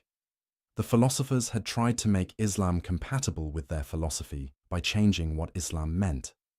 Al-Ghazali said, "No, if your philosophy contradicts Islam, that's a problem with your philosophy, not with Islam. You don't fix the problem by reinterpreting Islam until it says what you want it to say. You fix it by recognizing philosophy's limits, by acknowledging that some truths come through revelation, not reason, by accepting that some questions can't be answered by human intellect, by humbling yourself before divine teaching." This was the ultimate confrontation, not just between Al-Ghazali and the philosophers of his time, but between two ways of understanding the relationship between faith and reason, between revelation and philosophy, between divine teaching and human thought. The philosophers said, reason is supreme. When it conflicts with scripture, reinterpret scripture. Al-Ghazali said, reason is limited. When it can't prove something either way, defer to revelation. The philosophers said, we can figure out truth through pure thought. Al-Ghazali said, some truths must be received, not figured out. The philosophers said, philosophy is the highest human achievement. Everything else must conform to it. Al-Ghazali said, philosophy is a useful tool with clear limits. It serves wisdom, but isn't wisdom itself. Two fundamentally different visions, and Al-Ghazali drew the line at the three positions where the conflict was starkest, where the stakes were highest, where the implications were clearest: the eternity of the world, God's knowledge of particulars, bodily resurrection. On these three, he said, this is where philosophy overreaches, where it makes claims it can't support and contradicts revelation it should respect. This is where the philosophers stopped being philosophers and became missionaries for a different religion, a religion of reason, of philosophical speculation, of human intellectual achievement, dressed in Islamic language but fundamentally opposed to Islamic teaching. And Al-Ghazali wouldn't allow it, couldn't allow it, felt compelled to expose it, hence the charges of heresy. Harsh, perhaps, necessary. He thought so. Because sometimes tolerance becomes complicity. Sometimes open-mindedness becomes empty-headedness. Sometimes including everything means standing for nothing. And Al-Ghazali believed Islam stood for something, taught something, meant something, and that something was incompatible with these three philosophical positions. The war was won. The philosopher's certainty was demolished. Their overreach was exposed, but the cost was high. The battle was exhausting. The intellectual crisis was real. Al-Ghazali had taken the philosopher's system apart piece by piece, but in doing so, he'd also taken his own certainty apart. He'd shown the limits of reason, but he still needed to live, to act, to believe. He'd destroyed false confidence, but he still needed real confidence. He'd cleared the ground, but now something needed to be built on it, and that's where we're going next. To what comes after philosophy, to what fills the void left by demolished certainty, to Al-Ghazali's answer to the question, if reason can't give you truth, what can? Imagine standing at the edge of a cliff. Behind you is everything you know, everything you've built, everything you've trusted, your education, your career, your intellectual achievements, your certainty about how the world works. In front of you is nothing, empty air, a void you can't see across, and you have to jump, not because you want to, not because it makes sense, not because you've reasoned your way to the conclusion that jumping is the logical next step, but because standing still is no longer possible, because the ground beneath you is crumbling, because staying where you are means falling anyway. This is where Al-Ghazali found himself. He'd demolished the philosopher's certainty, exposed their assumptions, shown their limits, but in doing so, he'd also demolished his own ability to be certain through reason alone. He'd won the intellectual war, but he'd lost his intellectual peace. He couldn't go back to naive confidence, couldn't pretend he didn't see the problems, couldn't unthink what he'd thought, but he also couldn't move forward using the tools he'd just proven were inadequate. Reason couldn't save him. Logic couldn't guide him. Philosophy couldn't deliver him, because he'd shown that these tools, powerful as they are, can't provide the bedrock certainty he needed. They can critique, they can question, they can demolish bad arguments, but they can't build unshakable foundations, can't reach ultimate truth, can't give you something solid to stand on. So what do? The philosophers would say, give up, embrace uncertainty, accept that we're floating in a sea of probability and best guesses. But that's not livable. Not for someone who needs to act, to choose, to commit, to live a meaningful life. You can't spend every moment paralyzed by doubt. Can't question every step before you take it. Can't analyze every decision into indecision. At some point, you have to trust something, commit to something, believe in something. But what, and why, and how? This is the crisis Al-Ghazali lived through, and what happened next is remarkable. He didn't figure his way out. He was found. He describes it in his autobiography, Deliverance from Error. He writes about months of psychological paralysis, unable to teach, unable to function. Physically, sick from intellectual crisis, his tongue wouldn't speak, his mind wouldn't settle, his heart wouldn't rest.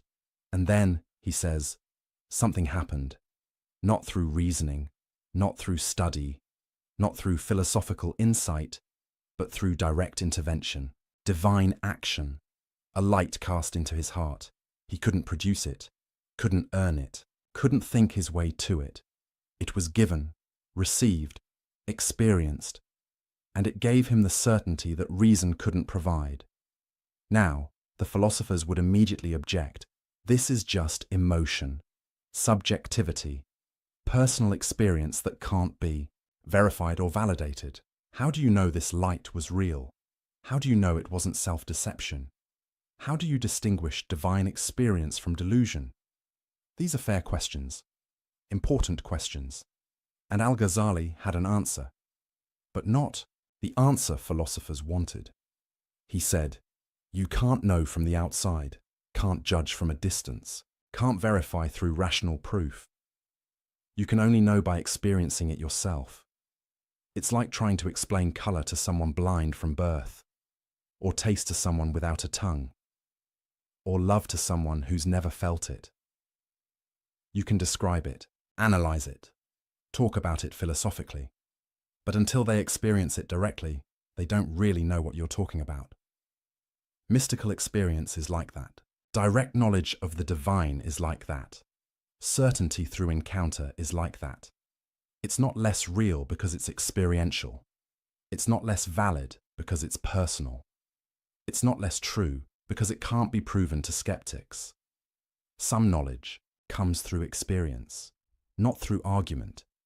Some truths are known by acquaintance, not by description. Some certainties arise from encounter, not from demonstration. And this, Al-Ghazali realized, is what the prophets had, what the mystics discovered, what the Sufis cultivated. A way of knowing that doesn't go through rational demonstration, a path to truth that doesn't depend on philosophical proof, a source of certainty that transcends logical inference. This was revolutionary. Not because mystical experience was new to Islam, it wasn't. But because Al-Ghazali was saying it as the greatest philosopher and theologian of his age, he wasn't a naive believer who'd never engaged with philosophy. He was a master philosopher who'd gone beyond philosophy. He wasn't rejecting reason from ignorance. He was transcending reason from experience. He'd climbed the ladder of philosophical achievement to the very top. And from that height, he could see that there was something higher still. Not higher in the sense of more sophisticated arguments, but higher in the sense of a different kind of knowledge altogether. The philosophers knew about God, through inference, through deduction, through rational proof. The mystics knew God, through experience, through encounter, through direct awareness. The difference is everything. Knowing about someone isn't the same as knowing them. Reading about love isn't the same as being in love. Studying fire isn't the same as being burned. The philosophers had built elaborate theories about God, complex arguments for his existence, sophisticated descriptions of his attributes. But they didn't know him. Not really, not personally, not experientially. They knew propositions about God, not God himself. And Al-Ghazali had discovered propositions aren't enough. Arguments aren't enough. Theories aren't enough. At some point, you need encounter, relationship, direct knowing. This is what pushed him towards Sufism, the mystical tradition within Islam, the path of those who seek direct experience of the divine, who cultivate spiritual states, who practice disciplines that open the heart to God's presence. The philosophers had dismissed these people as irrational, emotional, unsophisticated, people who couldn't handle the rigors of philosophical thought, who needed comforting experiences because they couldn't accept hard truths. Al-Ghazali now saw this was backwards. The Sufis weren't intellectually inferior to philosophers. They were epistemologically superior. They'd found a way to know that the philosophers hadn't found. They'd accessed truths the philosophers couldn't access. They'd achieved certainties the philosophers couldn't achieve, not because they were smarter, but because they'd gone beyond the mind. They'd discovered that some knowledge requires more than thinking. It requires preparation, purification, practice. It requires what the Sufis call the cleansing of the heart. Because the heart, in Islamic psychology, is the organ of spiritual perception, the faculty that can directly apprehend divine realities. But most people's hearts are clouded, covered, veiled by attachments, desires, distractions, like a mirror covered in dust. The mirror is still there, still has the capacity to reflect, but it can't reflect clearly until it's cleaned.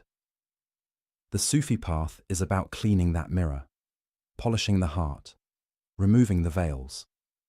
Through specific practices, ethical disciplines, spiritual exercises, remembrance of God, detachment from worldly concerns, not as arbitrary rituals, but as a technology of transformation, a method for developing the capacity to perceive what's always there, but usually hidden. Al-Ghazali began walking this path, practicing these disciplines, engaging in these exercises, and he describes what happened, experiences of certainty that didn't come through reasoning, knowledge that arose without inference, truth that appeared without argument. The philosophers would call this delusion. self-hypnosis, wish fulfillment. But Al-Ghazali could now ask, how would you know? Have you practiced these disciplines? Have you purified your heart? Have you cultivated these capacities?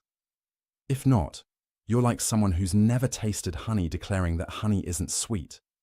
You're not making an informed judgment. You're just expressing your ignorance. The philosophers claimed rational proof was the only valid path to knowledge, but they couldn't prove that claim. It was an assumption, a philosophical prejudice, a limitation of imagination.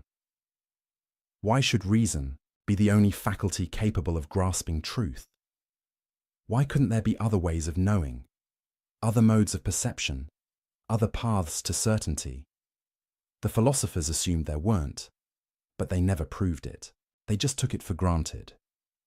Al-Ghazali had broken free of that assumption.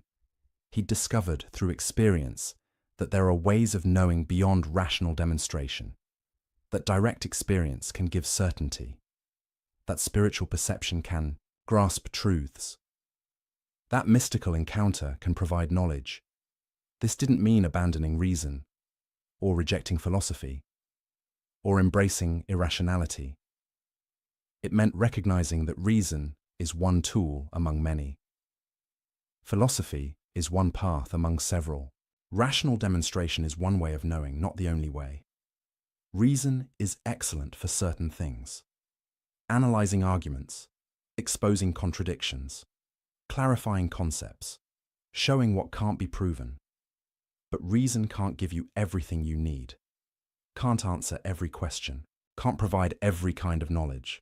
For some truths, you need revelation, the words of prophets who've received direct communication from God. For some truths, you need experience, the direct encounter with realities that can't be fully captured in propositions. For some truths, you need practice, the cultivation of faculties that most people leave undeveloped. This is Al-Ghazali's mature epistemology, his theory of knowledge after philosophy, not anti-intellectual, but trans-rational, beyond reason, not beneath it. Recognizing multiple sources of knowledge, multiple paths to truth, multiple ways of being certain, and understanding that different sources are appropriate for different kinds of questions. Want to know whether an argument is logically valid? Use reason. Want to know what God commands? Consult revelation. Want to know God himself? Seek direct experience. Each source has its proper domain. Each method has its appropriate use. Each path has its valid applications. The mistake is trying to use one source for everything, one method for all questions, one path as the only path. That's what the philosophers did. They tried to make reason answer questions it couldn't answer. They tried to use philosophical demonstration to grasp realities that transcend demonstration. They tried to think their way to truths that can only be experienced, and they failed. Necessarily. Because they were using the wrong tool for the job. It's like trying to see music or hear colors. You're using the wrong faculty. It won't work no matter how hard you try.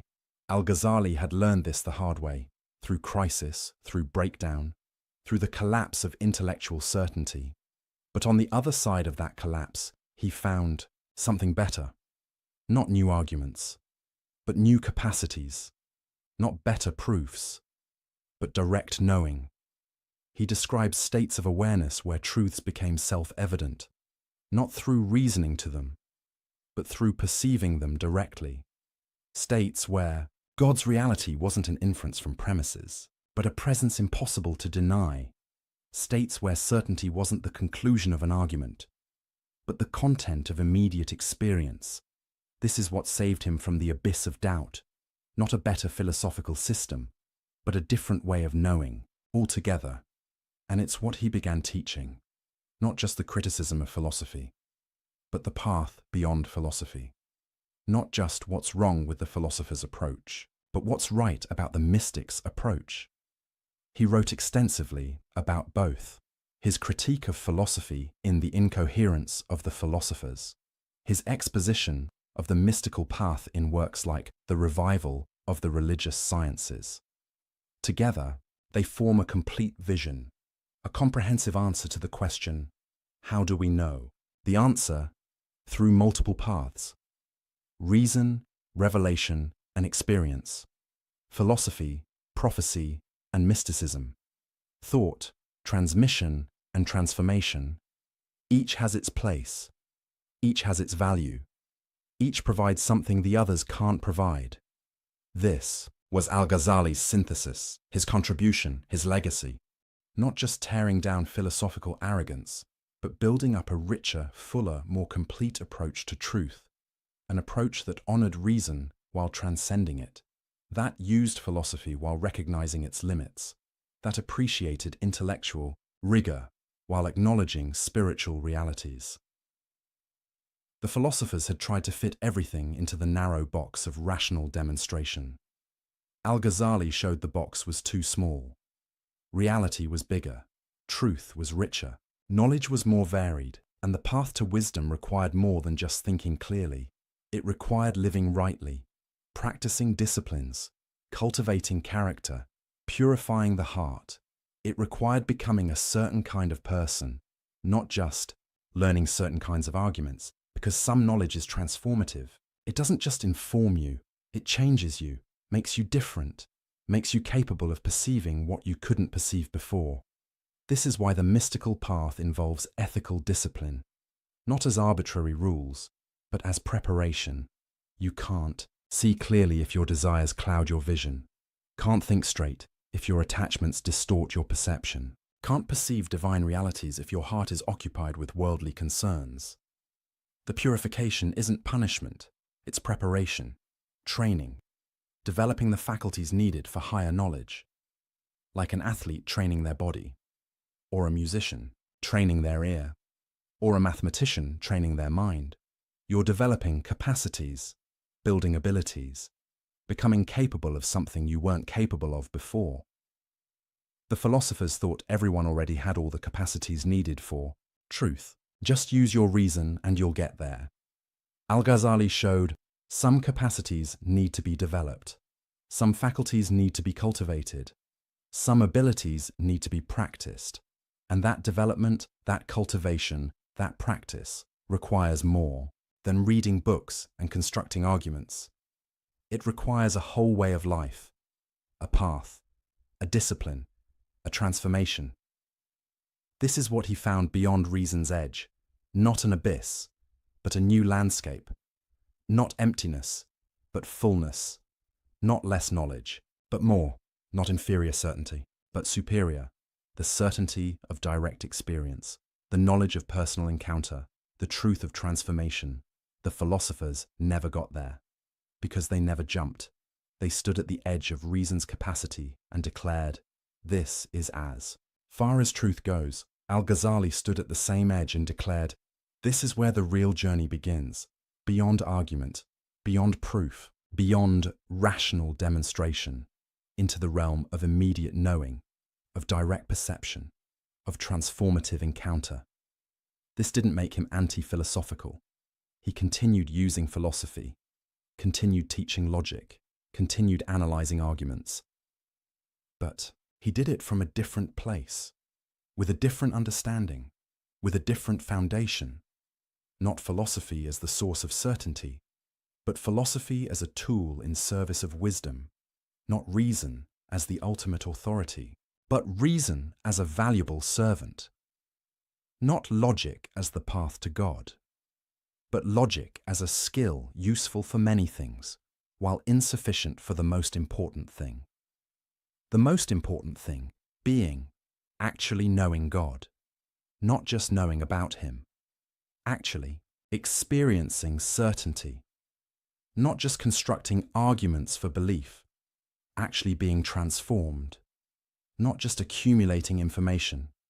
This is Al-Ghazali's gift to intellectual history, not just the critique of philosophy, but the vision of what lies beyond it, not just showing what reason can't do, but pointing toward what other faculties can do, not just demolishing false certainty, but indicating where real certainty might be found. He jumped, and he found solid ground on the other side, not the ground of logical proof, but the ground of lived experience, not the foundation of philosophical demonstration, but the foundation of direct knowing, not the bedrock of rational argument, but the bedrock of spiritual encounter. And from that ground he could finally speak with real authority, not borrowed, not constructed, not argued into existence, but earned, experienced, known. The philosophers claimed authority they didn't have, certainty they couldn't justify, knowledge they couldn't possess.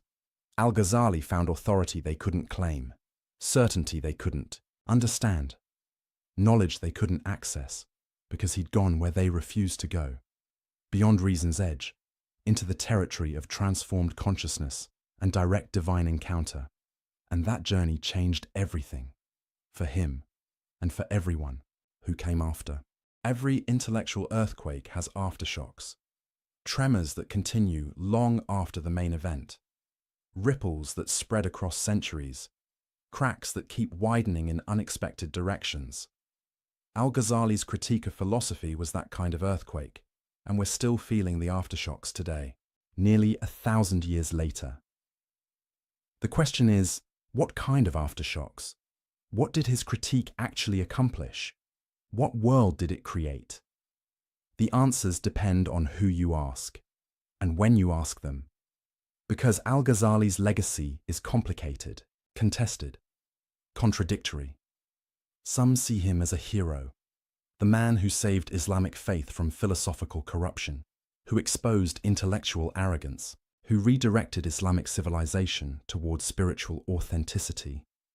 Others see him as a villain, the man who killed Islamic philosophy, who ended the golden age of Islamic science, who closed the door on rational inquiry. Both narratives exist, both have evidence, both can't be entirely right. So let's look at what actually happened, starting with the immediate aftermath.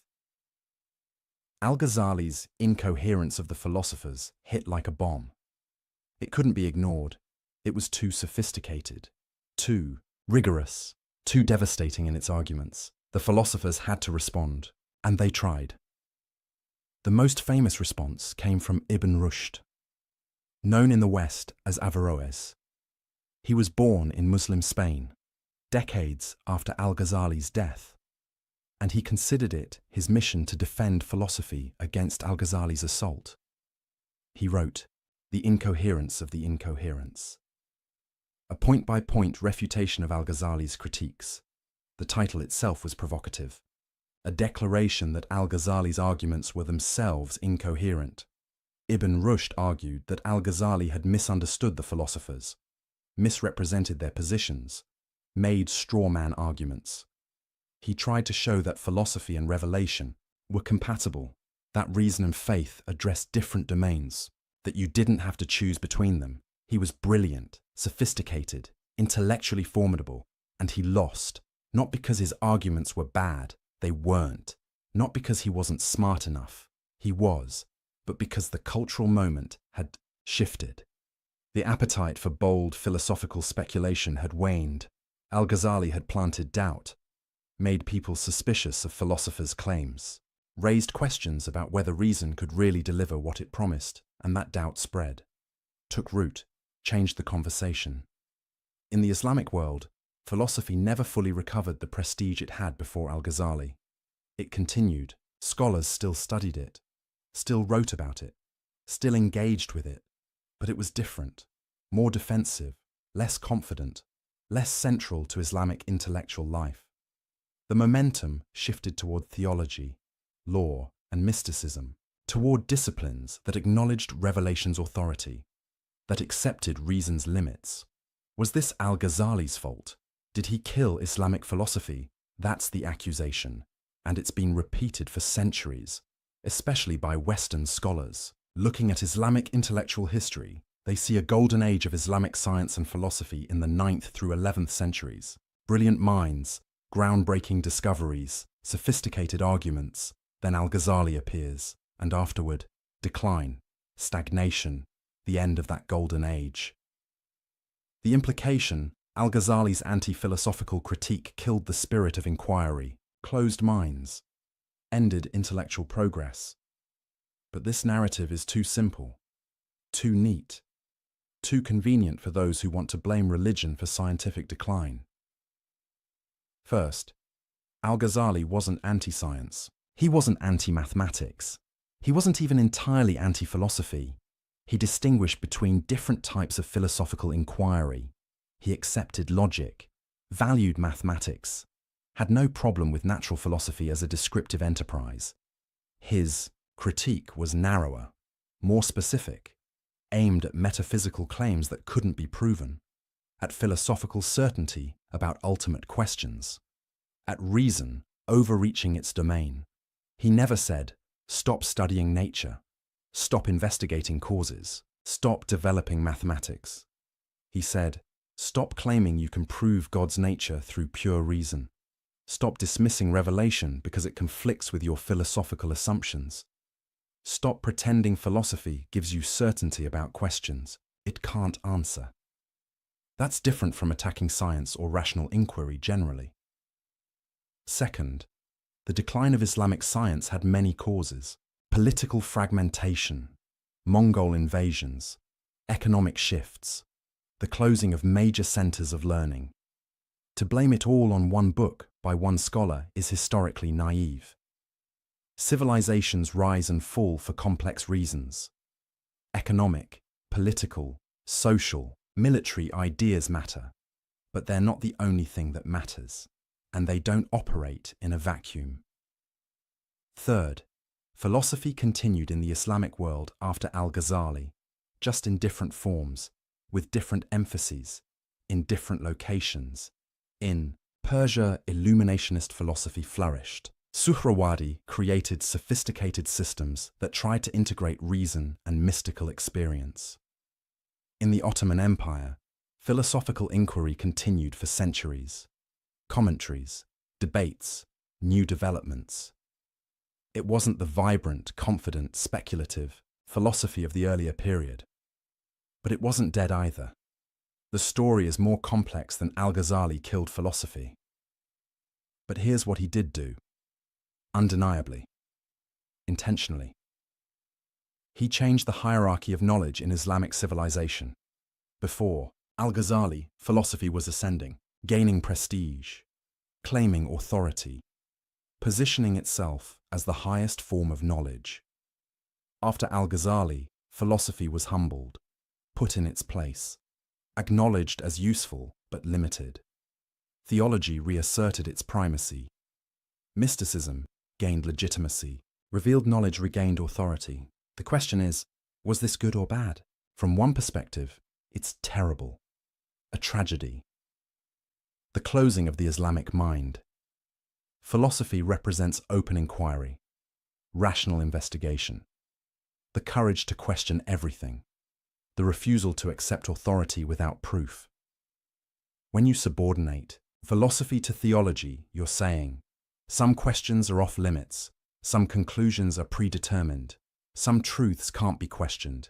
That's the death of free inquiry, the end of intellectual courage, the victory of dogma over reason. From this view, Al-Ghazali's legacy is disaster. He gave religious authorities a weapon against philosophical inquiry. He made it respectable to reject reason in favor of revelation. He closed doors that should have stayed open. But from another perspective, it's exactly right. A necessary correction. The restoration of proper hierarchy. Philosophy had become arrogant, overconfident, dismissive of revelation and tradition.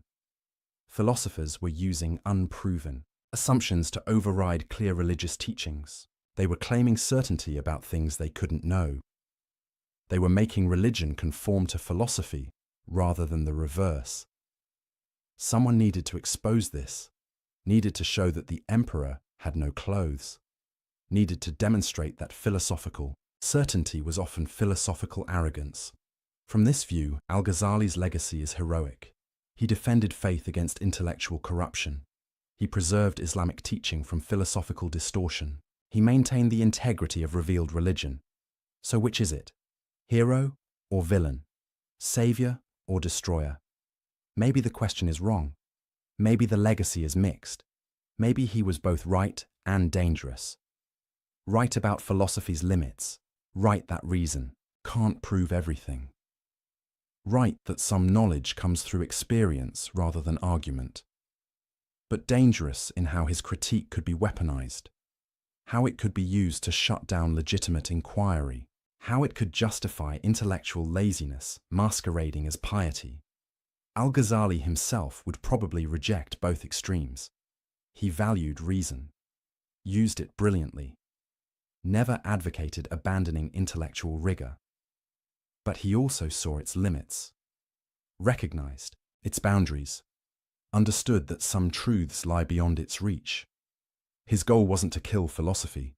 It was to right-size it, to put it in proper perspective, to acknowledge both its power and its limitations. The problem is, ideas have consequences you can't always control. Al-Ghazali wrote sophisticated, nuanced arguments, but not everyone who read them understood the nuance. Some people took his critique as permission to reject all philosophy, to distrust all rational inquiry, to retreat into pure traditionalism. That wasn't his intention, but it was one result. Similarly, his embrace of mysticism opened important doors, made space for experiential knowledge, legitimized spiritual practice as a path to truth. But it also created problems, because mystical experience is subjective, hard to verify, easy to fake, prone to excess and delusion. Al-Ghazali knew this, warned about it, tried to provide guidelines for distinguishing authentic spiritual experience from self-deception. But again, not everyone paid attention to the nuances. Some used mysticism as an excuse for anti-intellectualism, for rejecting any attempt at rational analysis. The legacy is messy, as legacies usually are. But here's what's undeniable. Al-Ghazali changed the conversation, permanently. After him, no serious Islamic thinker could ignore the questions he raised. Can philosophy prove what it claims to prove? What are reason's limits? How do you balance revelation and rational inquiry? What role should mystical experience play in religious knowledge? These became unavoidable questions, central debates, issues every sophisticated thinker had to address. In that sense, Al-Ghazali's critique was generative. It created new lines of inquiry, sparked new debates, forced new sophistication. Even Ibn Rushd's response, his attempt to refute Al-Ghazali, shows this. It's a more careful, more nuanced defense of philosophy than what came before. Because Ibn Rushd had to take Al-Ghazali's objections seriously, had to address them carefully, had to develop more sophisticated arguments. That's the paradox. Al-Ghazali's critique of philosophy made philosophy better, more rigorous, more aware of its assumptions, more careful about its claims. The lazy, overconfident philosophy that claimed to prove everything. That died. And maybe it needed to. But careful, humble, sophisticated philosophy, that could still flourish. And in some places, it did. Now, let's zoom out. Because Al-Ghazali's impact wasn't limited to Islamic civilization. His ideas reached medieval Europe through translations, influenced Christian scholastic theology, shaped how Europeans thought about the relationship between faith and reason. Thomas Aquinas, the great Catholic theologian, engaged with Al-Ghazali's arguments, sometimes agreeing, sometimes disagreeing, always taking them seriously. The questions Al-Ghazali raised about causation influenced later European philosophers. David Hume's skepticism about causation echoes Al-Ghazali's occasionalism, though Hume probably didn't read him directly.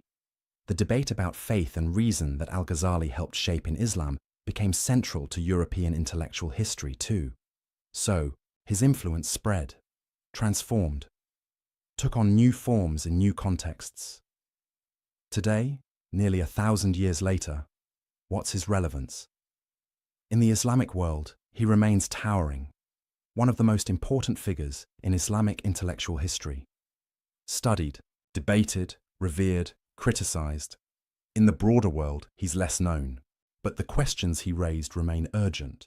In an age of scientific confidence, where many believe science can answer all meaningful questions, Al-Ghazali's skepticism about reason's reach is worth reconsidering, not as anti-science, but as a reminder that science has limits, that not all questions are scientific questions, that not all knowledge is empirical knowledge.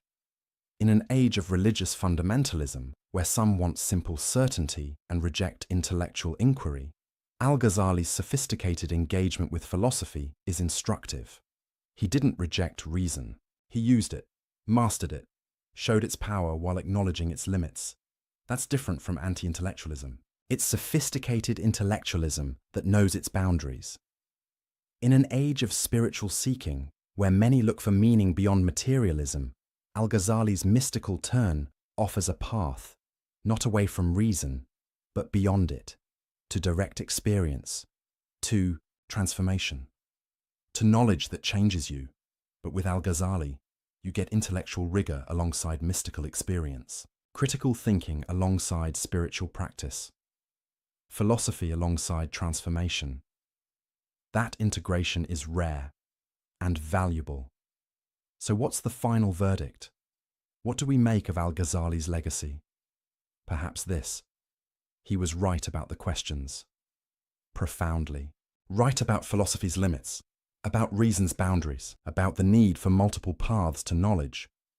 He was sophisticated about the answers, offering a vision that honored reason while transcending it, that used philosophy while recognizing its insufficiency, that integrated multiple ways of knowing. But he couldn't control how his ideas would be used, how they'd be simplified, how they'd be weaponized by some and ignored by others. That's the fate of all influential thinkers. Their ideas take on lives of their own, get interpreted and misinterpreted, used for purposes they never intended. Al-Ghazali broke philosophy's monopoly on knowledge. That was necessary. Philosophy had overreached, claimed too much, dismissed other ways of knowing too easily.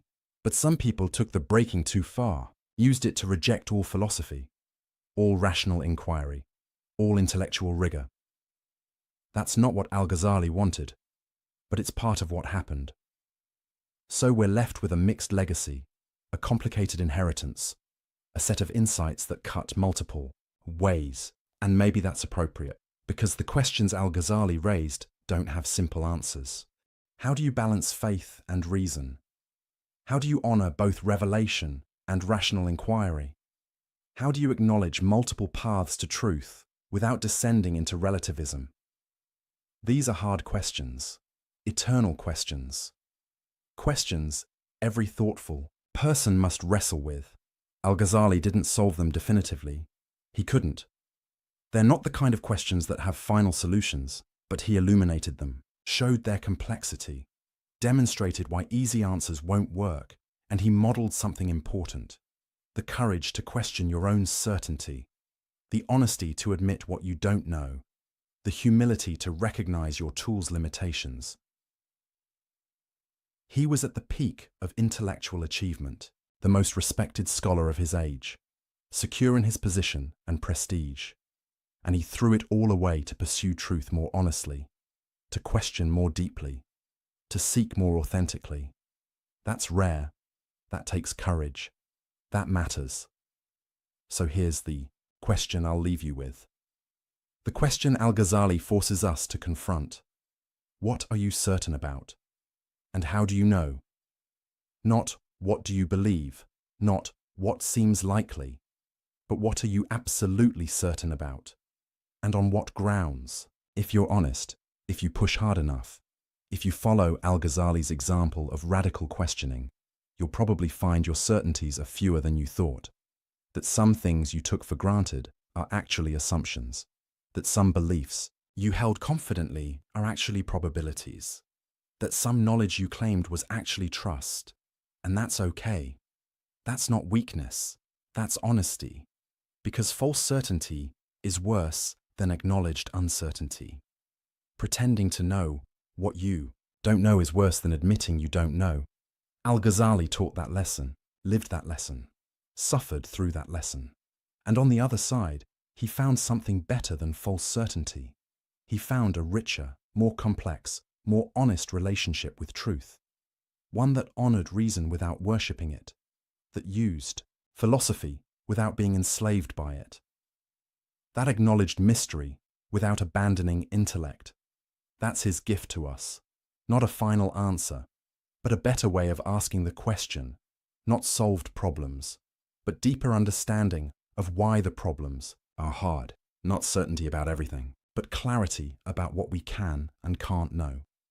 And for some questions, for some truths, for some encounters with reality, an invitation to go beyond knowing about and seek knowing directly, to jump beyond reason's edge and see what's there, to experience rather than just theorize, to be transformed rather than just informed.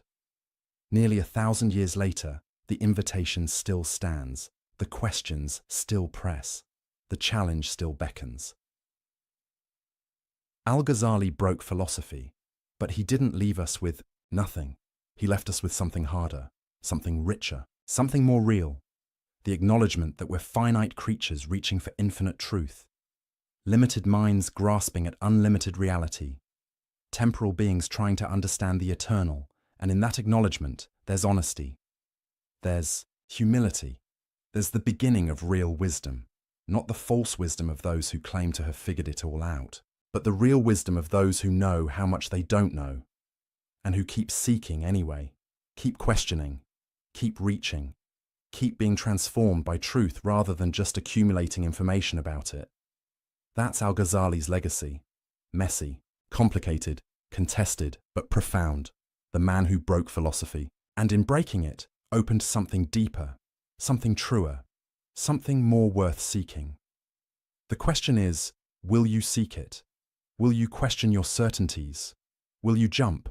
Or will you stay on solid ground, comfortable in your assumptions, certain in your philosophies, confident in your reasoned conclusions? Al-Ghazali jumped and found solid ground on the other side, a different kind of solid ground, not built by reason, but given by grace, experienced directly, known certainly. The philosophers never jumped, never found that ground, never knew that certainty. They stayed at reason's edge, declaring there was nothing beyond, that what they could see was all there was, that their certainty was sufficient. They were wrong. Al-Ghazali proved they were wrong by jumping, by experiencing, by knowing. And now the question comes to you, standing where he stood, facing what he faced, choosing what he chose. Will you trust reason alone? Or will you seek what lies beyond it? Will you stay with philosophy? Or will you transcend it? Will you claim certainty you can't justify? Or will you embrace the uncertainty that leads to deeper truth? The throne of knowledge still stands, but it's empty now. No one sits there with absolute confidence anymore. Thanks to Al-Ghazali, we know better. We know the throne was always a fiction. The certainty was always false. The philosophers were always overreaching. And in knowing that, in accepting that, in living with that, we become more human, more honest, more real. That's the final legacy. Not answers, but better questions. Not certainty, but authentic seeking. Not knowledge about everything, but wisdom about ourselves. The man who broke philosophy and showed us what comes after. So here we are. You've followed Al-Ghazali through his intellectual war, his personal crisis, his devastating critiques, his mystical transformation. You've seen him dismantle the philosopher's certainty, question the foundations of knowledge, challenge the limits of reason itself. You've watched him break philosophy and discover what lies beyond it. But now comes the real question. The question he asked himself. The question he forces us to ask. The question that matters more than any philosophical argument or theological debate. What are you certain about? Not, what do you believe? Not what seems reasonable. Not what you've been taught or what makes sense. But what are you absolutely, unshakably, undoubtedly certain about? Take a moment. Really think about it. Is it your senses? That what you see and hear and touch is real? Al-Ghazali showed that dreams feel just as real. That perception can deceive. That you can't prove you're not dreaming right now. Is it your reason? That logic gives you reliable truth. Al-Ghazali showed that reason rests on unprovable assumptions. That you can't use logic to prove logic works. That the foundation is shakier than you thought. Is it science? That empirical investigation reveals reality. Science is powerful, incredibly powerful, but it rests on assumptions too. That nature is uniform, that the future will resemble the past, that our instruments are reliable. Can you prove those assumptions, or do you just trust them? Is it your beliefs, your worldview, your understanding of how things are? How many of those beliefs did you reason your way to? And how many did you absorb from culture, family, education, experience? How many could you defend under rigorous questioning? How many would crumble if you pushed hard enough? This isn't meant to make you despair. It's meant to make you honest. Because Al-Ghazali's lesson isn't that you can't know anything. It's that you know less than you think you know. And admitting that isn't weakness, it's courage. The courage to question everything, even your own mind, even your own certainties, even the tools you use to be certain. Most people never do this. They accept their certainties uncritically, live their whole lives on unexamined foundations, never look down to see what they're standing on. Al-Ghazali looked down and saw the abyss and nearly fell in. But he emerged with something more valuable than false certainty. He emerged with wisdom. The wisdom to know the difference between what you know and what you believe, between what you've proven and what you've assumed, between certainty and faith. Because here's what he discovered. Everyone has faith in something. The religious person has faith in revelation. The philosopher has faith in reason. The scientist has faith in empirical method. The question isn't whether you have faith, it's what you have faith in, and why, and whether you're honest enough to admit it's faith. The philosophers weren't. They called their faith rational demonstration, called their assumptions self-evident truths, called their beliefs necessary conclusions. But it was faith all along. They just didn't have the courage to admit it. Al-Ghazali had that courage. And that's what makes him worth studying nearly 1,000 years later. Not because he had all the answers. He didn't. Nobody does. But because he asked the right questions, questioned honestly, followed the truth wherever it led, even when it cost him everything. He was at the peak of success, the most respected scholar of his age, secure, comfortable, certain, and he threw it all away to pursue truth more honestly. He walked away from his position, his prestige, his intellectual certainty, because staying where he was meant living a lie, pretending to know what he didn't know, teaching with confidence he no longer felt and he couldn't do it. His integrity wouldn't let him. That's rare. That's admirable. That's worth emulating. Not the specific conclusions he reached. You might agree with them or not. That's between you and your own search for truth. But the method, the honesty, the courage, the willingness to question everything and follow where the questions lead. That's what matters. That's what endures. That's what we need more of today, because we live in an age of false certainties, on all sides, from all perspectives. People who claim to know things they can't possibly know, who speak with confidence about questions that should inspire humility, who dismiss other viewpoints without really understanding them. Al-Ghazali offers a different path, a harder path, but a more honest one. The path of rigorous questioning, of acknowledged uncertainty, of seeking truth rather than defending positions. He didn't destroy philosophy. That's the wrong way to understand his legacy. He showed us what philosophy can and cannot do. What it can do: clarify thinking, expose bad arguments, analyze concepts, show what can't be proven, demonstrate contradictions, sharpen the mind. What it cannot do: give absolute certainty, answer every question. Reach ultimate truth through reason alone. Replace experience with argument. Substitute thinking for transformation. That's a profound insight. One that remains relevant today, because we still make philosophy's mistake. We still think we can reason our way to everything. Still believe arguments are enough.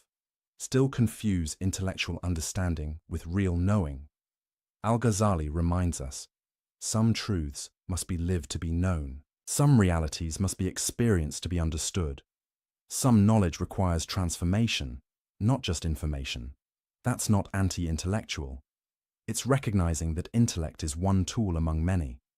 Powerful but limited. Valuable but insufficient. You need your mind. But you need more than your mind. You need experience, practice, transformation, encounter with realities that transcend conceptual understanding, whether that's mystical experience, as Al-Ghazali found, or some other path to direct knowing, or simply the wisdom that comes from living deeply and honestly. The point is, don't mistake the map for the territory. Don't confuse thinking about truth for encountering truth. Don't assume that because you can argue something, you therefore know it. This is Al-Ghazali's final gift, not a philosophical system, but a way of being in the world. Humble about what you know, honest about what you don't, courageous enough to question, open enough to experience, wise enough to integrate multiple ways of knowing, philosophy without arrogance, faith without dogmatism, experience without delusion, reason without worship of reason. That's the integration he achieved, the balance he modeled, the wisdom he embodied. And it's still possible today, still necessary today, still worth pursuing today. So what now? Where do you go from here? That's up to you. That's always up to you. But maybe start with the question, the haunting question, the honest question. What are you certain about? And how do you know? Sit with that question. Don't rush to answer it. Let it disturb you. Let it shake your assumptions. Let it reveal the foundations you've been standing on. And if you find those foundations shakier than you thought, good. That's the beginning of wisdom. If you discover you've been claiming certainty you don't have, good. That's the beginning of honesty. If you realize you need to question more, seek more, go deeper, good. That's the beginning of real knowing. Al-Ghazali's journey isn't over, because the questions he raised never go away. The challenges he faced are eternal human challenges. The need to balance faith and reason, to honor both intellect and experience, to seek truth honestly rather than defend positions comfortably. These are your challenges now, your questions, your journey. And maybe, like Al-Ghazali, you'll discover that the journey leads beyond where you expected. That truth is stranger and richer than your categories can contain. That reality resists being reduced to any single system. Maybe you'll find, as he did, that losing false certainty opens you to real knowing. That admitting you don't know is the first step to actually knowing. That jumping beyond reason's edge reveals solid ground you couldn't see from where you were standing. Or maybe you'll find something different, your own path, your own truths, your own way of integrating what can be thought and what must be experienced. That's fine. That's as it should be. Because Al-Ghazali's lesson isn't do exactly what I did. It's have the courage to seek honestly, question deeply, live authentically, know the difference between what you know and what you believe, and never, ever confuse confidence with certainty, or arguments with truth, or intellectual understanding with wisdom. The philosophers made that mistake. And it took a man who'd mastered their entire system to show them where they'd gone wrong. Don't make the same mistake. Don't let 4 hours of watching a documentary make you feel like you've understood everything. You've been introduced to questions, not given final answers. You've seen one man's journey, not been shown the only path. You've encountered ideas, not acquired certainty. What you do with those questions, that journey, those ideas, that's your work now. Your responsibility, your adventure. Al-Ghazali can't take that journey for you. I can't take it for you. No one. You have to walk it yourself, question it yourself, discover it yourself, live it yourself. But now you know the questions are worth asking. The journey is worth taking. The truth is worth seeking. Even when it costs you, even when it disturbs you, even when it requires you to let go of certainties you cherished. Because false certainty is a prison, and Al-Ghazali offers the key, not a key to new certainties, but a key to honest uncertainty, to real seeking, to authentic knowing. Will you use it? Will you question? Will you seek? Will you jump? Or will you stay comfortable in your assumptions, safe in your beliefs, certain in your philosophies? The choice is yours. It always has been. It always will.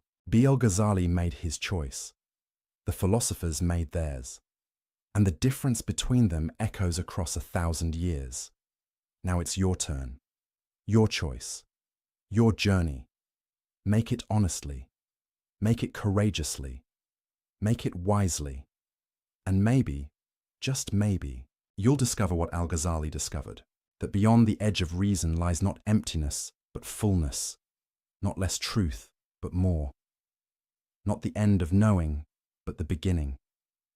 The throne of knowledge is empty. The philosopher's certainty is gone. The old confident systems have crumbled. But that's not tragedy. That's opportunity. Opportunity to seek truth more honestly than they did, to know more authentically than they could, to integrate what they left separate. The opportunity is yours. The questions are waiting. The journey beckons. Will you begin? Good evening and welcome back. Please unwind and drift into the paradoxes of thought with me. Get ready to challenge your assumptions as we delve into dark psychology that changed philosophy forever. December 22nd, 1849. The Siemianowski Parade Ground. St. Petersburg. The snow is falling so thick you can barely see 20 feet ahead. 8 men stand in white burial shrouds, their breath forming clouds in the frozen air. The temperature is 15 below zero, but Fyodor Dostoevsky isn't shivering from the cold. In exactly 60 seconds, he's going to be shot through the heart. The firing squad raises their rifles. That metallic click of hammers being pulled back echoes across the square. And here's the thing that nobody talks about when they tell this story.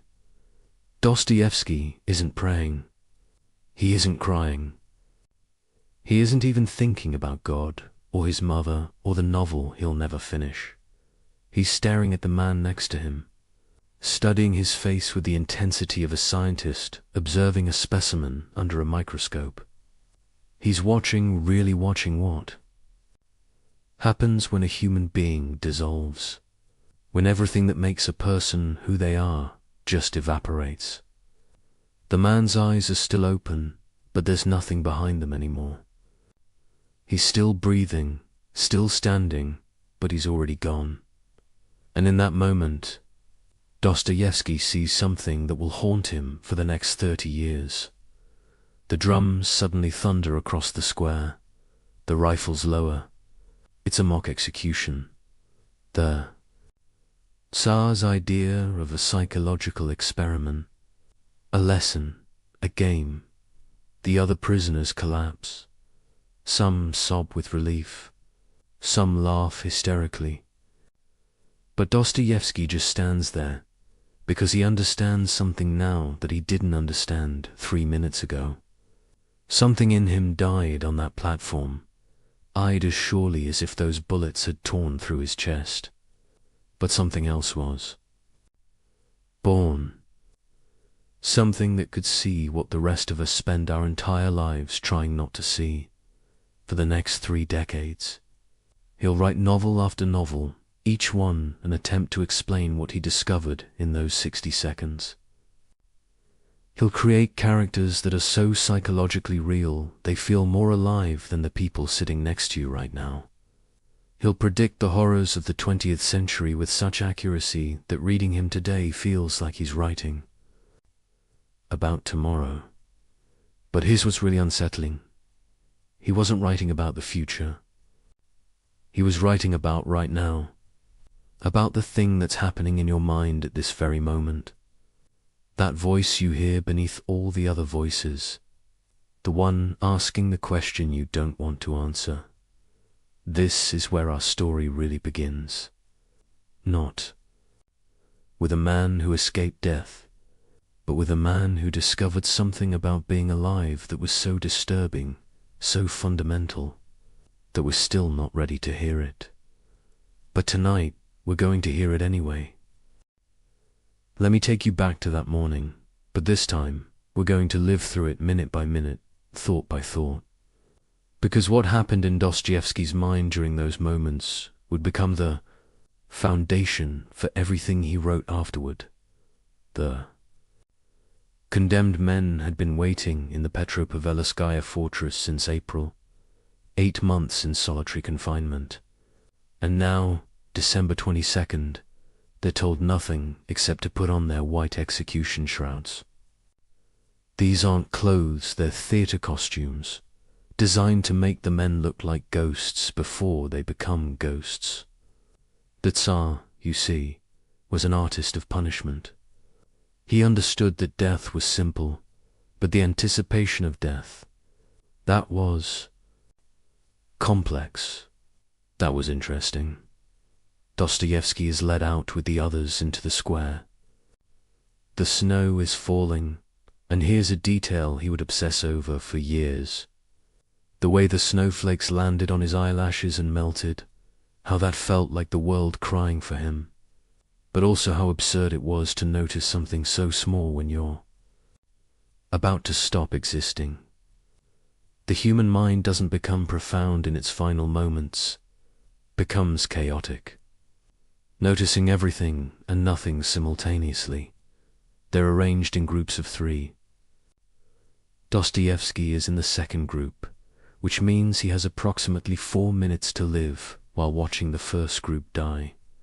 And this is where the real torture begins, not in watching death approach like a mathematical certainty.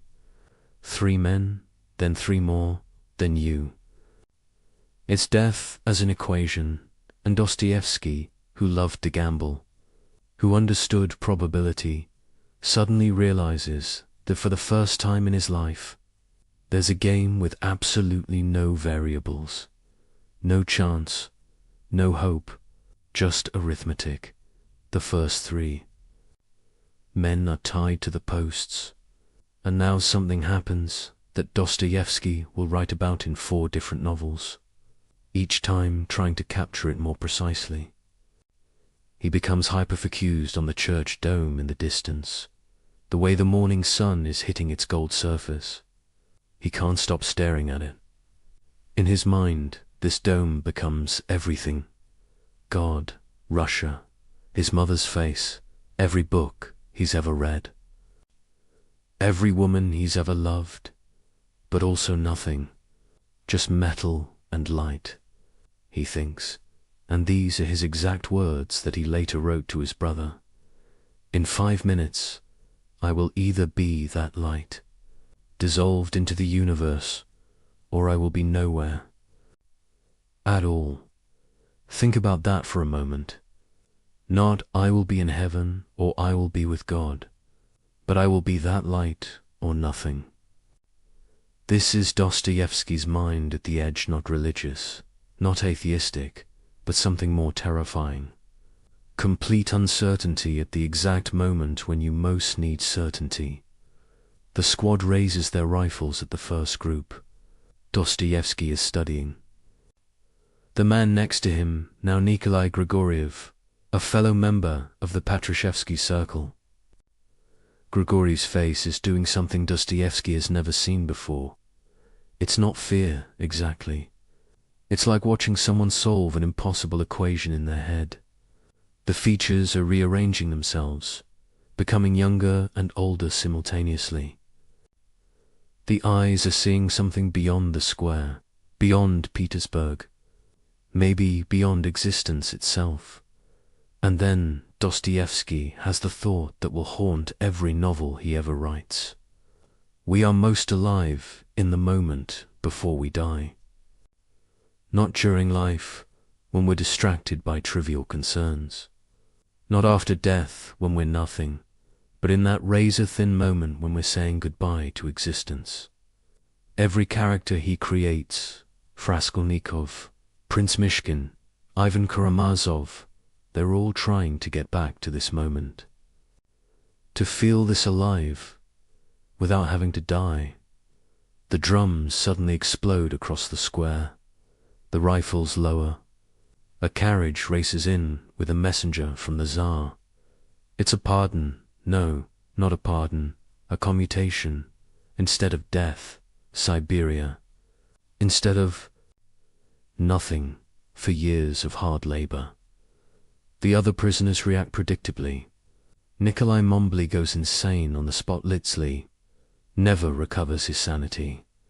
Others sob, pray, collapse. But Dostoevsky does something strange. He starts laughing.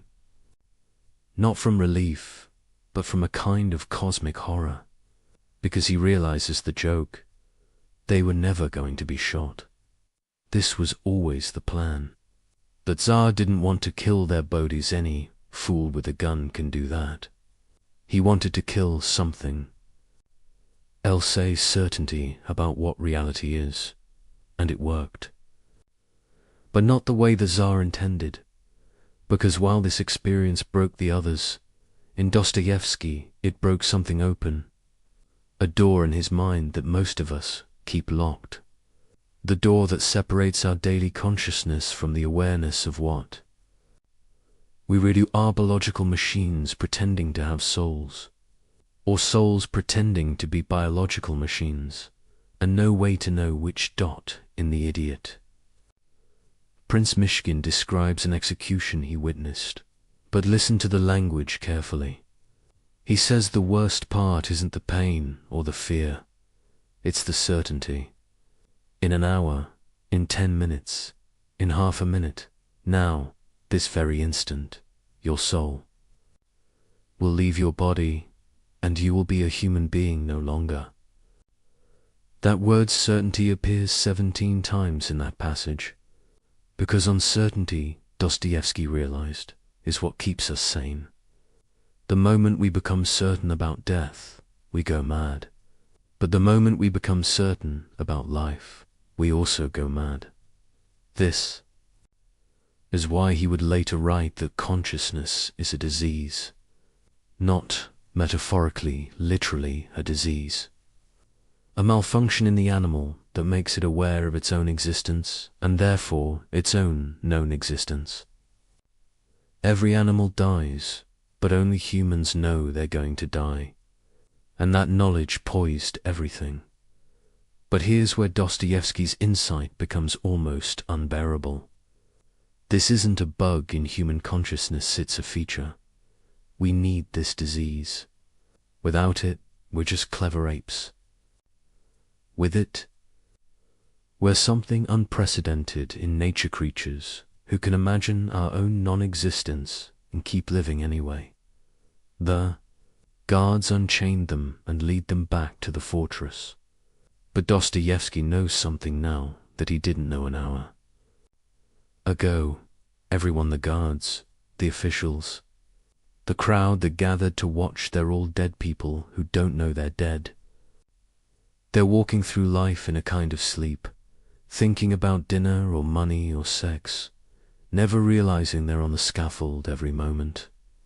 The only difference between him and them is that he can't forget anymore. He's been kicked out of the dream. Years later, when he's famous, people will ask him if he forgives the Tsar for this cruelty. And he'll say something that nobody understands. It wasn't cruel.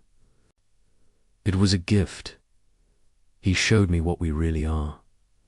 But what are we, exactly? That's what the next 30 years of novels would try to answer. And the answer, when it finally comes, is more disturbing than the question. Because we're not the condemned man on the scaffold. We're not even the guard with the rifle. We're the moment between the trigger being pulled and the bullet arriving. We exist entirely in that space, between the certainty of death and the illusion of life, between the animal and the angel, between the flesh and whatever we imagine is more than flesh. This is what Dostoevsky saw in those 60 seconds that would take him 30 years and thousands of pages to explain. We're not human beings having a spiritual experience or spiritual beings having a human experience. We're the incompatibility between those two things.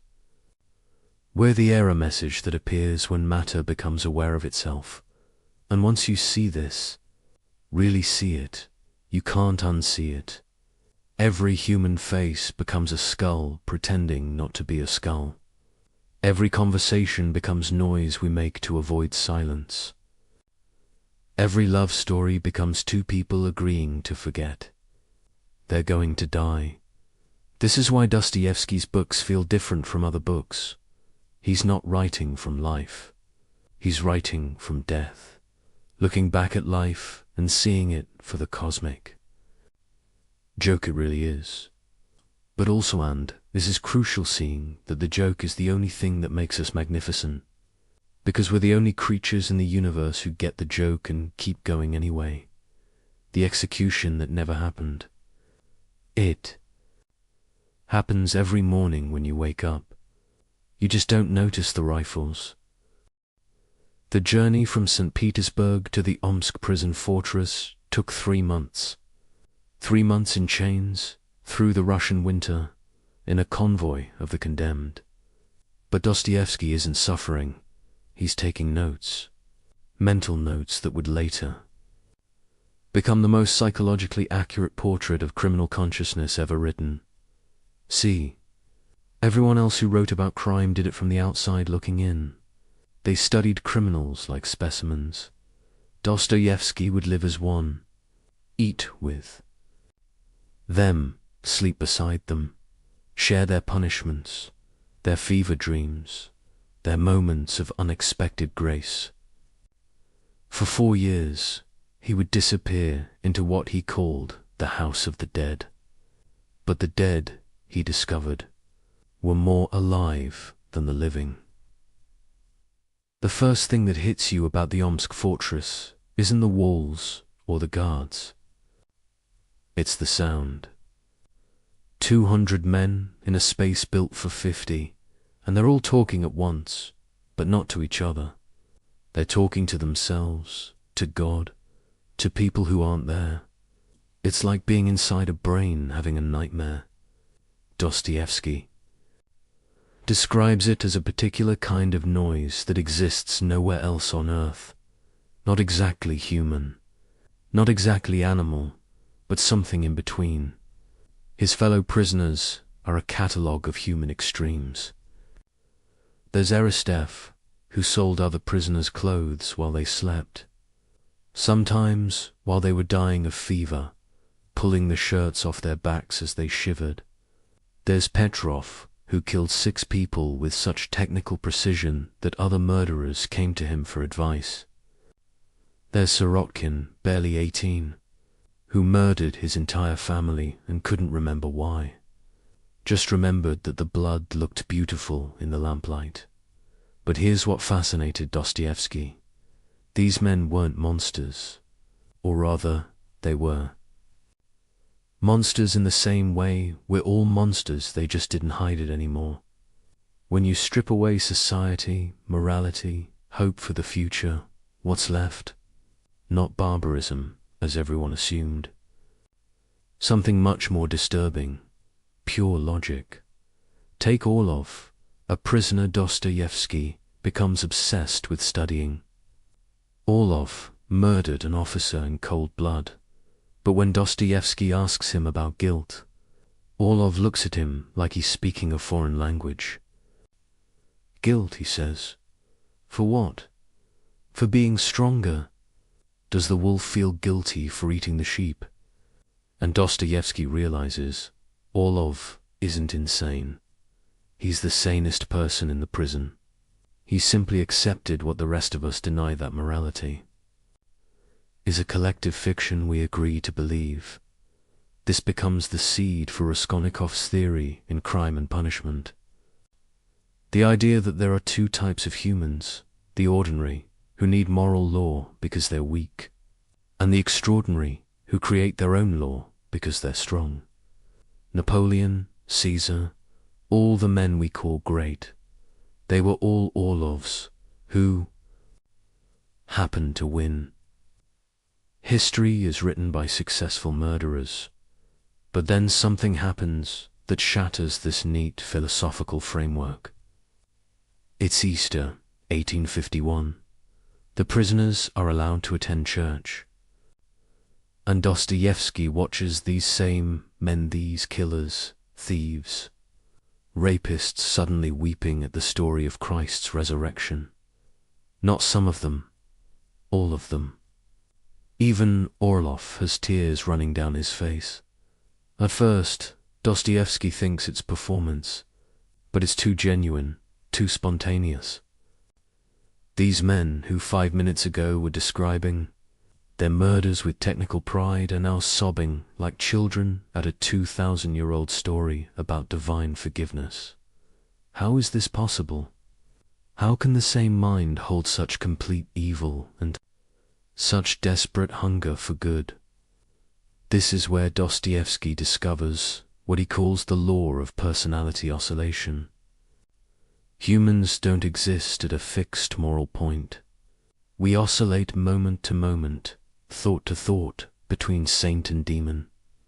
The same person who commits murder can genuinely repent, then murder again, then repent again, and both the murder and the repentance are absolutely real. We're not hypocrites. We're something much stranger. We're multiple people inhabiting the same body. The prison has a hospital, and Dostoevsky spends months there with various illnesses. The hospital is where the dying criminals make their confessions, and what he hears there changes his understanding of human psychology forever. They don't confess because they feel guilty. They confess because they need someone to know how completely they've violated everything sacred, and how that violation felt like freedom. One dying thief tells him, "You know the moment when you're committing the crime, and you know it's wrong, and you know you'll be punished, but you do it anyway. That moment is the only time I've ever felt like I really existed. The rest of my life was just waiting." This becomes the foundation for Dostoevsky's most disturbing insight. We don't commit crimes despite knowing they're wrong. We commit them because they're wrong. The wrongness is the point. It's how we prove to ourselves that we're not automatons, not slaves to programming, not just biological machines following chemical imperatives. Sin is our declaration of independence from nature and God simultaneously. But the prison taught him something else, something that would become central to the brothers Karamazov. Among these criminals were moments of inexplicable beauty. A prisoner named Ilya Zhestany, Muslim who'd killed a Russian officer, spends his free time teaching other prisoners to read. Why? Because, he tells Dostoevsky, suffering without understanding is just pain. Suffering with understanding is something else. What is that something else? Dostoevsky watches a group of prisoners risk brutal punishment to share their bread rations with a sick inmate. He sees a hardened killer spend 3 days nursing a dying bird back to health. He witnesses men who've abandoned all hope still creating art on the walls with charcoal, still composing songs, still telling stories. This is where the idea of voluntary suffering crystallizes. These men didn't just endure suffering, they sorted out. Some committed crimes specifically to be sent to prison. Not because they were insane, but because extreme suffering was the only thing that made them feel real in a world that increasingly felt like an illusion. Dostoevsky starts to understand modern life, with its comfort and predictability, is actually a kind of prison. We're all inmates, but our walls are invisible social conventions, moral rules, the tyranny of other people's opinions. The criminals in Omsk at least know they're in prison. We're in denial about our own imprisonment. There's a scene he witnesses that haunts him forever. A young prisoner, maybe 20, is about to receive a brutal flogging. The night before, he's completely calm. Dostoevsky asks him how he can be so peaceful. The young man says, "Tomorrow, for 10 minutes, I'll be completely honest. No pretending. No lies, no performance, just pure pain." Do you know how rare that is? To be completely honest for even 10 minutes. This becomes the underground man's philosophy. I am a sick man. I am a wicked man. But the sickness isn't what we think. It's the disease of consciousness itself, the curse of being aware that we're aware. The prisoners in Omsk have found a cure for this disease crime punishment, suffering anything that breaks through the numbness of normal existence. As his sentence ends, Dostoevsky realizes he's learned something in prison that no university could teach. He's seen the basement of human consciousness, the foundation everything else is built on.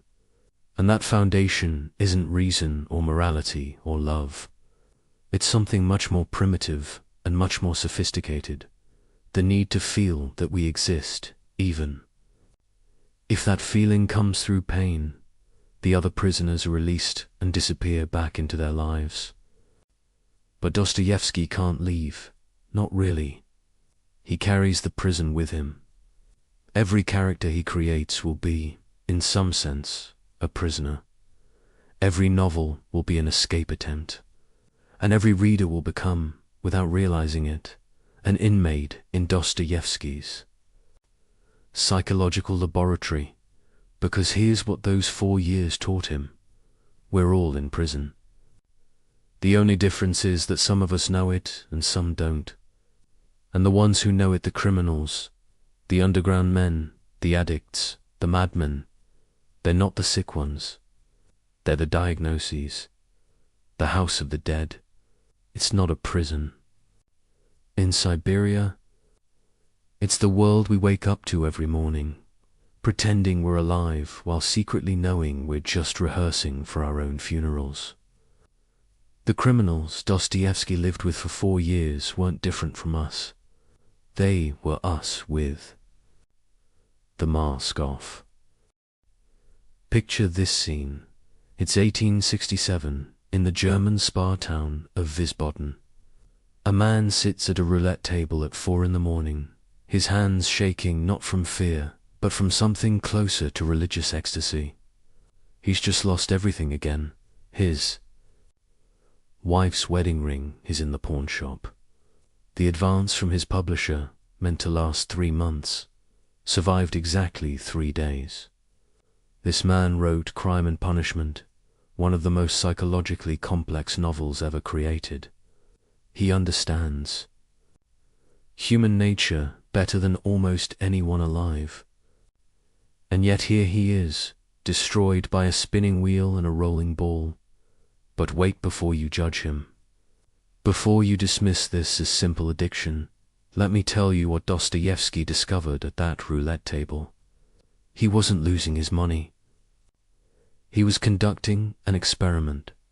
The same experiment we all conduct every day, just without the honesty to admit it. See? Everyone who knew Dostoevsky tried to cure him of his gambling. His wife Anna, God bless her, she tried everything.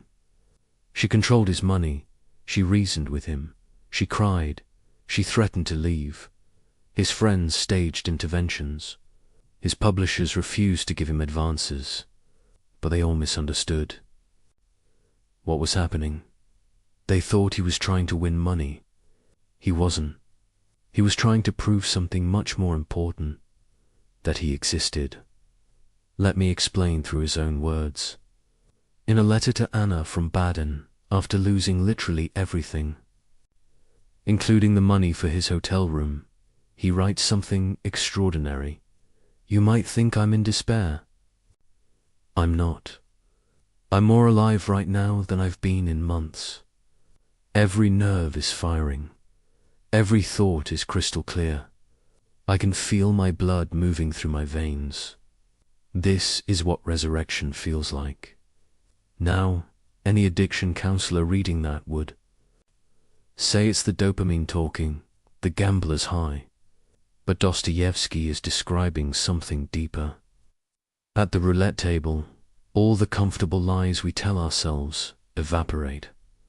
You can't pretend you're a good person when you're gambling your families. Food, money. You can't maintain the fiction that you're rational when you're betting on red after it's come up. Black 17 times in a row. You're stripped down to what you really are. A collection of impulses and desires with no coherent center. And here's the terrifying part. Dostoevsky found this state liberating. Finally, for once, he didn't have to pretend to be Fyodor Dostoevsky, the great writer, the Orthodox Christian, the husband, the father. He could just be a body in space, making insane decisions for no reason. You know that voice in your head that constantly judges everything you do. At the roulette table, it finally shuts up.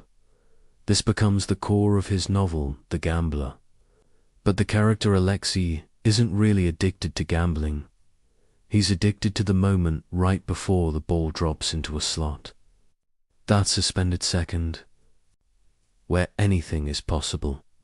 Where he might win everything or lose everything, where he exists in pure potential. The actual result, win or lose, is always disappointing because it collapses possibility into actuality.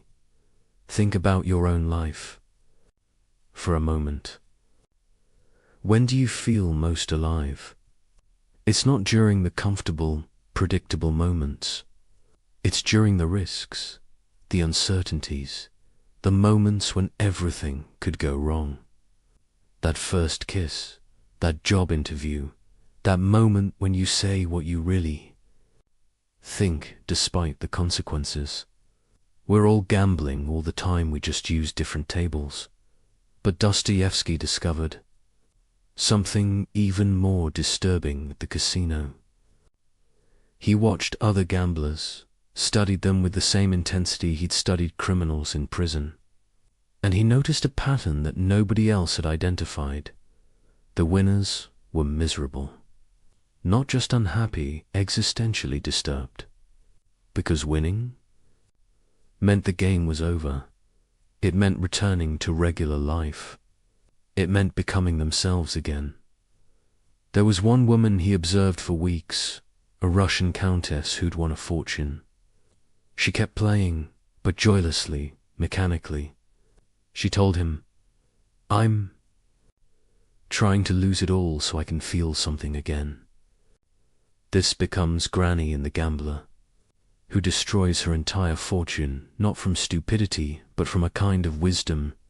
She understands that having money is a prison, but losing money is freedom. Now here's where Dostoevsky's insight becomes almost unbearable. He realizes that his gambling addiction is the same impulse that makes him write. Both are attempts to escape the prison of the self. When he's writing, he becomes Raskolnikov, Prince Mishkin, Ivan Karamazov. When he's gambling, he becomes nobody pure. Consciousness without identity. Both states are ecstatic. Both are unsustainable. Both are more real than normal life. Consider this letter to his friend Strakov. They say, I'm destroying myself at the tables. But where is this self they speak of? Show it to me. Is it my body that changes every 7 years? Is it my thoughts? They contradict each other hourly. Is it my soul? I don't even know if I have one. At the roulette table, at least, I know exactly what I am. A fool making foolish choices. There's something honest in that. This is the gambler's paradox. We destroy ourselves to prove we exist. It's not masochistic. It's the opposite. It's the most life-affirming thing possible. Every loss is proof that we're free. Every stupid bet is a declaration of independence. From cause and effect, from logic, from the tyranny of consequences. But here's what makes Dostoevsky different from other gambling addicts. He's conscious of what he's doing while he's doing it. He watches himself lose everything and takes notes. He's simultaneously the experimenter and the experiment. This is why his description of gambling psychology remains unmatched. He's not remembering it afterward. He's documenting it in real-time. One night in Wiesbaden, he wins 10,000 francs enough to pay all debts, secure his family's future for years. He knows, absolutely knows, that he should leave. He writes in his notebook, the rational thing is to cash out now. Then he writes, but the rational thing is death. He loses everything in 3 hours.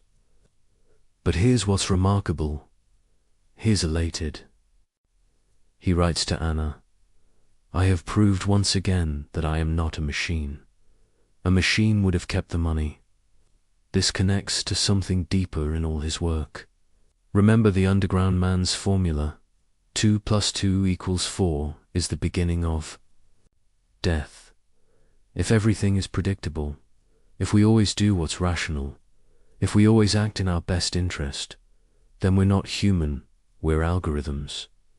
The ability to consciously destroy ourselves is proof of free will. It's horrible, it's stupid, it's tragic, and it's the only thing that separates us from computers. Modern neuroscience has actually confirmed something Dostoevsky intuited. The brain's reward system responds more strongly to uncertain rewards than certain ones. A guaranteed win releases less dopamine than a possible win. We're literally wired to prefer gambling to guarantee. This isn't a bug in human consciousness, it's the feature that drove us to explore, to innovate, to evolve.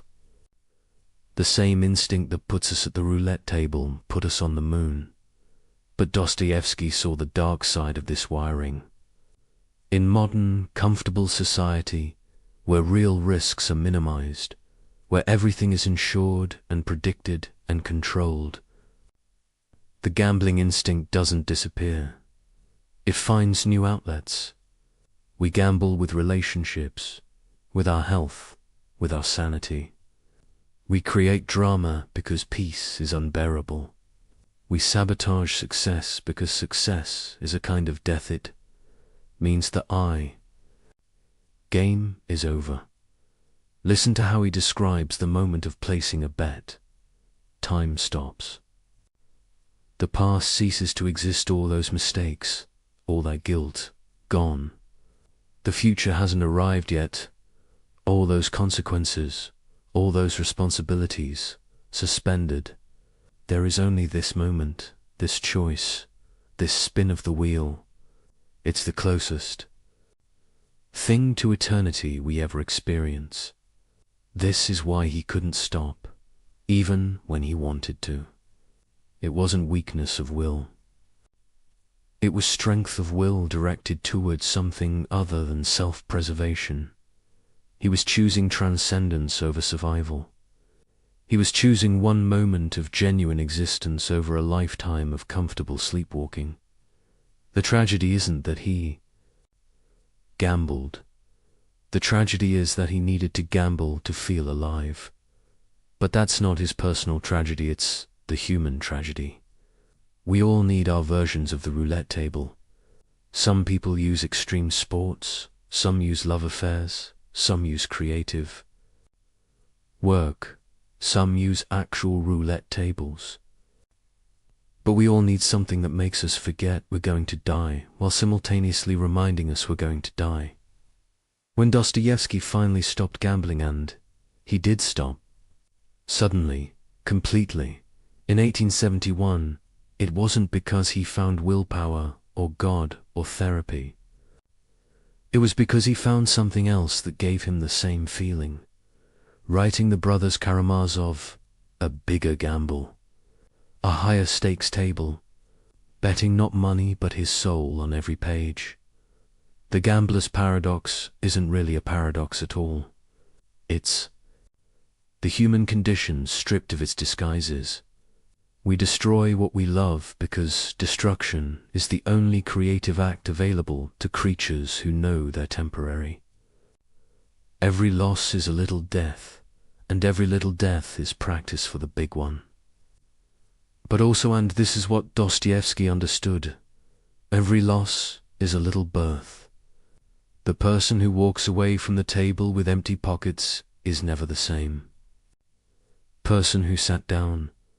That's why he thanked God for his gambling addiction, the same way he thanked God for his mock execution. Both showed him what we really are, not rational animals or spiritual beings, but something suspended between the two. Forever gambling on which one will become. Let me tell you something that will disturb you.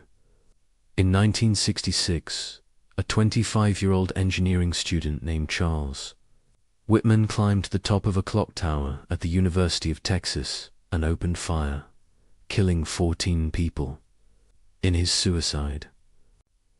Note, he wrote, I do not quite understand what it is that compels me to type this letter.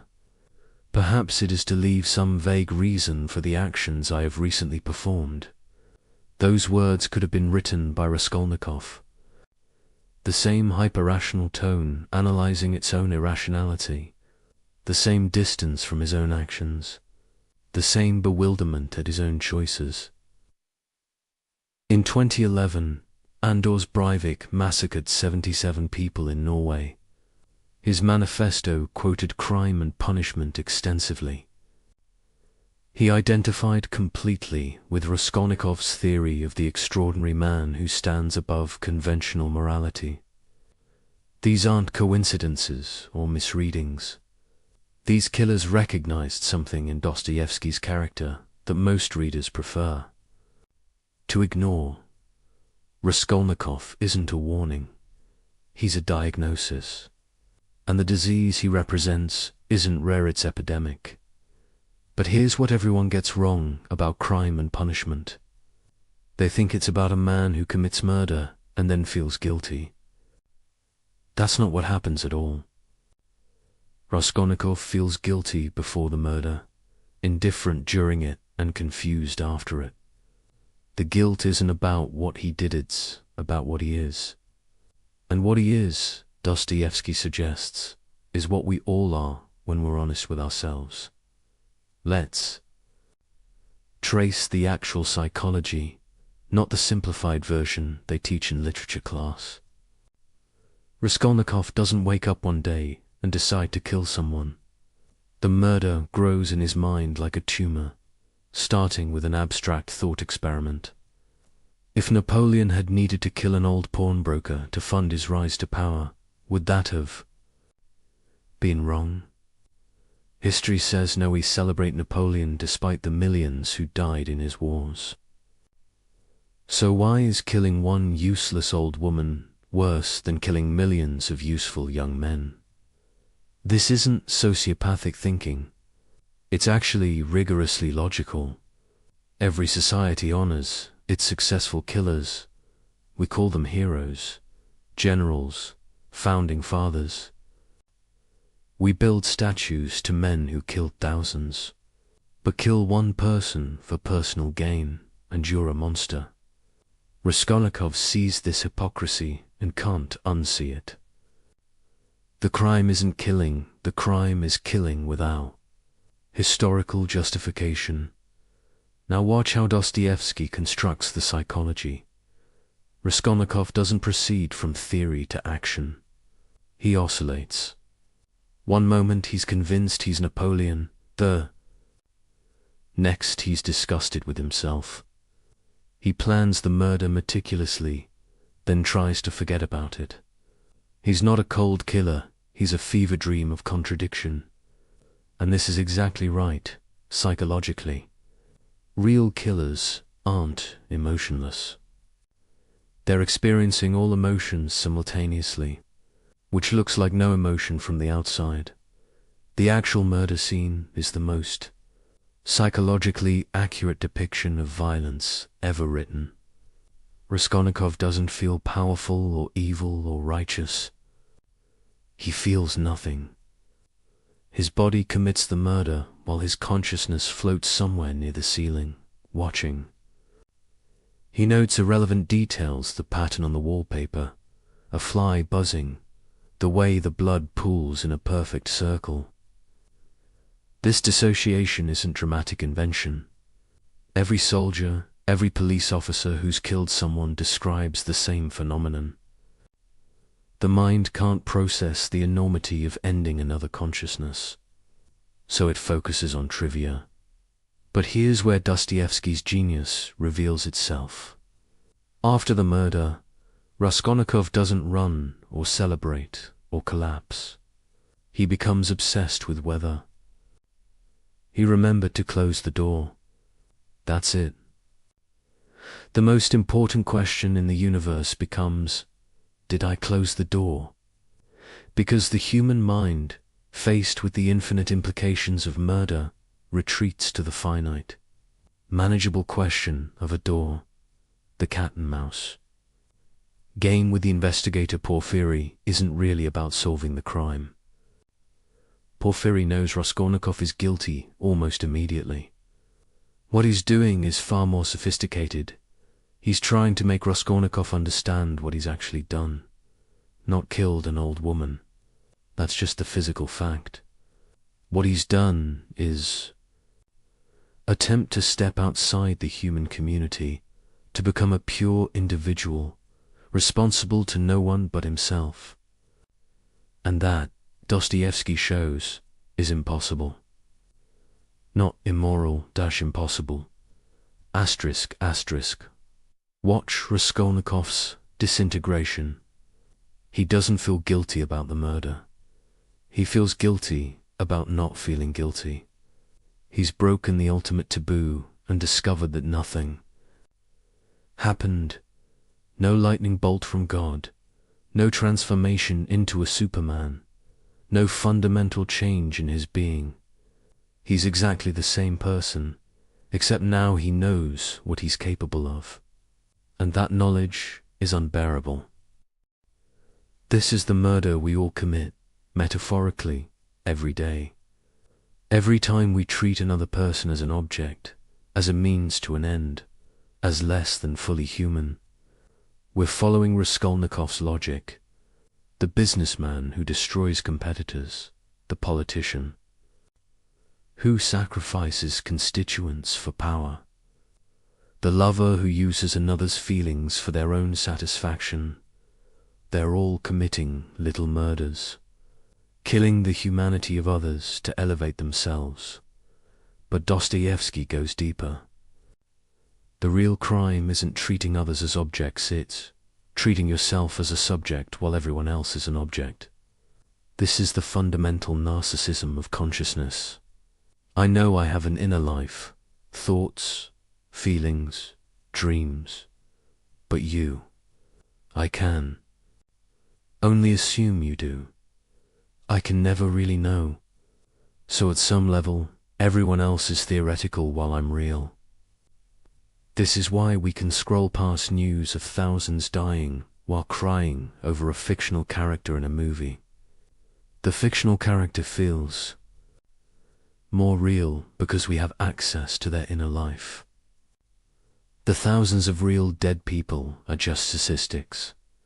Raskolnikov's theory about ordinary and extraordinary people isn't wrong, it's incomplete. He thinks extraordinary people are rare, but Dostoevsky shows they're everywhere.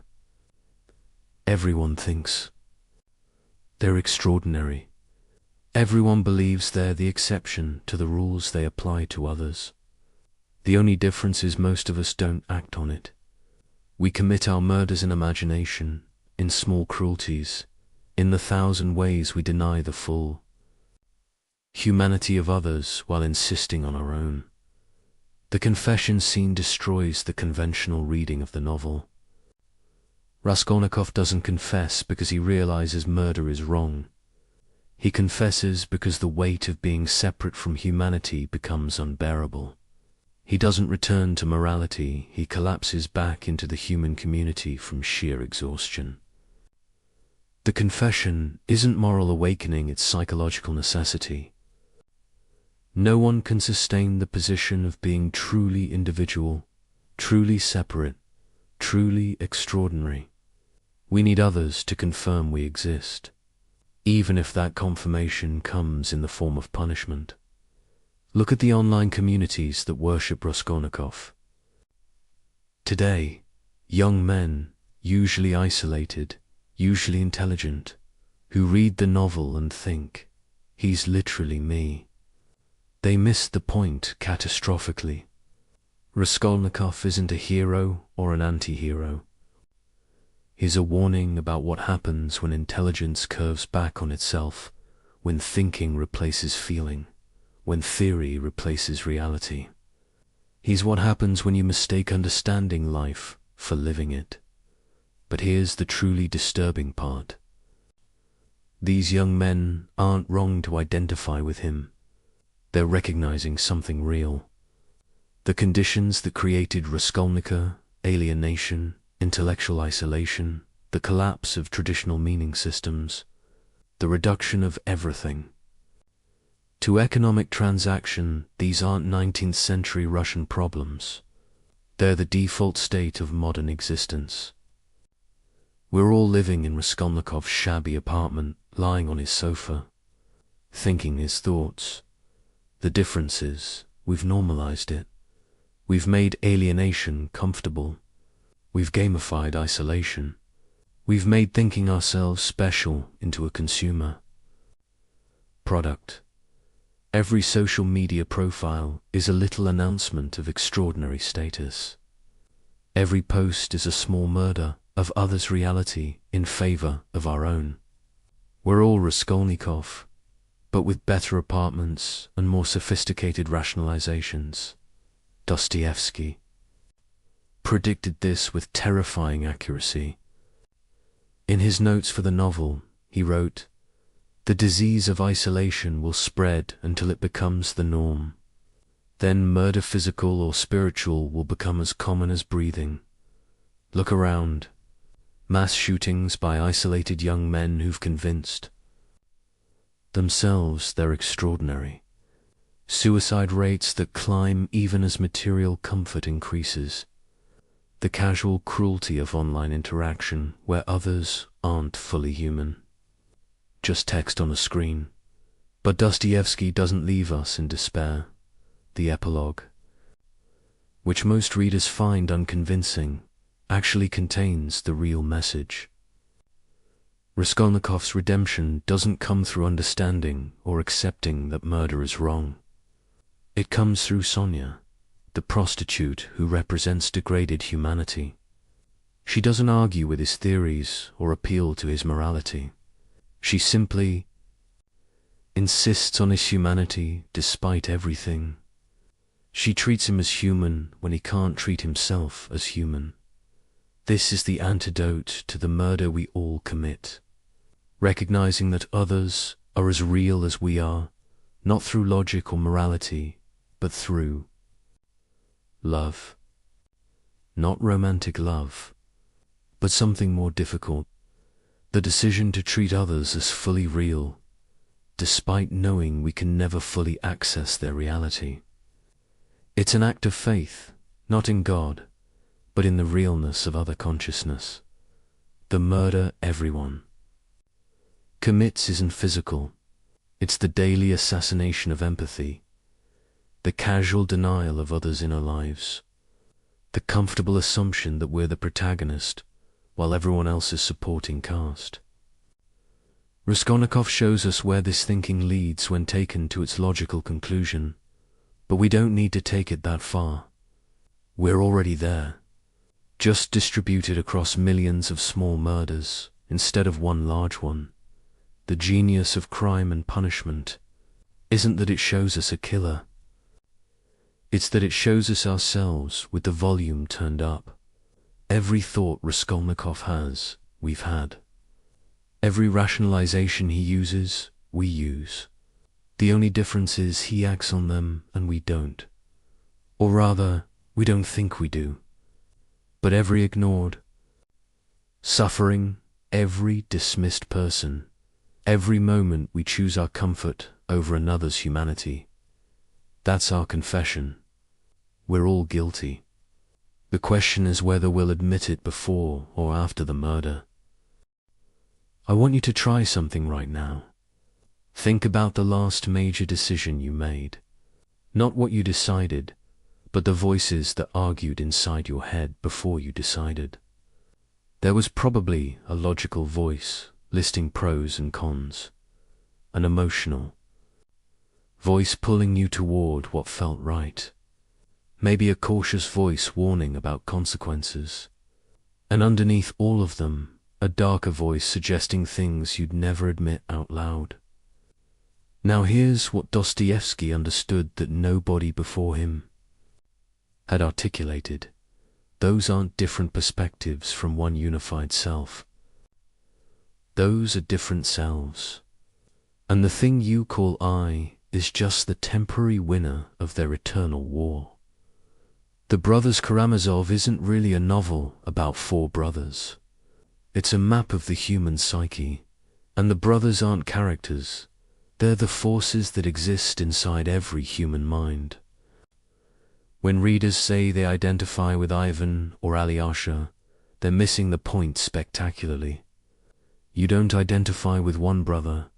You are all four brothers, simultaneously, right now, as you're reading this. And the tension between them isn't something to be resolved. It is what you are. Let's start with Ivan, because he's the voice modern people hear most clearly. Ivan isn't just an intellectual, he's the part of every human consciousness that demands the world make sense. When a child dies of cancer, when innocent people suffer, when chaos destroys good people while evil ones prosper, that rage you feel, that's Ivan. He's not wrong to be angry. His famous rebellion against God isn't about atheism. It's about the incompatibility between consciousness and reality. We evolved brains capable of imagining perfect justice in a universe that delivers random horror. Ivan is that incompatibility given voice. His Grand Inquisitor chapter is probably the most misunderstood text in literature. People read it as either an argument for or against Christianity. But look closer. The Inquisitor isn't talking about religion, he's talking about human nature. His argument is devastatingly simple. Humans say they want freedom, but what they really want is to be told what to do. They want someone else to carry the burden of choice. Every time you follow a trend, obey an authority, accept conventional wisdom without thinking, you're proving the Inquisitor right. We crucified Christ for offering freedom and would do it again, because freedom is terrifying. But here's what's brilliant about Dostoevsky's construction. Ivan creates the Grand Inquisitor. It's his story, his projection. The Inquisitor is Ivan's shadow, the part of him that wants to surrender the very intelligence he's so proud of. Every intellectual secretly dreams of not having to think anymore. Every skeptic secretly envies believers.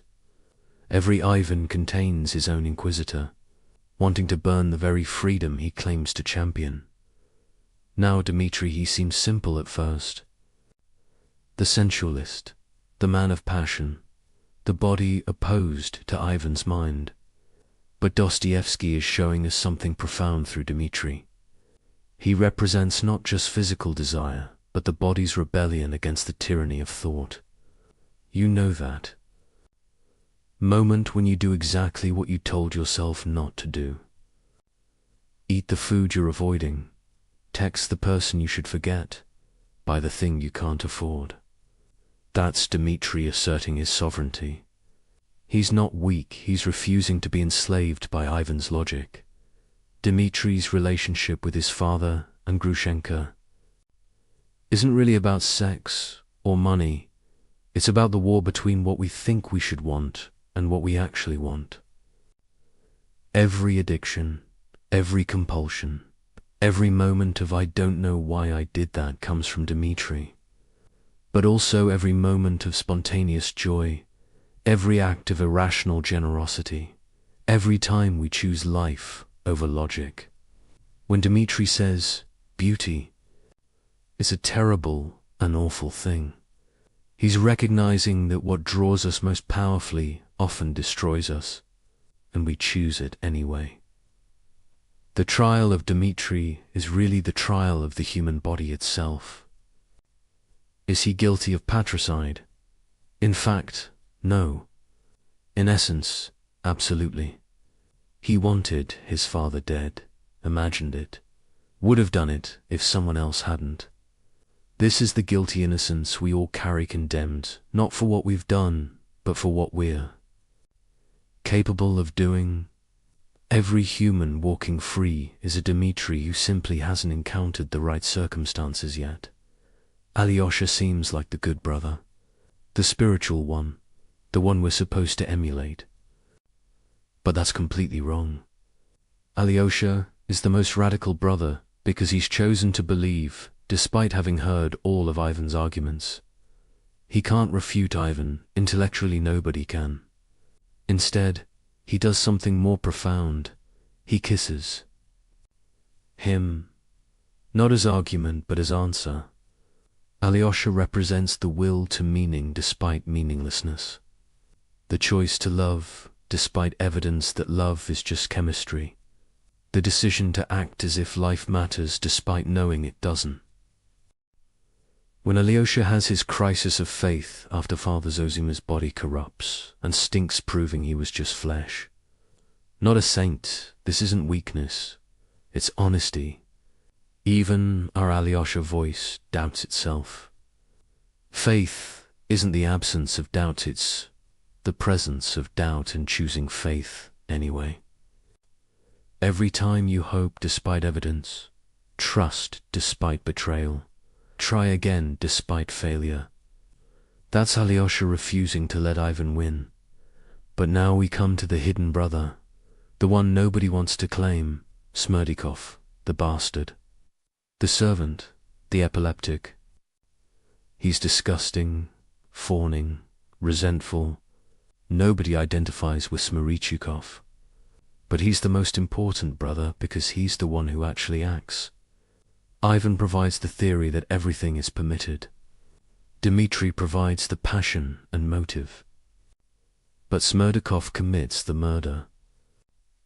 He's not the shadow, he's what happens when the shadow takes control. Here's what's terrifying about Smerdikov.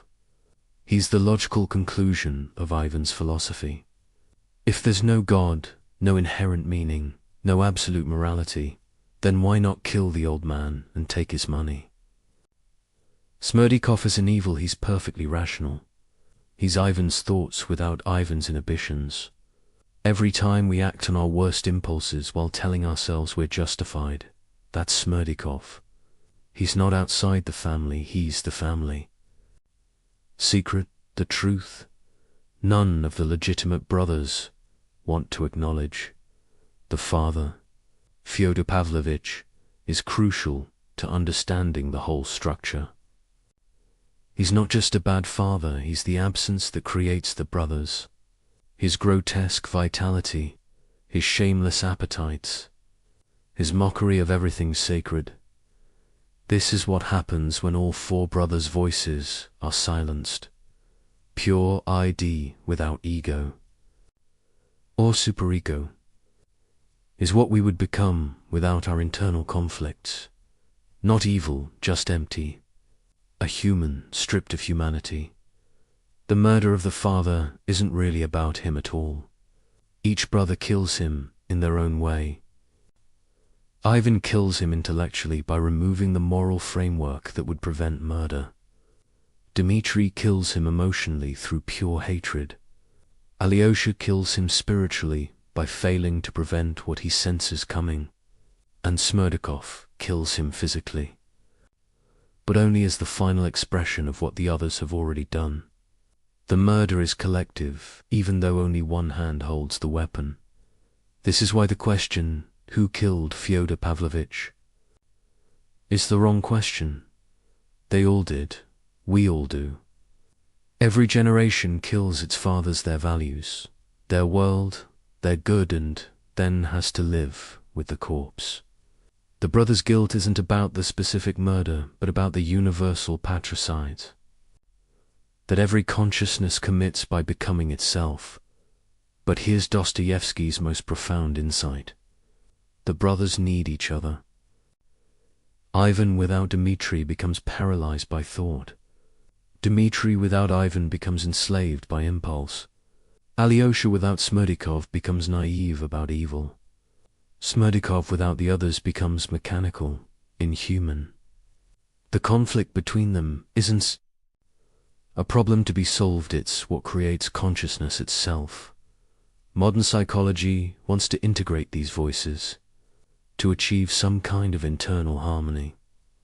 Dostoevsky says that's impossible and undesirable. The tension is the point. We are the I.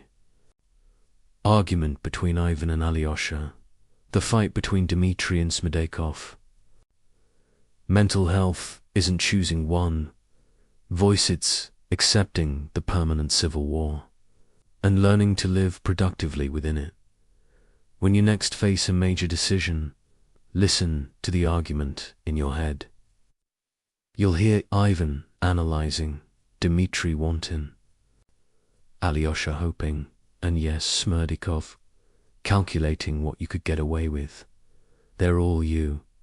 The decision isn't really about what to do, it's about which brother wins this round. But remember, even the winner is still you. The brother who loses is also still you.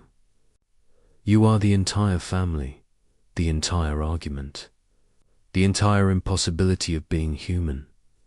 This is why people who say they've found inner peace are either lying or dead inside.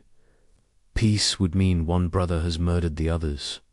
What we call maturity is just learning to manage the family dysfunction, to let each brother speak without letting any of them dominate completely.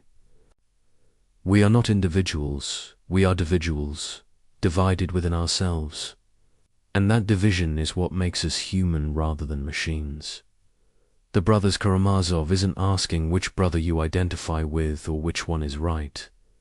It's showing you that you are the question itself, the eternal conflict between irreconcilable truths. You are Ivan's logic and Alyosha's faith, Dmitri's passion and Smerdyakov's shadow. You are the murder and the investigation, the guilt and the innocence, the family and its destruction. We are all for Karamazovs, and we always will be. The only choice is whether we acknowledge it or spend our lives pretending we're only one. But the pretense is exhausting, and eventually, usually at 3 a.m, when all the masks are off, we hear all four voices clearly, and in that moment of terrible clarity, we understand what Dostoevsky understood. We are not troubled because we're divided. We're human because we're divided. In 1878, Dostoevsky stood before a crowd in St. Petersburg and said something that made people think he'd gone mad. He said that within 50 years, Russia would be consumed by a revolution that would kill millions. That ideology would replace religion, that children would turn in their parents for wrong thinking, that the state would become God. The audience laughed. 50 years seemed impossibly far away, and besides, progress was inevitable. Humanity was getting better, more rational, more civilized. Everyone knew this. 39 years later, the Bolsheviks took power. Everything Dostoevsky predicted came true with such specific accuracy that Soviet scholars spent decades trying to explain it away. But here's what's really unsettling. That wasn't his final prophecy. He saw something bigger coming. He saw the 21st century. He saw us. Let me show you something extraordinary. In The Devil, sometimes translated as the possessed or demons, written in 1872, Dostoevsky describes a character named Stavrogin. Stavrogin is handsome, charismatic, influential. Everyone is obsessed with him. But here's the thing, he feels nothing. He's completely empty inside. He commits horrible acts, not from evil, but from boredom. He influences thousands while believing in nothing. Sound familiar? He's not a 19th century Russian nobleman. He's a 21st century influencer. He is the beautiful void at the center of social media culture, performing authenticity while being absolutely hollow. But it goes deeper. The demons in the novel aren't supernatural entities. They're ideas that possess people, spread from person to person, creating movements that destroy everything they touch. Dostoevsky is describing viral ideology, how a tweet becomes a movement, becomes a mob, becomes a massacre. He's showing how ideas don't need to be true or even coherent to possess millions. They just need to fill the void where meaning used to be. The character Pyotr Vensky is even more prophetic. He's not a traditional revolutionary. He doesn't believe in the cause he promotes. He's a chaos agent, someone who destroys for the pleasure of watching things burn. He understands that in a meaningless world, destruction feels like creation. Every internet troll, every mass shooter manifesto, every person who spreads conspiracy theories they don't even believe there, all were Kavinsky's children. He predicted the weaponization of nihilism, but here's what Dostoevsky saw that we're only beginning to understand. The specific type of nihilism that emerges not from suffering but from comfort.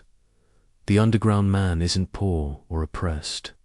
He has enough money, education, freedom. His problem is precisely that he has no real problems. He creates suffering because comfort is intolerable to conscious beings. We're living in the most comfortable era in human history, yet anxiety and depression are epidemic. We're all becoming underground people, burrowing into our comfortable caves, raging at existence itself. Listen to how the underground man describes his condition. I am a sick man. I am a wicked man. But then he immediately contradicts himself. He's not really sick or wicked. He's hyperconscious. He can't stop thinking about thinking. He can't just live. He has to analyze living while he's living it. This is the curse of modern existence. We're all simultaneously living and watching ourselves live, performing and critiquing our performance, being and observing our being. Social media didn't create this condition, it just made it visible, and Monet is able. The crystal palace that the underground man rails against Dostoevsky's symbol for utopias. Silicon Valley's promise realized. A world where all problems are solved by technology where algorithms predict our needs before we know them, where efficiency and comfort reach perfection. But Dostoevsky saw the horror of this paradise. Humans will destroy it, not despite it being perfect, but because it's perfect. We'll choose suffering over comfort, chaos over order, meaning over happiness, simply to prove we're not machines. Look at what's happening right now. We have access to all human knowledge in our pockets, yet we choose to believe obvious lies. We can connect with anyone on Earth, yet we're lonelier than ever. We've eliminated most physical dangers, yet we're paralyzed by anxiety about theoretical threats. We've created the Crystal Palace, and we're smashing it from the inside, just like Dostoevsky predicted we would. But the most terrifying prophecy is in his notes about the coming ant-heap, a society where everyone's needs are met. Everything is organized rationally, all problems are solved, but nobody knows why they're alive. He writes, they will have everything except the one thing necessary a reason to exist. And in their desperation, they will create artificial problems, imaginary enemies, fictional catastrophes, anything to feel that life has stakes, that choices matter, that existence has weight. Isn't this exactly what we're doing? We've largely solved the problems of survival, so we've created new problems. We're outraged about things that would have seemed absurd to previous generations. We've turned politics into entertainment, identity into brand, trauma into currency. We're so desperate for meaning that we'll accept any narrative, however absurd. That makes us feel like protagonists in a story rather than extras in a simulation. Dostoevsky's solution isn't what anyone wants to hear. He doesn't say we should return to tradition or embrace progress or find balance. He says something much more difficult. Accept suffering as intrinsic to consciousness. Stop trying to eliminate it. Stop seeing it as a problem to solve. The attempt to create heaven on earth inevitably creates hell, because heaven would be a place where nothing matters, and humans can't tolerate a world where nothing matters. This is why every utopian project becomes dystopian. The Soviet Union tried to create the perfect society and created the Gulag. Silicon Valley tried to connect humanity and created the attention economy. Every attempt to eliminate suffering multiplies it, because suffering isn't a bug in human consciousness, it's a feature. It's what makes us human rather than algorithms. In his final notebook, written while dying, Dostoevsky wrote, "They will organize everything so perfectly that there will be no more questions." And that is when the real questions will begin. We've reached that point. All the old questions, how to survive, how to eat, how to shelter, have been answered for much of the developed world. And now the real questions that were always there, underneath, have emerged. Why exist? What's the point? Who am I when I could be anything? These aren't questions that can be answered by technology or politics or even philosophy. They're questions that can only be lived, suffered through, endured. And the suffering isn't meaningless, it's the meaning.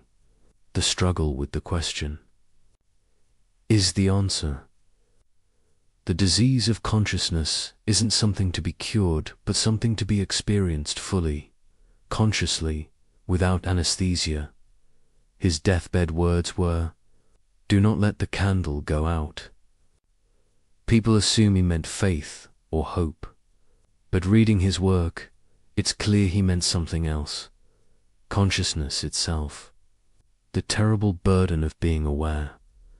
In our age, the temptation isn't death, but unconsciousness, addiction to drugs, screens, ideologies, anything that turns off the painful awareness of being aware. We're all trying to extinguish the candle because its light shows us things we don't want to see. But here's Dostoevsky's final message. The candle is all we have. The consciousness that makes us suffer is also the only thing that makes us real. We can drug it, distract it, deny it, but we can't eliminate it without eliminating ourselves.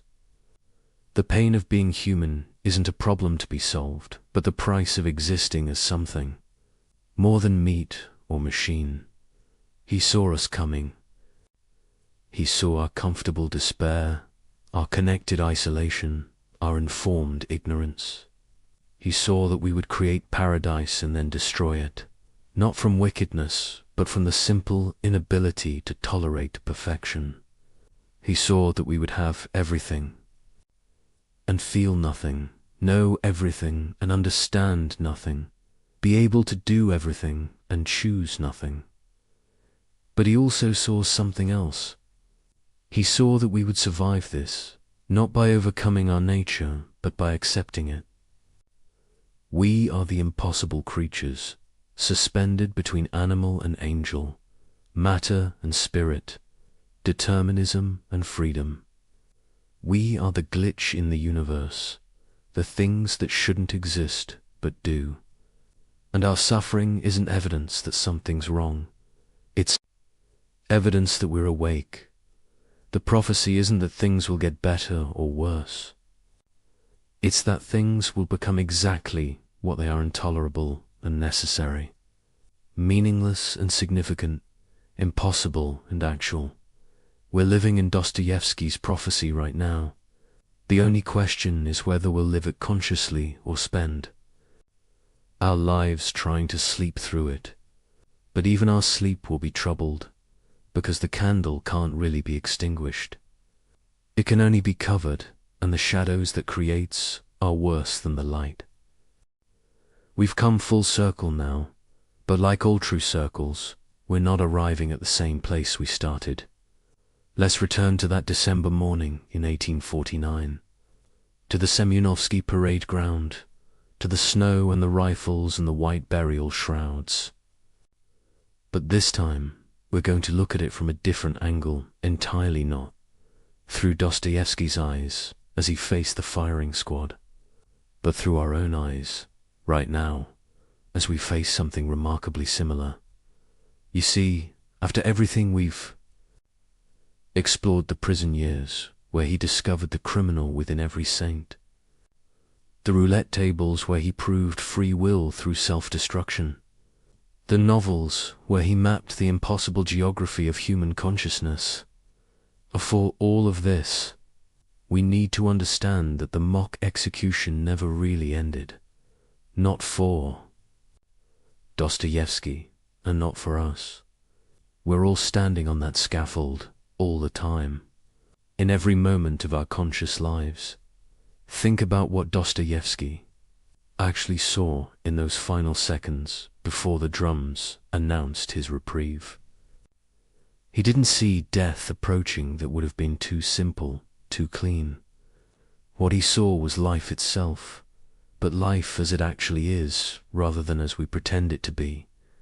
Life stripped of all the comfortable illusions we use to make existence bearable. And what is life without illusions? It's standing on a scaffold with a rifle pointed at your heart, knowing you have 60 seconds left, except the 60 seconds never end and the rifle never fires, but also never lowers.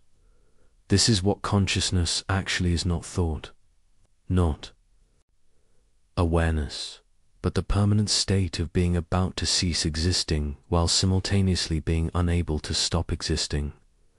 Every human being who has ever lived has stood on this scaffold. Most of them, mercifully, didn't know it. They lived in what Dostoevsky called the dream, the blessed unconsciousness of daily routine.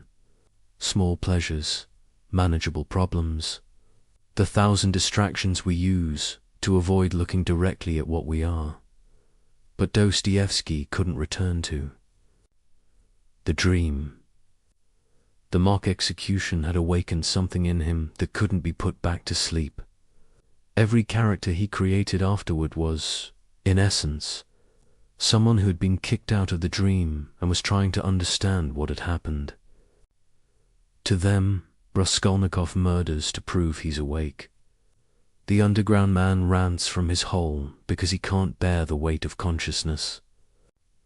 The Karamazov brothers tear-rich, other apart because they each represent different ways of being unbearably aware. And here's what makes Dostoevsky's work feel so contemporary, so immediate, even though he's been dead for over a century. We're all being kicked out of the dream now. The comfortable unconsciousness that previous generations could maintain has become impossible. We know too much. We see too much. Every time you pick up your phone, you're confronted with the full horror and beauty of human existence, wars and weddings, tragedies and memes, the sublime and the ridiculous, all flattened into the same screen, all demanding the same response. Keep scrolling. We're living in a state of permanent mock execution, where the rifles are always raised but never fire, where we're always about to die but never do, where every moment could be our last but probably isn't. And just like Dostoevsky on that scaffold, we're noting absurd details, the number of likes on a post about genocide, the advertisement that plays before a video of someone's last moments, the way we can order dinner while reading about famine. This isn't callousness, it's the kind of hypersenity that comes from seeing too much reality at once. But here's what Dostoevsky understood that we're still struggling to grasp. This terrible state of permanent consciousness, this inability to return to the dream, this standing forever on the scaffold, it's not a curse to be lifted. It's what makes us human rather than algorithms pretending to be human. The burden of awareness is the price of being real in a universe that doesn't require our reality. Every character Dostoevsky created was attempting to solve the problem of consciousness. Raskolnikov thought he could think his way out of it. Prince Mishkin tried to love his way out. Ivan Karamazov tried to argue his way out. Dmitri tried to feel his way out. The underground man tried to spite his way out, but none of them succeeded because the problem has no solution. The problem is there. Solution. The disease is the cure. The question is the answer. This is why reading Dostoevsky feels like looking in a mirror that shows not your face but your skull. Not who you pretend to be but what you actually are. And what you are is impossible. Your matter that knows it's matter, a temporary arrangement of atoms that can contemplate eternity. A biological machine that insists it has a soul despite having no evidence for souls. You shouldn't exist, but you do. Your existence is an error in the code of the universe. And that error is the most magnificent thing that has ever happened. The question Dostoevsky leaves us with isn't whether God exists, whether morality is real, whether life has meaning. These are all variations of the same fundamental error. The belief that there's an answer that would make consciousness bearable. The real question, the one he spent 30 years after his mock execution trying to articulate, is this: knowing what you now know about human nature, about your own nature, about the impossible contradiction of being a conscious being in an unconscious universe, how will you live? And notice not, how should you live? That would imply there's a correct answer. But how will you live? Because you will live, despite everything, despite knowing what you know. You'll wake up tomorrow and pretend you're not on the scaffold. You'll make plans as if you're not about to die. You'll love people who are also about to die and pretend together that you're not. You'll create meaning in a meaningless universe. Not because meaning exists, but because creating it is what conscious beings do. Dostoevsky already knew how you'll live because he knew how he lived after his mock execution. You'll live exactly as you always have, but now with a terrible addition: consciousness of what you're doing. You'll see yourself living, watch yourself choosing, observe yourself pretending. You'll be simultaneously the performer and the audience, the experiment and the experimenter, the prisoner and the guard, and in rare moments maybe at 3 in the morning when you can't sleep, maybe during a profound loss, maybe in inexplicable joy, you'll feel what Dostoevsky felt on that scaffold. The membrane between you and reality will dissolve. You'll see existence without filters, without narratives, without the comfort of meaning, and it will be unbearable, and it will be the most real moment of your life. This is Dostoevsky's final gift to us, though gift seems like the wrong word. For something so terrible, he showed us that we're all standing at the threshold between animal and angel, between matter and spirit, between meaning and meaninglessness. We can't cross the threshold because there's nothing on the other side. We can't step back because consciousness only moves forward. So we stand there, forever at the threshold, forever about to become something we'll never become, forever almost arriving at a destination that doesn't exist.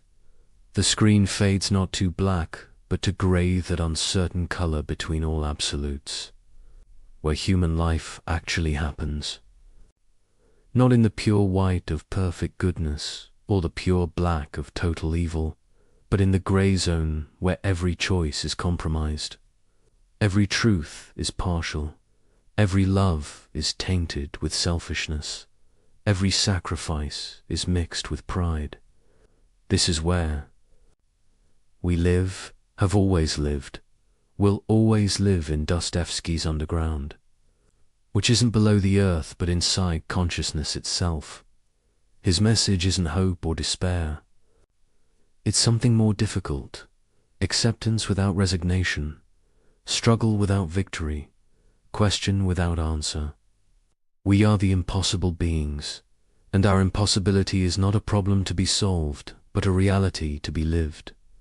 The candle, he told us not to let go out. It's not faith or hope or love. It's the terrible, beautiful burden of knowing that we know that we know. It's consciousness itself, the disease that makes us human, the gift that feels like a curse, the curse that might be a gift. We're all standing where Dostoevsky stood in 1849, waiting for the rifles to fire, knowing they never will, knowing will. Stand here forever, noting the way the snow falls, the way the light hits the church dome, the way our heart beats its futile rhythm against the approaching silence that never quite arrives. This is what it means to be human in the shadow of Dostoevsky's vision. Not to have answers, but to be the question. Not to solve the mystery, but to embody it. Not to escape the scaffold, but to recognize that the scaffold is everywhere, always has been, always will be, and that standing on it with full awareness of what we're doing is the closest thing to meaning we'll ever find. Dear friends, thank you for being with me tonight. Please like and subscribe for the next episode. Until next time, good night. Welcome back, dear friends. Before we begin, let me know where in the world you are watching, and please don't forget to subscribe and like to support the channel. Close your eyes for a moment. In this precise instant, who are you? Not the name your parents gave you, not the job title on your business card, not the accumulation of your past or the projection of your future, but right now, this very second? What is the consciousness experiencing these words? Where does it reside? How did it come to be? And perhaps most mysteriously of all, will it be the same consciousness when you wake tomorrow morning? This question, deceptively simple yet infinitely complex, haunted one man so deeply that his answer would reshape the foundations of civilization itself. His name was John Locke, and tonight, as you settle into the quietness of approaching sleep, we will walk together through the cathedral of thought he constructed, stone by philosophical stone, until we discover something extraordinary. We will find that the questions he asked about consciousness, about identity, about freedom and knowledge, are not merely academic puzzles gathering dust in forgotten books. They are the very questions that pulse beneath every moment of your waking life, and perhaps, as we shall see, even your sleeping one. Picture England in the year 1632. A world balanced on a knife's edge between the old certainties and a dawning age that would question everything. In a small village called Rington in Somerset, a child enters the world who will grow to challenge not just the political order of kingdoms, but the understanding of what it means to be human.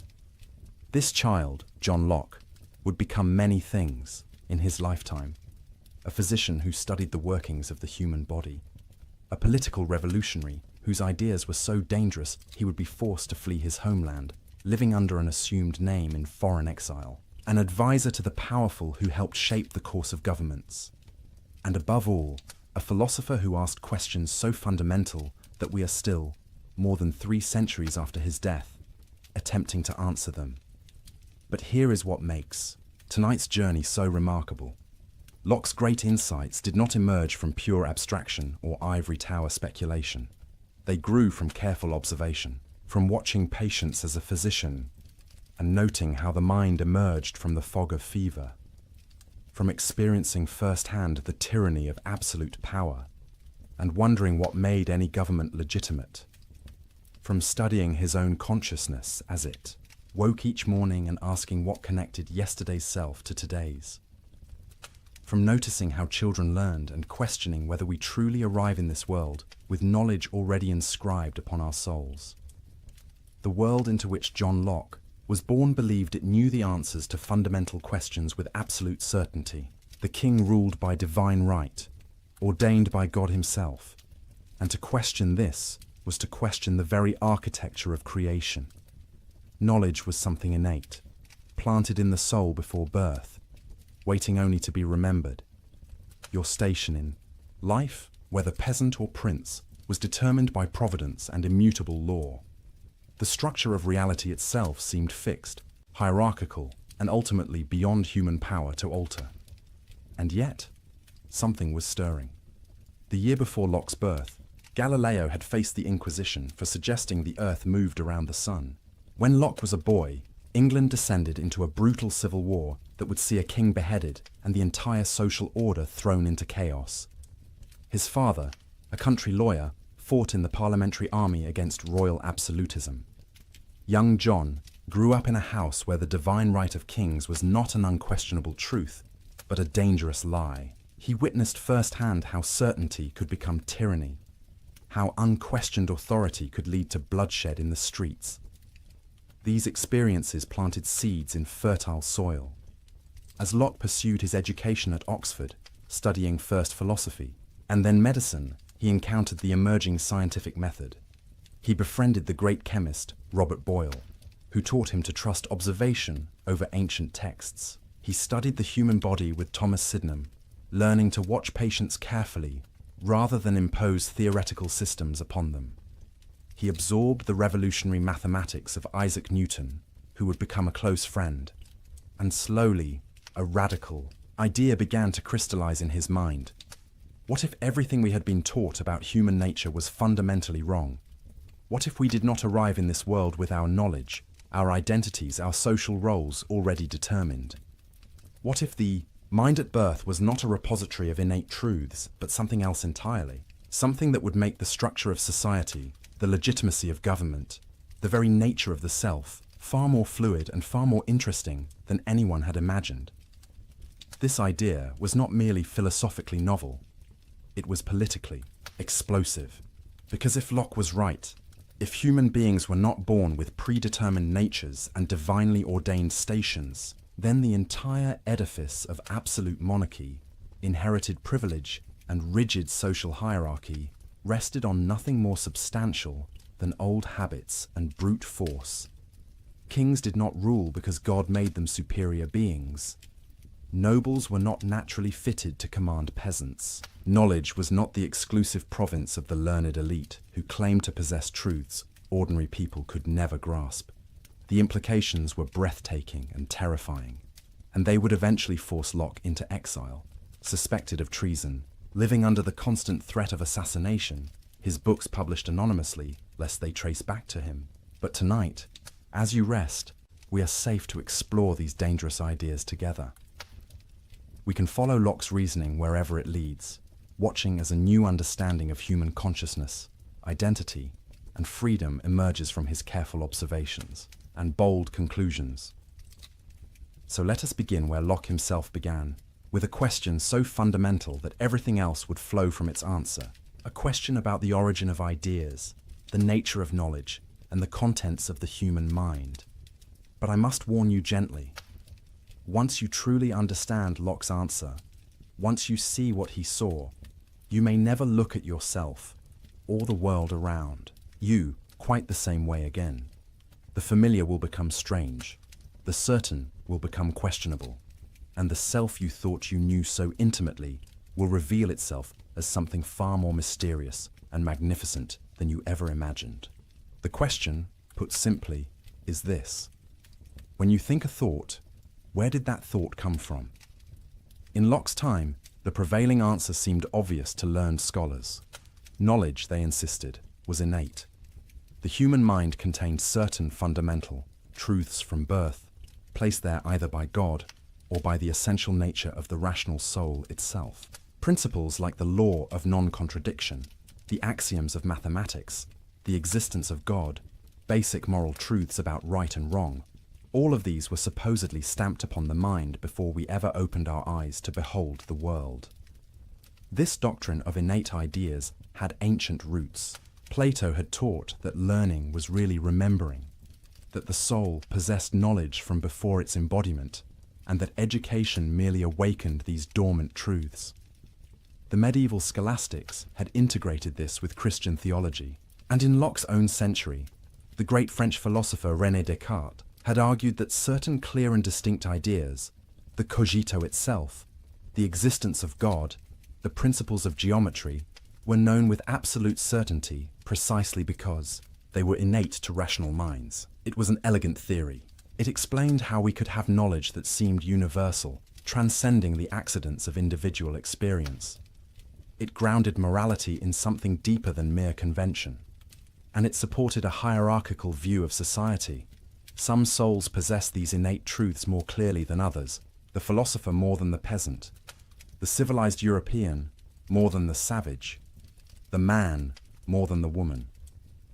But John Locke, watching carefully, observing newborn infants, studying people of different cultures, examining his own consciousness, with merciless honesty, became convinced this elegant theory was entirely wrong.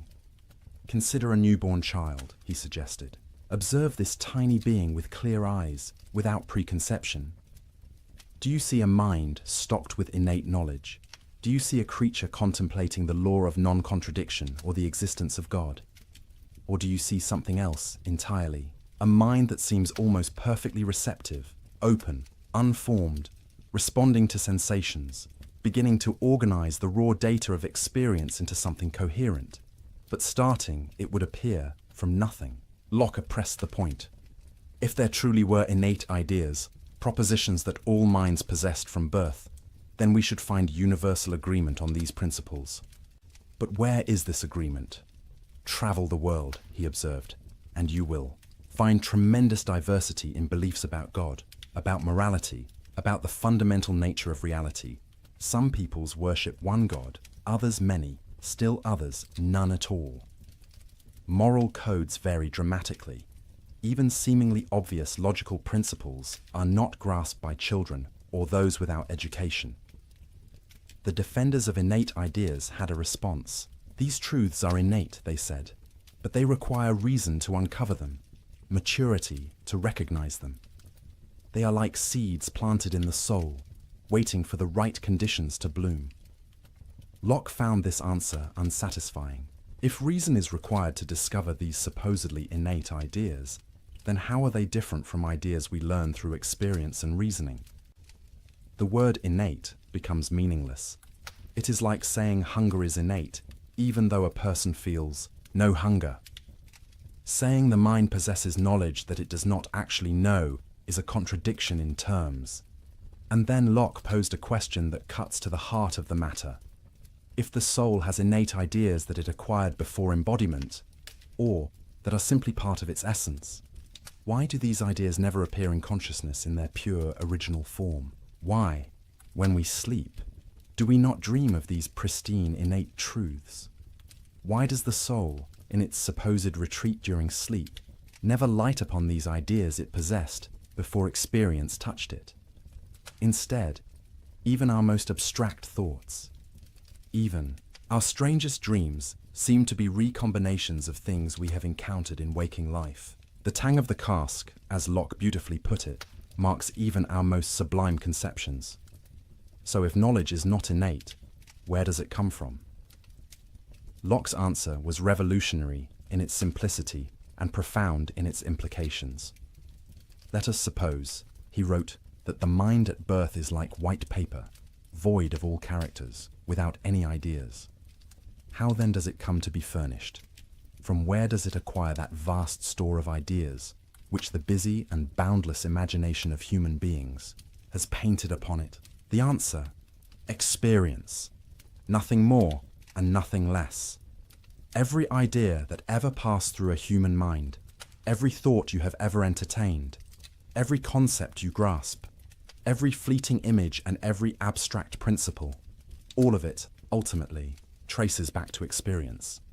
The mind is not like a container filled before birth with treasures. It is like a blank slate, a tabula rasa, as later interpreters would call it, though Locke himself used the metaphor of white paper or an empty cabinet. But what did Locke mean by experience? Here his answer becomes rich and nuanced, revealing the careful observer behind the bold theory. Experience, he explained, comes to us through two channels, two fountains that supply all the materials of knowledge. The first is sensation. This is the most obvious channel. Through our five senses, seeing, hearing, touching, tasting, smelling, the external world impresses itself upon consciousness. A shaft of sunlight falling across a room, the sound of rain on a window, the taste of honey, the scent of roses, the warmth of another person's hand. These are simple ideas, the basic building blocks of thought, delivered directly by the senses. They are particular, immediate, undeniable. The redness of this rose, the coldness of that ice, the brightness of yonder star. As you lie here now, preparing for sleep, notice the sensations arriving at the shores of your consciousness. Perhaps the softness of your pillow against your cheek, the weight of blankets upon your body, the quality of light or darkness in the room. These simple sensory impressions are, according to Locke, the foundational elements from which all your knowledge of the external world is constructed. But Locke recognized something crucial that makes his empiricism sophisticated rather than simplistic. There is a second channel of experience, one that comes not from the external world, but from within. He called it reflection. This is the mind's perception of its own operations, the awareness of thinking itself, the recognition of doubting, believing, reasoning, willing, imagining, remembering. These two are experiences, internal experiences, and they give rise to another whole class of ideas. When you are aware that you are thinking about something, that is reflection. When you notice yourself doubting or believing, desiring or fearing, remembering yesterday or imagining tomorrow, these operations of the mind itself become objects of experience. And just as sensation gives us ideas of colors, sounds, and textures, reflection gives us ideas of thought, doubt, belief, and will. This distinction is elegant and important. Locke is not claiming that the mind is purely passive, merely receiving impressions like wax receiving a seal. The mind has active powers. It compares, it combines, it abstracts, it remembers. But, and this is crucial, the materials upon which these powers operate must ultimately come from sensation or reflection. The mind cannot create simple ideas out of nothing. It can only work with what experience provides. Consider the idea of a golden mountain. You have never seen a golden mountain.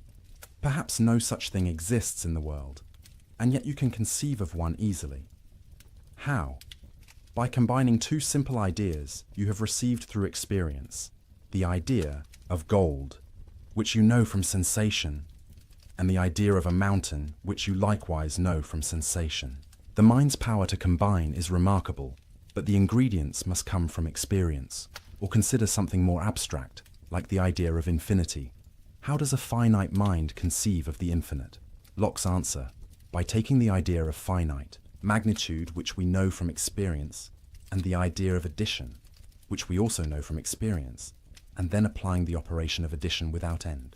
We can imagine always adding one more.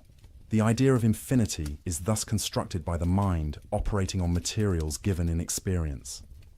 Now, you might be wondering, what about necessary truths? What about mathematics?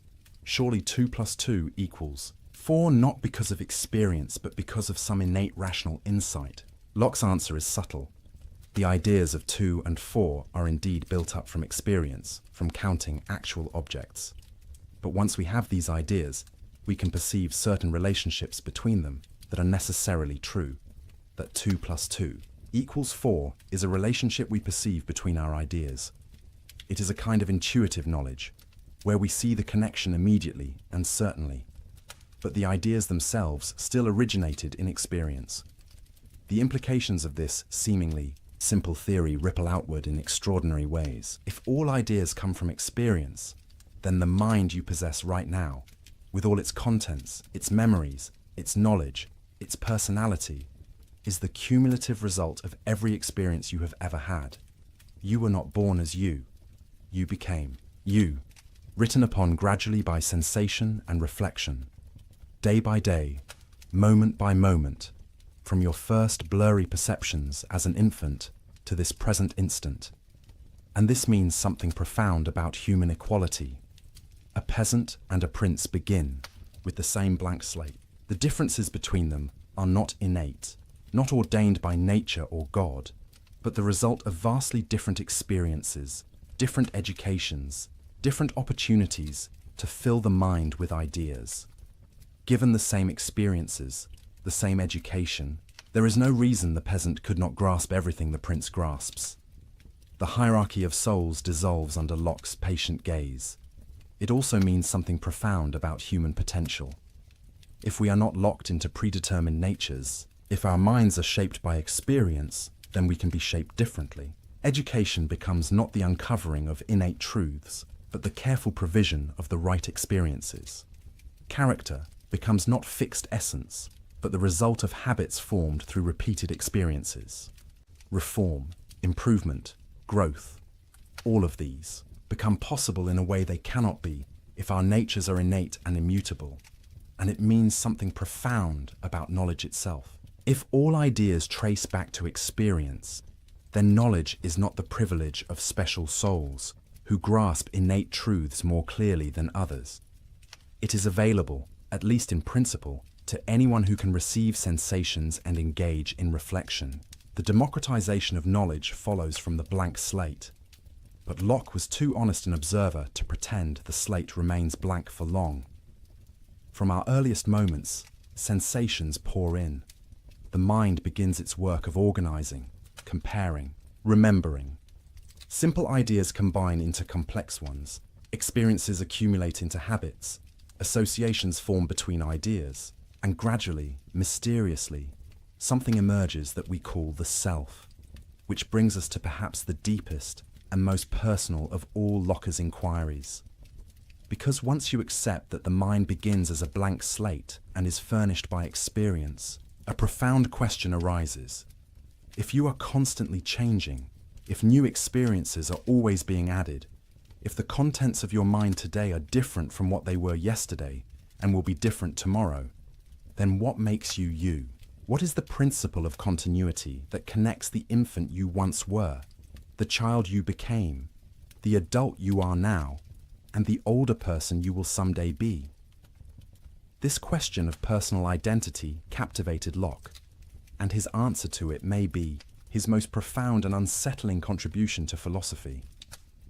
But to understand his answer, we must first understand what he was arguing against. The traditional view, inherited from medieval philosophy and still dominant in Locke's time, held that personal identity consisted in the identity of substance. You are the same person over time because you are the same substance over time. For dualists like Descartes, this meant you were the same immaterial soul. For others, it might mean the same living organism. Either way, identity was a matter of being the same thing in a substantial sense. But Locke, with his characteristic empiricism, asked a troubling question. How do you know you are the same soul or substance over time? You have no direct experience of your own soul or substantial self. What you have experience of is consciousness. You are aware of your thoughts, your perceptions, your memories. But do you perceive some underlying substance beneath all of this? Locke suggested you do not, and indeed cannot. Consider dreamless sleep, that mysterious state you may soon enter. When you wake tomorrow morning, how will you know you are the same person who went to sleep tonight? Not because you perceive the same substance, whatever that would mean, but because you will remember going to sleep. Your consciousness tomorrow morning will encompass the memories of your consciousness tonight.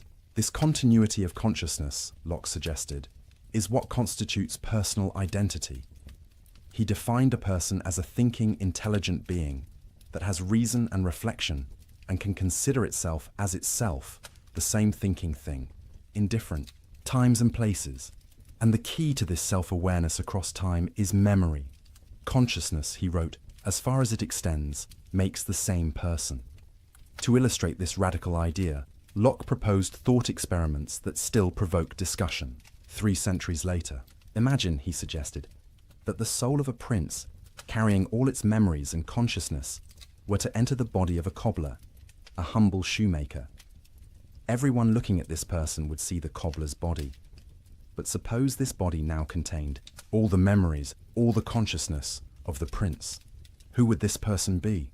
The prince or the cobbler? By the substance view, this person would be the cobbler, same body, perhaps same biological organism. But Locke insisted this person would actually be the prince, because personal identity follows consciousness, not substance. Wherever the prince's consciousness goes, there the prince is, regardless of what substance houses that consciousness. Now flip it around. Suppose the cobbler's soul entered the prince's body. Everyone at court would bow to the prince's body. But if this body now contained only the cobbler's memories and consciousness, this person would not be the prince. He would be the cobbler, despite appearances. These thought experiments seem fanciful, and Locke knew they were unlikely ever to occur, but they served a purpose. They clarified that when we care about personal identity, when we worry about whether someone will be held responsible for past actions or rewarded for past virtues, what matters is continuity of consciousness, not identity of substance. This becomes especially clear in cases of memory loss. Suppose a person commits a crime, but then suffers complete amnesia, genuinely losing all memory of the act, and indeed of their entire previous life. Are they still the same person who committed the crime? By the substance view, yes, same body or soul. But by Locke's consciousness view, no. This raises difficult questions about justice and responsibility, questions Locke acknowledged but did not fully resolve. The implications are both comforting and unsettling. Comforting because they suggest personal identity is not a mysterious, metaphysical fact about substances you cannot perceive, but something grounded in the very experience of consciousness you know intimately. Your identity is constituted by your memories, your sense of continuity, your ability to recognize yourself across time, but unsettling because this makes identity more fragile than we might like. What happens if memories are lost? What happens in cases of divided consciousness, like split-brain patients modern neuroscience has discovered? What about false memories, where you remember something that never actually happened? If identity is constituted by consciousness and memory, then identity can be disrupted, fragmented, even multiplied in ways the substance view never allowed. Locke also made a subtle but important distinction between the identity of a man and the identity of a person. The identity of a man, meaning the human organism, might continue even if personal identity is interrupted. Someone in a permanent coma is still the same living human organism, the same man, but perhaps not the same person if consciousness is utterly gone. And conversely, personal identity might in principle continue even if the underlying substance changed, as in the prince and cobbler example. This distinction has profound implications for questions about the afterlife, a topic of great concern in Locke's religious age. Many of his contemporaries worried, how can there be resurrection of the body if the body decays and its matter disperses? Locke's answer offered a kind of reassurance. What matters for the resurrection is not that the exact same matter be reassembled, but that the same consciousness continue. God could, in principle, provide a new body for the same person, as long as consciousness persists. But the deepest implication of Locke's view is this: you are not a thing that has experiences. You are, in some sense, the experiences themselves, or rather, the unity and continuity of consciousness that binds experiences together into a coherent perspective on the world. This consciousness, this awareness that can say I and recognize itself across time, this is the self, and it is built, moment by moment, from the stream of sensations, reflections, and memories that constitute your lived experience. As you lie here, consciousness beginning to dim as sleep approaches, consider this. The person who wakes tomorrow, morning will be you, not because they occupy the same body, though they will, but because their consciousness will encompass tonight. They will remember lying here, listening to these words, feeling the weight of blankets, breathing in and out. The continuity of memory will bridge the gap of sleep, creating the narrative thread that constitutes your identity. But what about sleep itself? Here, Locke made an observation that troubled some of his readers, but follows logically from his view. During deep, dreamless sleep, where is consciousness? It is not present to itself. You are not aware of being asleep while you are in that state, so in what sense are you a person during dreamless sleep? Locke's answer, carefully worded, is that personal identity is interrupted during such times. The sleeping person is the same man, the same human organism, but perhaps not in the fullest sense, the same person, since consciousness has ceased. This might seem troubling, but there is something rather beautiful about it. It means that sleep is a kind of small death, a genuine discontinuity in personal existence. And waking is a kind of resurrection, a renewal of the self. Every morning, consciousness returns, memory bridges the gap, and you become yourself again. The self is not a permanent, substantial thing, but an ongoing achievement, a continuity created by consciousness rather than a metaphysical given. And this brings us to Locke's political philosophy, because the same empiricist approach, the same careful observation of human nature, the same willingness to question received wisdom, led him to revolutionary conclusions about the legitimate basis of government, the nature of rights, and the proper relationship between individuals and authority. If Locke's epistemology erased the boundary between noble and common minds, his political philosophy erased the boundary between divine right and mere force. To understand the radical nature of Locke's political thought, we must first understand what he was arguing against. The political orthodoxy of his time, the view that legitimized absolute monarchy and made questioning royal authority tantamount to blasphemy, was the doctrine of the divine right of kings. This doctrine held that political authority descended from God through an unbroken chain. God had appointed Adam as sovereign over creation, This sovereignty passed to Adam's heirs, and through various genealogical paths descended to the monarchs of Locke's day. The king was God's lieutenant on earth, and obedience to the king was obedience to God. To resist the king was to resist the divine order itself. This was not a fringe view, but the official position of the English monarchy and the established church. A book titled Patriarcha, written by Robert Filmer, laid out this case systematically. Filmer argued that children are born into subjection to their fathers, and fathers hold absolute authority over their children. This paternal authority, originating with Adam, had been inherited by kings. Subjects were literally the children of their monarchs, owing the same absolute obedience children owe fathers. Against this towering edifice of divine right, inherited authority, and paternal power, John Locke proposed a simple, devastating question. Where is the evidence? How do we know, he asked, that political authority descends from Adam? Even if we grant that Adam had some kind of dominion over the earth, a large concession, how do we trace this authority through all the generations to any particular living monarch? The genealogies are lost in the mists of time. Multiple claimants could assert descent from Adam. The whole system collapses into arbitrary assertion backed by nothing more than force. But Locke did not stop with this historical argument. He made a more fundamental point. Even if we could trace unbroken descent from Adam, even if we knew with certainty who Adam's rightful heir was, this would not establish political obligation. Because paternal power is not, and never was, absolute. And even if it were, political authority is not the same as paternal authority. What, then, is the true basis of political obligation? What makes a government legitimate? What gives anyone the right to command another person to obey? Locke's answer began with a thought experiment, a device borrowed from earlier political philosophers, but deployed by Locke with devastating effect. Imagine, he wrote, human beings in a state of nature before any government exists.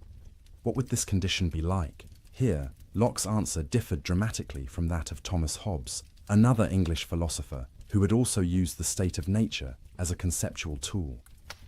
For Hobbes, writing during the chaos of civil war, the state of nature was a nightmare, a war of all against all, where life was solitary, poor, nasty, brutish, and short. Human beings in their natural condition, Hobbes thought, were so dangerous to one another that any government, even the most absolute and tyrannical, was preferable to the anarchy of nature. But Locke, observing human nature more optimistically, saw things differently. The state of nature, he argued, was not a state of war, but a state of perfect freedom and equality. In this natural condition, all persons are equal in the sense that no one has natural authority over anyone else. No one is born to command, no one born to obey. Each person has the right to order their own actions, dispose of their possessions, and live as they see fit, without asking permission from anyone.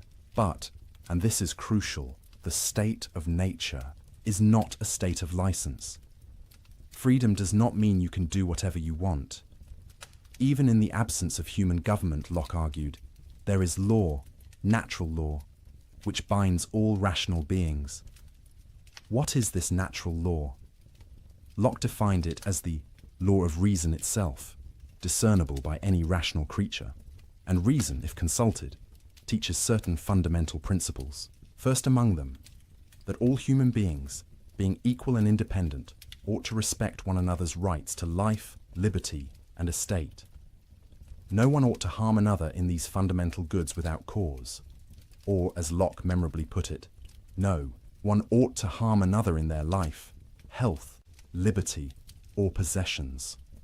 Why? Because we are all the workmanship of God, made to last during His pleasure, not one another's. Our bodies and lives are not our own property to dispose of as we please.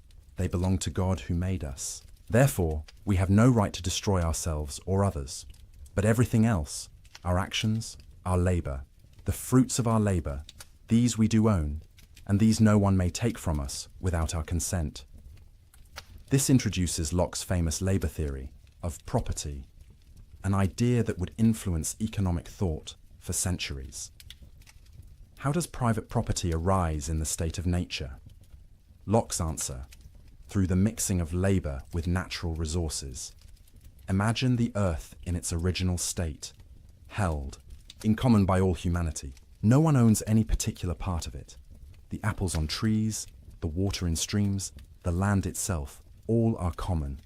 But suppose you pick an apple. By the act of picking, by mixing your labor with this natural object, you make it yours. The apple becomes your property because you expended effort to acquire it, and your labor is undeniably your own. The same principle applies to land. If you clear a section of wilderness, plow the soil, plant crops, you have mixed your labor with the earth. This land becomes yours, at least provisionally. You have a property right to the fruits of your labor. But Locke added a crucial limitation, what philosophers now call the Lockean proviso. Your appropriation is legitimate only if you leave enough and as good for others. You cannot take all the water from a stream, leaving others to die of thirst. You cannot fence off all available land, leaving others with no place to work. Property rights are real and important, but they are not unlimited. They exist within the constraint that others must also have the opportunity to sustain themselves. This theory of property had implications both radical and conservative. Radical because it suggested that property rights come not from social convention or royal grant, but from the natural right to the fruits of one's labor. A peasant who works land has more legitimate claim to it than a king who merely inherited title. Conservative because it provided a firm foundation for private property against those who might claim all things should be held in common. But Locke's state of nature, for all its freedom and equality, had problems. He called them inconveniences. Without an established legal system, disputes arose over who owned what. Without impartial judges, people judged their own cases, inevitably with bias. Without reliable enforcement, the strong could violate the weak with impunity. The state of nature was not a war of all against all, but it was insecure, uncertain, uncomfortable. So rational people, Locke argued, would choose to leave the state of nature. They would come together and establish civil society through a social contract. But, and here is where Locke's theory becomes revolutionary, this contract is not a surrender of rights to an absolute sovereign. It is a conditional grant of limited powers to a government whose sole purpose is to better secure the very rights people possessed in the state of nature. Think about what this means. Government exists to protect life, liberty, and property. These rights precede government. They are natural rights, possessed by virtue of being human, not granted by any political authority. Government is therefore a tool, a mechanism, for securing rights more effectively, and it is legitimate only insofar as it serves this purpose. The authority of government comes from the consent of the governed. This is the heart of the social contract. By consenting, explicitly or tacitly, to be part of a civil society, people agree to abide by the decisions of the majority, to follow established laws, to submit disputes to impartial judges, rather than taking justice into their own hands. But this consent is conditional. It assumes the government will fulfill its purpose of protecting rights. And here, Locke made an argument that would echo through history. When a government systematically violates the rights it was established to protect, when it becomes destructive of the ends for which it was formed, the people have a right to alter or abolish it. The right of revolution is not a lawless abandonment of order, but the ultimate safeguard of natural rights against governmental tyranny. This was not abstract theorizing. Locke wrote his 2 treatises on government during the crisis that would lead to the overthrow of King James II in 1688, the event known as the Glorious Revolution. His arguments provided intellectual justification for resisting a monarch who had overstepped his legitimate authority, and they would be taken up again nearly a century later by American colonists arguing that King George III had violated their natural rights, justifying revolution and the establishment of a new form of government. But Locke's political philosophy was not merely negative, not merely about limiting government and justifying resistance. He had positive things to say about how legitimate government should be structured. First, government should be divided into separate powers. The legislative power, the authority to make laws, should reside in a representative body, ideally elected by the people or at least by property-owning citizens. This legislature should be supreme, the voice of the people themselves establishing the rules under which society operates. But legislative power should be limited. It cannot be arbitrary. Laws must be general, known in advance, applied equally, to all. The legislature cannot simply take property without consent, cannot rule by decree, cannot delegate its authority to a dictator. It is bound by natural law and by the trust placed in it by the people. Second, there should be an executive power responsible for enforcing laws and conducting foreign policy. This executive should be strong enough to act decisively, but ultimately subordinate to the legislature, since the legislature represents the people more directly. Third, there should be independent judges to settle disputes according to established law. The rule of law, not the rule of men, should govern society. This separation and balancing of powers, this insistence on rule of law, this recognition that government authority is limited and conditional, these ideas would deeply influence the architects of the American Constitution. When James Madison designed a system of checks and balances, when Thomas Jefferson wrote that governments derive their just powers from the consent of the governed, when the Declaration of Independence asserted the right of revolution against tyranny, they were walking paths John Locke had blazed. But perhaps most revolutionary was Locke's argument for religious toleration. In an age when religious uniformity was enforced by law, when dissenters faced persecution, when wars were fought over questions of faith, Locke argued that government had no business dictating religious belief. Why? Because belief cannot be compelled. The mind cannot be forced to accept something as true merely because government commands it. Faith, if it is genuine, must be free. A coerced belief is no belief at all, merely an external conformity masking inner dissent. Moreover, the purpose of government is to protect life, liberty, and property in this world. The salvation of souls is not within its jurisdiction. Church and state have different domains and different means. The church operates through persuasion and teaching. The state operates through law and force. To mix these is to corrupt both. Therefore, Locke argued, civil authority should tolerate diverse religious beliefs. Let Catholics and Protestants, Anglicans and dissenters, Christians and Jews all worship according to their conscience, so long as they do not threaten civil peace. The state should enforce laws against theft and murder, not laws against heresy. Locke's toleration had limits. He excluded atheists on the grounds that they could not be trusted to keep oaths, and Catholics on the political grounds that they owed allegiance to a foreign power, the Pope. These exclusions seem narrow and inconsistent today, but in Locke's context, even this limited toleration was radical. And the logic of his argument pointed toward ever greater inclusivity, even if Locke himself did not fully embrace that logic. The implications of Locke's political philosophy ripple forward through centuries. They made possible the democratic revolutions that transformed the Western world. They established principles that are now considered foundational to free societies: government by consent, rule of law, protection of individual rights, separation of church and state, the right of revolution against tyranny.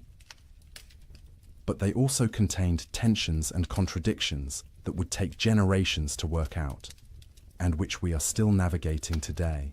Locke spoke of universal human equality, but accepted slavery under certain conditions. He argued for natural rights belonging to all human beings, but practically excluded women from political participation. He defended property rights, but owned shares in colonial enterprises that dispossessed indigenous peoples. The gap between his universal principles and his particular prejudices reveals the human limitations even of great thinkers. Yet the principles themselves, once articulated, have a logic that pushes beyond the limitations of their author. If all human beings possess natural rights to life, liberty, and property by virtue of being human, then this must include enslaved Africans, indigenous Americans, women, the poor, everyone. Later thinkers would deploy Lockean arguments to expand the circle of rights, to challenge slavery, to demand women's suffrage, to fight for civil rights. The architecture Locke built could house more than he perhaps intended. Now, let us return to Locke's epistemology, his theory of knowledge, because there is more depth here than we have yet explored. For Locke was not content simply to say all knowledge comes from experience. He wanted to understand the nature of knowledge itself, its limits and possibilities, with careful precision. Locke distinguished between different kinds of ideas based on their relationship to the world. Some ideas, he argued, genuinely resemble qualities in objects themselves. Others are merely the mind's response to certain physical configurations, not resembling anything in the external world. He called the first kind primary qualities. These include solidity, extension, figure, motion, and number. A ball is genuinely round, genuinely in motion, genuinely possesses a certain size and mass. These qualities belong to the object itself and would exist even if no mind perceived them. But then there are secondary qualities: color, taste, smell, sound, warmth. These, Locke argued, do not really exist in objects themselves in the way they appear to us. Color is not in the rose, but is the effect the rose's physical structure has on our visual system. Sweetness is not in the honey, but is the sensation honey produces in our taste organs. The warmth you feel is not in the fire itself, which is merely rapidly moving particles, but is the effect of those particles on your nervous system. This distinction might seem technical, but it has profound implications. It means the world as it exists independently of perception is quite different from the world as we experience it. The universe of pure physics, Locke suggested, is colorless, soundless, odorless, a realm of particles in motion with various sizes, shapes, and speeds. All the richness of sensory experience, the redness of red, the sweetness of sweet, the warmth of warmth, these are contributions of the perceiving mind. Does this make secondary qualities less real? Not exactly. They are real experiences, real qualities of our perceptual states. But they do not resemble anything in the external world in the way primary qualities do. And this means that our experience, while caused by the external world, is not a perfect mirror of it. This leads to a sobering recognition of the limits of human knowledge. We can know that external objects exist and affect us. We can know their primary qualities through careful observation and measurement. But our access to the ultimate nature of things, to the real essences of substances, is severely limited. Locke distinguished between nominal essences and real essences. The nominal essence of something is the set of observable properties by which we classify it. The nominal essence of gold, for example, might be yellowish metal, heavy, malleable, doesn't rust. These are the properties we use to identify gold and distinguish it from other substances. But the real essence of gold, its ultimate constitution, the internal structure that explains why it has these observable properties, this we do not know. We can study gold carefully, measure its properties precisely, even uncover some aspects of its internal structure with advanced instruments. But Locke believed there would always be a gap between our classificatory schemes and the true essences of things. This epistemological humility was characteristic of Locke. He insisted that we acknowledge the limits of human understanding rather than pretending to certainty we do not possess. And he suggested we should be content with the degree of knowledge we can attain, which, while imperfect, is sufficient for the practical purposes of human life. Locke distinguished 3 degrees of knowledge, ranked by their certainty. The highest is intuitive knowledge, where we perceive the agreement or disagreement between ideas immediately, without need for proof, that you exist, that a circle is not a square, that 3 is more than 2. These you know intuitively, directly, certainly. The second degree is demonstrative knowledge, where we perceive the agreement or disagreement between ideas through intermediate steps of reasoning. Mathematical proofs exemplify this. We do not see immediately that the angles of a triangle equal 2 right angles, but we can demonstrate it through a series of steps, each of which is intuitively certain. The third and lowest degree is sensitive knowledge, knowledge of the existence of particular external objects. That this flower exists here and now, that this sound is occurring, we know through sensation. But this knowledge lacks the complete certainty of intuition or demonstration. We might be deceived by dreams or hallucinations. Still, the evidence is strong enough for practical purposes. We can be reasonably certain of the existence of objects we currently perceive. What about everything else, the vast realm of beliefs about things we do not currently perceive or cannot demonstrate? Here Locke introduced the concept of probability. Most of our beliefs are not knowledge in the strict sense, but probable judgments based on evidence. The sun will rise tomorrow. Paris is the capital of France. Bread nourishes. These are highly probable beliefs, but they lack the absolute certainty of intuition or demonstration. This means we should proportion our assent to the evidence. Where evidence is strong, believe strongly. Where evidence is weak, believe tentatively, and be willing to revise beliefs when new evidence emerges. This scientific attitude, this intellectual humility, combined with confidence in reason and observation, was central to Locke's vision of human knowledge.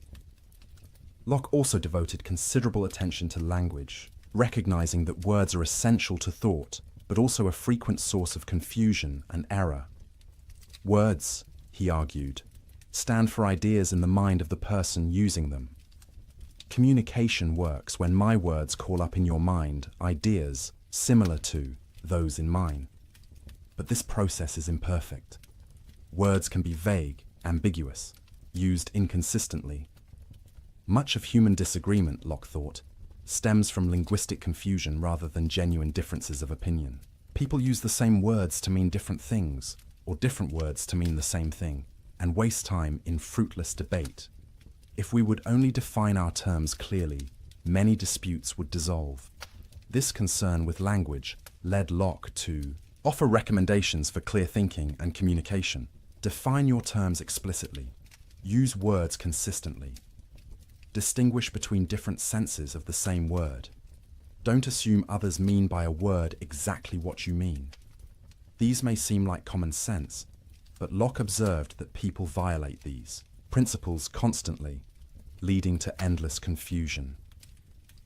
As you settle deeper into rest, consider how Locke's epistemology offers a kind of peace.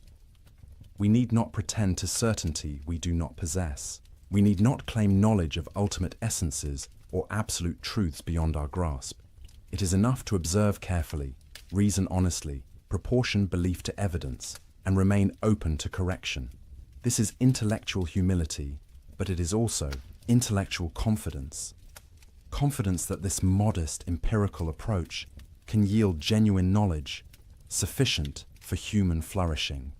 And Locke's own life exemplified this balance of humility and confidence. He had worked as a physician, carefully observing symptoms, trying treatments, noting what worked and what did not, never pretending to complete understanding of the body's mysteries, but accumulating practical knowledge that could heal.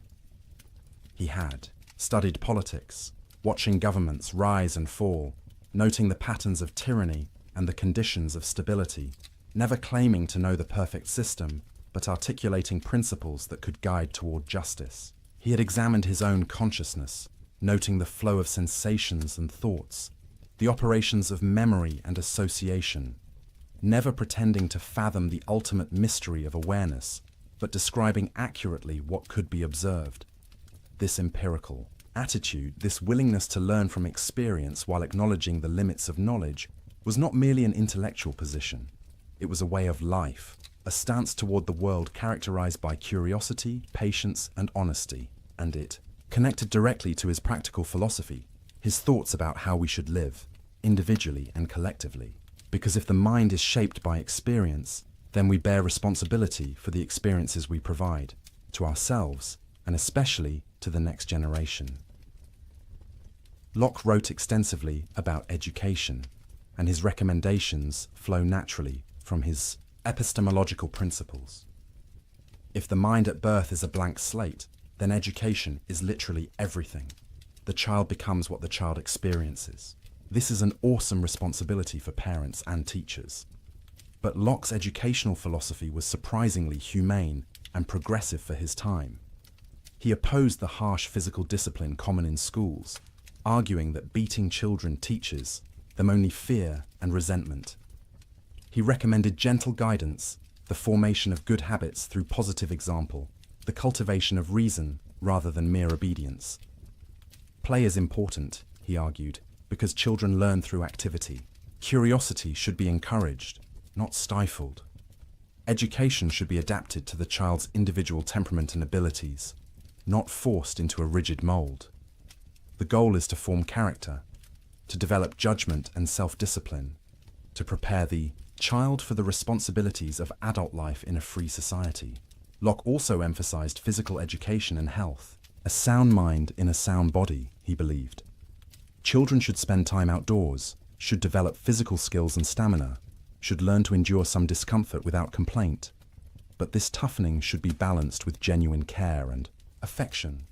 And education should be practical as well as theoretical. Learn useful skills. Study the world around you. Don't just memorize ancient texts. Observe nature directly. This emphasis on practical, experiential learning would influence educational reformers for centuries. Locke's economic thought also reflected his broader philosophical commitments. He was an advocate of what we might call economic liberalism, though that term would come later. He believed in the right to private property, as we have seen, grounded in the labor theory of value. He defended commercial activity and criticized those who viewed trade as morally suspect. But he also recognized that economic systems could be just or unjust. Property rights were important, but not absolute. The Lockean proviso, enough and as good left for others, imposed moral constraints on appropriation, and government had legitimate roles in the economy, providing infrastructure, coining money, enforcing contracts, preventing fraud. Locke served for several years on the Board of Trade in England, advising the government on economic policy. He wrote about monetary policy, interest rates, the relationship between trade and national prosperity.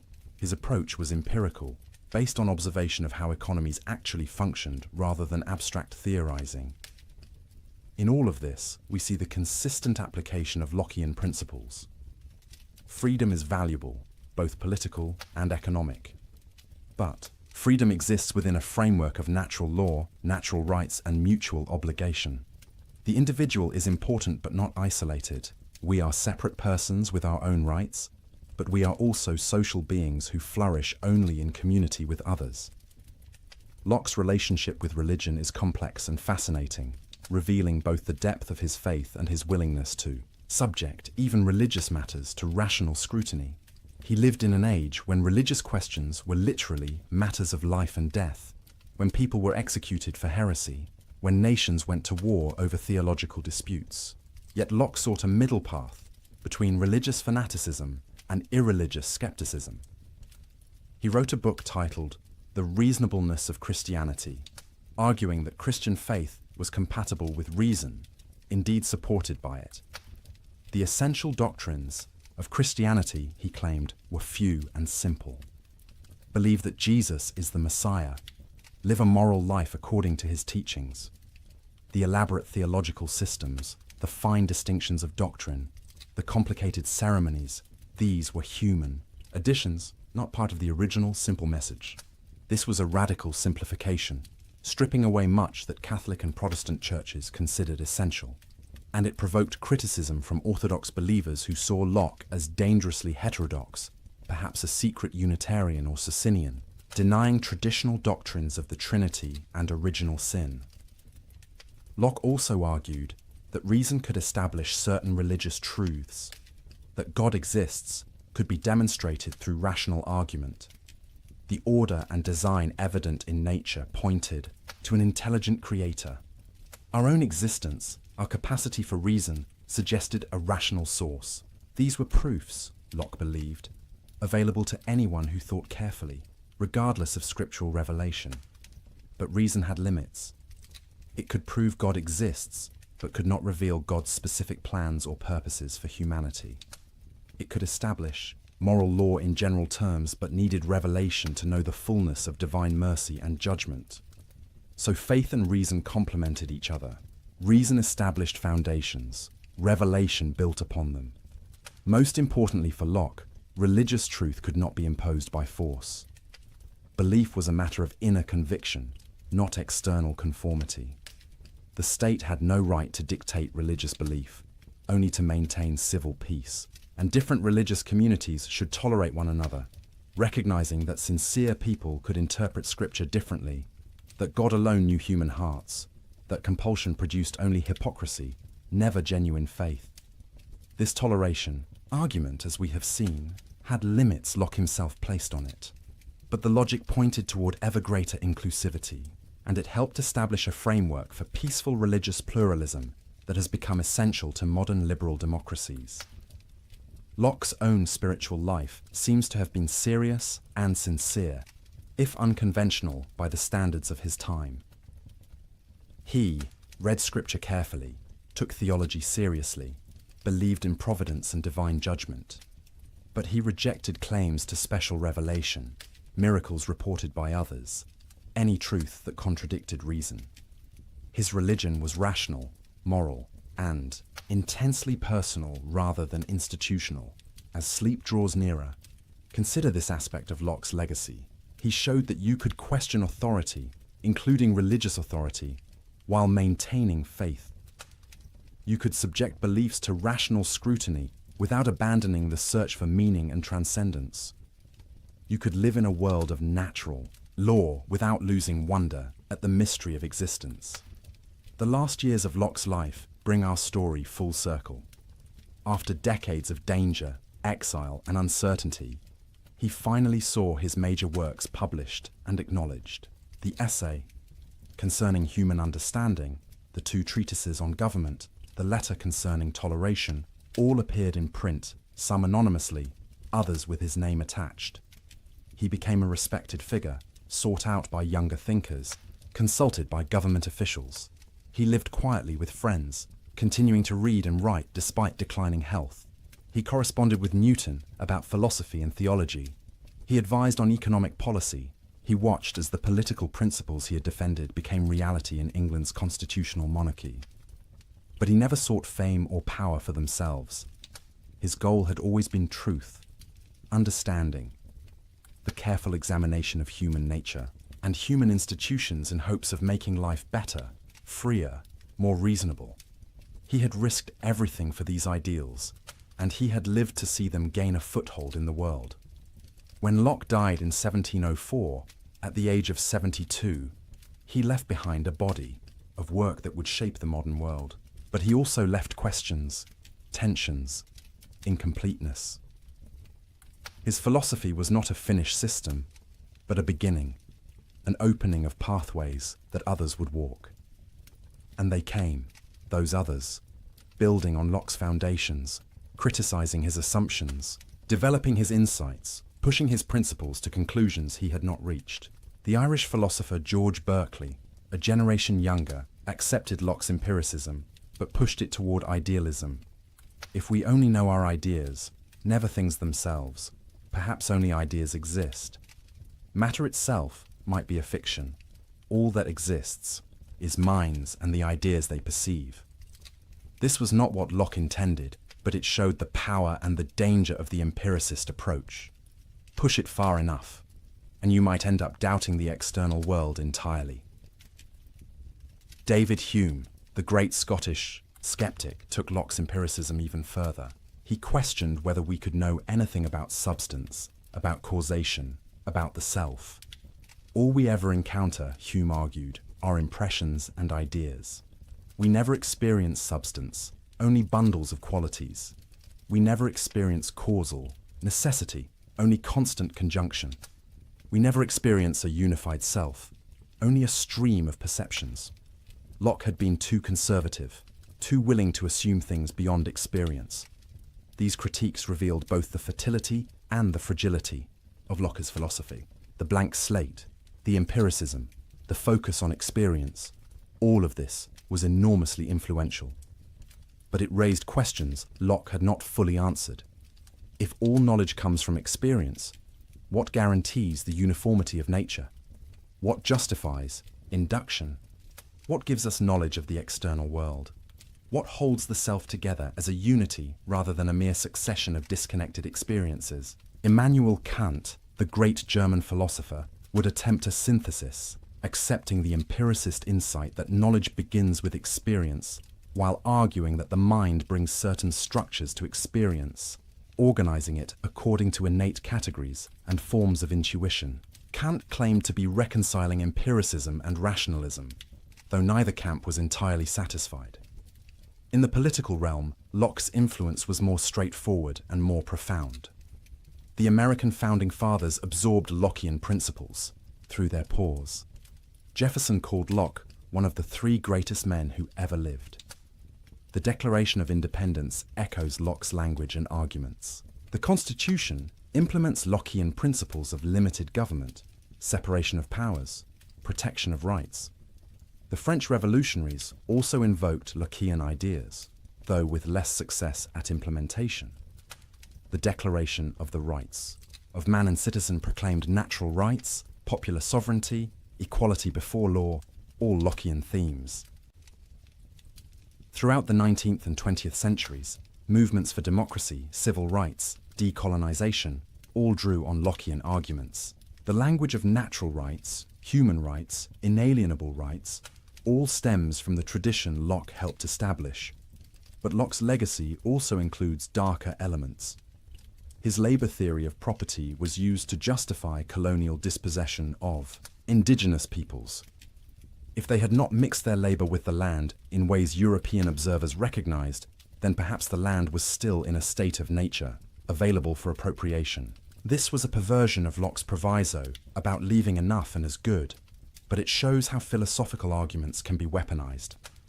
Similarly, Locke's acceptance of slavery under certain conditions, his investment in the slave trade, his failure to extend his principles fully to women and non-Europeans, all reveal the gap between universal principles and particular prejudices.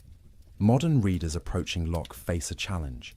We must take seriously both the liberating power of his best insights and the limitations of his worst blind spots. We can honor the principles of natural rights and human equality while recognizing that Locke himself applied these principles incompletely. The architecture he built can house more than he intended if we are willing to finish the construction.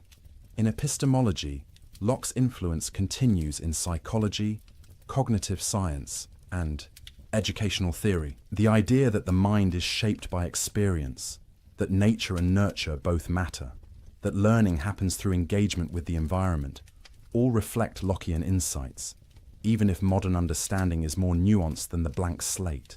Metaphor suggests, we now know that human infants are not quite blank slates. They have innate capacities, predispositions, even some core knowledge. Language acquisition, for instance, seems to depend on innate structures. Moral intuitions appear very early, but experience still plays an enormous role in shaping these capacities, filling them with specific content, developing them in particular directions. The debate between nativism and empiricism continues, but in a more sophisticated form than Locke could have anticipated. In political philosophy, Lockean liberalism remains a powerful tradition, though contested from multiple directions. Some argue it is too individualistic, neglecting community and solidarity. Others say it is not individualistic enough, that Locke's acceptance of majority rule threatens minority rights. Feminists point out its historical exclusion of women. Marxists criticize its defense of private property. Communitarians question its social contract framework. Yet Lockean principles continue to animate debates about justice, rights, democracy, tolerance. When we argue about the proper role of government, the limits of state power, the protection of individual liberty, the legitimacy of revolution, we are arguing within a framework Locke helped create. Perhaps most enduringly, Locke gave us a way of thinking about ourselves that combines empirical honesty with respect for human dignity. We are not finished products, not fixed essences, not predetermined by nature or fate. We are ongoing constructions, built from experience, shaped by choices, capable of change. This is simultaneously humbling and empowering. Humbling because it denies us any claim to innate superiority. Empowering because it suggests we can become better than we are. As consciousness dims, as the boundary between waking and sleep blurs, return for a moment to that question we began with. Who are you? Now you have a Lockean answer. You are a consciousness, a continuity of awareness bound together by memory, experiencing the world through sensation and reflection, building ideas from the materials of experience, constructing an identity through the accumulation of perceptions and thoughts across time. When you sleep tonight, this consciousness will pause, at least in its explicit self-awareness. Dreamless sleep may interrupt the stream. Dreams may present fragments, associations, memories recombined in strange ways. But when you wake, memory will restore continuity. You will recognize yourself. The narrative will resume. The blank slate will have new experiences written upon it. And in this daily rhythm of consciousness and sleep, waking and dreaming, experience and reflection, you participate in the mystery Locke described but could not fully explain. The mystery of the self. That strange unity of awareness that can say I and know itself across the changes of time. Locke's epistemology and his political philosophy come together here in a vision of human existence as fundamentally open to new experiences that can change us, open to new ideas that can reshape our understanding, open to new social arrangements that can better secure our rights and promote our flourishing. The blank slate is not a finished portrait but an invitation. Each day offers new experiences, new thoughts, new possibilities for growth. We are not trapped by innate natures or predetermined essences. We are free within the limits of our circumstances to shape ourselves, to choose what values we will embrace, what kind of people we will become, what kind of society we will build. This freedom is both exhilarating and terrifying. Exhilarating because it means genuine choice, genuine responsibility, genuine possibility for improvement. Terrifying because it means we cannot blame our faults on immutable nature or divine decree. We are, in large measure, authors of ourselves. But we are not solitary authors. We exist in community with others, also free, also self-creating. And this creates both the need for political order and the possibility of genuine community. The social contract is not merely a limitation on freedom, but an expression of it, a mutual recognition of rights, a cooperative effort to build conditions in which all can flourish. Locke understood that humans are neither pure angels nor mere beasts. We are rational creatures capable of recognizing moral law, yet also passionate creatures capable of selfishness and cruelty. We are independent beings, with our own rights, yet also social beings who need others to survive and thrive. The challenge is to create institutions that channel our better nature while checking our worse impulses. This requires education, forming character and habits from childhood. It requires law, establishing clear rules and impartial enforcement. It requires culture, shared values and expectations that shape behavior beyond what law can reach. It requires vigilance, constant attention to whether institutions are serving their proper purposes or drifting toward tyranny. And it requires humility, recognition that we do not have all the answers, that our understanding is partial, that we must be willing to learn from experience and revise our beliefs when evidence demands it. This intellectual humility, this openness to revision, is perhaps Locke's most valuable legacy. In an age of dogmatism, he insisted on questioning. An age of absolute claims, he acknowledged limits. In an age of violent certainty, he counseled tolerance. Not because all beliefs are equally true, Locke was no relativist, but because we are fallible, our knowledge is imperfect, and the path to truth requires freedom to inquire, to debate, to test ideas against experience. As you drift now toward sleep, carry with you this Lockean wisdom. Your identity is not fixed but evolving, shaped by every experience, every choice, every moment of consciousness.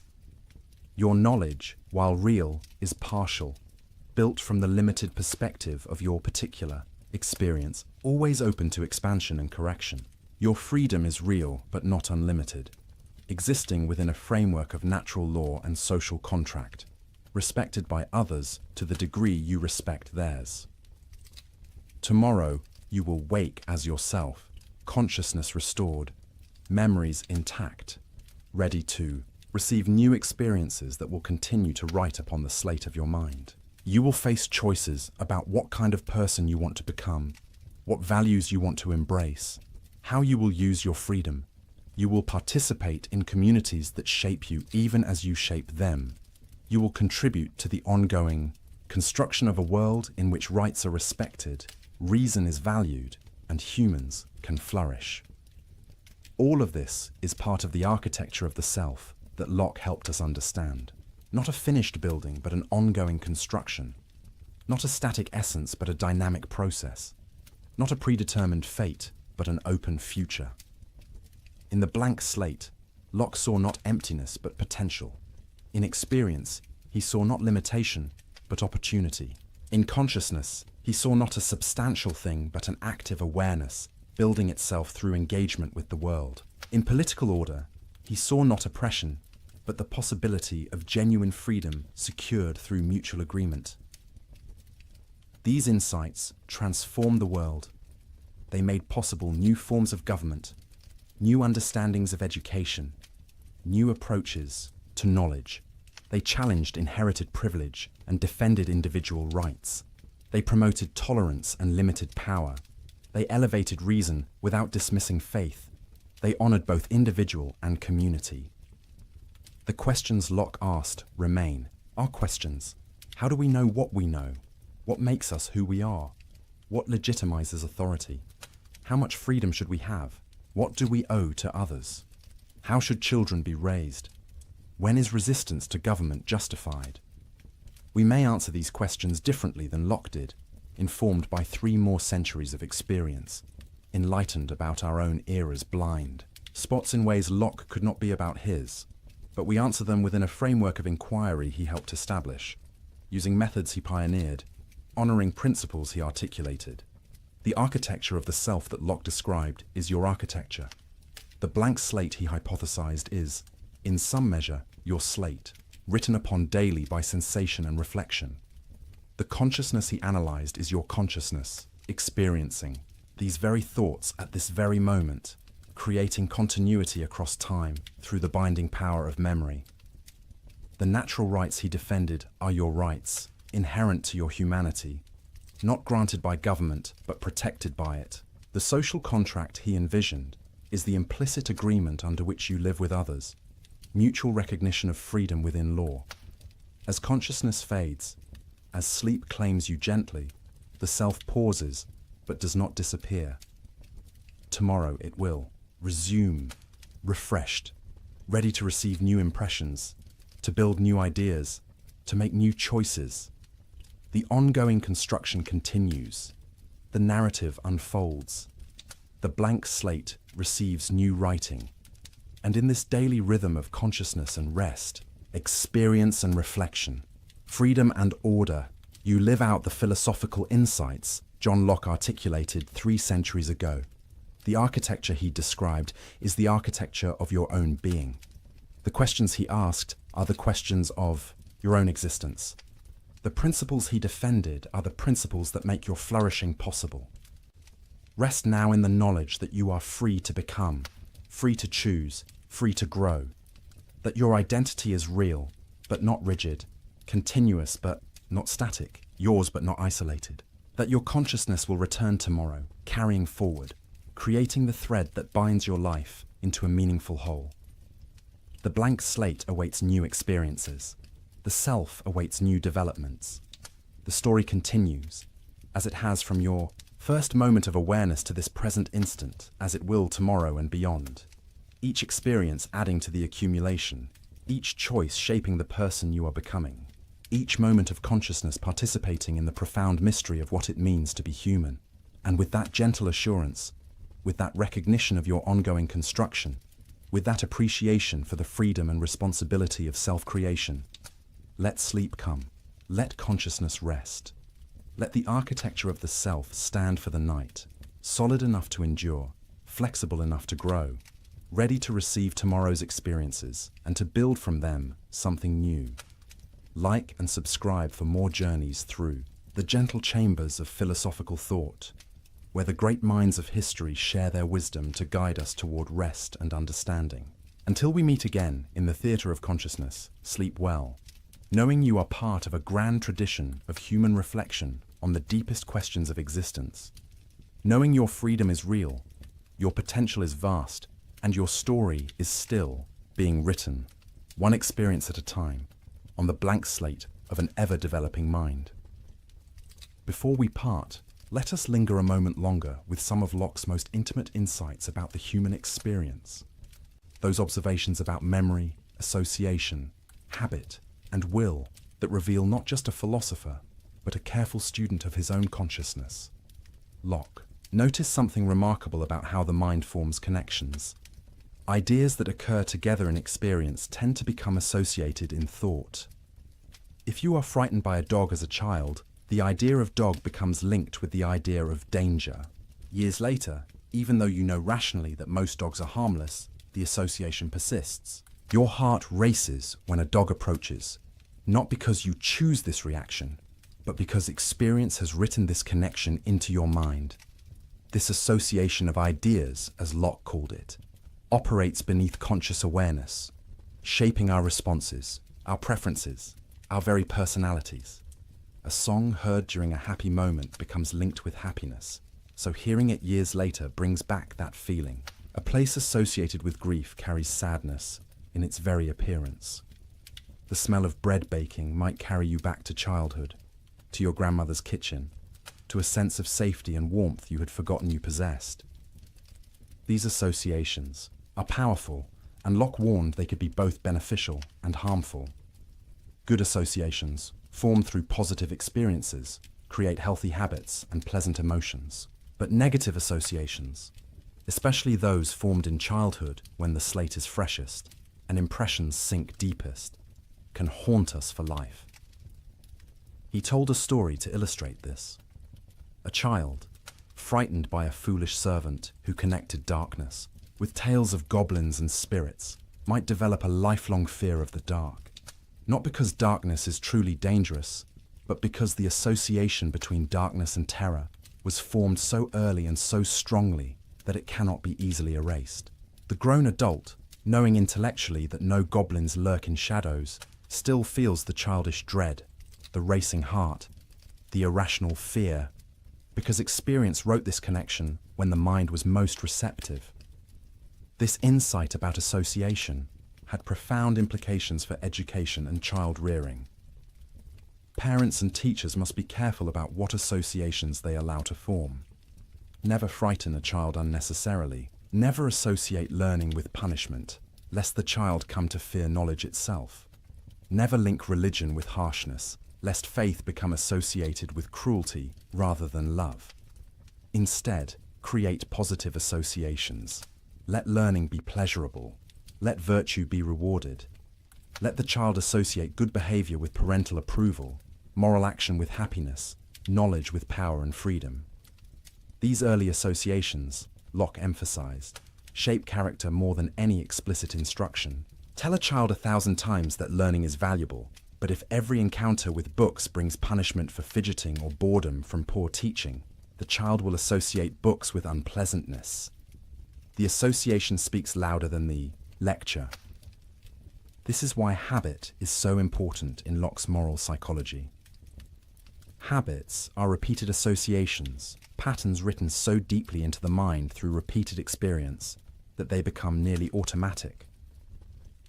The virtuous person is not someone who constantly struggles against temptation through willpower alone. Rather, virtue becomes habitual, a pattern of association where right action feels natural, comfortable, even pleasurable.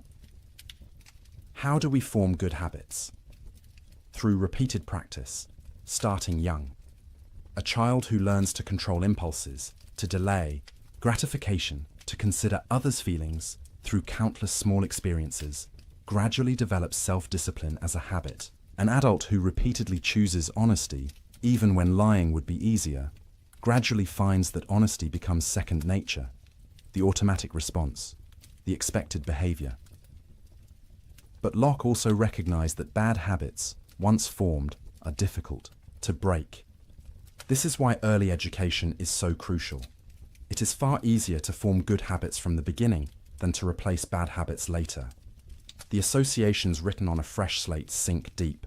Those written over existing associations must compete with what was written before. Yet Locke was not a complete determinist about habit. He believed in the power of reason and will to reshape even deeply ingrained patterns.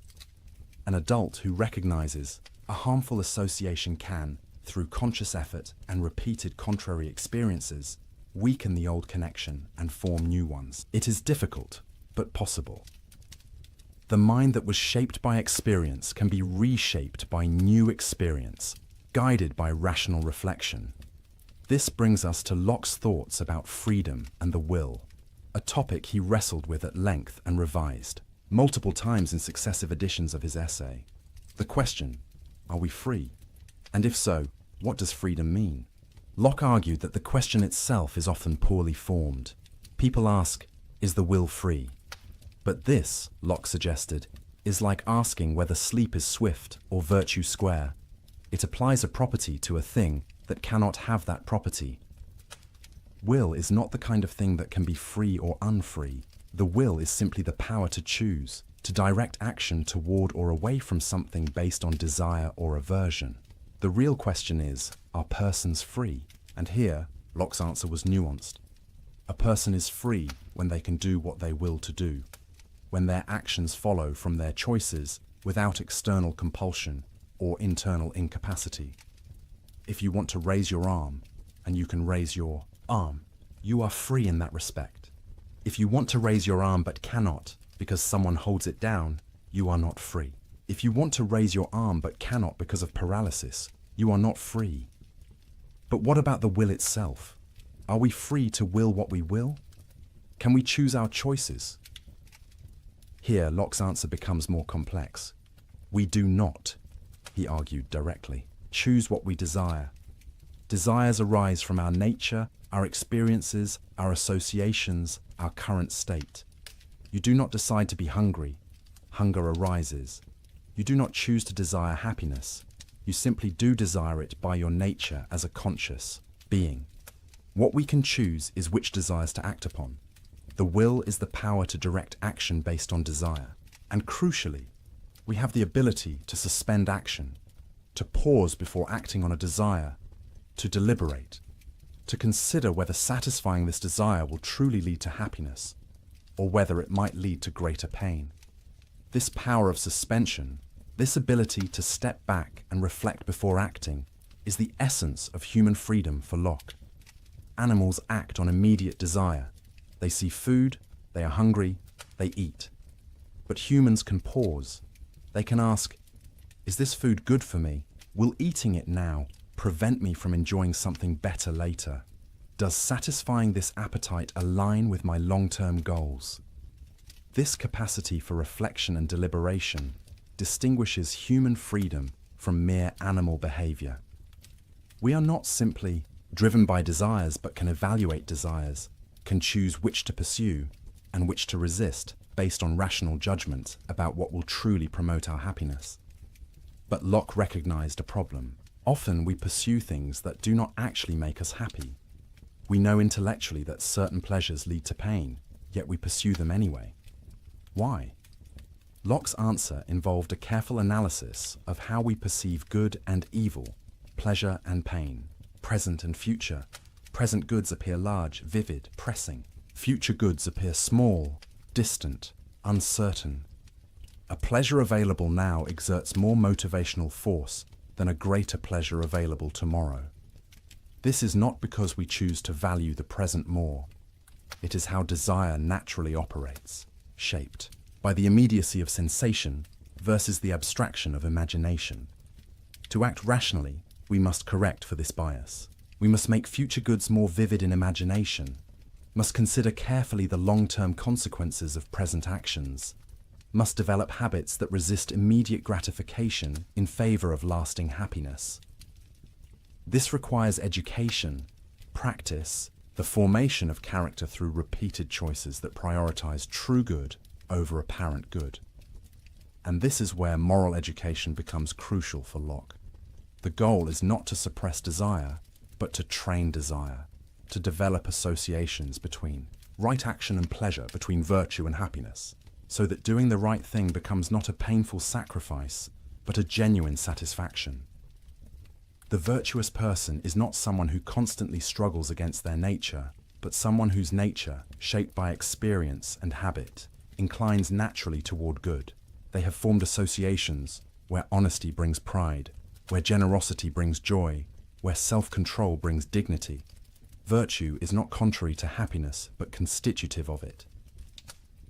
As you rest here, consider how these insights apply to your own life. What associations has your experience formed? What habits shape your automatic responses? What desires drive your choices? And crucially, what power do you have to reflect on these patterns, to evaluate whether they truly serve your long-term flourishing, to reshape them through new experiences and conscious effort? Locke's vision is neither completely deterministic, nor completely voluntaristic. You are shaped by experience, yes, but you are also a rational agent capable of reflecting on experience, capable of choosing which desires to act upon, capable of forming new habits through deliberate practice. The blank slate has been written upon, but the writing is not indelible. New experiences can overlay old associations. Reflection can guide choice. Will can direct action. This is a liberating and challenging vision. Liberating because it suggests you are not trapped by your past or your nature, that change is possible, that you can become better than you are. Challenging because it places responsibility on you, because it suggests that your character, your happiness, your very self are in significant measure the result of your choices about which desires to pursue, which habits to form, which associations to cultivate. And this personal level of analysis connects back to Locke's political philosophy. Just as individuals must balance freedom with responsibility, desire with reason, present satisfaction with long-term flourishing, so must societies balance individual liberty with social order, personal rights with common good, the freedom to pursue happiness with the constraints necessary for everyone to have that same freedom. The social contract is, in a sense, a collective suspension of immediate desire in favor of long-term good. We agree to limit our natural freedom to do whatever we can get away with, accepting legal constraints and social obligations, because reflection reveals that everyone is better off under such an arrangement than in the insecurity of the state, of nature. But this contract, like individual virtue, must be voluntary to be genuine. Coerced obedience is not true consent, just as forced virtue is not true morality. The legitimacy of government rests on the ongoing consent of the governed, on their continued judgment that this political arrangement serves their genuine interests better than available alternatives. And just as individuals must periodically reflect on their habits and associations, asking whether these truly serve their flourishing, so must citizens periodically reflect on their government, asking whether it truly serves its proper purpose of protecting rights and promoting the common good. When it does not, when government becomes destructive of the ends for which it was established, Locke's theory justifies not just complaint, but resistance, even revolution. This right of revolution has been controversial since Locke first articulated it. Critics worry it invites anarchy, that it gives every discontented faction a justification for violence. But Locke was not counselling revolution lightly or for trivial causes. He specified that revolution is justified only when there is a long train of abuses, a systematic pattern of rights violations, a clear demonstration that government has abandoned its proper purpose. And he noted that people are naturally conservative, reluctant to overturn established order. Revolution happens not because philosophers write books justifying it, but because governments provoke it through persistent tyranny, The real danger is not that people will rebel too readily, but that they will endure oppression too long, that their habits of obedience and their fear of change will keep them submissive, even when justice demands resistance. This tension between order and liberty, between stability and change, between tradition and reform, runs through all political life. Locke did not resolve it definitively, but he provided principles for navigating it. Respect for natural rights, consent of the governed, rule of law, separation of powers, tolerance of diversity, willingness to reform unjust institutions.